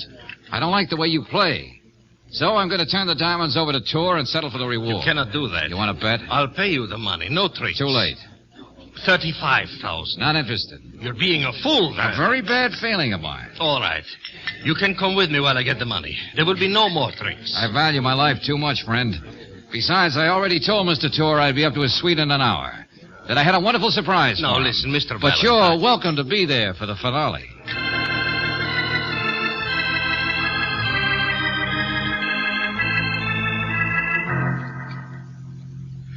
But where did you get these, Monsieur Valentine? How did you get them back so quickly? Remember the agreement, Mr. Tour. No questions. let's just say I was very lucky. I would look at those diamonds very carefully, Tour. I will certainly demand to know they are the real ones before I give you back that note for $250,000. Oh, they are the real ones. Oh, make sure by all means, Mr. Tour. After all, you yourself said there are some phony ones somewhere in Istanbul.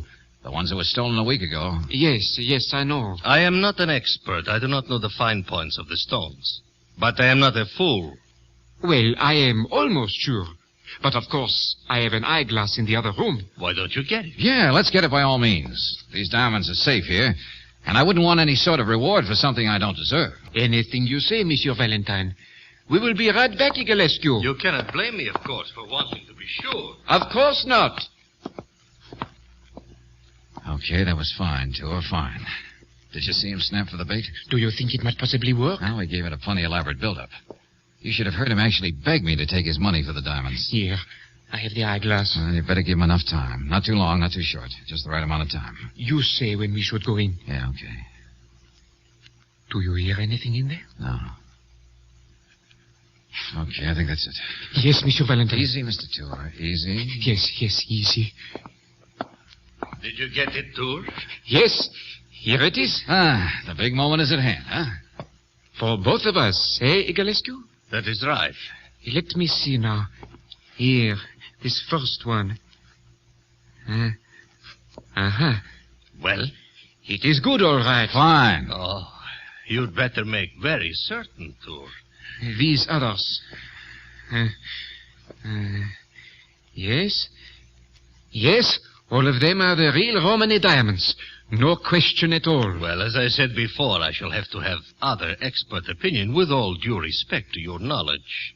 You won't mind that, will you, Tour? No, I will not mind at all. And if I were you, I'd take that smug smirk off your face, Iglescu. What? It happens that he's right and you're wrong. What? Even though you think that the diamonds you switched on us make those on the table phony and the ones somewhere in your pockets are the good ones. I do not know what you are talking about. Maybe I can show you. No, let go. Take your hands off me. What are you doing? Just building up to something that'll make you kick yourself all over the place, friend. You stop that? No, you're struggling, Iglescu. Monsieur Valentine is a very determined young man. Yeah, here we are. Oh, well, those are I mean... These are the phony diamonds I was carrying. The ones you just took off the table when you put the good ones back on it. Oh, no. The ones I stole from Mr. Tour with his complete cooperation. You are lying. Oh, but he is not. He is telling nothing but the truth. After all, since you had the real Romany diamonds all the time, we had to get them back somehow. And, Buster, you obliged us. Sort of cheating cheaters. Thanks a lot. Oh, you're not going to get away with it. This is not the end. You're so right, Rollo. I owe you something for all the cute tricks you tried to teach that Fez boy in the cabbie. And here it is.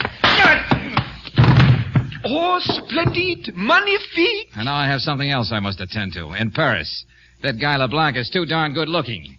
And maybe Paris in the spring is not overrated.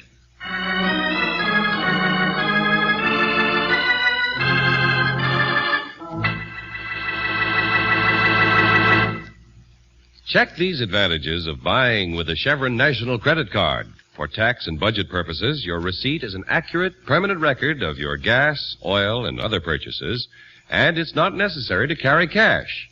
A Chevron National Credit Card is honored in the West by standard stations and independent Chevron gas stations, and by leading oil companies elsewhere in the United States and Canada. You'll enjoy new ease and convenience with a Chevron National Credit Card, your key to finer products and better service at standard stations and independent Chevron gas stations, where they say and mean, we take better care of your car.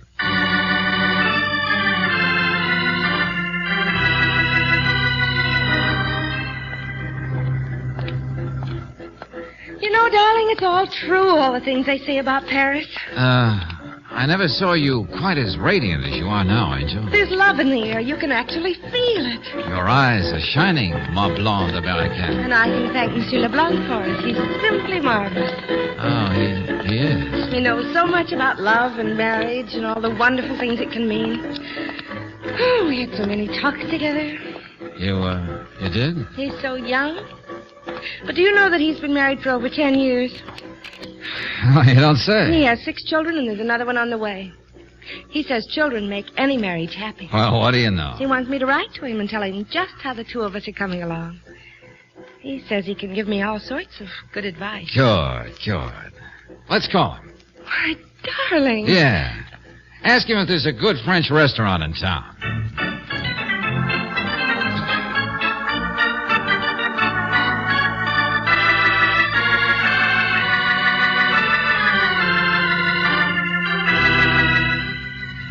Tonight's transcribed adventure of George Valentine has been brought to you by Standard Oil Company of California on behalf of independent Chevron gas stations and Standard stations throughout the West.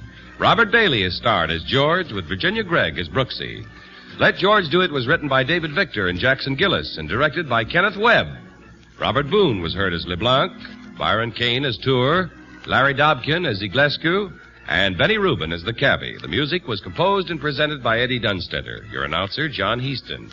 Listen again next week, same time, same station, to Let George Do It. Last year, more men than women died of cancer.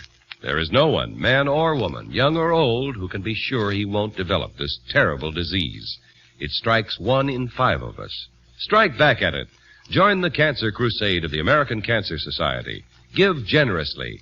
Mail your contribution today to Cancer, care of Postmaster.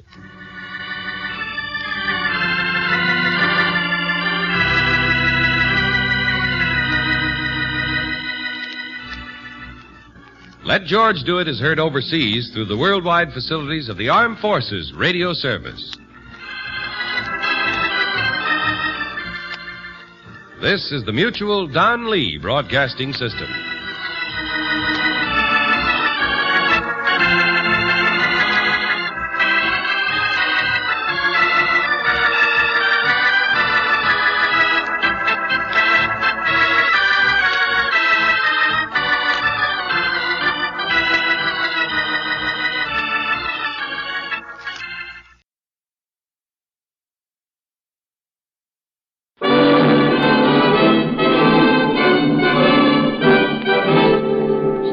California, on behalf of independent Chevron gas stations and Standard stations throughout the West, invites you to Let George Do It.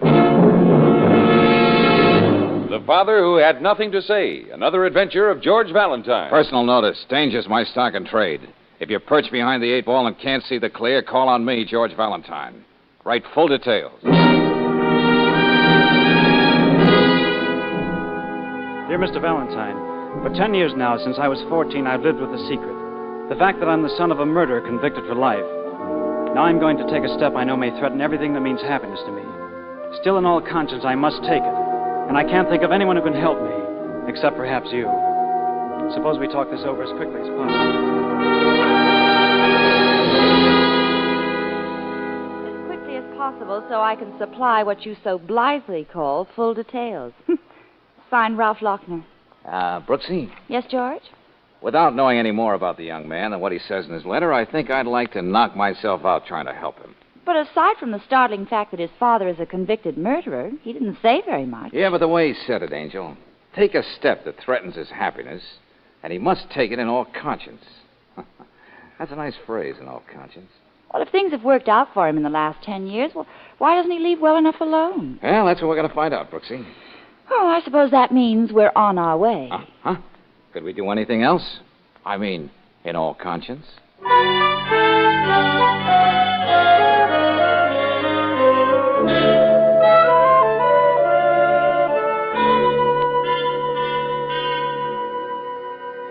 Mr. Valentine, some cynical people would say the best thing in the world happened to me when my father was convicted of killing that woman. Well, that's a sweet way of looking at it. Well, what did happen to me? I lived with my father in a basement room of an apartment hotel. He was a handyman there. Not very much to look forward to. Well, men have started much lower in life than that. But then my father suddenly becomes a front-page sensation. The murderer of Lillian Wayne. And I get put in an orphanage. That's that, you'd say. But it wasn't. Go on. Well, then all sorts of wonderful things happen to Harry Peterson's kid. That's me. Mr. and Mrs. Lochner adopt me. I get sent to the finest schools. My name's legally changed so that the secret is dead and buried. But, you still can't forget your real father, can you? No, I can't, Miss Brooks. I can only think of him as a pathetic little man who did all he could for me, not as a murderer. But you were only 14 then, Ralph. You naturally wouldn't want to think anything like that of your father. But the courts... I know. Guilty. With a recommendation for mercy. Well, he got a fair trial, didn't he? Yes. And I can appreciate how fair. You see, my foster father, Carl Lochner, let me choose whatever profession I wanted. Next month, I'm going to be admitted to the bar. Yeah? Well, I've gone all through the records of my father's trial, the testimony of the witnesses. Yes, he got a very fair trial. Well, then what's on your mind? What's this step you've got to take, the one you mentioned in your letter? Well, knowing something about the law, I've decided that damning as the evidence was against my father, most of it was circumstantial. And he never did admit he killed that girl. But, well, if this is just a feeling you have and the case is 10 years old... Look, Ralph, you ought to know it's going to take something a lot more concrete than that to get past the receptionist at the DA. Yes, but at least I'll feel I've done all I can. Oh, son, is this Mr. Valentine, the gentleman you told me about? Oh, yes, Father, and this is Miss Brooks. Oh, how do you do? Dad, I told Valentine everything, and I hope you still don't feel that... No, Ralph, I thought it over. I think you're right. Well, frankly, Mr. Lochner, I don't know what good I can do. And digging around in the past always involves a risk. I mean, publicity. Yes, and my secret may not remain a secret. Father and I have been all through that. You can understand my anxiety, Mr. Valentine. Ralph's starting out in a career that holds a great deal of promise. He's engaged to Irene Masterson, a lovely girl from a fine family. If she has to find out that I'm a son of a murder, then, well, that's the way it'll have to be. You just do what you think is necessary, Mr. Valentine.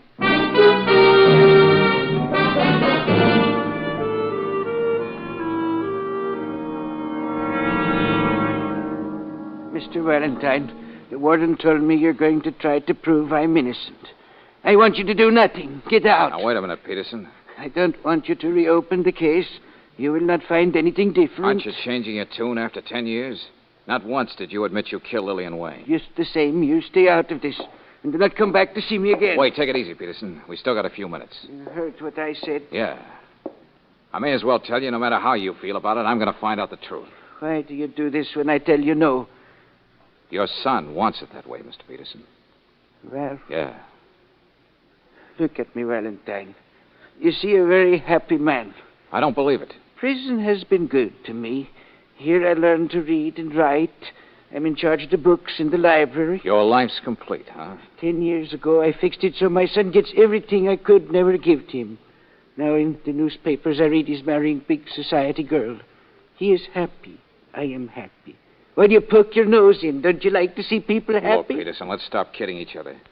You'd rather throw away a chance to get out of this place than to have people find out that Ralph Peterson and Ralph Lochner are one and the same. You don't know what you're talking about.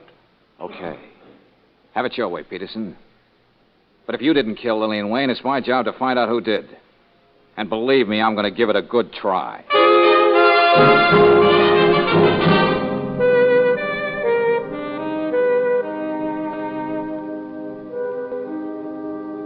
Miss Brooks, 12 good men and true decided that beyond any reasonable doubt, Harry Peterson murdered Lillian Wayne. I know, Lieutenant, but George called up and asked me to come over and see if you have any additional information. Well, just what I gave you there. Copy what you want. Okay. It's all a matter of public record.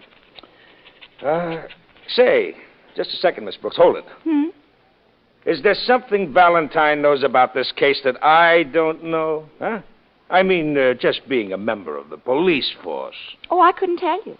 The last time I heard from him, he was calling from the penitentiary after he saw Mr. Peterson. What? You mean he went all the way up there to...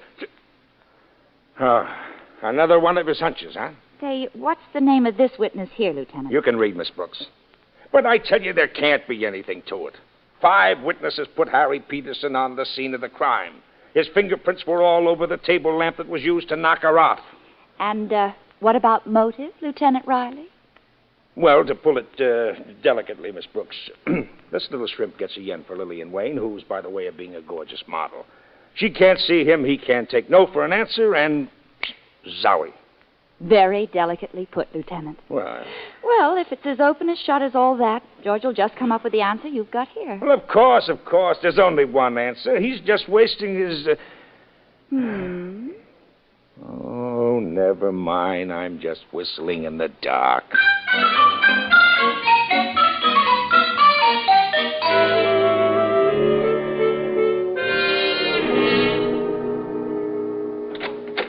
Yeah? Mr. Donnelly? Shh. not so loud. Huh? What's the matter? Look, miss, did you ever have a baby? Oh, wrong question, huh? Well, anyway, come on in, but try to be quiet. Hey, what's this all about? Oh, it's the kid. The wife's out shopping. You should have seen the time I had getting that baby to sleep. Say, who are you anyway? And how'd you know who I was? Look, where can we talk above a whisper? Oh, well, come on in here. Okay, now what do you want? I'm just checking on exactly what happened to Lillian Wayne the day she was murdered. Who? Lillian Wayne. Yeah, I heard you. But why are you bringing that up? Look, who are you, mister? Just someone who's not so sure Harry Peterson killed Miss Wayne. Oh, I don't know anything about that. I told the police my story. Sure, I had a fight with Lillian, but that was all. And they let it go at that? They had to. Well, I went down the elevator an hour before the chambermaid saw Peterson go into the apartment. What was the fight about? Just me waking up to find out what a sucker I was. Hey, translate that, will you? Well, I was a pretty sharp middleweight those days. Dames a dime a dozen. But Lillian says she's only got eyes for me. And like a school kid, I believed her. Oh, then you found out about the little black book. Yeah, but that I didn't know till later, Peterson's trial. All I knew then was that some guy was sending flowers to her every day from the florist shop around the corner. So we had a fight, and I guess I lost my temper. How badly did you lose it? Well, I guess I poked her one. Oh. Uh-huh. Well, if it weren't for Peterson, then you would have been tagged for suspect number 1. Don't remind me, pal. And for Pete's sake, don't let this get back to my wife. She don't know anything about me and Lillian. Oh, don't worry, Donnelly. I have to be good at keeping secrets. Oh, thanks. You don't know my wife's temper. If she ever found out, she'd knock my ears off.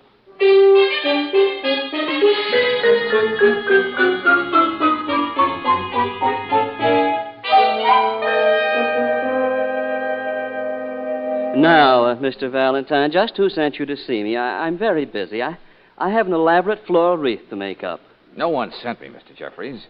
Your name just happens to be on the list of witnesses in the Lillian Wayne case. Oh? And Mike Donnelly mentioned that you own this flower shop near Lillian's apartment hotel. Mike Donnelly? Mm-hmm. That thug. I was hoping by now he had his head knocked off in the ring. Oh, my, such unruly passions, Mr. Jeffries. Yes, what have you got against Mike?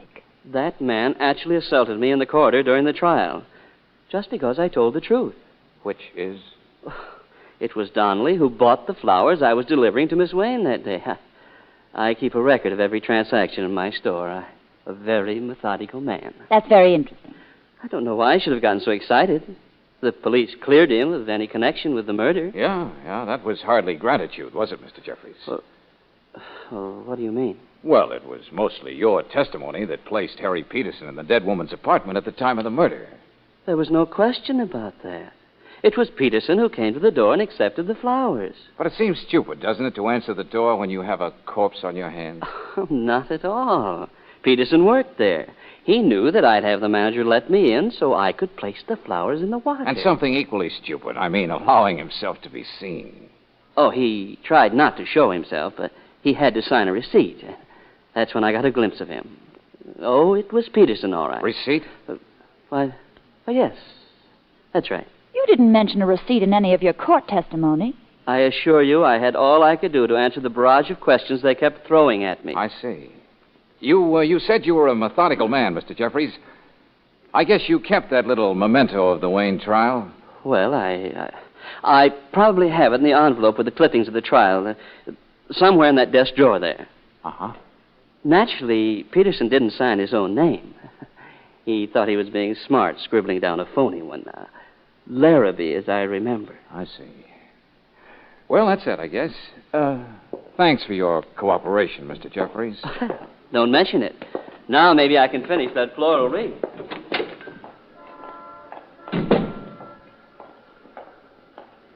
All right, George, let's have it. Why'd you give up so easily? I mean about the receipt. Just being cautious, Angel. But you said yourself it would be so conclusive, one way or the other. Just comparing the handwriting with Peterson. Yeah, I know, Brooksy. But as I said, let's take it easy like. Jeffries is lying through his teeth, but I can't afford to scare him off until I find out why. You mean he actually framed poor Peterson? I'm sure of it. You see, Angel, Peterson couldn't possibly have signed that receipt. Huh? He didn't learn to read or write until after he was sent to prison.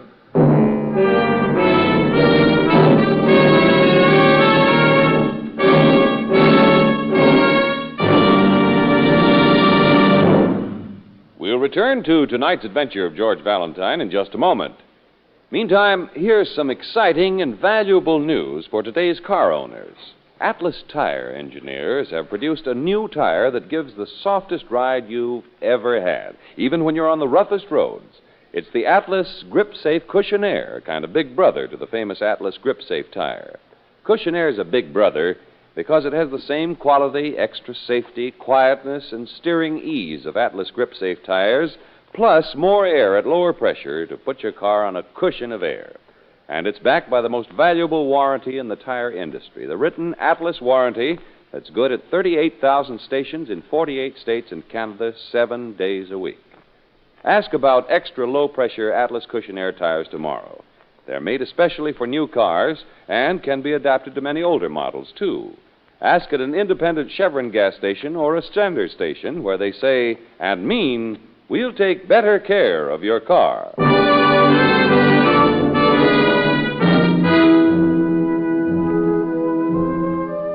And now, back to tonight's adventure of George Valentine.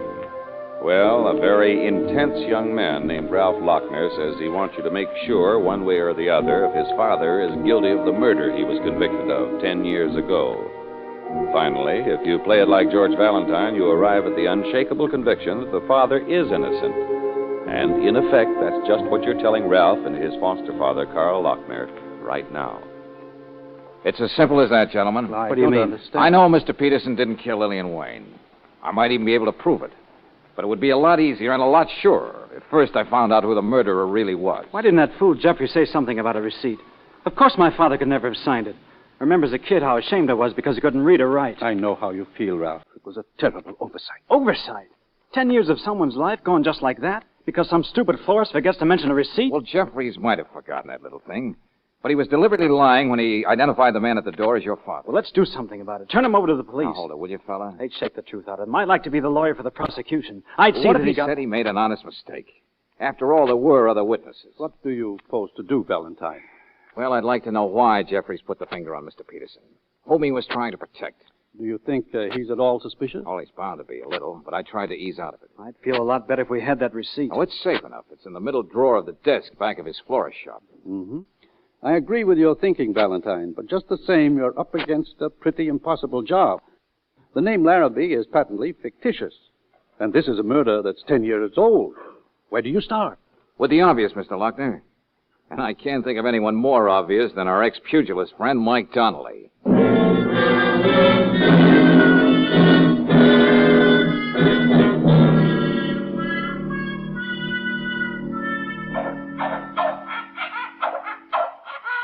Oh, I ask you, Miss Brooks, did you ever see a kid like that, always bawling? Your wife out shopping again, Mr. Donnelly? Yeah. Thursday night she's got a bingo game. Oh, excuse me a minute, huh? Okay. Yeah, that's better. Now we can go on talking. Well, you don't mind giving us your signature so we can compare it with the one on Mr. Jeffrey's receipt. Oh, why should I mind? Fine. Here you are. Oh, thanks. Hey, just what did that guy tell you about me anyway? Well, he said you ordered the flowers for Miss Wayne the day she was murdered. Oh, he did, huh? Go on, what else? And, that you and he had a little fight in the courthouse during the trial. A little fight? I nearly killed him. And I'll tell you why. Because it might interest you, Miss Brooks. Yes. Of course, it makes me look like a dope, but here it is just the same.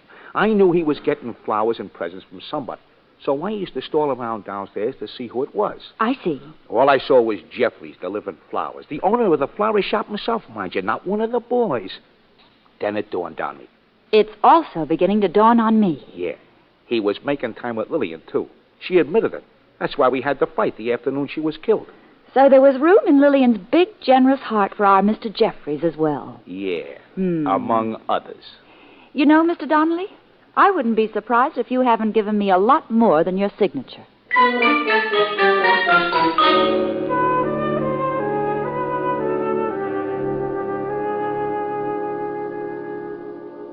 Didn't I tell you not to come back? Look, Mr. Peterson, the man who killed Miss Wayne signed a receipt for some flowers.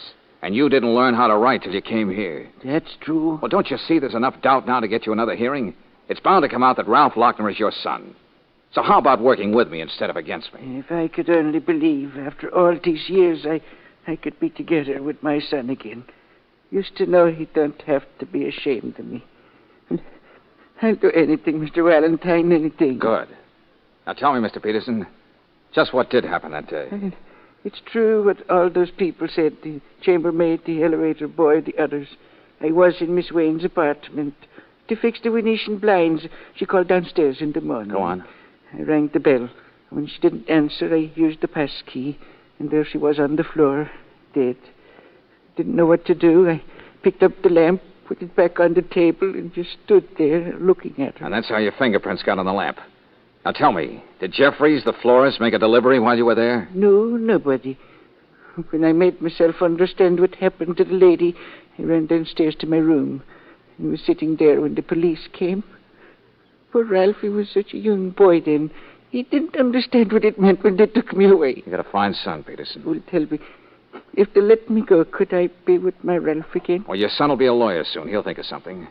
I leave everything to you, Mr. Valentine. I have just one more stop to make when I get back to town, Mr. Peterson. And I'll feel a whole lot better when that's out of the way.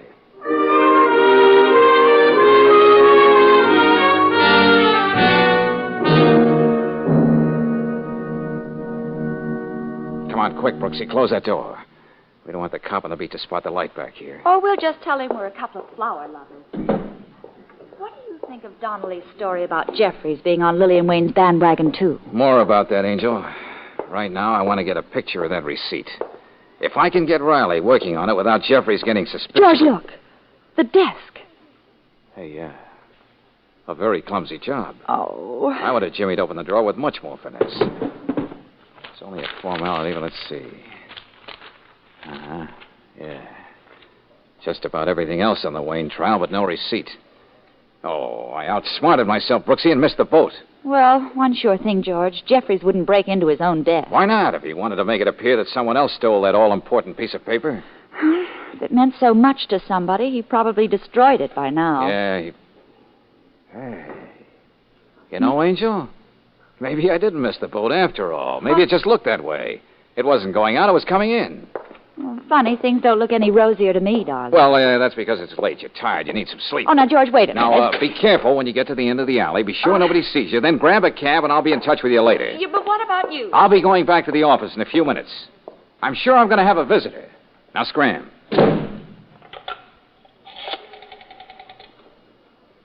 Hello, operator. I want you to call the police and report a burglary. Jeffries Florist Shop, 937 Grant Boulevard. Who, me? Oh, just put down a public-spirited citizen.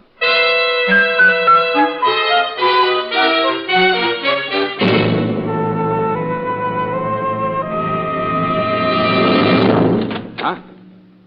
Well, if it isn't Nature Boy. I was just about to give you up. You were in my shop tonight, weren't you? Oh, why don't you give up, Jeffries? You don't stand the chance of a deep-freeze salesman in Siberia. You've just been lucky for 10 years. Where's that receipt, Valentine? What makes you so sure I've got it? You're the only one who knew where it was. Let's have it. That's my lease on life. You think I'm joking, don't you? On the contrary. But I know you won't let that 38 in your hand go off until you find out what happened to that. Don't be too sure about that. I haven't any time to waste on you. You're a many-sided character, my friend. It was a real shock when I found out that you were another one of the boys in Lillian Wayne's male harem. You're a liar. Liar? Now you're adding slander to perjury. Get up. Now put your hands up. If you have that receipt on you, I'm going to find it. Doesn't it ever make you sick to your stomach having to live with yourself? Shut up. Didn't you ever think of Peterson in the prison laundry or the jute mill while you were flouncing around up to your hips in flowers? It's got to be here somewhere. You're trapped, Jeffries. You're trapped. Peterson couldn't sign anything. He didn't know how to read or write. What was that? What did you say? I knew I'd get a rise out of you. I'll kill you. Better drop it, Jeffries, if you want to use this arm again. All right. Oh, what are you going to do?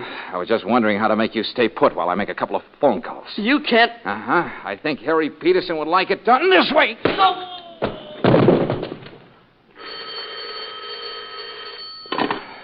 Yeah? Oh, your timing is perfect, Angel. The visitor? Oh, he's here, but he's out. Never mind. Sure, come on over. Join the party.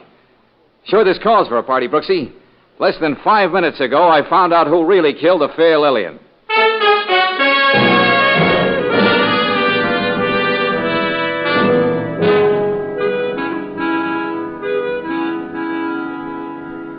Valentine, I know it's probably just an oversight, but I've never been advised the Homicide Bureau has been moved over here to your office. Well, I thought we could clean this thing up faster over here, Lieutenant. I never killed that woman. And I'm not saying another word until you let me talk to my lawyer. You're going to need 2 lawyers, Jeffries. I hate to interrupt this delightful discussion, but Mike Donnelly's in the outer office, fussing and fuming. George, it seems when you called him, you woke up his baby. Sorry, but he has the answers to a lot of questions that'll have to be asked. What right do you have to keep me here? What's the charge? There isn't any. That's why you won't let me get to my lawyer. Oh, so I have no charge to hold you on, huh? Well, forgetting about suspicion of murder, there's a little matter of perjury.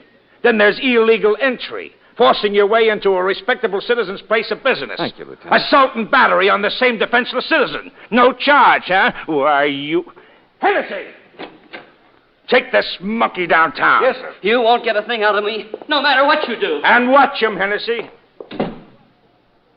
Now, Valentine, there's still a few questions I have to ask you. Oh, just a minute, Lieutenant. I think someone just came in the outer office. It's probably the Lochners, Brooksy. Valentine, what'd you find out? I just saw them take Jeffries away. We got here as soon as we could. Just what has happened? This is Lieutenant Riley, gentlemen. Oh, how do you do? Hello. We were just getting to that, Mr. Lochner. Hey, what about me, Valentine? Okay, Donnelly, come on in. The wife's at a midnight movie. I had to get a neighbor to stay with the kid. Please, and you know Valentine, what'd you find out about Jeffries? The name of the murderer. What? Jeffries didn't have the receipt, and I didn't take it from his shop. Well, how does that tell you who the murderer was? Oh, the simple process of elimination, Lieutenant. I don't follow you, George. I told only 2 people where that receipt was. You, Ralph, and you, Mr. Lochner. I'm afraid I don't understand. Yes, what are you driving at, Valentine? Paying blackmail to Jeffries all these years, even adopting Harry Peterson's son, can't change one fact, can it, Mr. Lochner? You killed Lillian Wayne.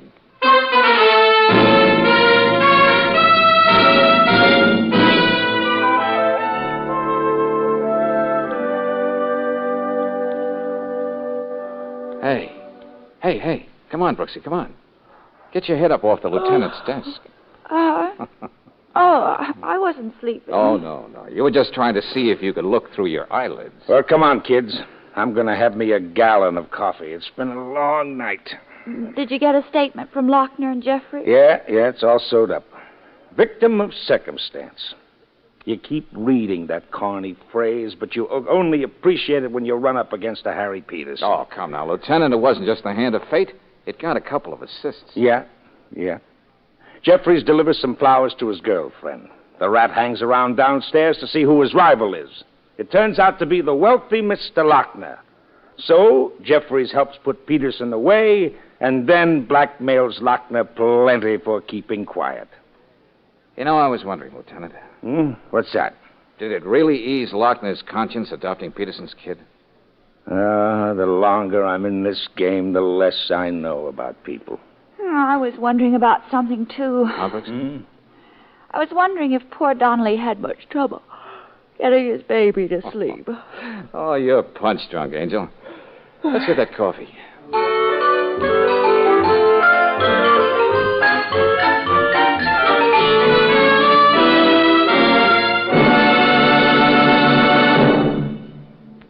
Some folks claim that one motor oil is just like another until a mechanic tells them they need a new set of piston rings. But folks who use RPM motor oil find piston ring troubles are few and far between. This premium quality motor oil is compounded to keep a cooling lubricant on upper cylinder walls at all times. Whether your car is standing cold for hours at a time or running hot, RPM clings to vertical engine parts left bare and exposed to wear by ordinary oils. And because RPM is always on the job, your chances of engine trouble caused by rust are reduced to about 0. That's mighty important when you remember that hidden rust causes as much as 80% of engine wear in the average car. No wonder RPM motor oil is the choice of Western motorists 2-to-1 over any other motor oil. For trouble-free operation and longer car life, get RPM tomorrow at independent Chevron gas stations and standard stations where they say and mean, we'll take better care of your car.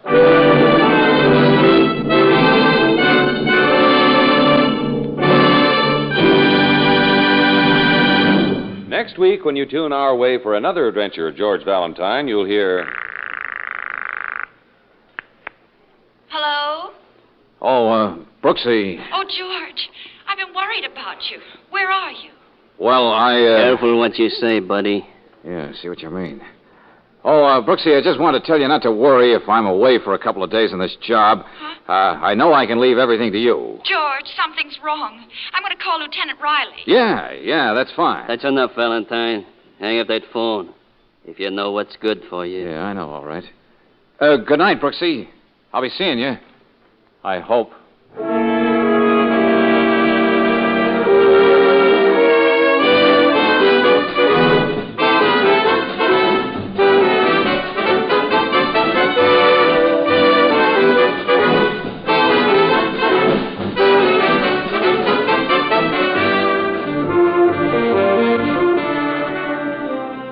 Tonight's adventure of George Valentine has been brought to you by Standard of California on behalf of independent Chevron gas stations and Standard stations throughout the West. Let George Do It stars Robert Bailey as George with Frances Robinson as Claire. Wally Mayer appears as Lieutenant Riley. Tonight's story was written by David Victor and Herbert Little, Jr. and directed by Don Clark. Also heard in the cast were Harry Lewis as Ralph, Herbert Butterfield as Lochner, Louis Van Rooten as Peterson, Eddie Marr as Donnelly, and Robert Jellison as Jeffries. The music is composed and conducted by Eddie Dunstetter. Your announcer, John Heaston. Listen again next week, same time, same station, to Let George Do It.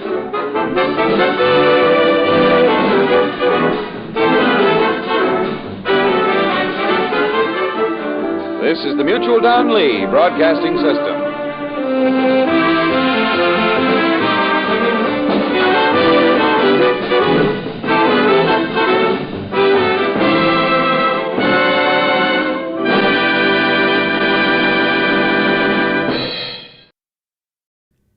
Welcome to this radio series specially prepared for you by the Old Time Radio Researchers. Founded in the early 2000s, we are a group of avid fans of broadcasts from the golden age of radio who enjoy listening to, researching, and sharing these classic recordings. Our core mission is to assist in the preservation and documentation of drama, comedy, and variety programs from the classic period of radio for future generations to enjoy. Hundreds of thousands of complete and partial recordings representing thousands of series have survived on various media, including transcription discs, reel-to-reel tape, and cassettes since their original creation. However, even more recordings have been lost or destroyed during that same time, and those that survive on disc and tape are in danger of deteriorating with age. In cooperation with other groups and individuals, we are in a race against time to discover and save as many of these historic treasures as possible. An early goal of the old-time radio researchers was, and continues to be, correcting erroneous program titles and dates while upgrading sound quality whenever possible. The results of our work used to be issued as certified sets, dozens of which were produced and remain available on sites such as archive.org. These sets are now referred to as maintained sets to better indicate that our efforts to find improved sound quality and more historical background are ongoing tasks. The old-time radio researchers communicate primarily on Facebook. Our website, OTRR.org, features links to many of our projects, including the Otter Database, an online library of historical radio publications, and our own magazine, The Old Radio Times. Our sister website, OTRRlibrary.org, houses the largest collection of freely downloadable old-time radio programs on the Internet.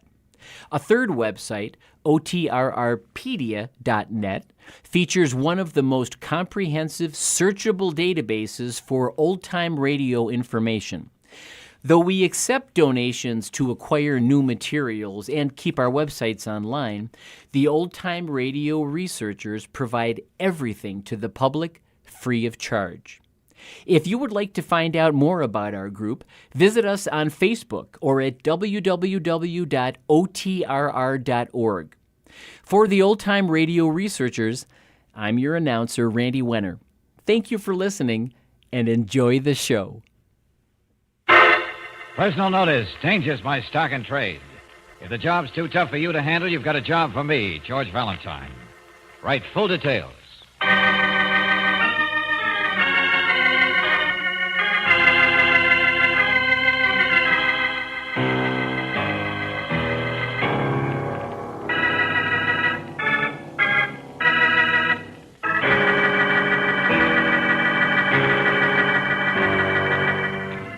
Standard Oil Company of California invites you to Let George Do It.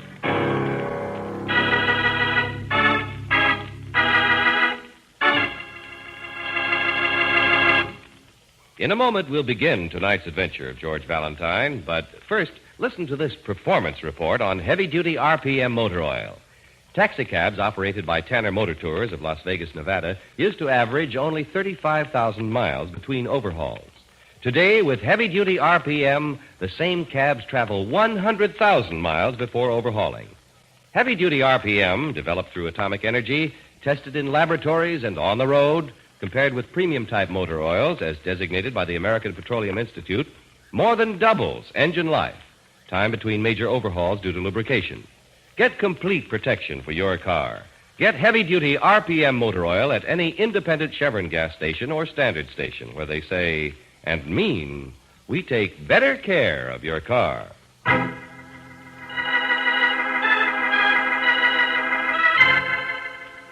It happened on Friday, a transcribed adventure of George Valentine.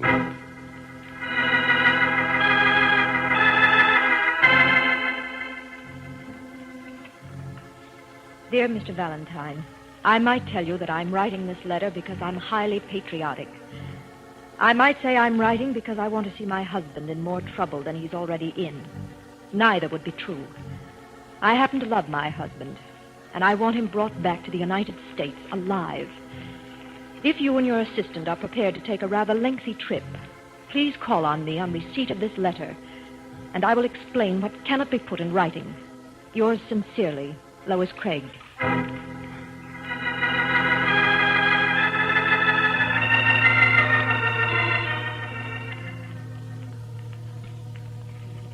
Well, Mrs. Craig, your letter was a little confusing. Yes, I realized that after I'd written it. You said you wanted your husband brought back alive. Just where is he? Miss Brooks, have you ever heard of Friday's Island? Well, yes, it's in the Pacific somewhere, isn't it? Yes, that's right. One of a cluster of islands in the general direction of Tahiti. And that's where he is? Yes. You see, Stanley and I were on a vacation by air in the South Pacific. On the way home, our plane landed on Friday's Island. Well, so far it's clear. I suppose he decided to go native and stay there. Nothing quite as romantic as that, Mr. Valentine. No. Just before our plane took off, he said he was going back to speak to the stewardess. When we were in the air and he didn't come back, I investigated. And he wasn't aboard? He hadn't spoken to the stewardess. Just stepped off the plane and disappeared. Oh. Well, what did you do? Wouldn't they turn back and pick him up? Well, the captain of the plane sent a radio message to the airport to locate him. He was there, all right. But he sent word back to me. What sort of word, Mrs. Craig? Just that I should continue on home, that he had some business to attend to on the island and would come on when he'd finished it. What possible business could he have on a little Pacific island? Well, I have my suspicions. That's why I sent for you. Yeah. But couldn't the authorities help you? If what I fear is true, I don't want the authorities to know about it. Well, I wonder if you could clear that up a little. By the way, what's your husband's business? Well, he's a writer now. Well, wouldn't that explain his stay on the island, Mrs. Craig? Research, atmosphere, something? Not quite. You see, there's an organization, a very secret circle on Friday's Island, known only as the Group.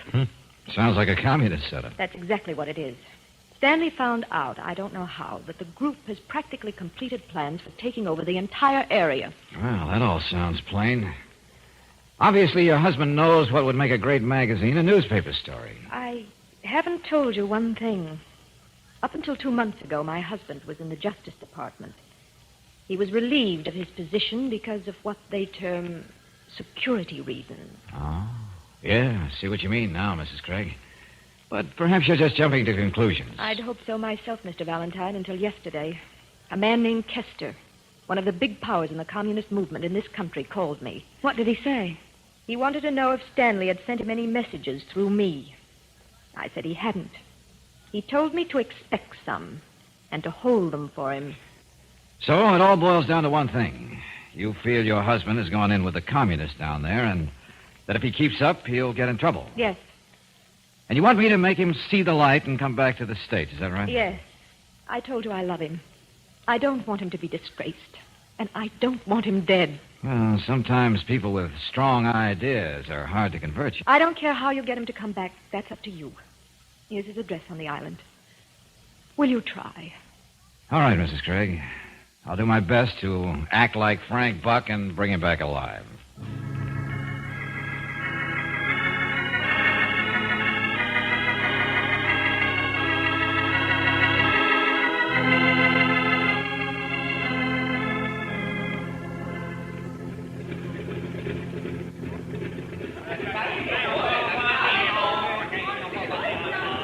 So this is Friday's Island, Brooksy. It's pretty, George. Blue skies and palm trees. Yeah, and slow-moving natives. Hard to believe any of these people could get excited enough to hatch up a commie plot. Mrs. Craig didn't say there were natives in the group. They could be foreigners. Yeah, probably are. Well, let's try and find the hotel and then call on Stanley Craig, huh? Pardon, mister. Oh, hello there. I hear you say you like to go to hotel. Well, yeah, that's right, if you'll direct us. Have carriage here. Happy take Mr. and Missy. Is it far? Not far, just hot. Better you ride. Yes, let's, George. Okay, yeah, sure. Hop in, Brooksy. There you be. They'll send our baggage over later, I suppose, huh? Oh, yes. Say, you don't know what hotel, It's Mr. only one hotel in Port Hope, mister. It's called the International. Oh. Surprised they don't call it the International, Angel. Yes. What you say? Oh, nothing. Just a little private joke. Oh, joke. We go. George, what's the bell for? People know we come. Make pretty sound. Oh, yeah. Say, boy. Name is Leon. Leon Singh, at your service. Okay, Leon. Say, tell me, is this address far from the hotel? Let's see, here it is. 17 Bank Street. 17 Bank Street? Yeah, that's right. Not far. Down by waterfront. You want to go there? Yeah, but we'll go to the hotel and register first. You want to wait for me? Oh, yes, I wait, mister. I see you get to Bank Street very safe.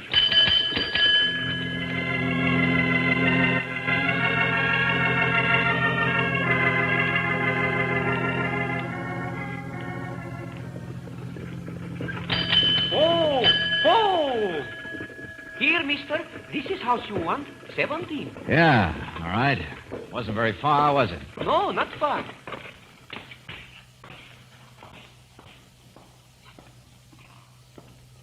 I make knock on door. Well, look, I don't need all this service.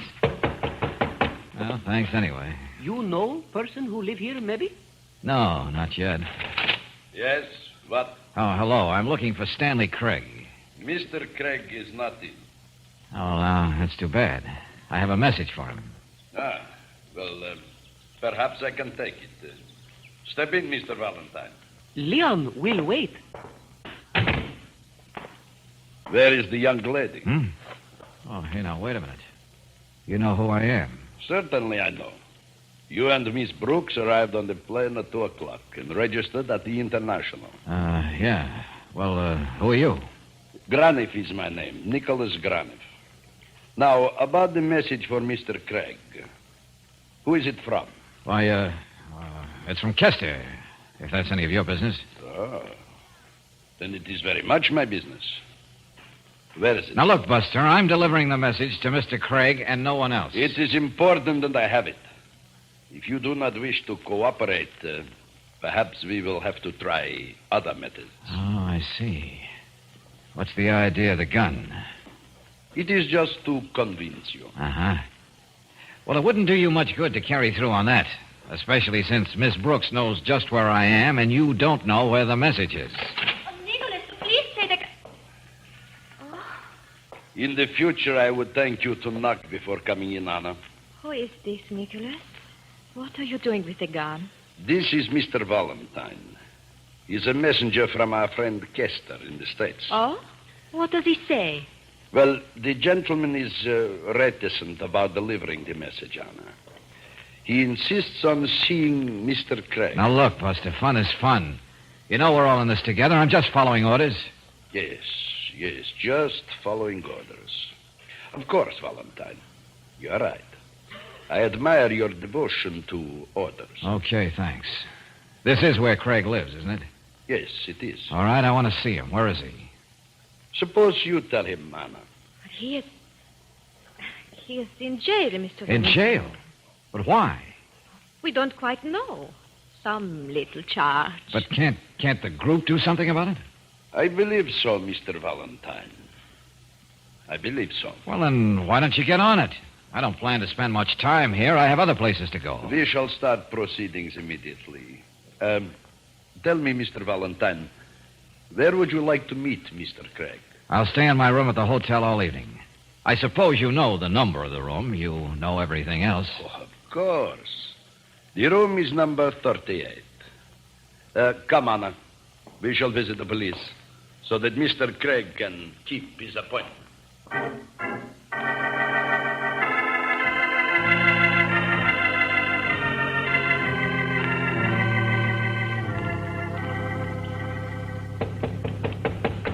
Just a minute.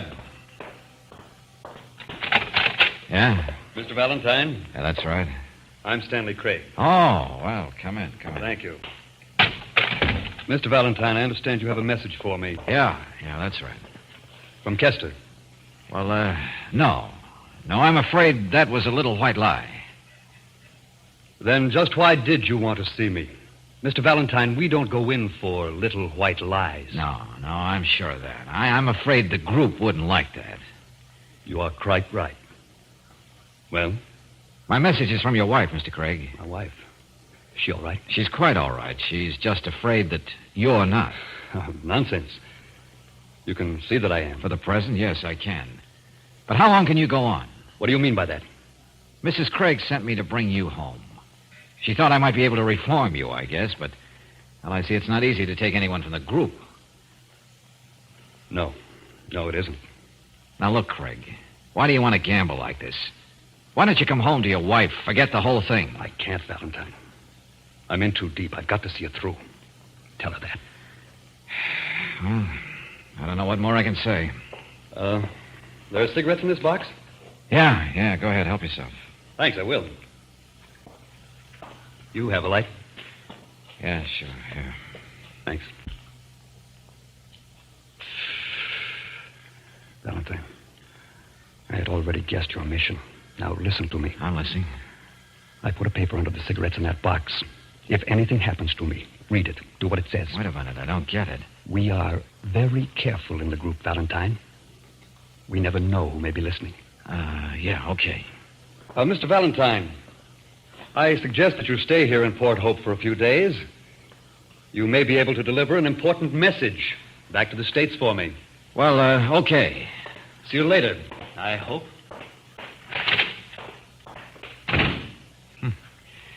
Well, you can't always win, I suppose. Pretty stupid way to earn a trip to the South Pacific. Good evening, Mr. Valentine. Oh, Graniff. What were you doing out there on the balcony? Watching your conference with Mr. Craig. Then I suppose you heard our conversation. Though I tried very hard, unfortunately, no. I did hear, however, one important fact. Such as? That you did not bring a message from Kester, as you said. Only a message from the man's wife. Oh, yeah. Well, it was a try, wasn't it? You have done what you came here to do. There is a plane through for the States tomorrow morning. I expect you to take it. And if I refuse? If you refuse, then this. Oh, now look, Buster. That's the second time you pulled a gun on me today. You will leave in the morning? No. George!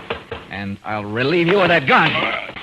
George, estimate it yourself. George! Think it over, Valentine, when you wake. Now. Oh.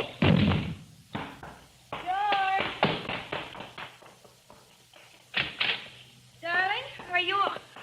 George!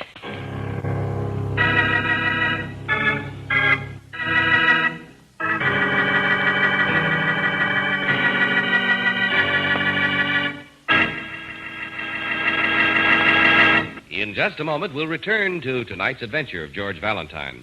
But first, a question. What happens when you put your foot down on the accelerator? Do you feel a surge of power? Do you sail forward smoothly and effortlessly? Or has a one-feature gasoline got your car acting old before its time? Remember, the feel behind the wheel depends a lot on what's in the tank.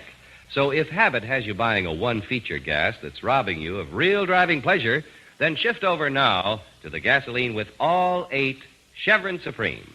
Any gasoline can be made to stress one feature at the expense of others. Chevron Supreme gasoline gives you not 1, not 2, but all 8 high-performance qualities in correct balance.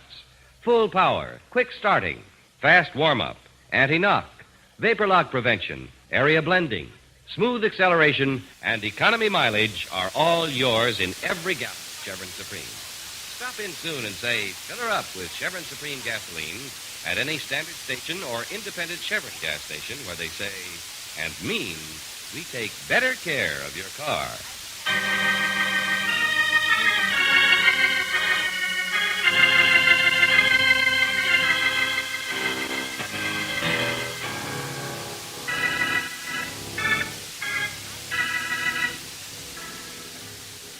And now, back to tonight's adventure of George Valentine.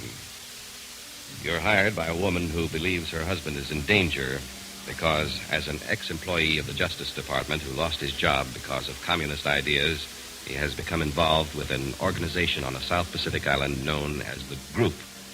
Your man doesn't seem willing to cooperate, and when he's left your hotel room, another character appears to order you off the island and impress his order with a knockout punch.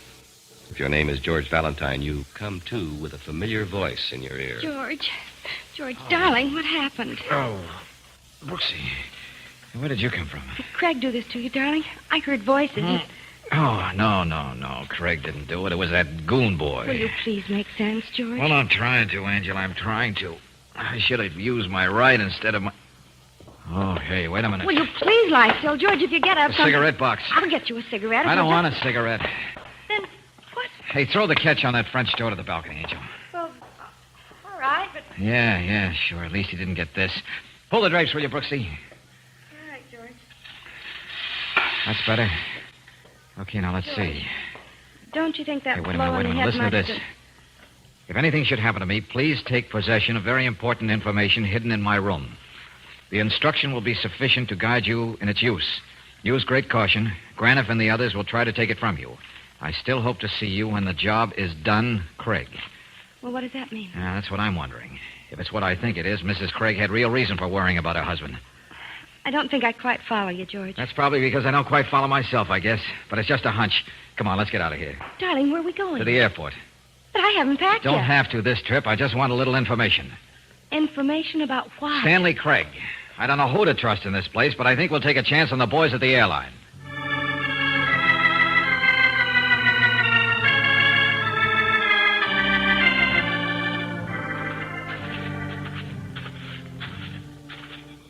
Oh, hello, Mr. Mrs.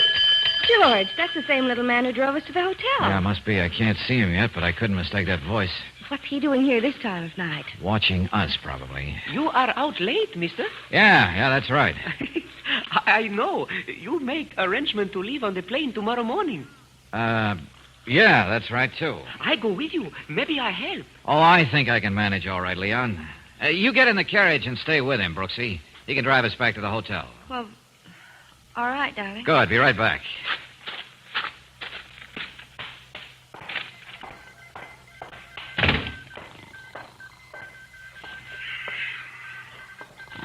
Hello there. What? Wake up. Come on, will you, old man? Yeah, sure. What is it? You the radio operator at this airport? Radio? Yeah, sure. Radio operator, ticket agent. All right. dispatcher, I want to send a radiogram. I want you to send it for me. Oh, now, just a minute, Bud. This is an airport. Official business only.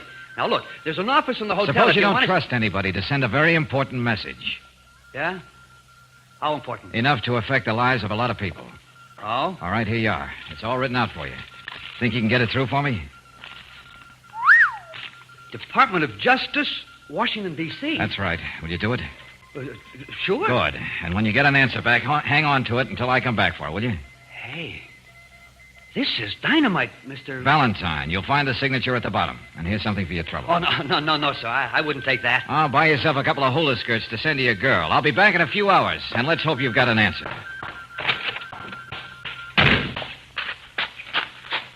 George? Yeah, Angel. Hello, mister. You got your ticket? Yeah, sure, Leon.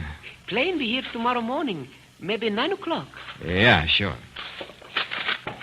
Hey, by the way, seen anything of Mr. Craig tonight? No, mister.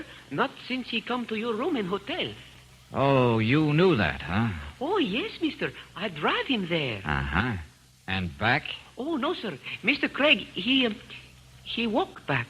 I'll bet.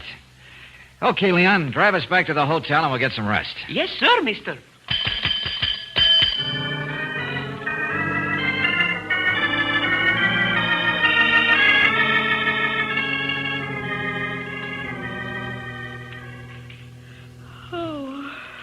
George, Yeah, Angel?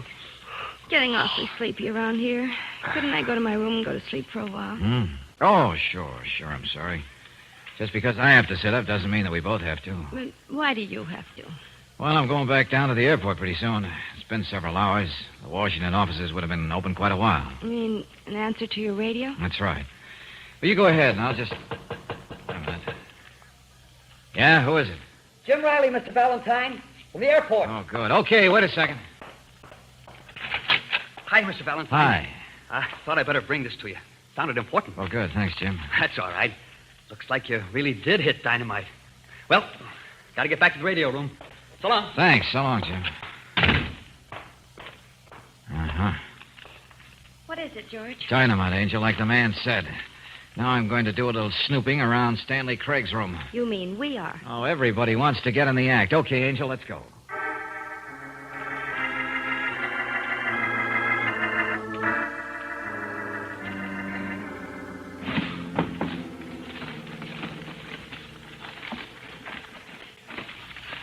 George, why do you suppose Stanley Craig isn't here in his room? Don't know, Angel.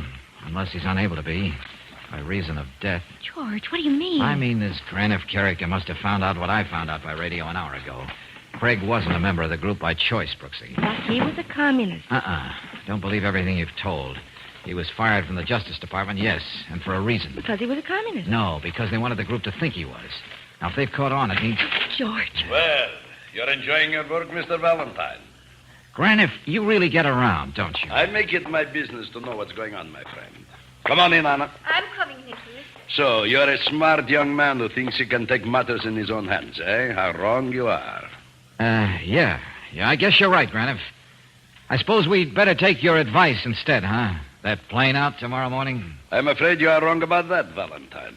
I do not think you will need to make a reservation. George, what does he mean? Anna, Yes, Nicholas. you are quite adept at using a gun, are you not?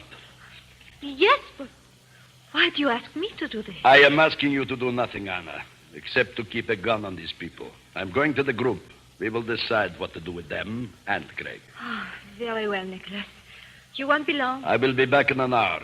You will watch them well. Now, look here, Graniff. We haven't done anything, you know. We don't even know anything. You can't do this. I can't? You will see. There might be an accident, you know. Do as I say, Anna. Watch them carefully. I will be back in an hour. George, what are they going to do? Kill us, I guess. Guys like Graniff play for keeps. Is he out of hearing, Anna? Yes, I'm sure he is. All right, then, let's have it. Where's Craig? He's locked in a back room here. Can you get him out? Yes. Where are his papers? George, Wait a minute, Brooksy, wait a minute. Where are they, Anna? Under that corner of the rug, under the chair. It's a fairly large envelope. Yeah, I figured that. Under this chair over here? Yes. Yeah, I see what you mean. I've got it. But, Anna, I don't understand why you... Let's get Craig and leave here as fast as we can. Mr. Valentine, Yeah? you're doing a very brave thing. You're taking valuable papers. We're releasing Mr. Craig. Doesn't have to be so brave if we work fast. You'll never get away with it. You forget we are on an island. There's no way to escape. I took care of that. There are a couple of planes for charter out at the airport, you know. George, when did you do that? When I was down there earlier. Just thought it was a chance worth taking. You think Graniff will be away for an hour? Almost. All right, which way to Craig? This way. Come with me. Here. This is... Well, Anna and Mr. Valentine. Leon, what are you doing here? Graniff told me to stay here. He did not trust anyone. Even you, Anna. Get away from that door, Buster. Oh, no, mister. I stand guard at this door. And you will see I have a gun. Yeah, you're right. Look, Leon, would this much money mean anything to you?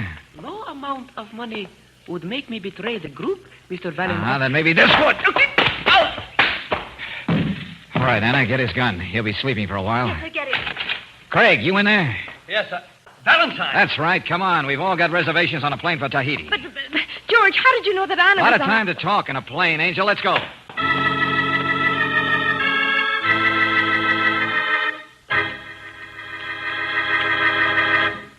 Here's the easiest way I know to keep your tires safe.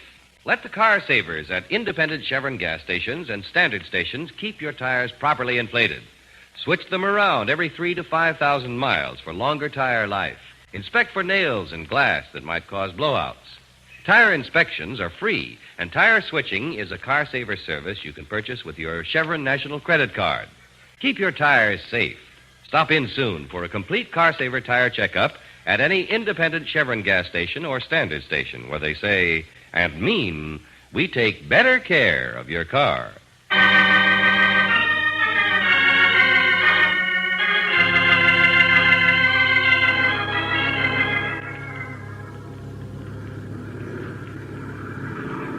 Now, if you two will excuse us for a moment, I'd like to check over these papers. Yeah, sure, Craig. Go ahead. Come on, Anna. Yes, Mr. Craig. We ought to be in Tahiti in about an hour. George, Oh, yeah, Angel. how did you have the idea that Anna would be with us? Oh, very simple, very simple. She winked at me. She did. Mm-hmm. The first time I saw her. I guess she knew I was a phony all along. Oh, well. I don't think you're a phony, darling. You don't? Thanks, Angel. You could wink at me, couldn't you? Oh, sure. How's this? I like it. Okay, I'll do it again tomorrow. Now, just sit back and relax. We've had a very busy day. Oh, George!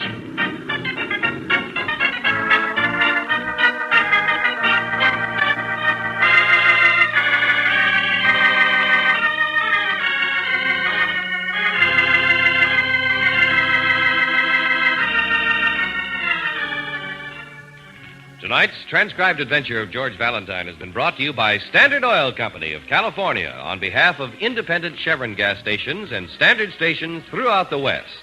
Robert Bailey is starred as George with Virginia Gregg as Brooksy. Let George Do It was written by Lloyd London and directed by Kenneth Webb. Ted DeCorsia was heard as Graniff, Byron Kane as Leon Singh, Tom McKee as Stan, and Gene Bates as Anna. The music was composed and presented by Eddie Dunstetter. Your announcer, John Heaston. Listen again next week, same time, same station, to Let George Do It. Let George Do It is heard overseas through the worldwide facilities of the Armed Forces Radio Service.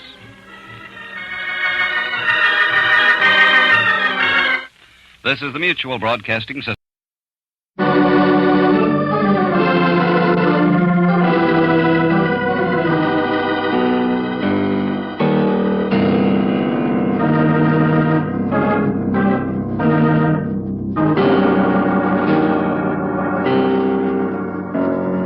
Standard of California, on behalf of independent Chevron gas stations and standard stations throughout the West, invites you to Let George Do It. One Against a City, another adventure of George Valentine. Personal notice. Danger's my stock and trade. If it comes out trouble, dead end, no matter which way, you got a job for me, George Valentine. Write full details.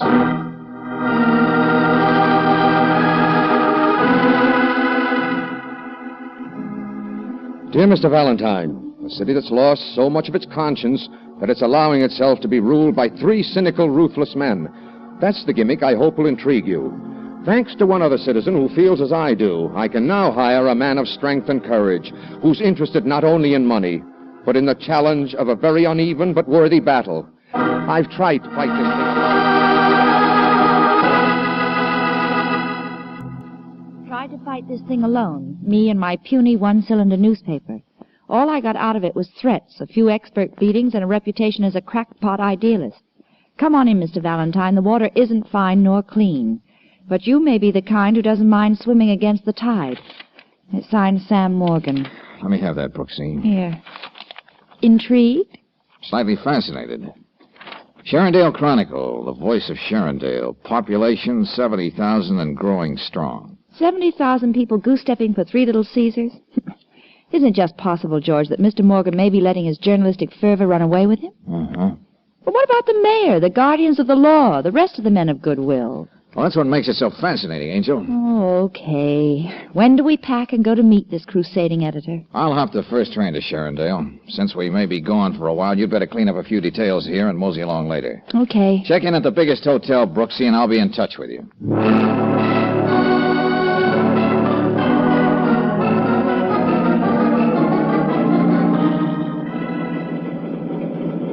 Sharondale, next stop, Sharondale. Ain't you kind of cold out here on the platform, Jack? I'm getting off as soon as the train stops. You don't say so, Jack. Hey, now look, Buster, there's something about you I don't like. So don't make me take you apart to find out what it is. Just come out to offer you a drink. Yeah, well, I'm sorry. I don't slug my cough and varnish out of bottles. That's too bad, Jack. Because I brought this bottle special for you. Hey, look, what are you trying to do? You're getting off here. And don't make me carve things in your face. I don't like the sight of blood. Yeah, well, it's not going to be my blood, Buster. Get off, I said. Get off. Happy landing, Jack. And stay out of Sharondale.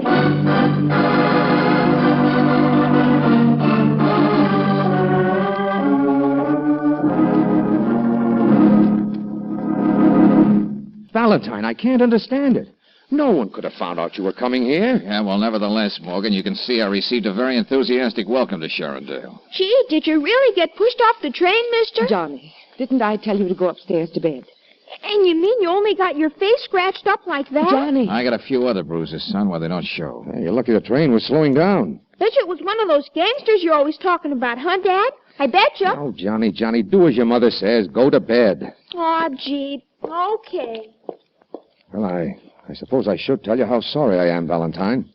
But after all, I knew what I was getting into. The important point now, Morgan, is how did it leak out about me? Well, Mrs. Sharon is out of the question. She put up $25,000 for this whole campaign. You may as well know it, Sam. I called up Len Tucker and warned him. What are you saying? I wanted this man scared away. Well, looks like we're a house divided. Why shouldn't I, Sam? For 10 years now, you've been running for mayor, butting your head against the stone wall, getting yourself beaten up, Ruth, we've been through this before, but Valentine here, he could have been killed. You'll have to believe me, Mr. Valentine. I'm sorry. I didn't dream they'd do anything vicious. I was thinking about our home and our future. You just heard Johnny talking about gangsters as though this was some kind of game we were playing. You heard him, Mr. Valentine. Yes, Mrs. Morgan, I heard him. Oh, Sam. Sam, give it up. Nobody else cares what happens in Sharondale. Why should you? Yeah, because I'm me, Ruth. I don't think I'll ever change. It's destroying us. That's all I know. You still want to go on playing ball, Morgan? You heard what I told my wife. After what happened to you, I didn't think that you... Well, just suppose I'm weak of mind and don't care if I'm pushed off trains. Now, what's the setup in this charming burg? Well, as I said in my letter, through the years, 70,000 upstanding citizens have allowed themselves to become the pawns of 3 men. Uh-huh. And I guess it's safe to presume these 3 characters work together. Yep. They've got Sharondale neatly parceled out. And there's enough graft to make the authorities look the other way. I see. Who are they? Well, Big Ed Corrigan runs the gambling, backroom card parlors, slot machine, and bookie joints. Go on. Leonard Tucker, a very suave gentleman, sells protection to businessmen, big and small. They know better than to say no to his salesman. And number 3? Yeah, a truly incredible character who calls himself Wally Wallpaper. Ah. Yeah, came by the name because of the loud ties he wears. Buys them by the dozen. He has his big pudgy hands on everything that happens after dark. Nightclubs, roadhouses, things like that. Ostensibly, he's merely the owner of a plush cafe called the Barrel House. And you, with Mrs. Sharon's $25,000, expect to sweep all of this clean? She's a wonderful woman. One of the first families, I guess. The first family. Her grandfather founded Sharondale. She knows how to fight back, too. You'll believe me when you hear the plan she's got. Okay, the sooner the better.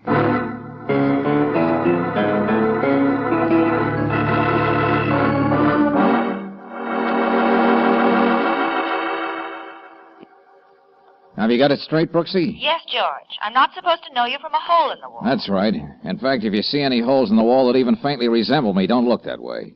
Sherindale's Crime Incorporated knows I'm here, and you can bet they'll try to keep on my tail. Well, just how do I promote a job in that honky-tonk, the Barrel House? Well, Brooksy, I understand the quaintest character since Dracula was a boy runs the joint.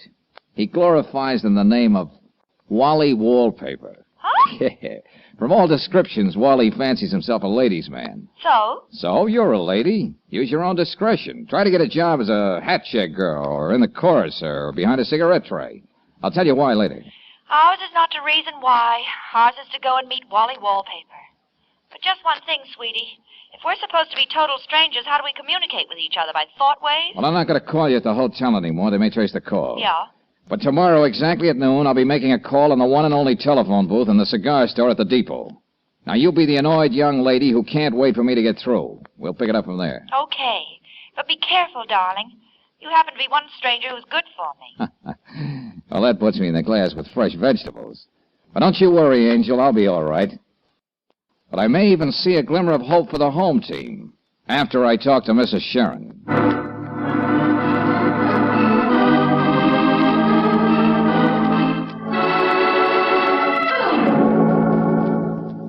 Well, don't stare at me like that, young man. You're probably thinking, isn't that a bloodthirsty, rip-snorting plan to come from the lips of an old woman? You should take up reading tea leaves, Mrs. Sharon. Don't you think it would work, Valentine? Well, I'm not quite the clairvoyant that Mrs. Sharon is. Oh, poppycock, of course it'll work. It's the oldest maneuver in the world. You know what always happens when thieves fall out. Well, there could be enough noise to wake up even a sleeping city. Exactly. Tucker, Big Ed Corrigan, that larcenous clown Wally Wallpaper. If each one thinks the other two are trying to poach on his territory, the three of them will be at each other's throats. There'll be an unholy clamor. Don't you see, Valentine? I'll have a real chance at the polls next month, if enough people wake up and are willing to do something about it. Oh, it's all swell theory. But if those three are as thick as bubbles in a glass of champagne, it's going to take some doing to turn them against each other. There's $25,000 in Sam's account in the bank to turn theory into fact. If any innocent people get hurt, we'll take care of them. I'll leave the details to you. Okay, let's give it a whirl. Good. I like you, young man. You're a fighter. Yeah, and I got some interesting scars to show for it. I'm the last of the Sharons. I want to see this a clean city before I die. That isn't too much for an old woman to hope for, is it? Oh, don't get up, Mrs. Sharon. That's probably the Chronicle trying to get me. Hello? What's that, Ruth? Oh, for the love of heaven, calm down. What's happened? Johnny! Why, those dirty... I'll be over at the hospital right away.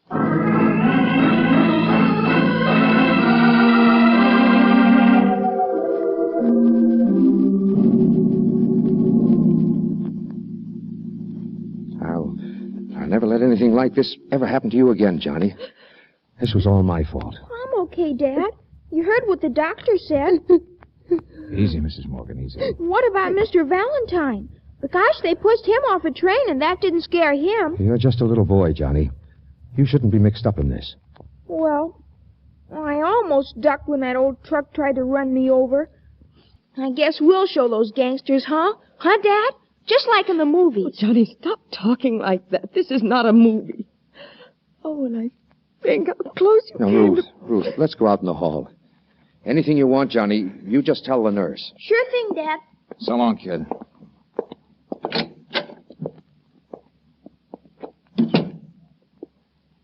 Sam, No, I know all the things you're going to say, Ruth, but they're not necessary. Well, look, maybe you folks would like to be alone. No, Valentine.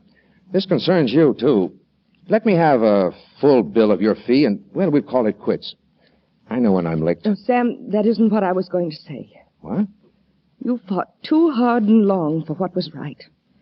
If those men could do something like this, they're capable of anything. This is our home, our town. It's up to us, and others like us, to clean it up. Oh, but Johnny... It's because of Johnny that I finally understood. Valentine. Save it, Morgan. I understand, too. This is open warfare now. And for one, I'm glad. No matter where it leads to.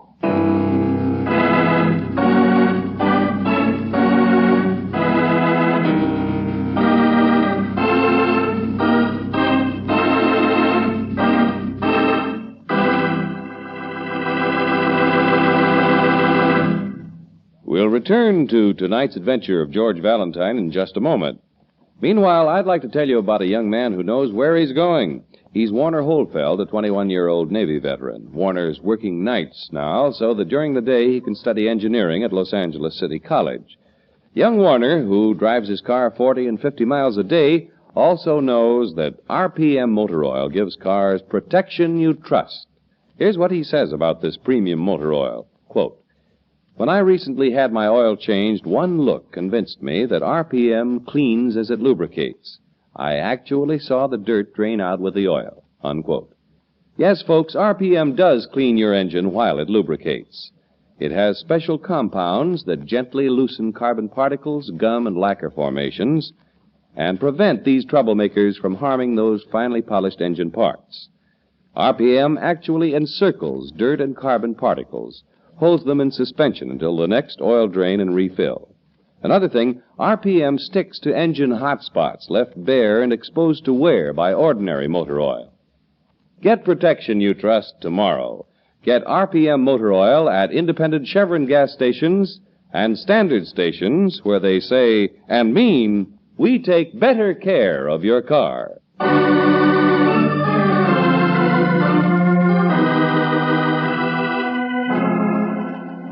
And now back to tonight's adventure of George Valentine. You've come up against some pretty formidable assignments, but playing the leading role in a drama called One Against a City under the thumb of three cynical, ruthless men, is a bit of casting you could have done without. Still, when a nameless hoodlum shoves you off a train and a truck nearly runs down a youngster to warn you off, you just put your head down and wade in. That is, if you have the same stubborn streak as George Valentine. You started something, Mrs. Sharon, so you may as well sit back and watch the fireworks. You don't think I want to back out?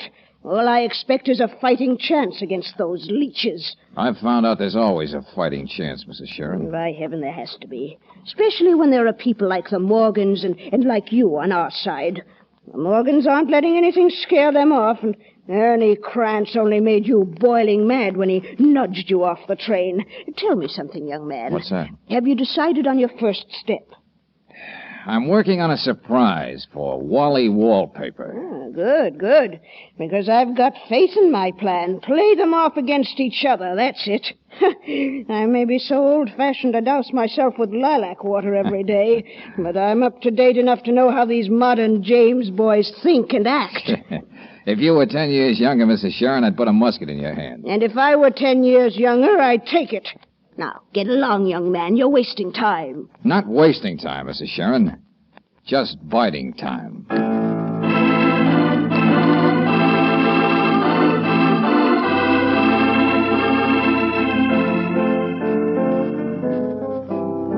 Never mind thanking me for the job, Miss Brooks. You can start pushing cigars and cigarettes here at the Barrel House tonight. Oh, thank you, Mr. Wallpaper. I think you're the sweetest man. And I think you got class, baby. Yeah, and good taste. I could tell that the minute you went off your nut about this tie I got on. Ain't it a beaut? I've never seen anything like it in my life. Hey, look at. When I pull on it like this, see? The girl does the hula and the palm trees start waving. What do you think? Suddenly I'm on the beach at Waikiki. Where? Oh. And what I like about it is it's so conservative. That's right, baby. I'm not one of them loud guys. You'll find that out when you get to know me better. Which reminds me. Yes, Wally? When you're through tonight, how about me showing you some of my other ties? I got hundreds of them. To think you're taking all this interest in me, Wally. And you're such an important man. You're not wrong, baby. If you knew all the joints in this town that pay off to me, you wouldn't believe it. Well, let's talk about you. What'd you say your first name was? Claire. I'll have your picture painted on a tie with your name right under it. How do you like that, huh? Oh, that'd be wonderful. But just one thing. Sure, name it. Could you arrange to have me light up in the dark, too?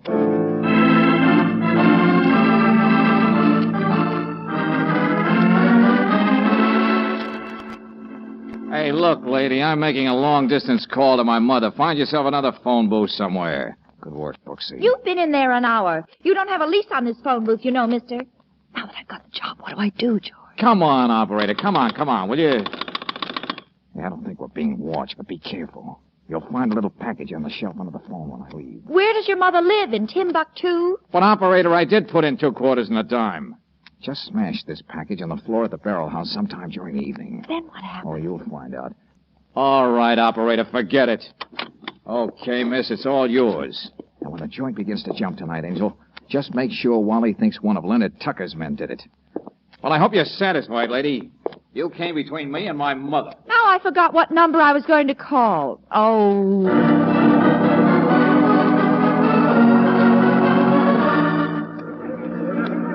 Yeah, what wise guy threw that stink bomb? I'll kill him. Wally, I saw who did it. Huh? I pointed him out to a waiter, and he said he was one of Leonard Tucker's men. So that's the way it is, huh? Tucker can want to move in on me for a long time. Okay, I'm just the boy to play rough. Are you crazy, mister? What are you going to do? See if you can guess. Those slot machines cost money. Wait till Big Ed Corrigan hears about this. Just tell him that Wally Wallpaper has decided to branch out. Oh. And that includes gambling in this town. Now, please, Mr. Already I'm paying protection to Mr. Tucker. Forget it. From now on, you're paying off to Big Ed Corrigan. No, but Mr. Tucker, he will... Maybe this brick through your front window will make up your mind. The 5 days it shook Sharondale. Valentine, you really blew the lid off. Well, I hope the reform mayor-to-be has his speech ready for the citizens' rally tonight. All I can think of now is those 3 vultures tearing each other apart. Hey, I like that headline you got in the Chronicle today, Morgan. Assemblyman proposes state investigation of conditions in Sharondale. 10 years I've waited for this, Valentine. 10 long, long years. You know, I'm glad for you. Well, we better keep our fingers crossed, Sam. See you later at your place.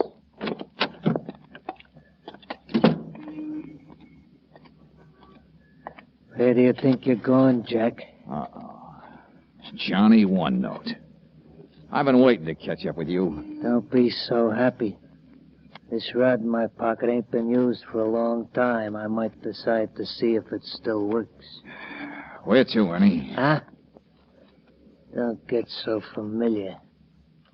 Get going for that car over there.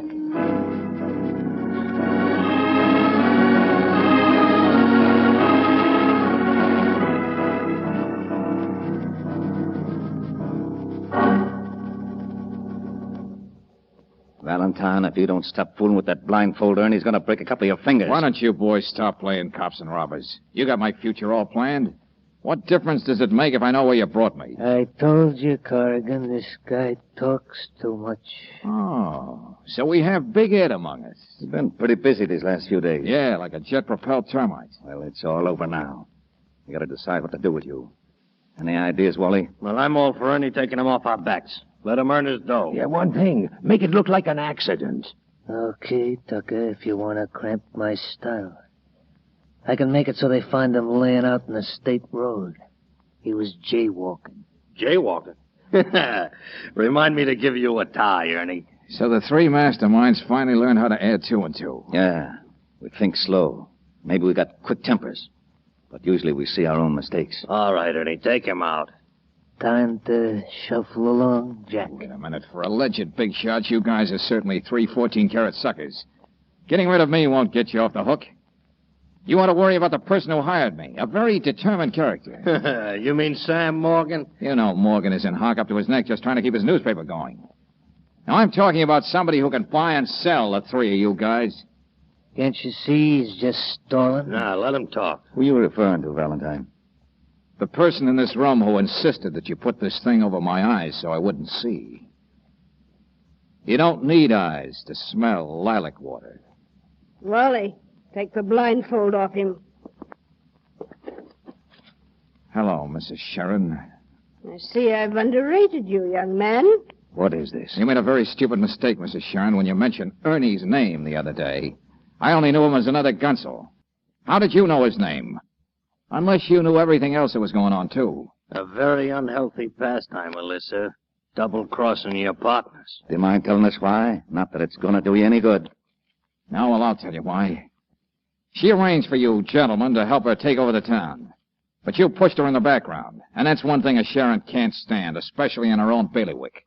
I don't see why you three mongrels should be so surprised. With you out of the way, I could find myself the kind of associates who'd realize that I own this town, even though I may need hired help to run it.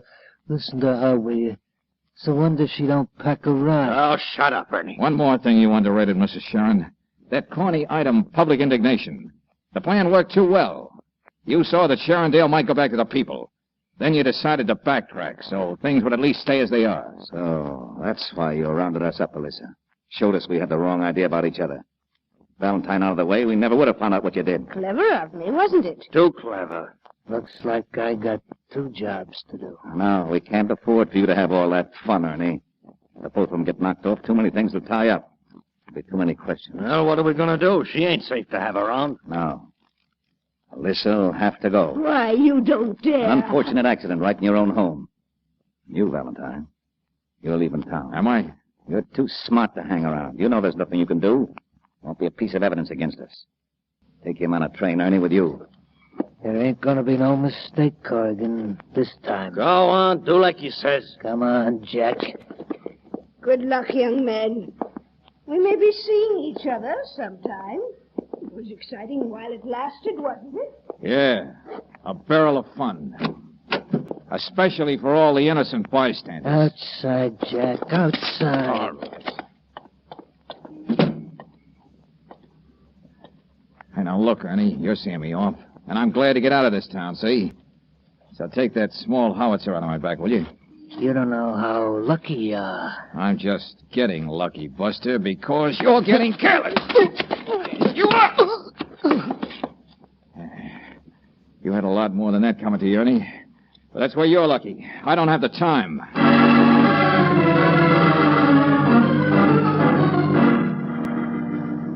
But I don't know whom we can get, Valentine. You know how long it takes for the police to do anything when it involves Corrigan or any of those fellows? No matter what she's done, we've got to try to help her. I know. I'll get a couple of state troopers. And anybody else we can trust. Tell them to meet us at the Sharon place.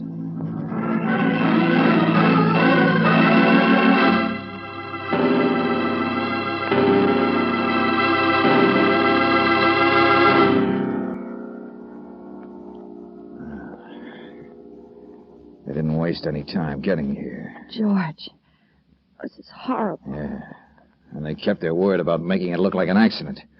Old ladies have been known to fall downstairs and break their necks. Oh, it's going to be hard for Sharondale to believe the truth about its first lady. Sam, you're not going to print the truth. And nobody's ever going to know it.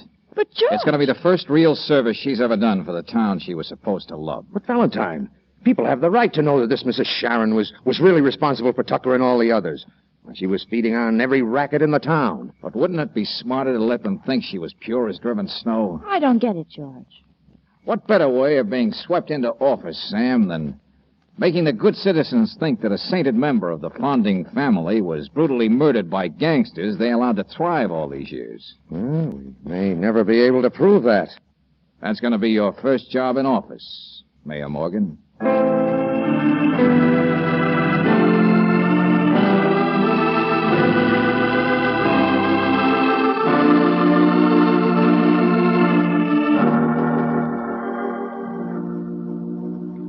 Well, goodbye, Johnny. Take care of yourself. I wanted to ask you something, Mr. Valentine. If Dad gets to be mayor, can he make me deputy sheriff or something so I could carry a gun? You better not let your mother hear you say that. You ought to be thinking of your schoolwork and keeping out of trouble. You sweet on her, Mr. Valentine.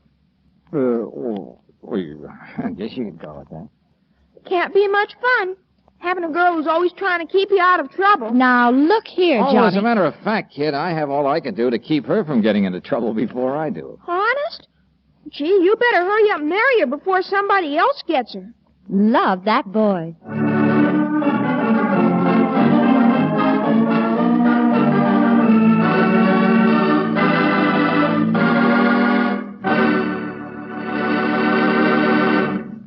If your car acts as if every hill were too much for it, and if it's without pickup pep in traffic, who knows? Maybe it's just the gasoline you've been using.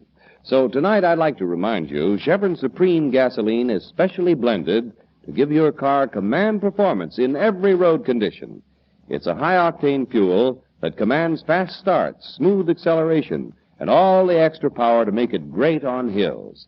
So for happier motoring in traffic and on the open road, on short trips and the longer ones, rely on this premium quality gasoline.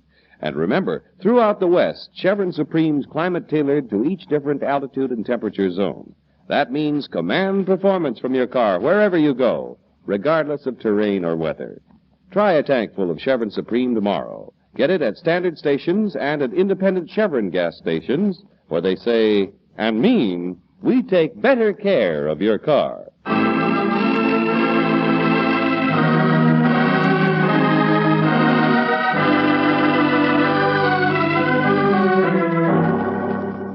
Next week, when you tune our way for another adventure of George Valentine, you'll hear George saying... All right, now, Mrs. Pebbleman, Brooksy, jump in the car and hurry. I don't want to use this gun if I can help it. Mr. Valentine, they were waiting here for you. All those men, they was going to kill you. Yeah, well, they still have the same idea. Come on, get in the back, Mrs. Pebbleman. Let her roll, Brooksy. And don't stop till we get to your place. Get there before that gunsel does. Or we'll be missing one perfectly good client.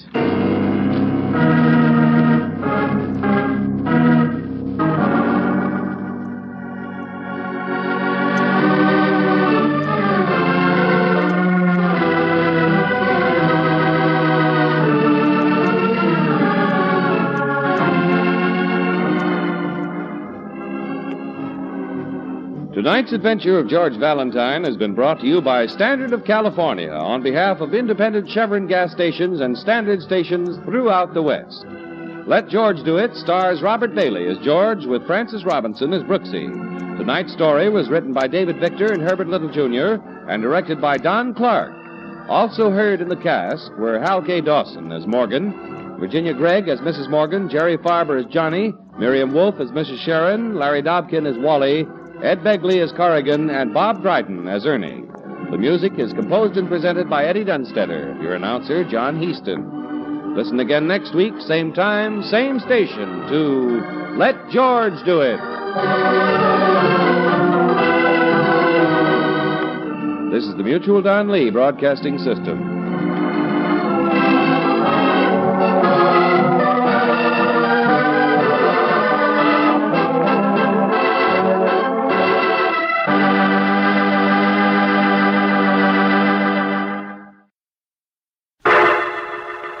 Personal notice. Danger's my stock of trade. If the job's too tough for you to handle, you got a job for me, George Valentine. Write full details.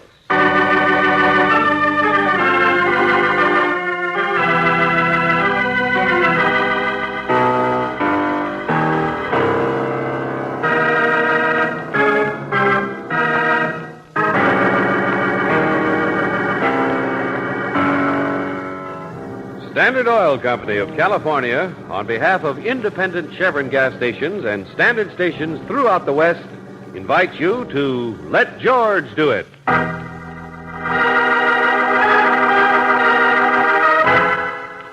The Anthill, another adventure of George Valentine.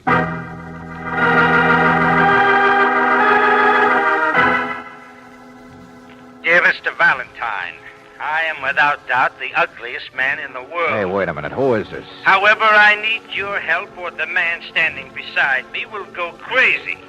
Because, Mr. Valentine, I'm Riley. dying. It's you, isn't it? Lieutenant Riley. Yes, it's me, and I'm the one going crazy. All right, have it your own way. Only what are you talking about? Valentine, I've got a client for you. A little ugly stumblebum wants your help. A slot machine repairman, no less. He needs help, or at least he won't help me unless somebody helps him. Only he won't trust the police. I don't blame him. You make so much sense. Okay, then, let's say I need your help. Sure, this little guy isn't much, but the idea Riley, is... hold it, will you? You said this guy's dying? Yeah, police hospital.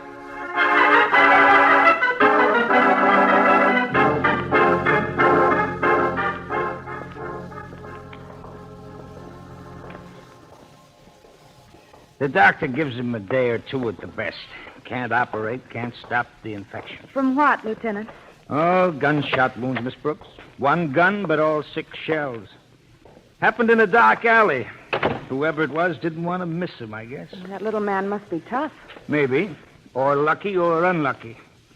He's one of those guys who's born to end up at the bottom of the pile, Valentine. Then why are you so interested in him? It's just possible that he can steer us all the way to the top of the pile.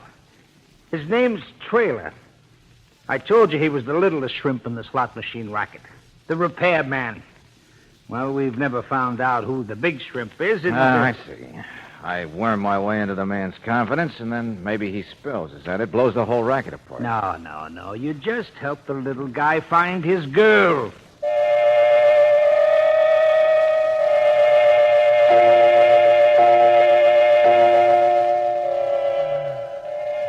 Betty. Betty, that's her name. I was going to see her tonight. Betty who, Trailer? What's the rest of her name? She's beautiful. I'm not, but she is. I'm just her build, she said. But you don't believe it either, do you? Trailer, can you understand me? There's nobody in the world to believe it. You got to be careful. You can't trust people. You got to test them and test them and test them. And then you can't trust them because they're all the same. What are you talking about, friend? The racket? I won't tell you anything. I won't. I should. All right. Take it easy. Ants. Ants is what I'm talking about. Ants. Huh? You ever catch ants?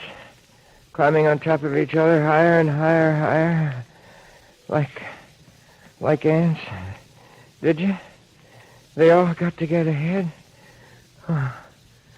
I'm down at the bottom, and I'm happy. I'm happy. Oh, sure, you're different. You're happy. That's right. Who shot you? Ants. You can test people to see if they're ants, you know. Put honey in front of them. See if they choke themselves. Only dying's not bad. Why did you ask me? I don't know anything. I'm just Betty. Hey, Trailer. Fine Betty. Hey, look, Trailer. Nurse? Betty. Guess you can have him back for a while.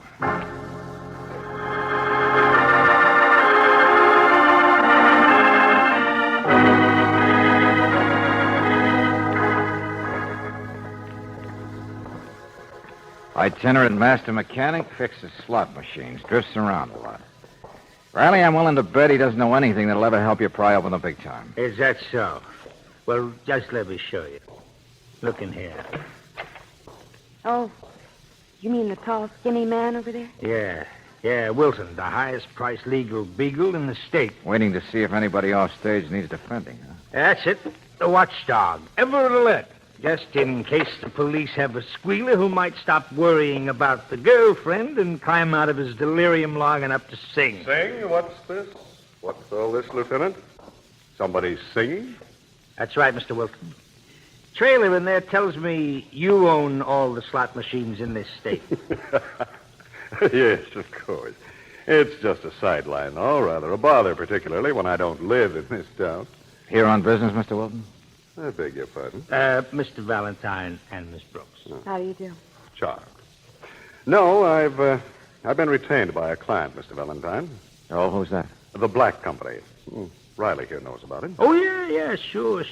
Out-of-town corporation. Manufactures will-o'-the-wisps. Well, I'm only a lawyer. I'm not familiar. Oh, the Black Company's quite an outfit, Valentine. Perfectly legal.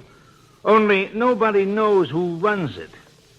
But do they own the slot machines? Well, of course not. No do more than I they do. know who they make bank deposits for? Does this bird Trailer even know who he works for? Does anybody? The basis of all good organization, Lieutenant, is the pyramid. Like a spy system, huh? No one man knows enough to incriminate any of the others. Then why are you here, Mr. Wilton? Why are you worried about this Trailer person? I haven't really said I even know the man, have I? Or that the company I represent is interested in anything more than employees' indemnity, his accident, and so on. Spoken like a lawyer. Riley, maybe it is possible that the best of pyramids get a little wobbly once in a while. Huh? Maybe it is possible that the reason Trailer in there got shot was that he found out too much about the higher-ups in the Yeah, hold it. Wait a minute. Yeah, hello, Lieutenant Riley. Oh, I wanted to speak to the nurse about Bill Trailer. Well, All right. Who's calling? Well, just the nurse, please. The nurse on duty there. Well, just a second. Valentine. Valentine, it's a girl. Now take it, will you? You're the intern on duty, or anybody. What's this? Misrepresentation, Lieutenant? Here, let me have it.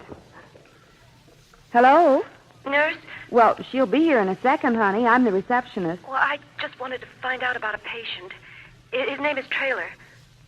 Trailer. Well, wait till I get my cards here. Trailer. Hurry up, please. Somebody said he was there, but I want to know what happened to him. Well, we had an appendix case come in this morning. Oh, just tell me what happened to him. What? You don't handle cases like that in the police ward. I meant in the other ward. She hung up?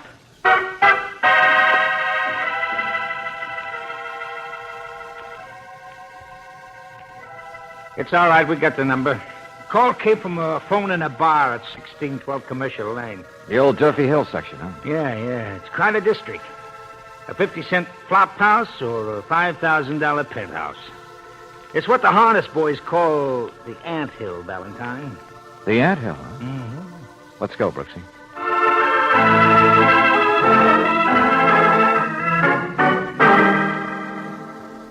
A million people a day use that phone, my friend. Every third one tries a slug. But, bartender, all we wanted to know Besides, was... if you whistle at a dame, where's it get you? Maybe your boyfriend's a prize fighter. Me, I'll take television any day. The girl used the phone only a few minutes ago. Who was she? Should I know? Should I watch the cash register and be a bulldog for the phone company at the same time? All right. You don't know. Or maybe you don't want to know.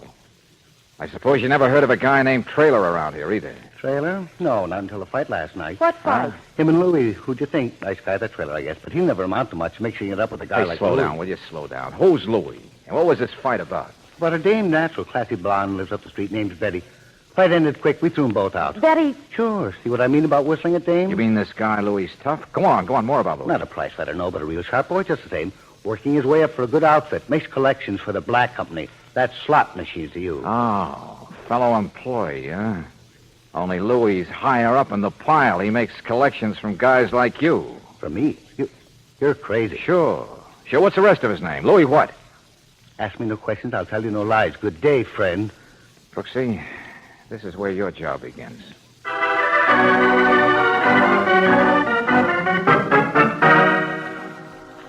I said I'm sorry, sister. Wrong place. No Betty here. Now beat it, will you? Hi, lady.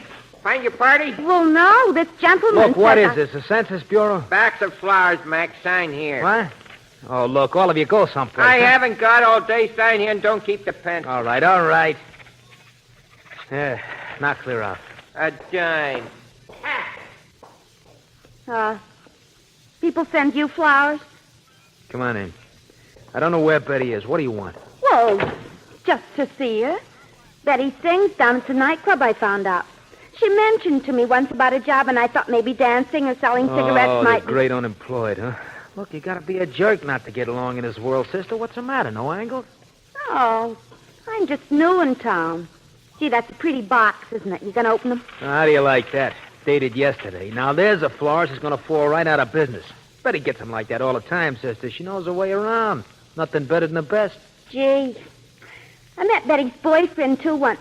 Trailer or something. That's what he told you? Boyfriend.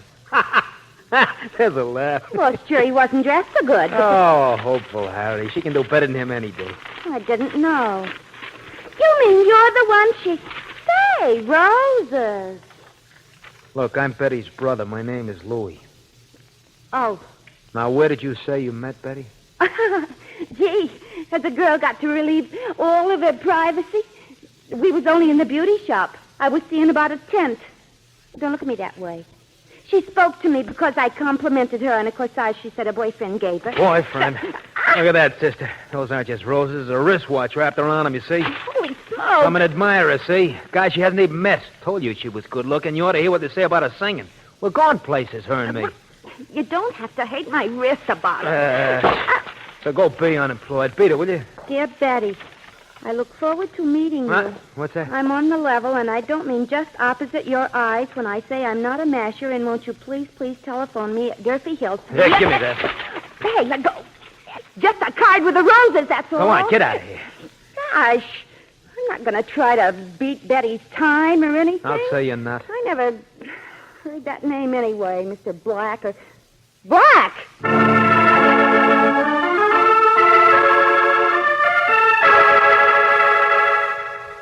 Valentine, of course she's all right. You talked to her yourself, did you?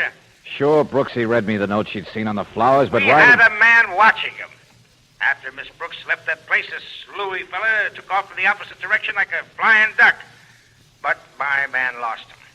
Now, will you please clear up what you've been doing? That Durfee Hill number in the flower note. It's a new number, Riley. Private listing and installed only a couple of days ago from somebody from out of town who just rented this place. What place? The fanciest penthouse in the whole section. Hey, Riley, people really look like ants from up here. You mean... Sure, I'm in the place. There was a loose hinge on the service door and nobody inside. You've got the loose hinge, my friend. Don't you realize it was a Mr. Black who sent those flowers? Oh, Riley, add two and two, will you? Nobody knows who owns the slot machines, who runs the Black Company. And yet a mysterious Mr. Black shows up in town, a man nobody's seen, not even the janitor downstairs. Trailer's girl, Betty, she must have seen him. No, remember? He just wanted to meet her. Probably had seen her at the nightclub or something. But that was Black's mistake if he wanted to stay incognito, giving a girl his telephone number. Because now here I am with $10,000 in my pocket. But what? What'd you say? Sure. Must be collection time in the 3 Lemon business. About 2 seconds ago, a delivery boy hands me an envelope at the door. Inside was an accounting sheet for all the slot machines on the south side and proceeds for the past month. Well, I'll... Riley, I figured out who's the man at the top of the anthill. Don't ask me how long it'll last or why it works this way. But right now, Riley, that man seems to be me.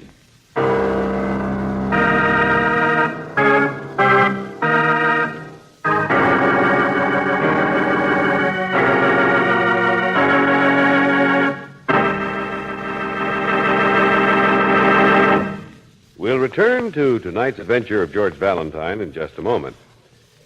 Anyone who has done a lot of driving in hot desert country knows what happens to car engines there every day. As soon as the ignition is turned off and circulation stops, engine parts get so hot they can literally fry an ordinary oil.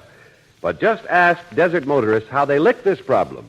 They'll tell you more people prefer RPM motor oil than any other brand. And here's the reason RPM is first choice where driving's toughest. It's specially compounded to keep a protective oil film on every inch of metal. Even when engine parts get super hot, RPM contains other compounds that prevent carbon formations, that stop corrosion, and keep rings working freely. It's the best engine insurance you can buy. So why not try in your own car the oil that's first choice where driving's toughest? Ask for RPM motor oil at standard stations and independent Chevron gas stations where they say and mean we take better care of your car.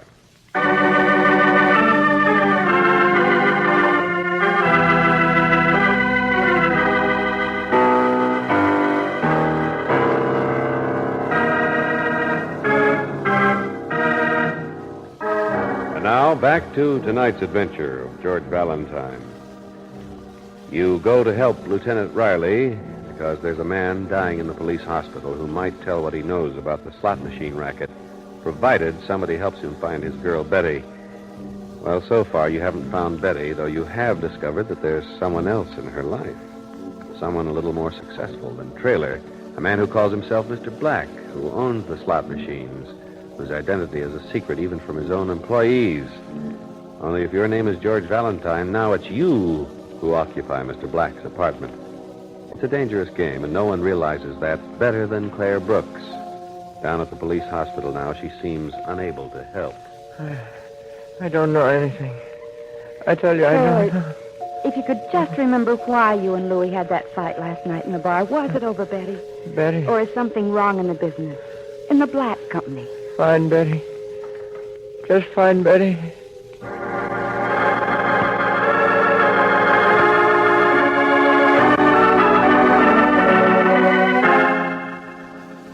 No, of course not, Brooksy. We've gone way past Trailer now. We're in the middle of the ants, the scramblers. The police have the apartment surrounded now, Well, George. tell them to keep out and lay low unless I whistle for help. George. Angel will never find out who fired those shots in the trailer or who runs this racket unless we ride right along with the gag. You'll ride yourself right into a funeral notice.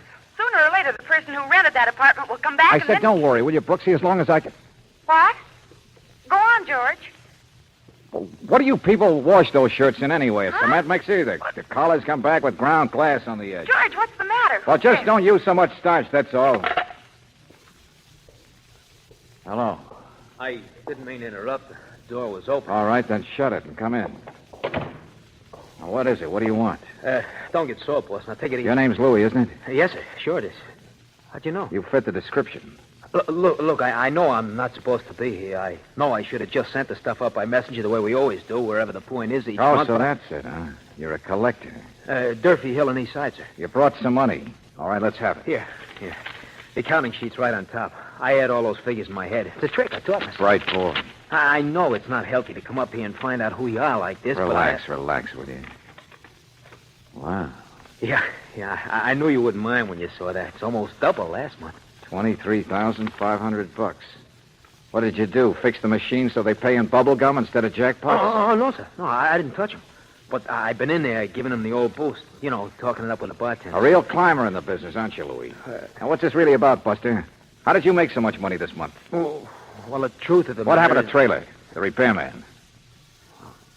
I don't know what you mean, happened. Who shot him? Boss, listen, he was cheating you. Did you know that? Did you? I can prove he was. He was what? Hold him out.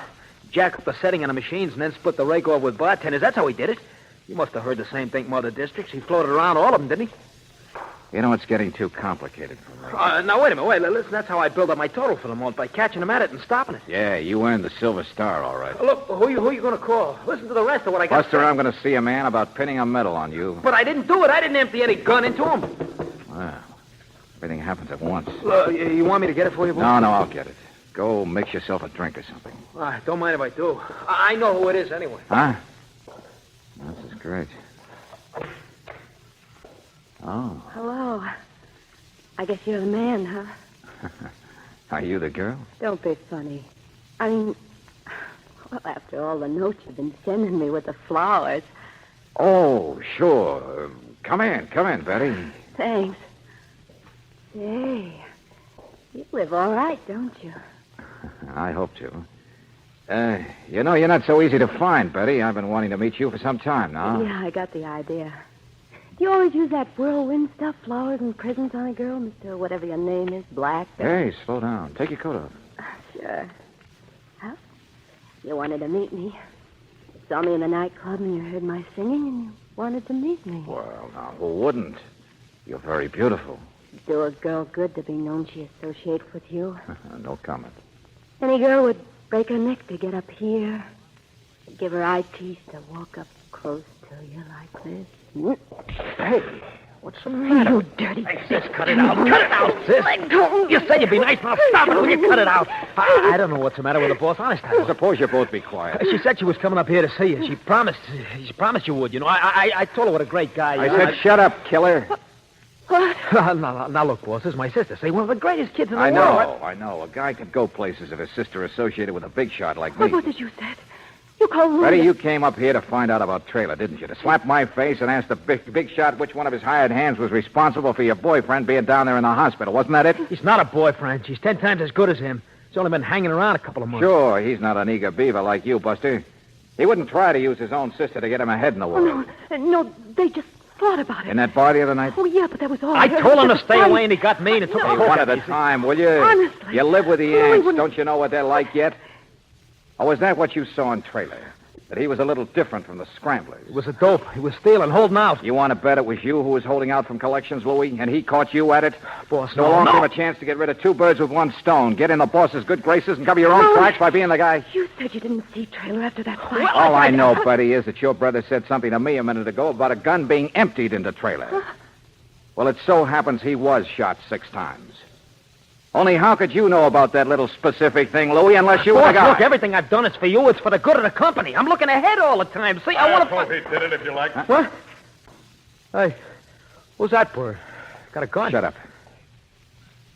Hello, Mr. Wilton. Party's over, huh? Yes. Yes, the party's over, I'm afraid, and besides, it's making too much noise. Next door? No, I've been in the back of a wardrobe you overlooked. Oh, sure. Well, I didn't think it could last. It never did make sense that such a careful setup as this apartment wouldn't have... Wouldn't have me. Yes, me. Surprise. Yeah. So's Louis. So's Betty. I don't know what you're talking Look, about. who is this guy? Now, if the three of you will I'll just... take care of him. Down that gun, Buster. Don't worry, he can't get away with Stand anything. still. Louis, stop it. You're making a mistake.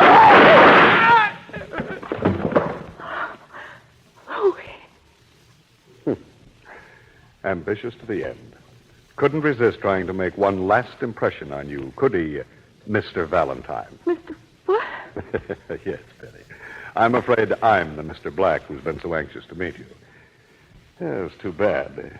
Things couldn't have worked out better for us. If you're Mr. Black. The great organizer. The best of pyramids totter once in a while. I was here to make my own collections this time. I thought it was about time for a visit to South America. So if you'll just hand over my money... Why don't you come and get it? You've caused enough trouble already, Valentine. Sure. Come on. Shoot some more people. I'm warning you. No. That's the only way you're going to get out of here. Valentine, Stop that gun. Well, thanks, Riley. Mr. Slot Machine King, see what the sound of those shots brought you? 3 lemons.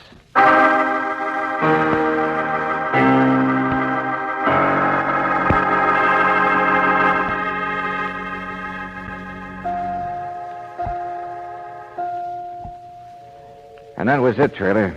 A gun test proved that Louis shot you. Yeah? Why? Well, ambition, I guess. Cover his own mistakes, get in good with the big boss. Can you understand me, Trailer? Can you understand what I'm saying? Yes, ants. All scrambling around. That's all Louis was. Sure. That's all Wilton is, too. But the girl's different. I think she'd like to see you, Trailer. Yeah. Yeah, we found Betty. She's a nice girl. Yes, I know. Since when? What? I said, since when did you know? I mean, that she was the kind of a girl who's a little different. Who might have really meant it when she said she liked an ugly little guy like you. Mr. Valentine, I'm very tired. Wilton isn't kidding anybody. I just want you to know that I know that, Trailer. I've begun to guess that His biggest mistake was trying to take over the slot machine empire tonight. Like the rest, he couldn't resist the opportunity. George. Think back, Angel. Wilton's tall and skinny. Would he have ever written a note to Betty, just an ordinary-sized girl, saying, I'm on the level, and I don't mean just opposite your eyes? No, of course he wouldn't. he's only a lawyer. A rat trying to grab what he can off a sinking ship. But Valentine, I had no idea. I'll say it for you, Trailer. Wilton didn't ever own the slot machines like he claimed he did at the last minute. And he wasn't the Mr. Black in the notes. No, they'd have to be a short man, probably. A little guy. Yeah. A little guy. Like maybe a man who'd made such a success out of not trusting anybody that he couldn't believe a girl liked him. He had to test her by making her think a big shot was after her. To see if she'd drop him and run for the honey. He was in town for the collections anyway. And to nose around the way he always did, inspecting the anthill he built while looking like a repairman. You mean Trailer here is really Mr. Black? Yeah, Brooksy.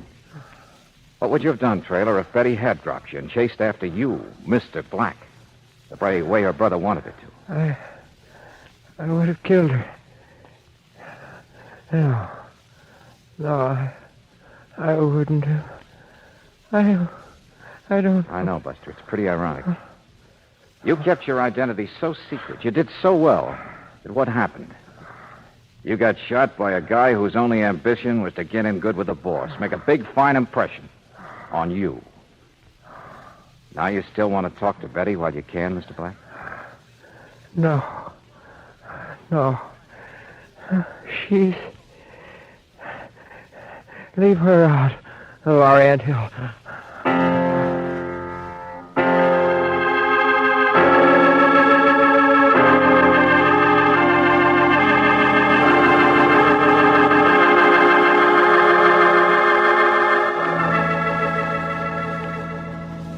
George, maybe Trailer really wished that he could be just a repairman. Oh, there are lots of maybes, Brooksy. Maybe he was sick of himself. Guy who climbed so high must have looked down on a lot of squirming underneath. But, George, it's all in the way you look at an anthill. It's a city of workers, too, and they help each other.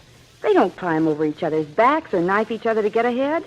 That's what's so wrong about the whole thing. None of those ideas Trailer had made any sense. Crime never makes sense, does it, Brooksy? Say, where's my client? Where's Riley? I wonder just how you send a bill to the police department. For services rendered?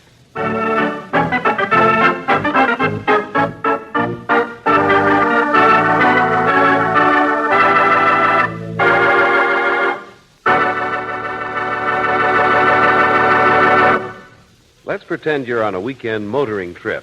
It's a bright, sunny day. Everything's fine, except it's too bright, and the eye strain is terrific. Well, you can easily avoid that discomfort for your eyes. Just stop in tomorrow at an independent Chevron gas station or a standard station and ask for Polaroid day glasses. Ordinary sunglasses merely dim reflected glare, but Polaroid day glasses are scientifically made to actually blot out dazzling reflections.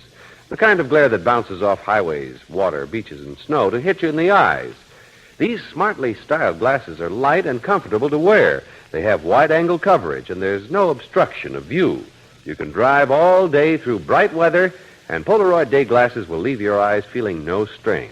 There's a lot of bright weather ahead, so for your own driving comfort, why not get these glasses right away? Buy them at any standard station or independent Chevron gas station where they say and mean, we take better care of your car.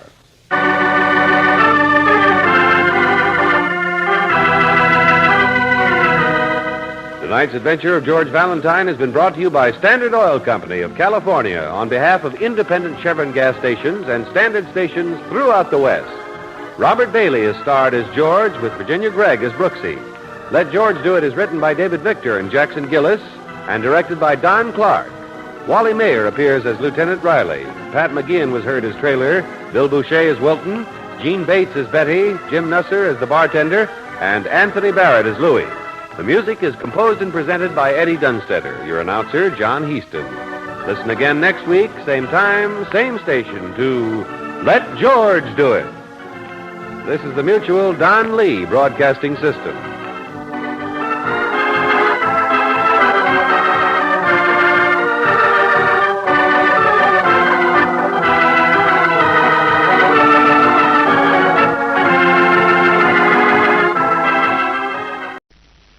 Sherlock Holmes series by Sir Arthur Conan Doyle.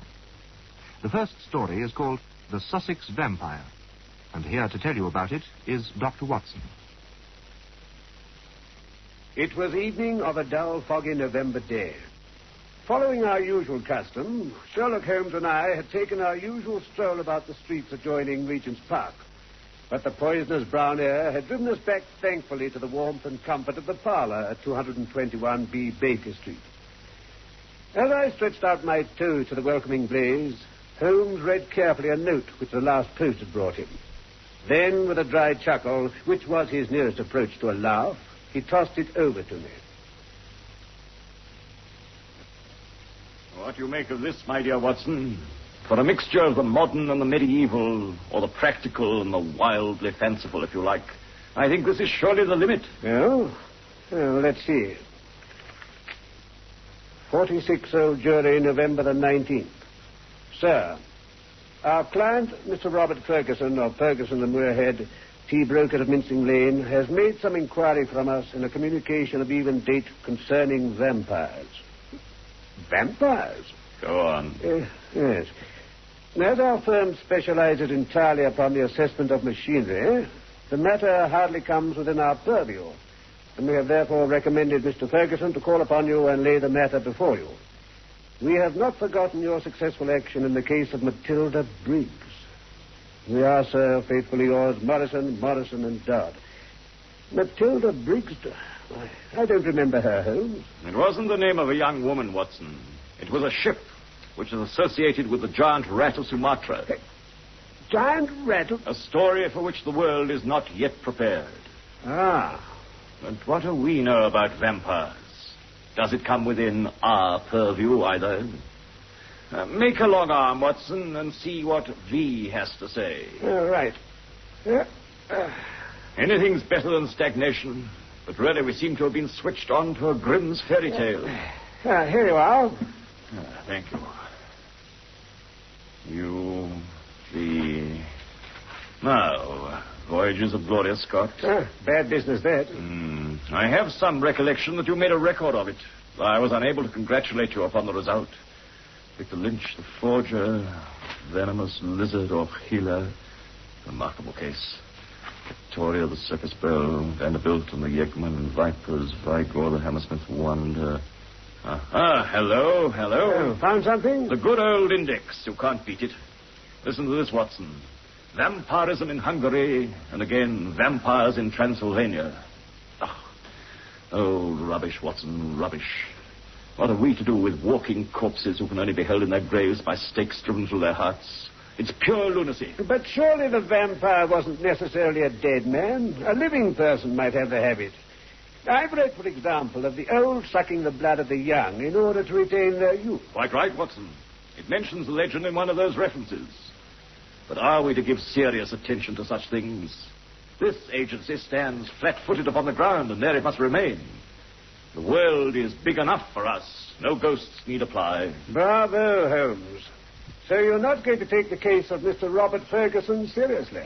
The postscriptum to that letter, which you failed to read out, my dear Watson, advises us that the gentleman himself will be calling upon us at 10 o'clock tomorrow morning. Oh. I fancy he himself may be able to throw some light upon what is worrying him. Hello, Watson. Well, you don't look quite the man you did when I threw you over the ropes into the crowd at the old Deer Park. Oh, Ferguson, it's you. I never for one instant connected the name. I deduce that you gentlemen know one another. How we do indeed. Big Bob Ferguson, the finest three-quarter Richmond ever had. The days when I played for Blackheath. I never get your limits, Watson. There are unexplored possibilities about you. Well, you could scarcely picture me playing rugger as you see me now, Mr. Holmes. Nor Watson, I fancy. That's true. Pray sit down, Mr. Ferguson, and tell us what brings you to us. Thank you. May I ask where you live? Lumberley, Sussex, south of Horsham. The house is called Cheeseman's. Yeah, I know that part pretty well. Full of old houses called after the men who built them. Audleys, Harveys, Carringtons. Cheeseman's, yes, that's so, Watson. But I'm not here on my own behalf. Oh? No, I'm acting for a friend. I see. Pray let us have the particulars, then. Yes. Well, this gentleman married some 5 years ago a Peruvian lady. He'd met her during a business trip to South America. She is very beautiful. But, well, what with her alien ways and so on, it seems as though there are sides of her character that he can never hope to explore. In short, he's come to regard their union as a mistake.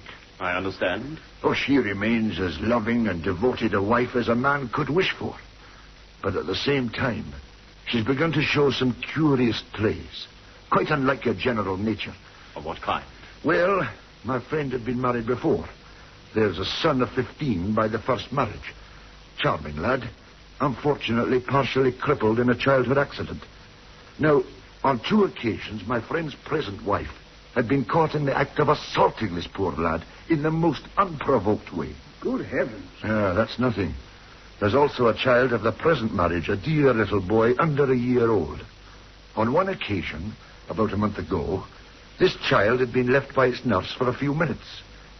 A loud cry from the baby called her back. As she ran into the room, she saw her employer, my friend's wife, leaning over the baby and apparently biting its neck. Joe. There was a small wound in the neck and a stream of blood ran down. The nurse was so horrified that she started to call for her husband. But the lady implored her not to and actually gave her £5 to keep silent. Pray continue, Mr. Ferguson. As you can imagine, this made a terrible impression on the nurse's mind. She began to keep a close watch on her mistress. It began to seem to her that even as she watched the mother, so the mother watched her. And that every time she was compelled to leave the baby, the mother was waiting to get at it. Day and night the nurse covered the child, and day and night the watchful mother seemed to be lying in wait as a wolf waits for a lamb. It's incredible. That's how it must sound to you, Watson, yet I'm not exaggerating when I say that a child's life and a man's sanity may depend on it. My friend well remembers the day when the nurse's nerve gave way and she told him everything. To him it seemed as wild a tale as it may now seem to you. He knew his wife to be a loving wife and a loving mother. Then why should she assault her stepson and wound her own dear little baby? He told the nurse that she was dreaming, that such libels upon her mistress were not to be tolerated. Whilst they were talking, a sudden cry of pain was heard. Another? Nurse and master rushed together to the nursery. Imagine his feelings as he saw his wife rise from a kneeling position beside the cot and saw blood upon the child's exposed neck and on the sheet. With a cry of horror, he turned his wife's face to the light and saw blood all round her lips. It was she, beyond all question, who had drunk the poor baby's blood. Great heavens. So the matter stands, and my friend, appeals to you, Mr. Holmes. His wife is now confined to her room. He himself is half demented. Vampirism, Mr. Holmes, in the very heart of the English Sussex. Terrible, absolute. Mr. Ferguson, I will examine your case with pleasure. My... Oh, no, Come, not... sir. This agency is not a home for the weak-minded. It's no use your pretending to be anyone's deputy. Well, suppose it's better to deal direct. Forgive me, Mr. Holmes. You can imagine how difficult it is when you're speaking of the one woman you're bound to protect, to help. I understand. Then what am I to do? How am I to go to the police with a story like this? And yet I must protect those youngsters. Is it madness, Mr. Holmes? Something in her blood? Have you experience of any case like this? For pity's sake, give me some advice. Now, pull yourself together, Mr. Ferguson, and just give me a few clear answers. Yes, of course. Tell me, what happened after you discovered your wife in this act? She seemed horrified. She wouldn't speak. Oh, I suppose I raved at her. She only looked at me in a wild, despairing sort of way. Then she rushed to her room and locked herself in.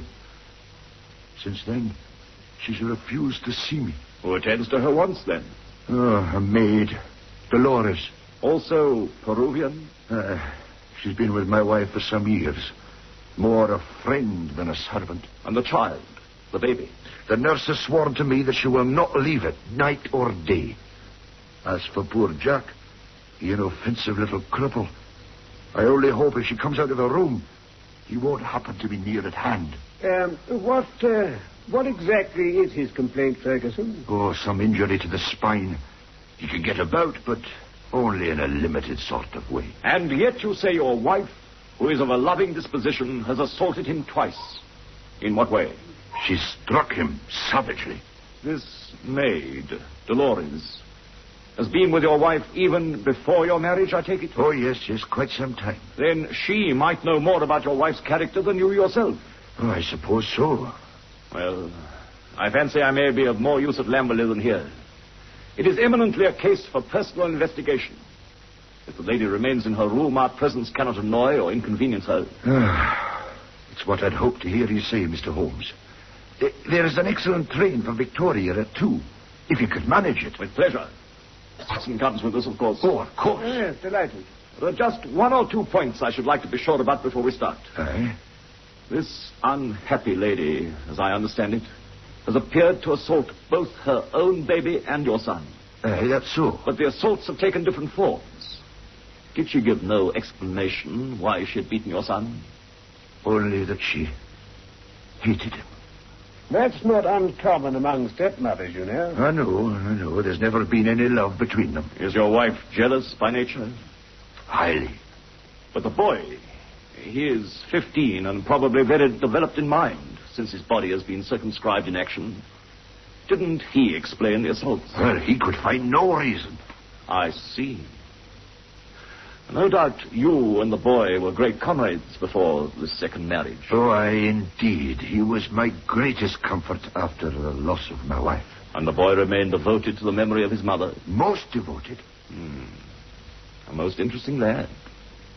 Now, I have one final inquiry to make of you. Aye? Were the strange attacks on the baby and the assaults on your son made at the same time? They were, yes. In the first case, that is. It was as if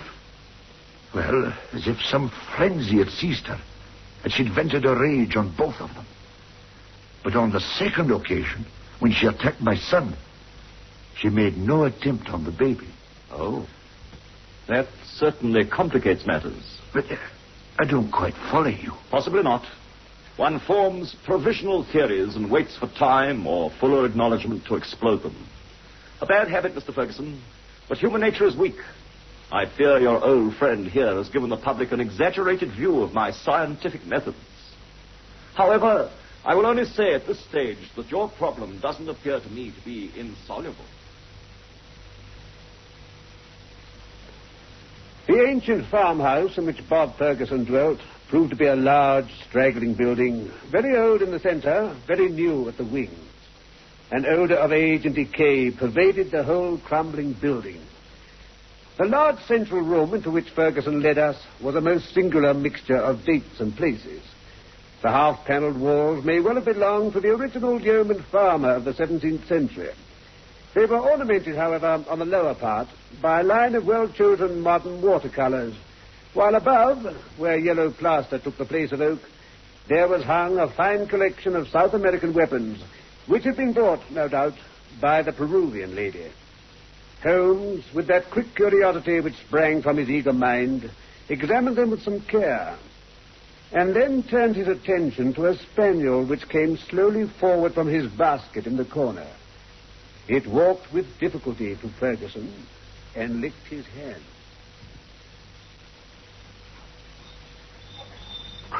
Dear me. What is the matter with your dog, Mr. Ferguson? That's what's puzzling the vet. A sort of paralysis. Spinal meningitis, he thought. But it's passing. Isn't it, boy? You'll be all right soon, Carlo, eh? Tell me, did it come on suddenly? In a single night. How long ago? Oh, well, it's about 4 months. Very remarkable. Very suggestive. What do you mean, Mr. Holmes? It confirms what I'd already thought. For heaven's sake, what do you think? Look here, this may be just an intellectual puzzle to you, but it's life and death to me. My wife a would-be murderer. My child is in constant danger. Don't play with me, Holmes. I'm afraid there is pain for you, Mr. Ferguson, whatever the solution may be. I would spare you all I can. I can say no more for the moment. But before I leave this house, I hope I may have something definite. Well, please God, you may. I ask your pardon, Mr. Holmes. Well, if you'll excuse me, gentlemen, I'll go up to my wife's room and see if there's been any change.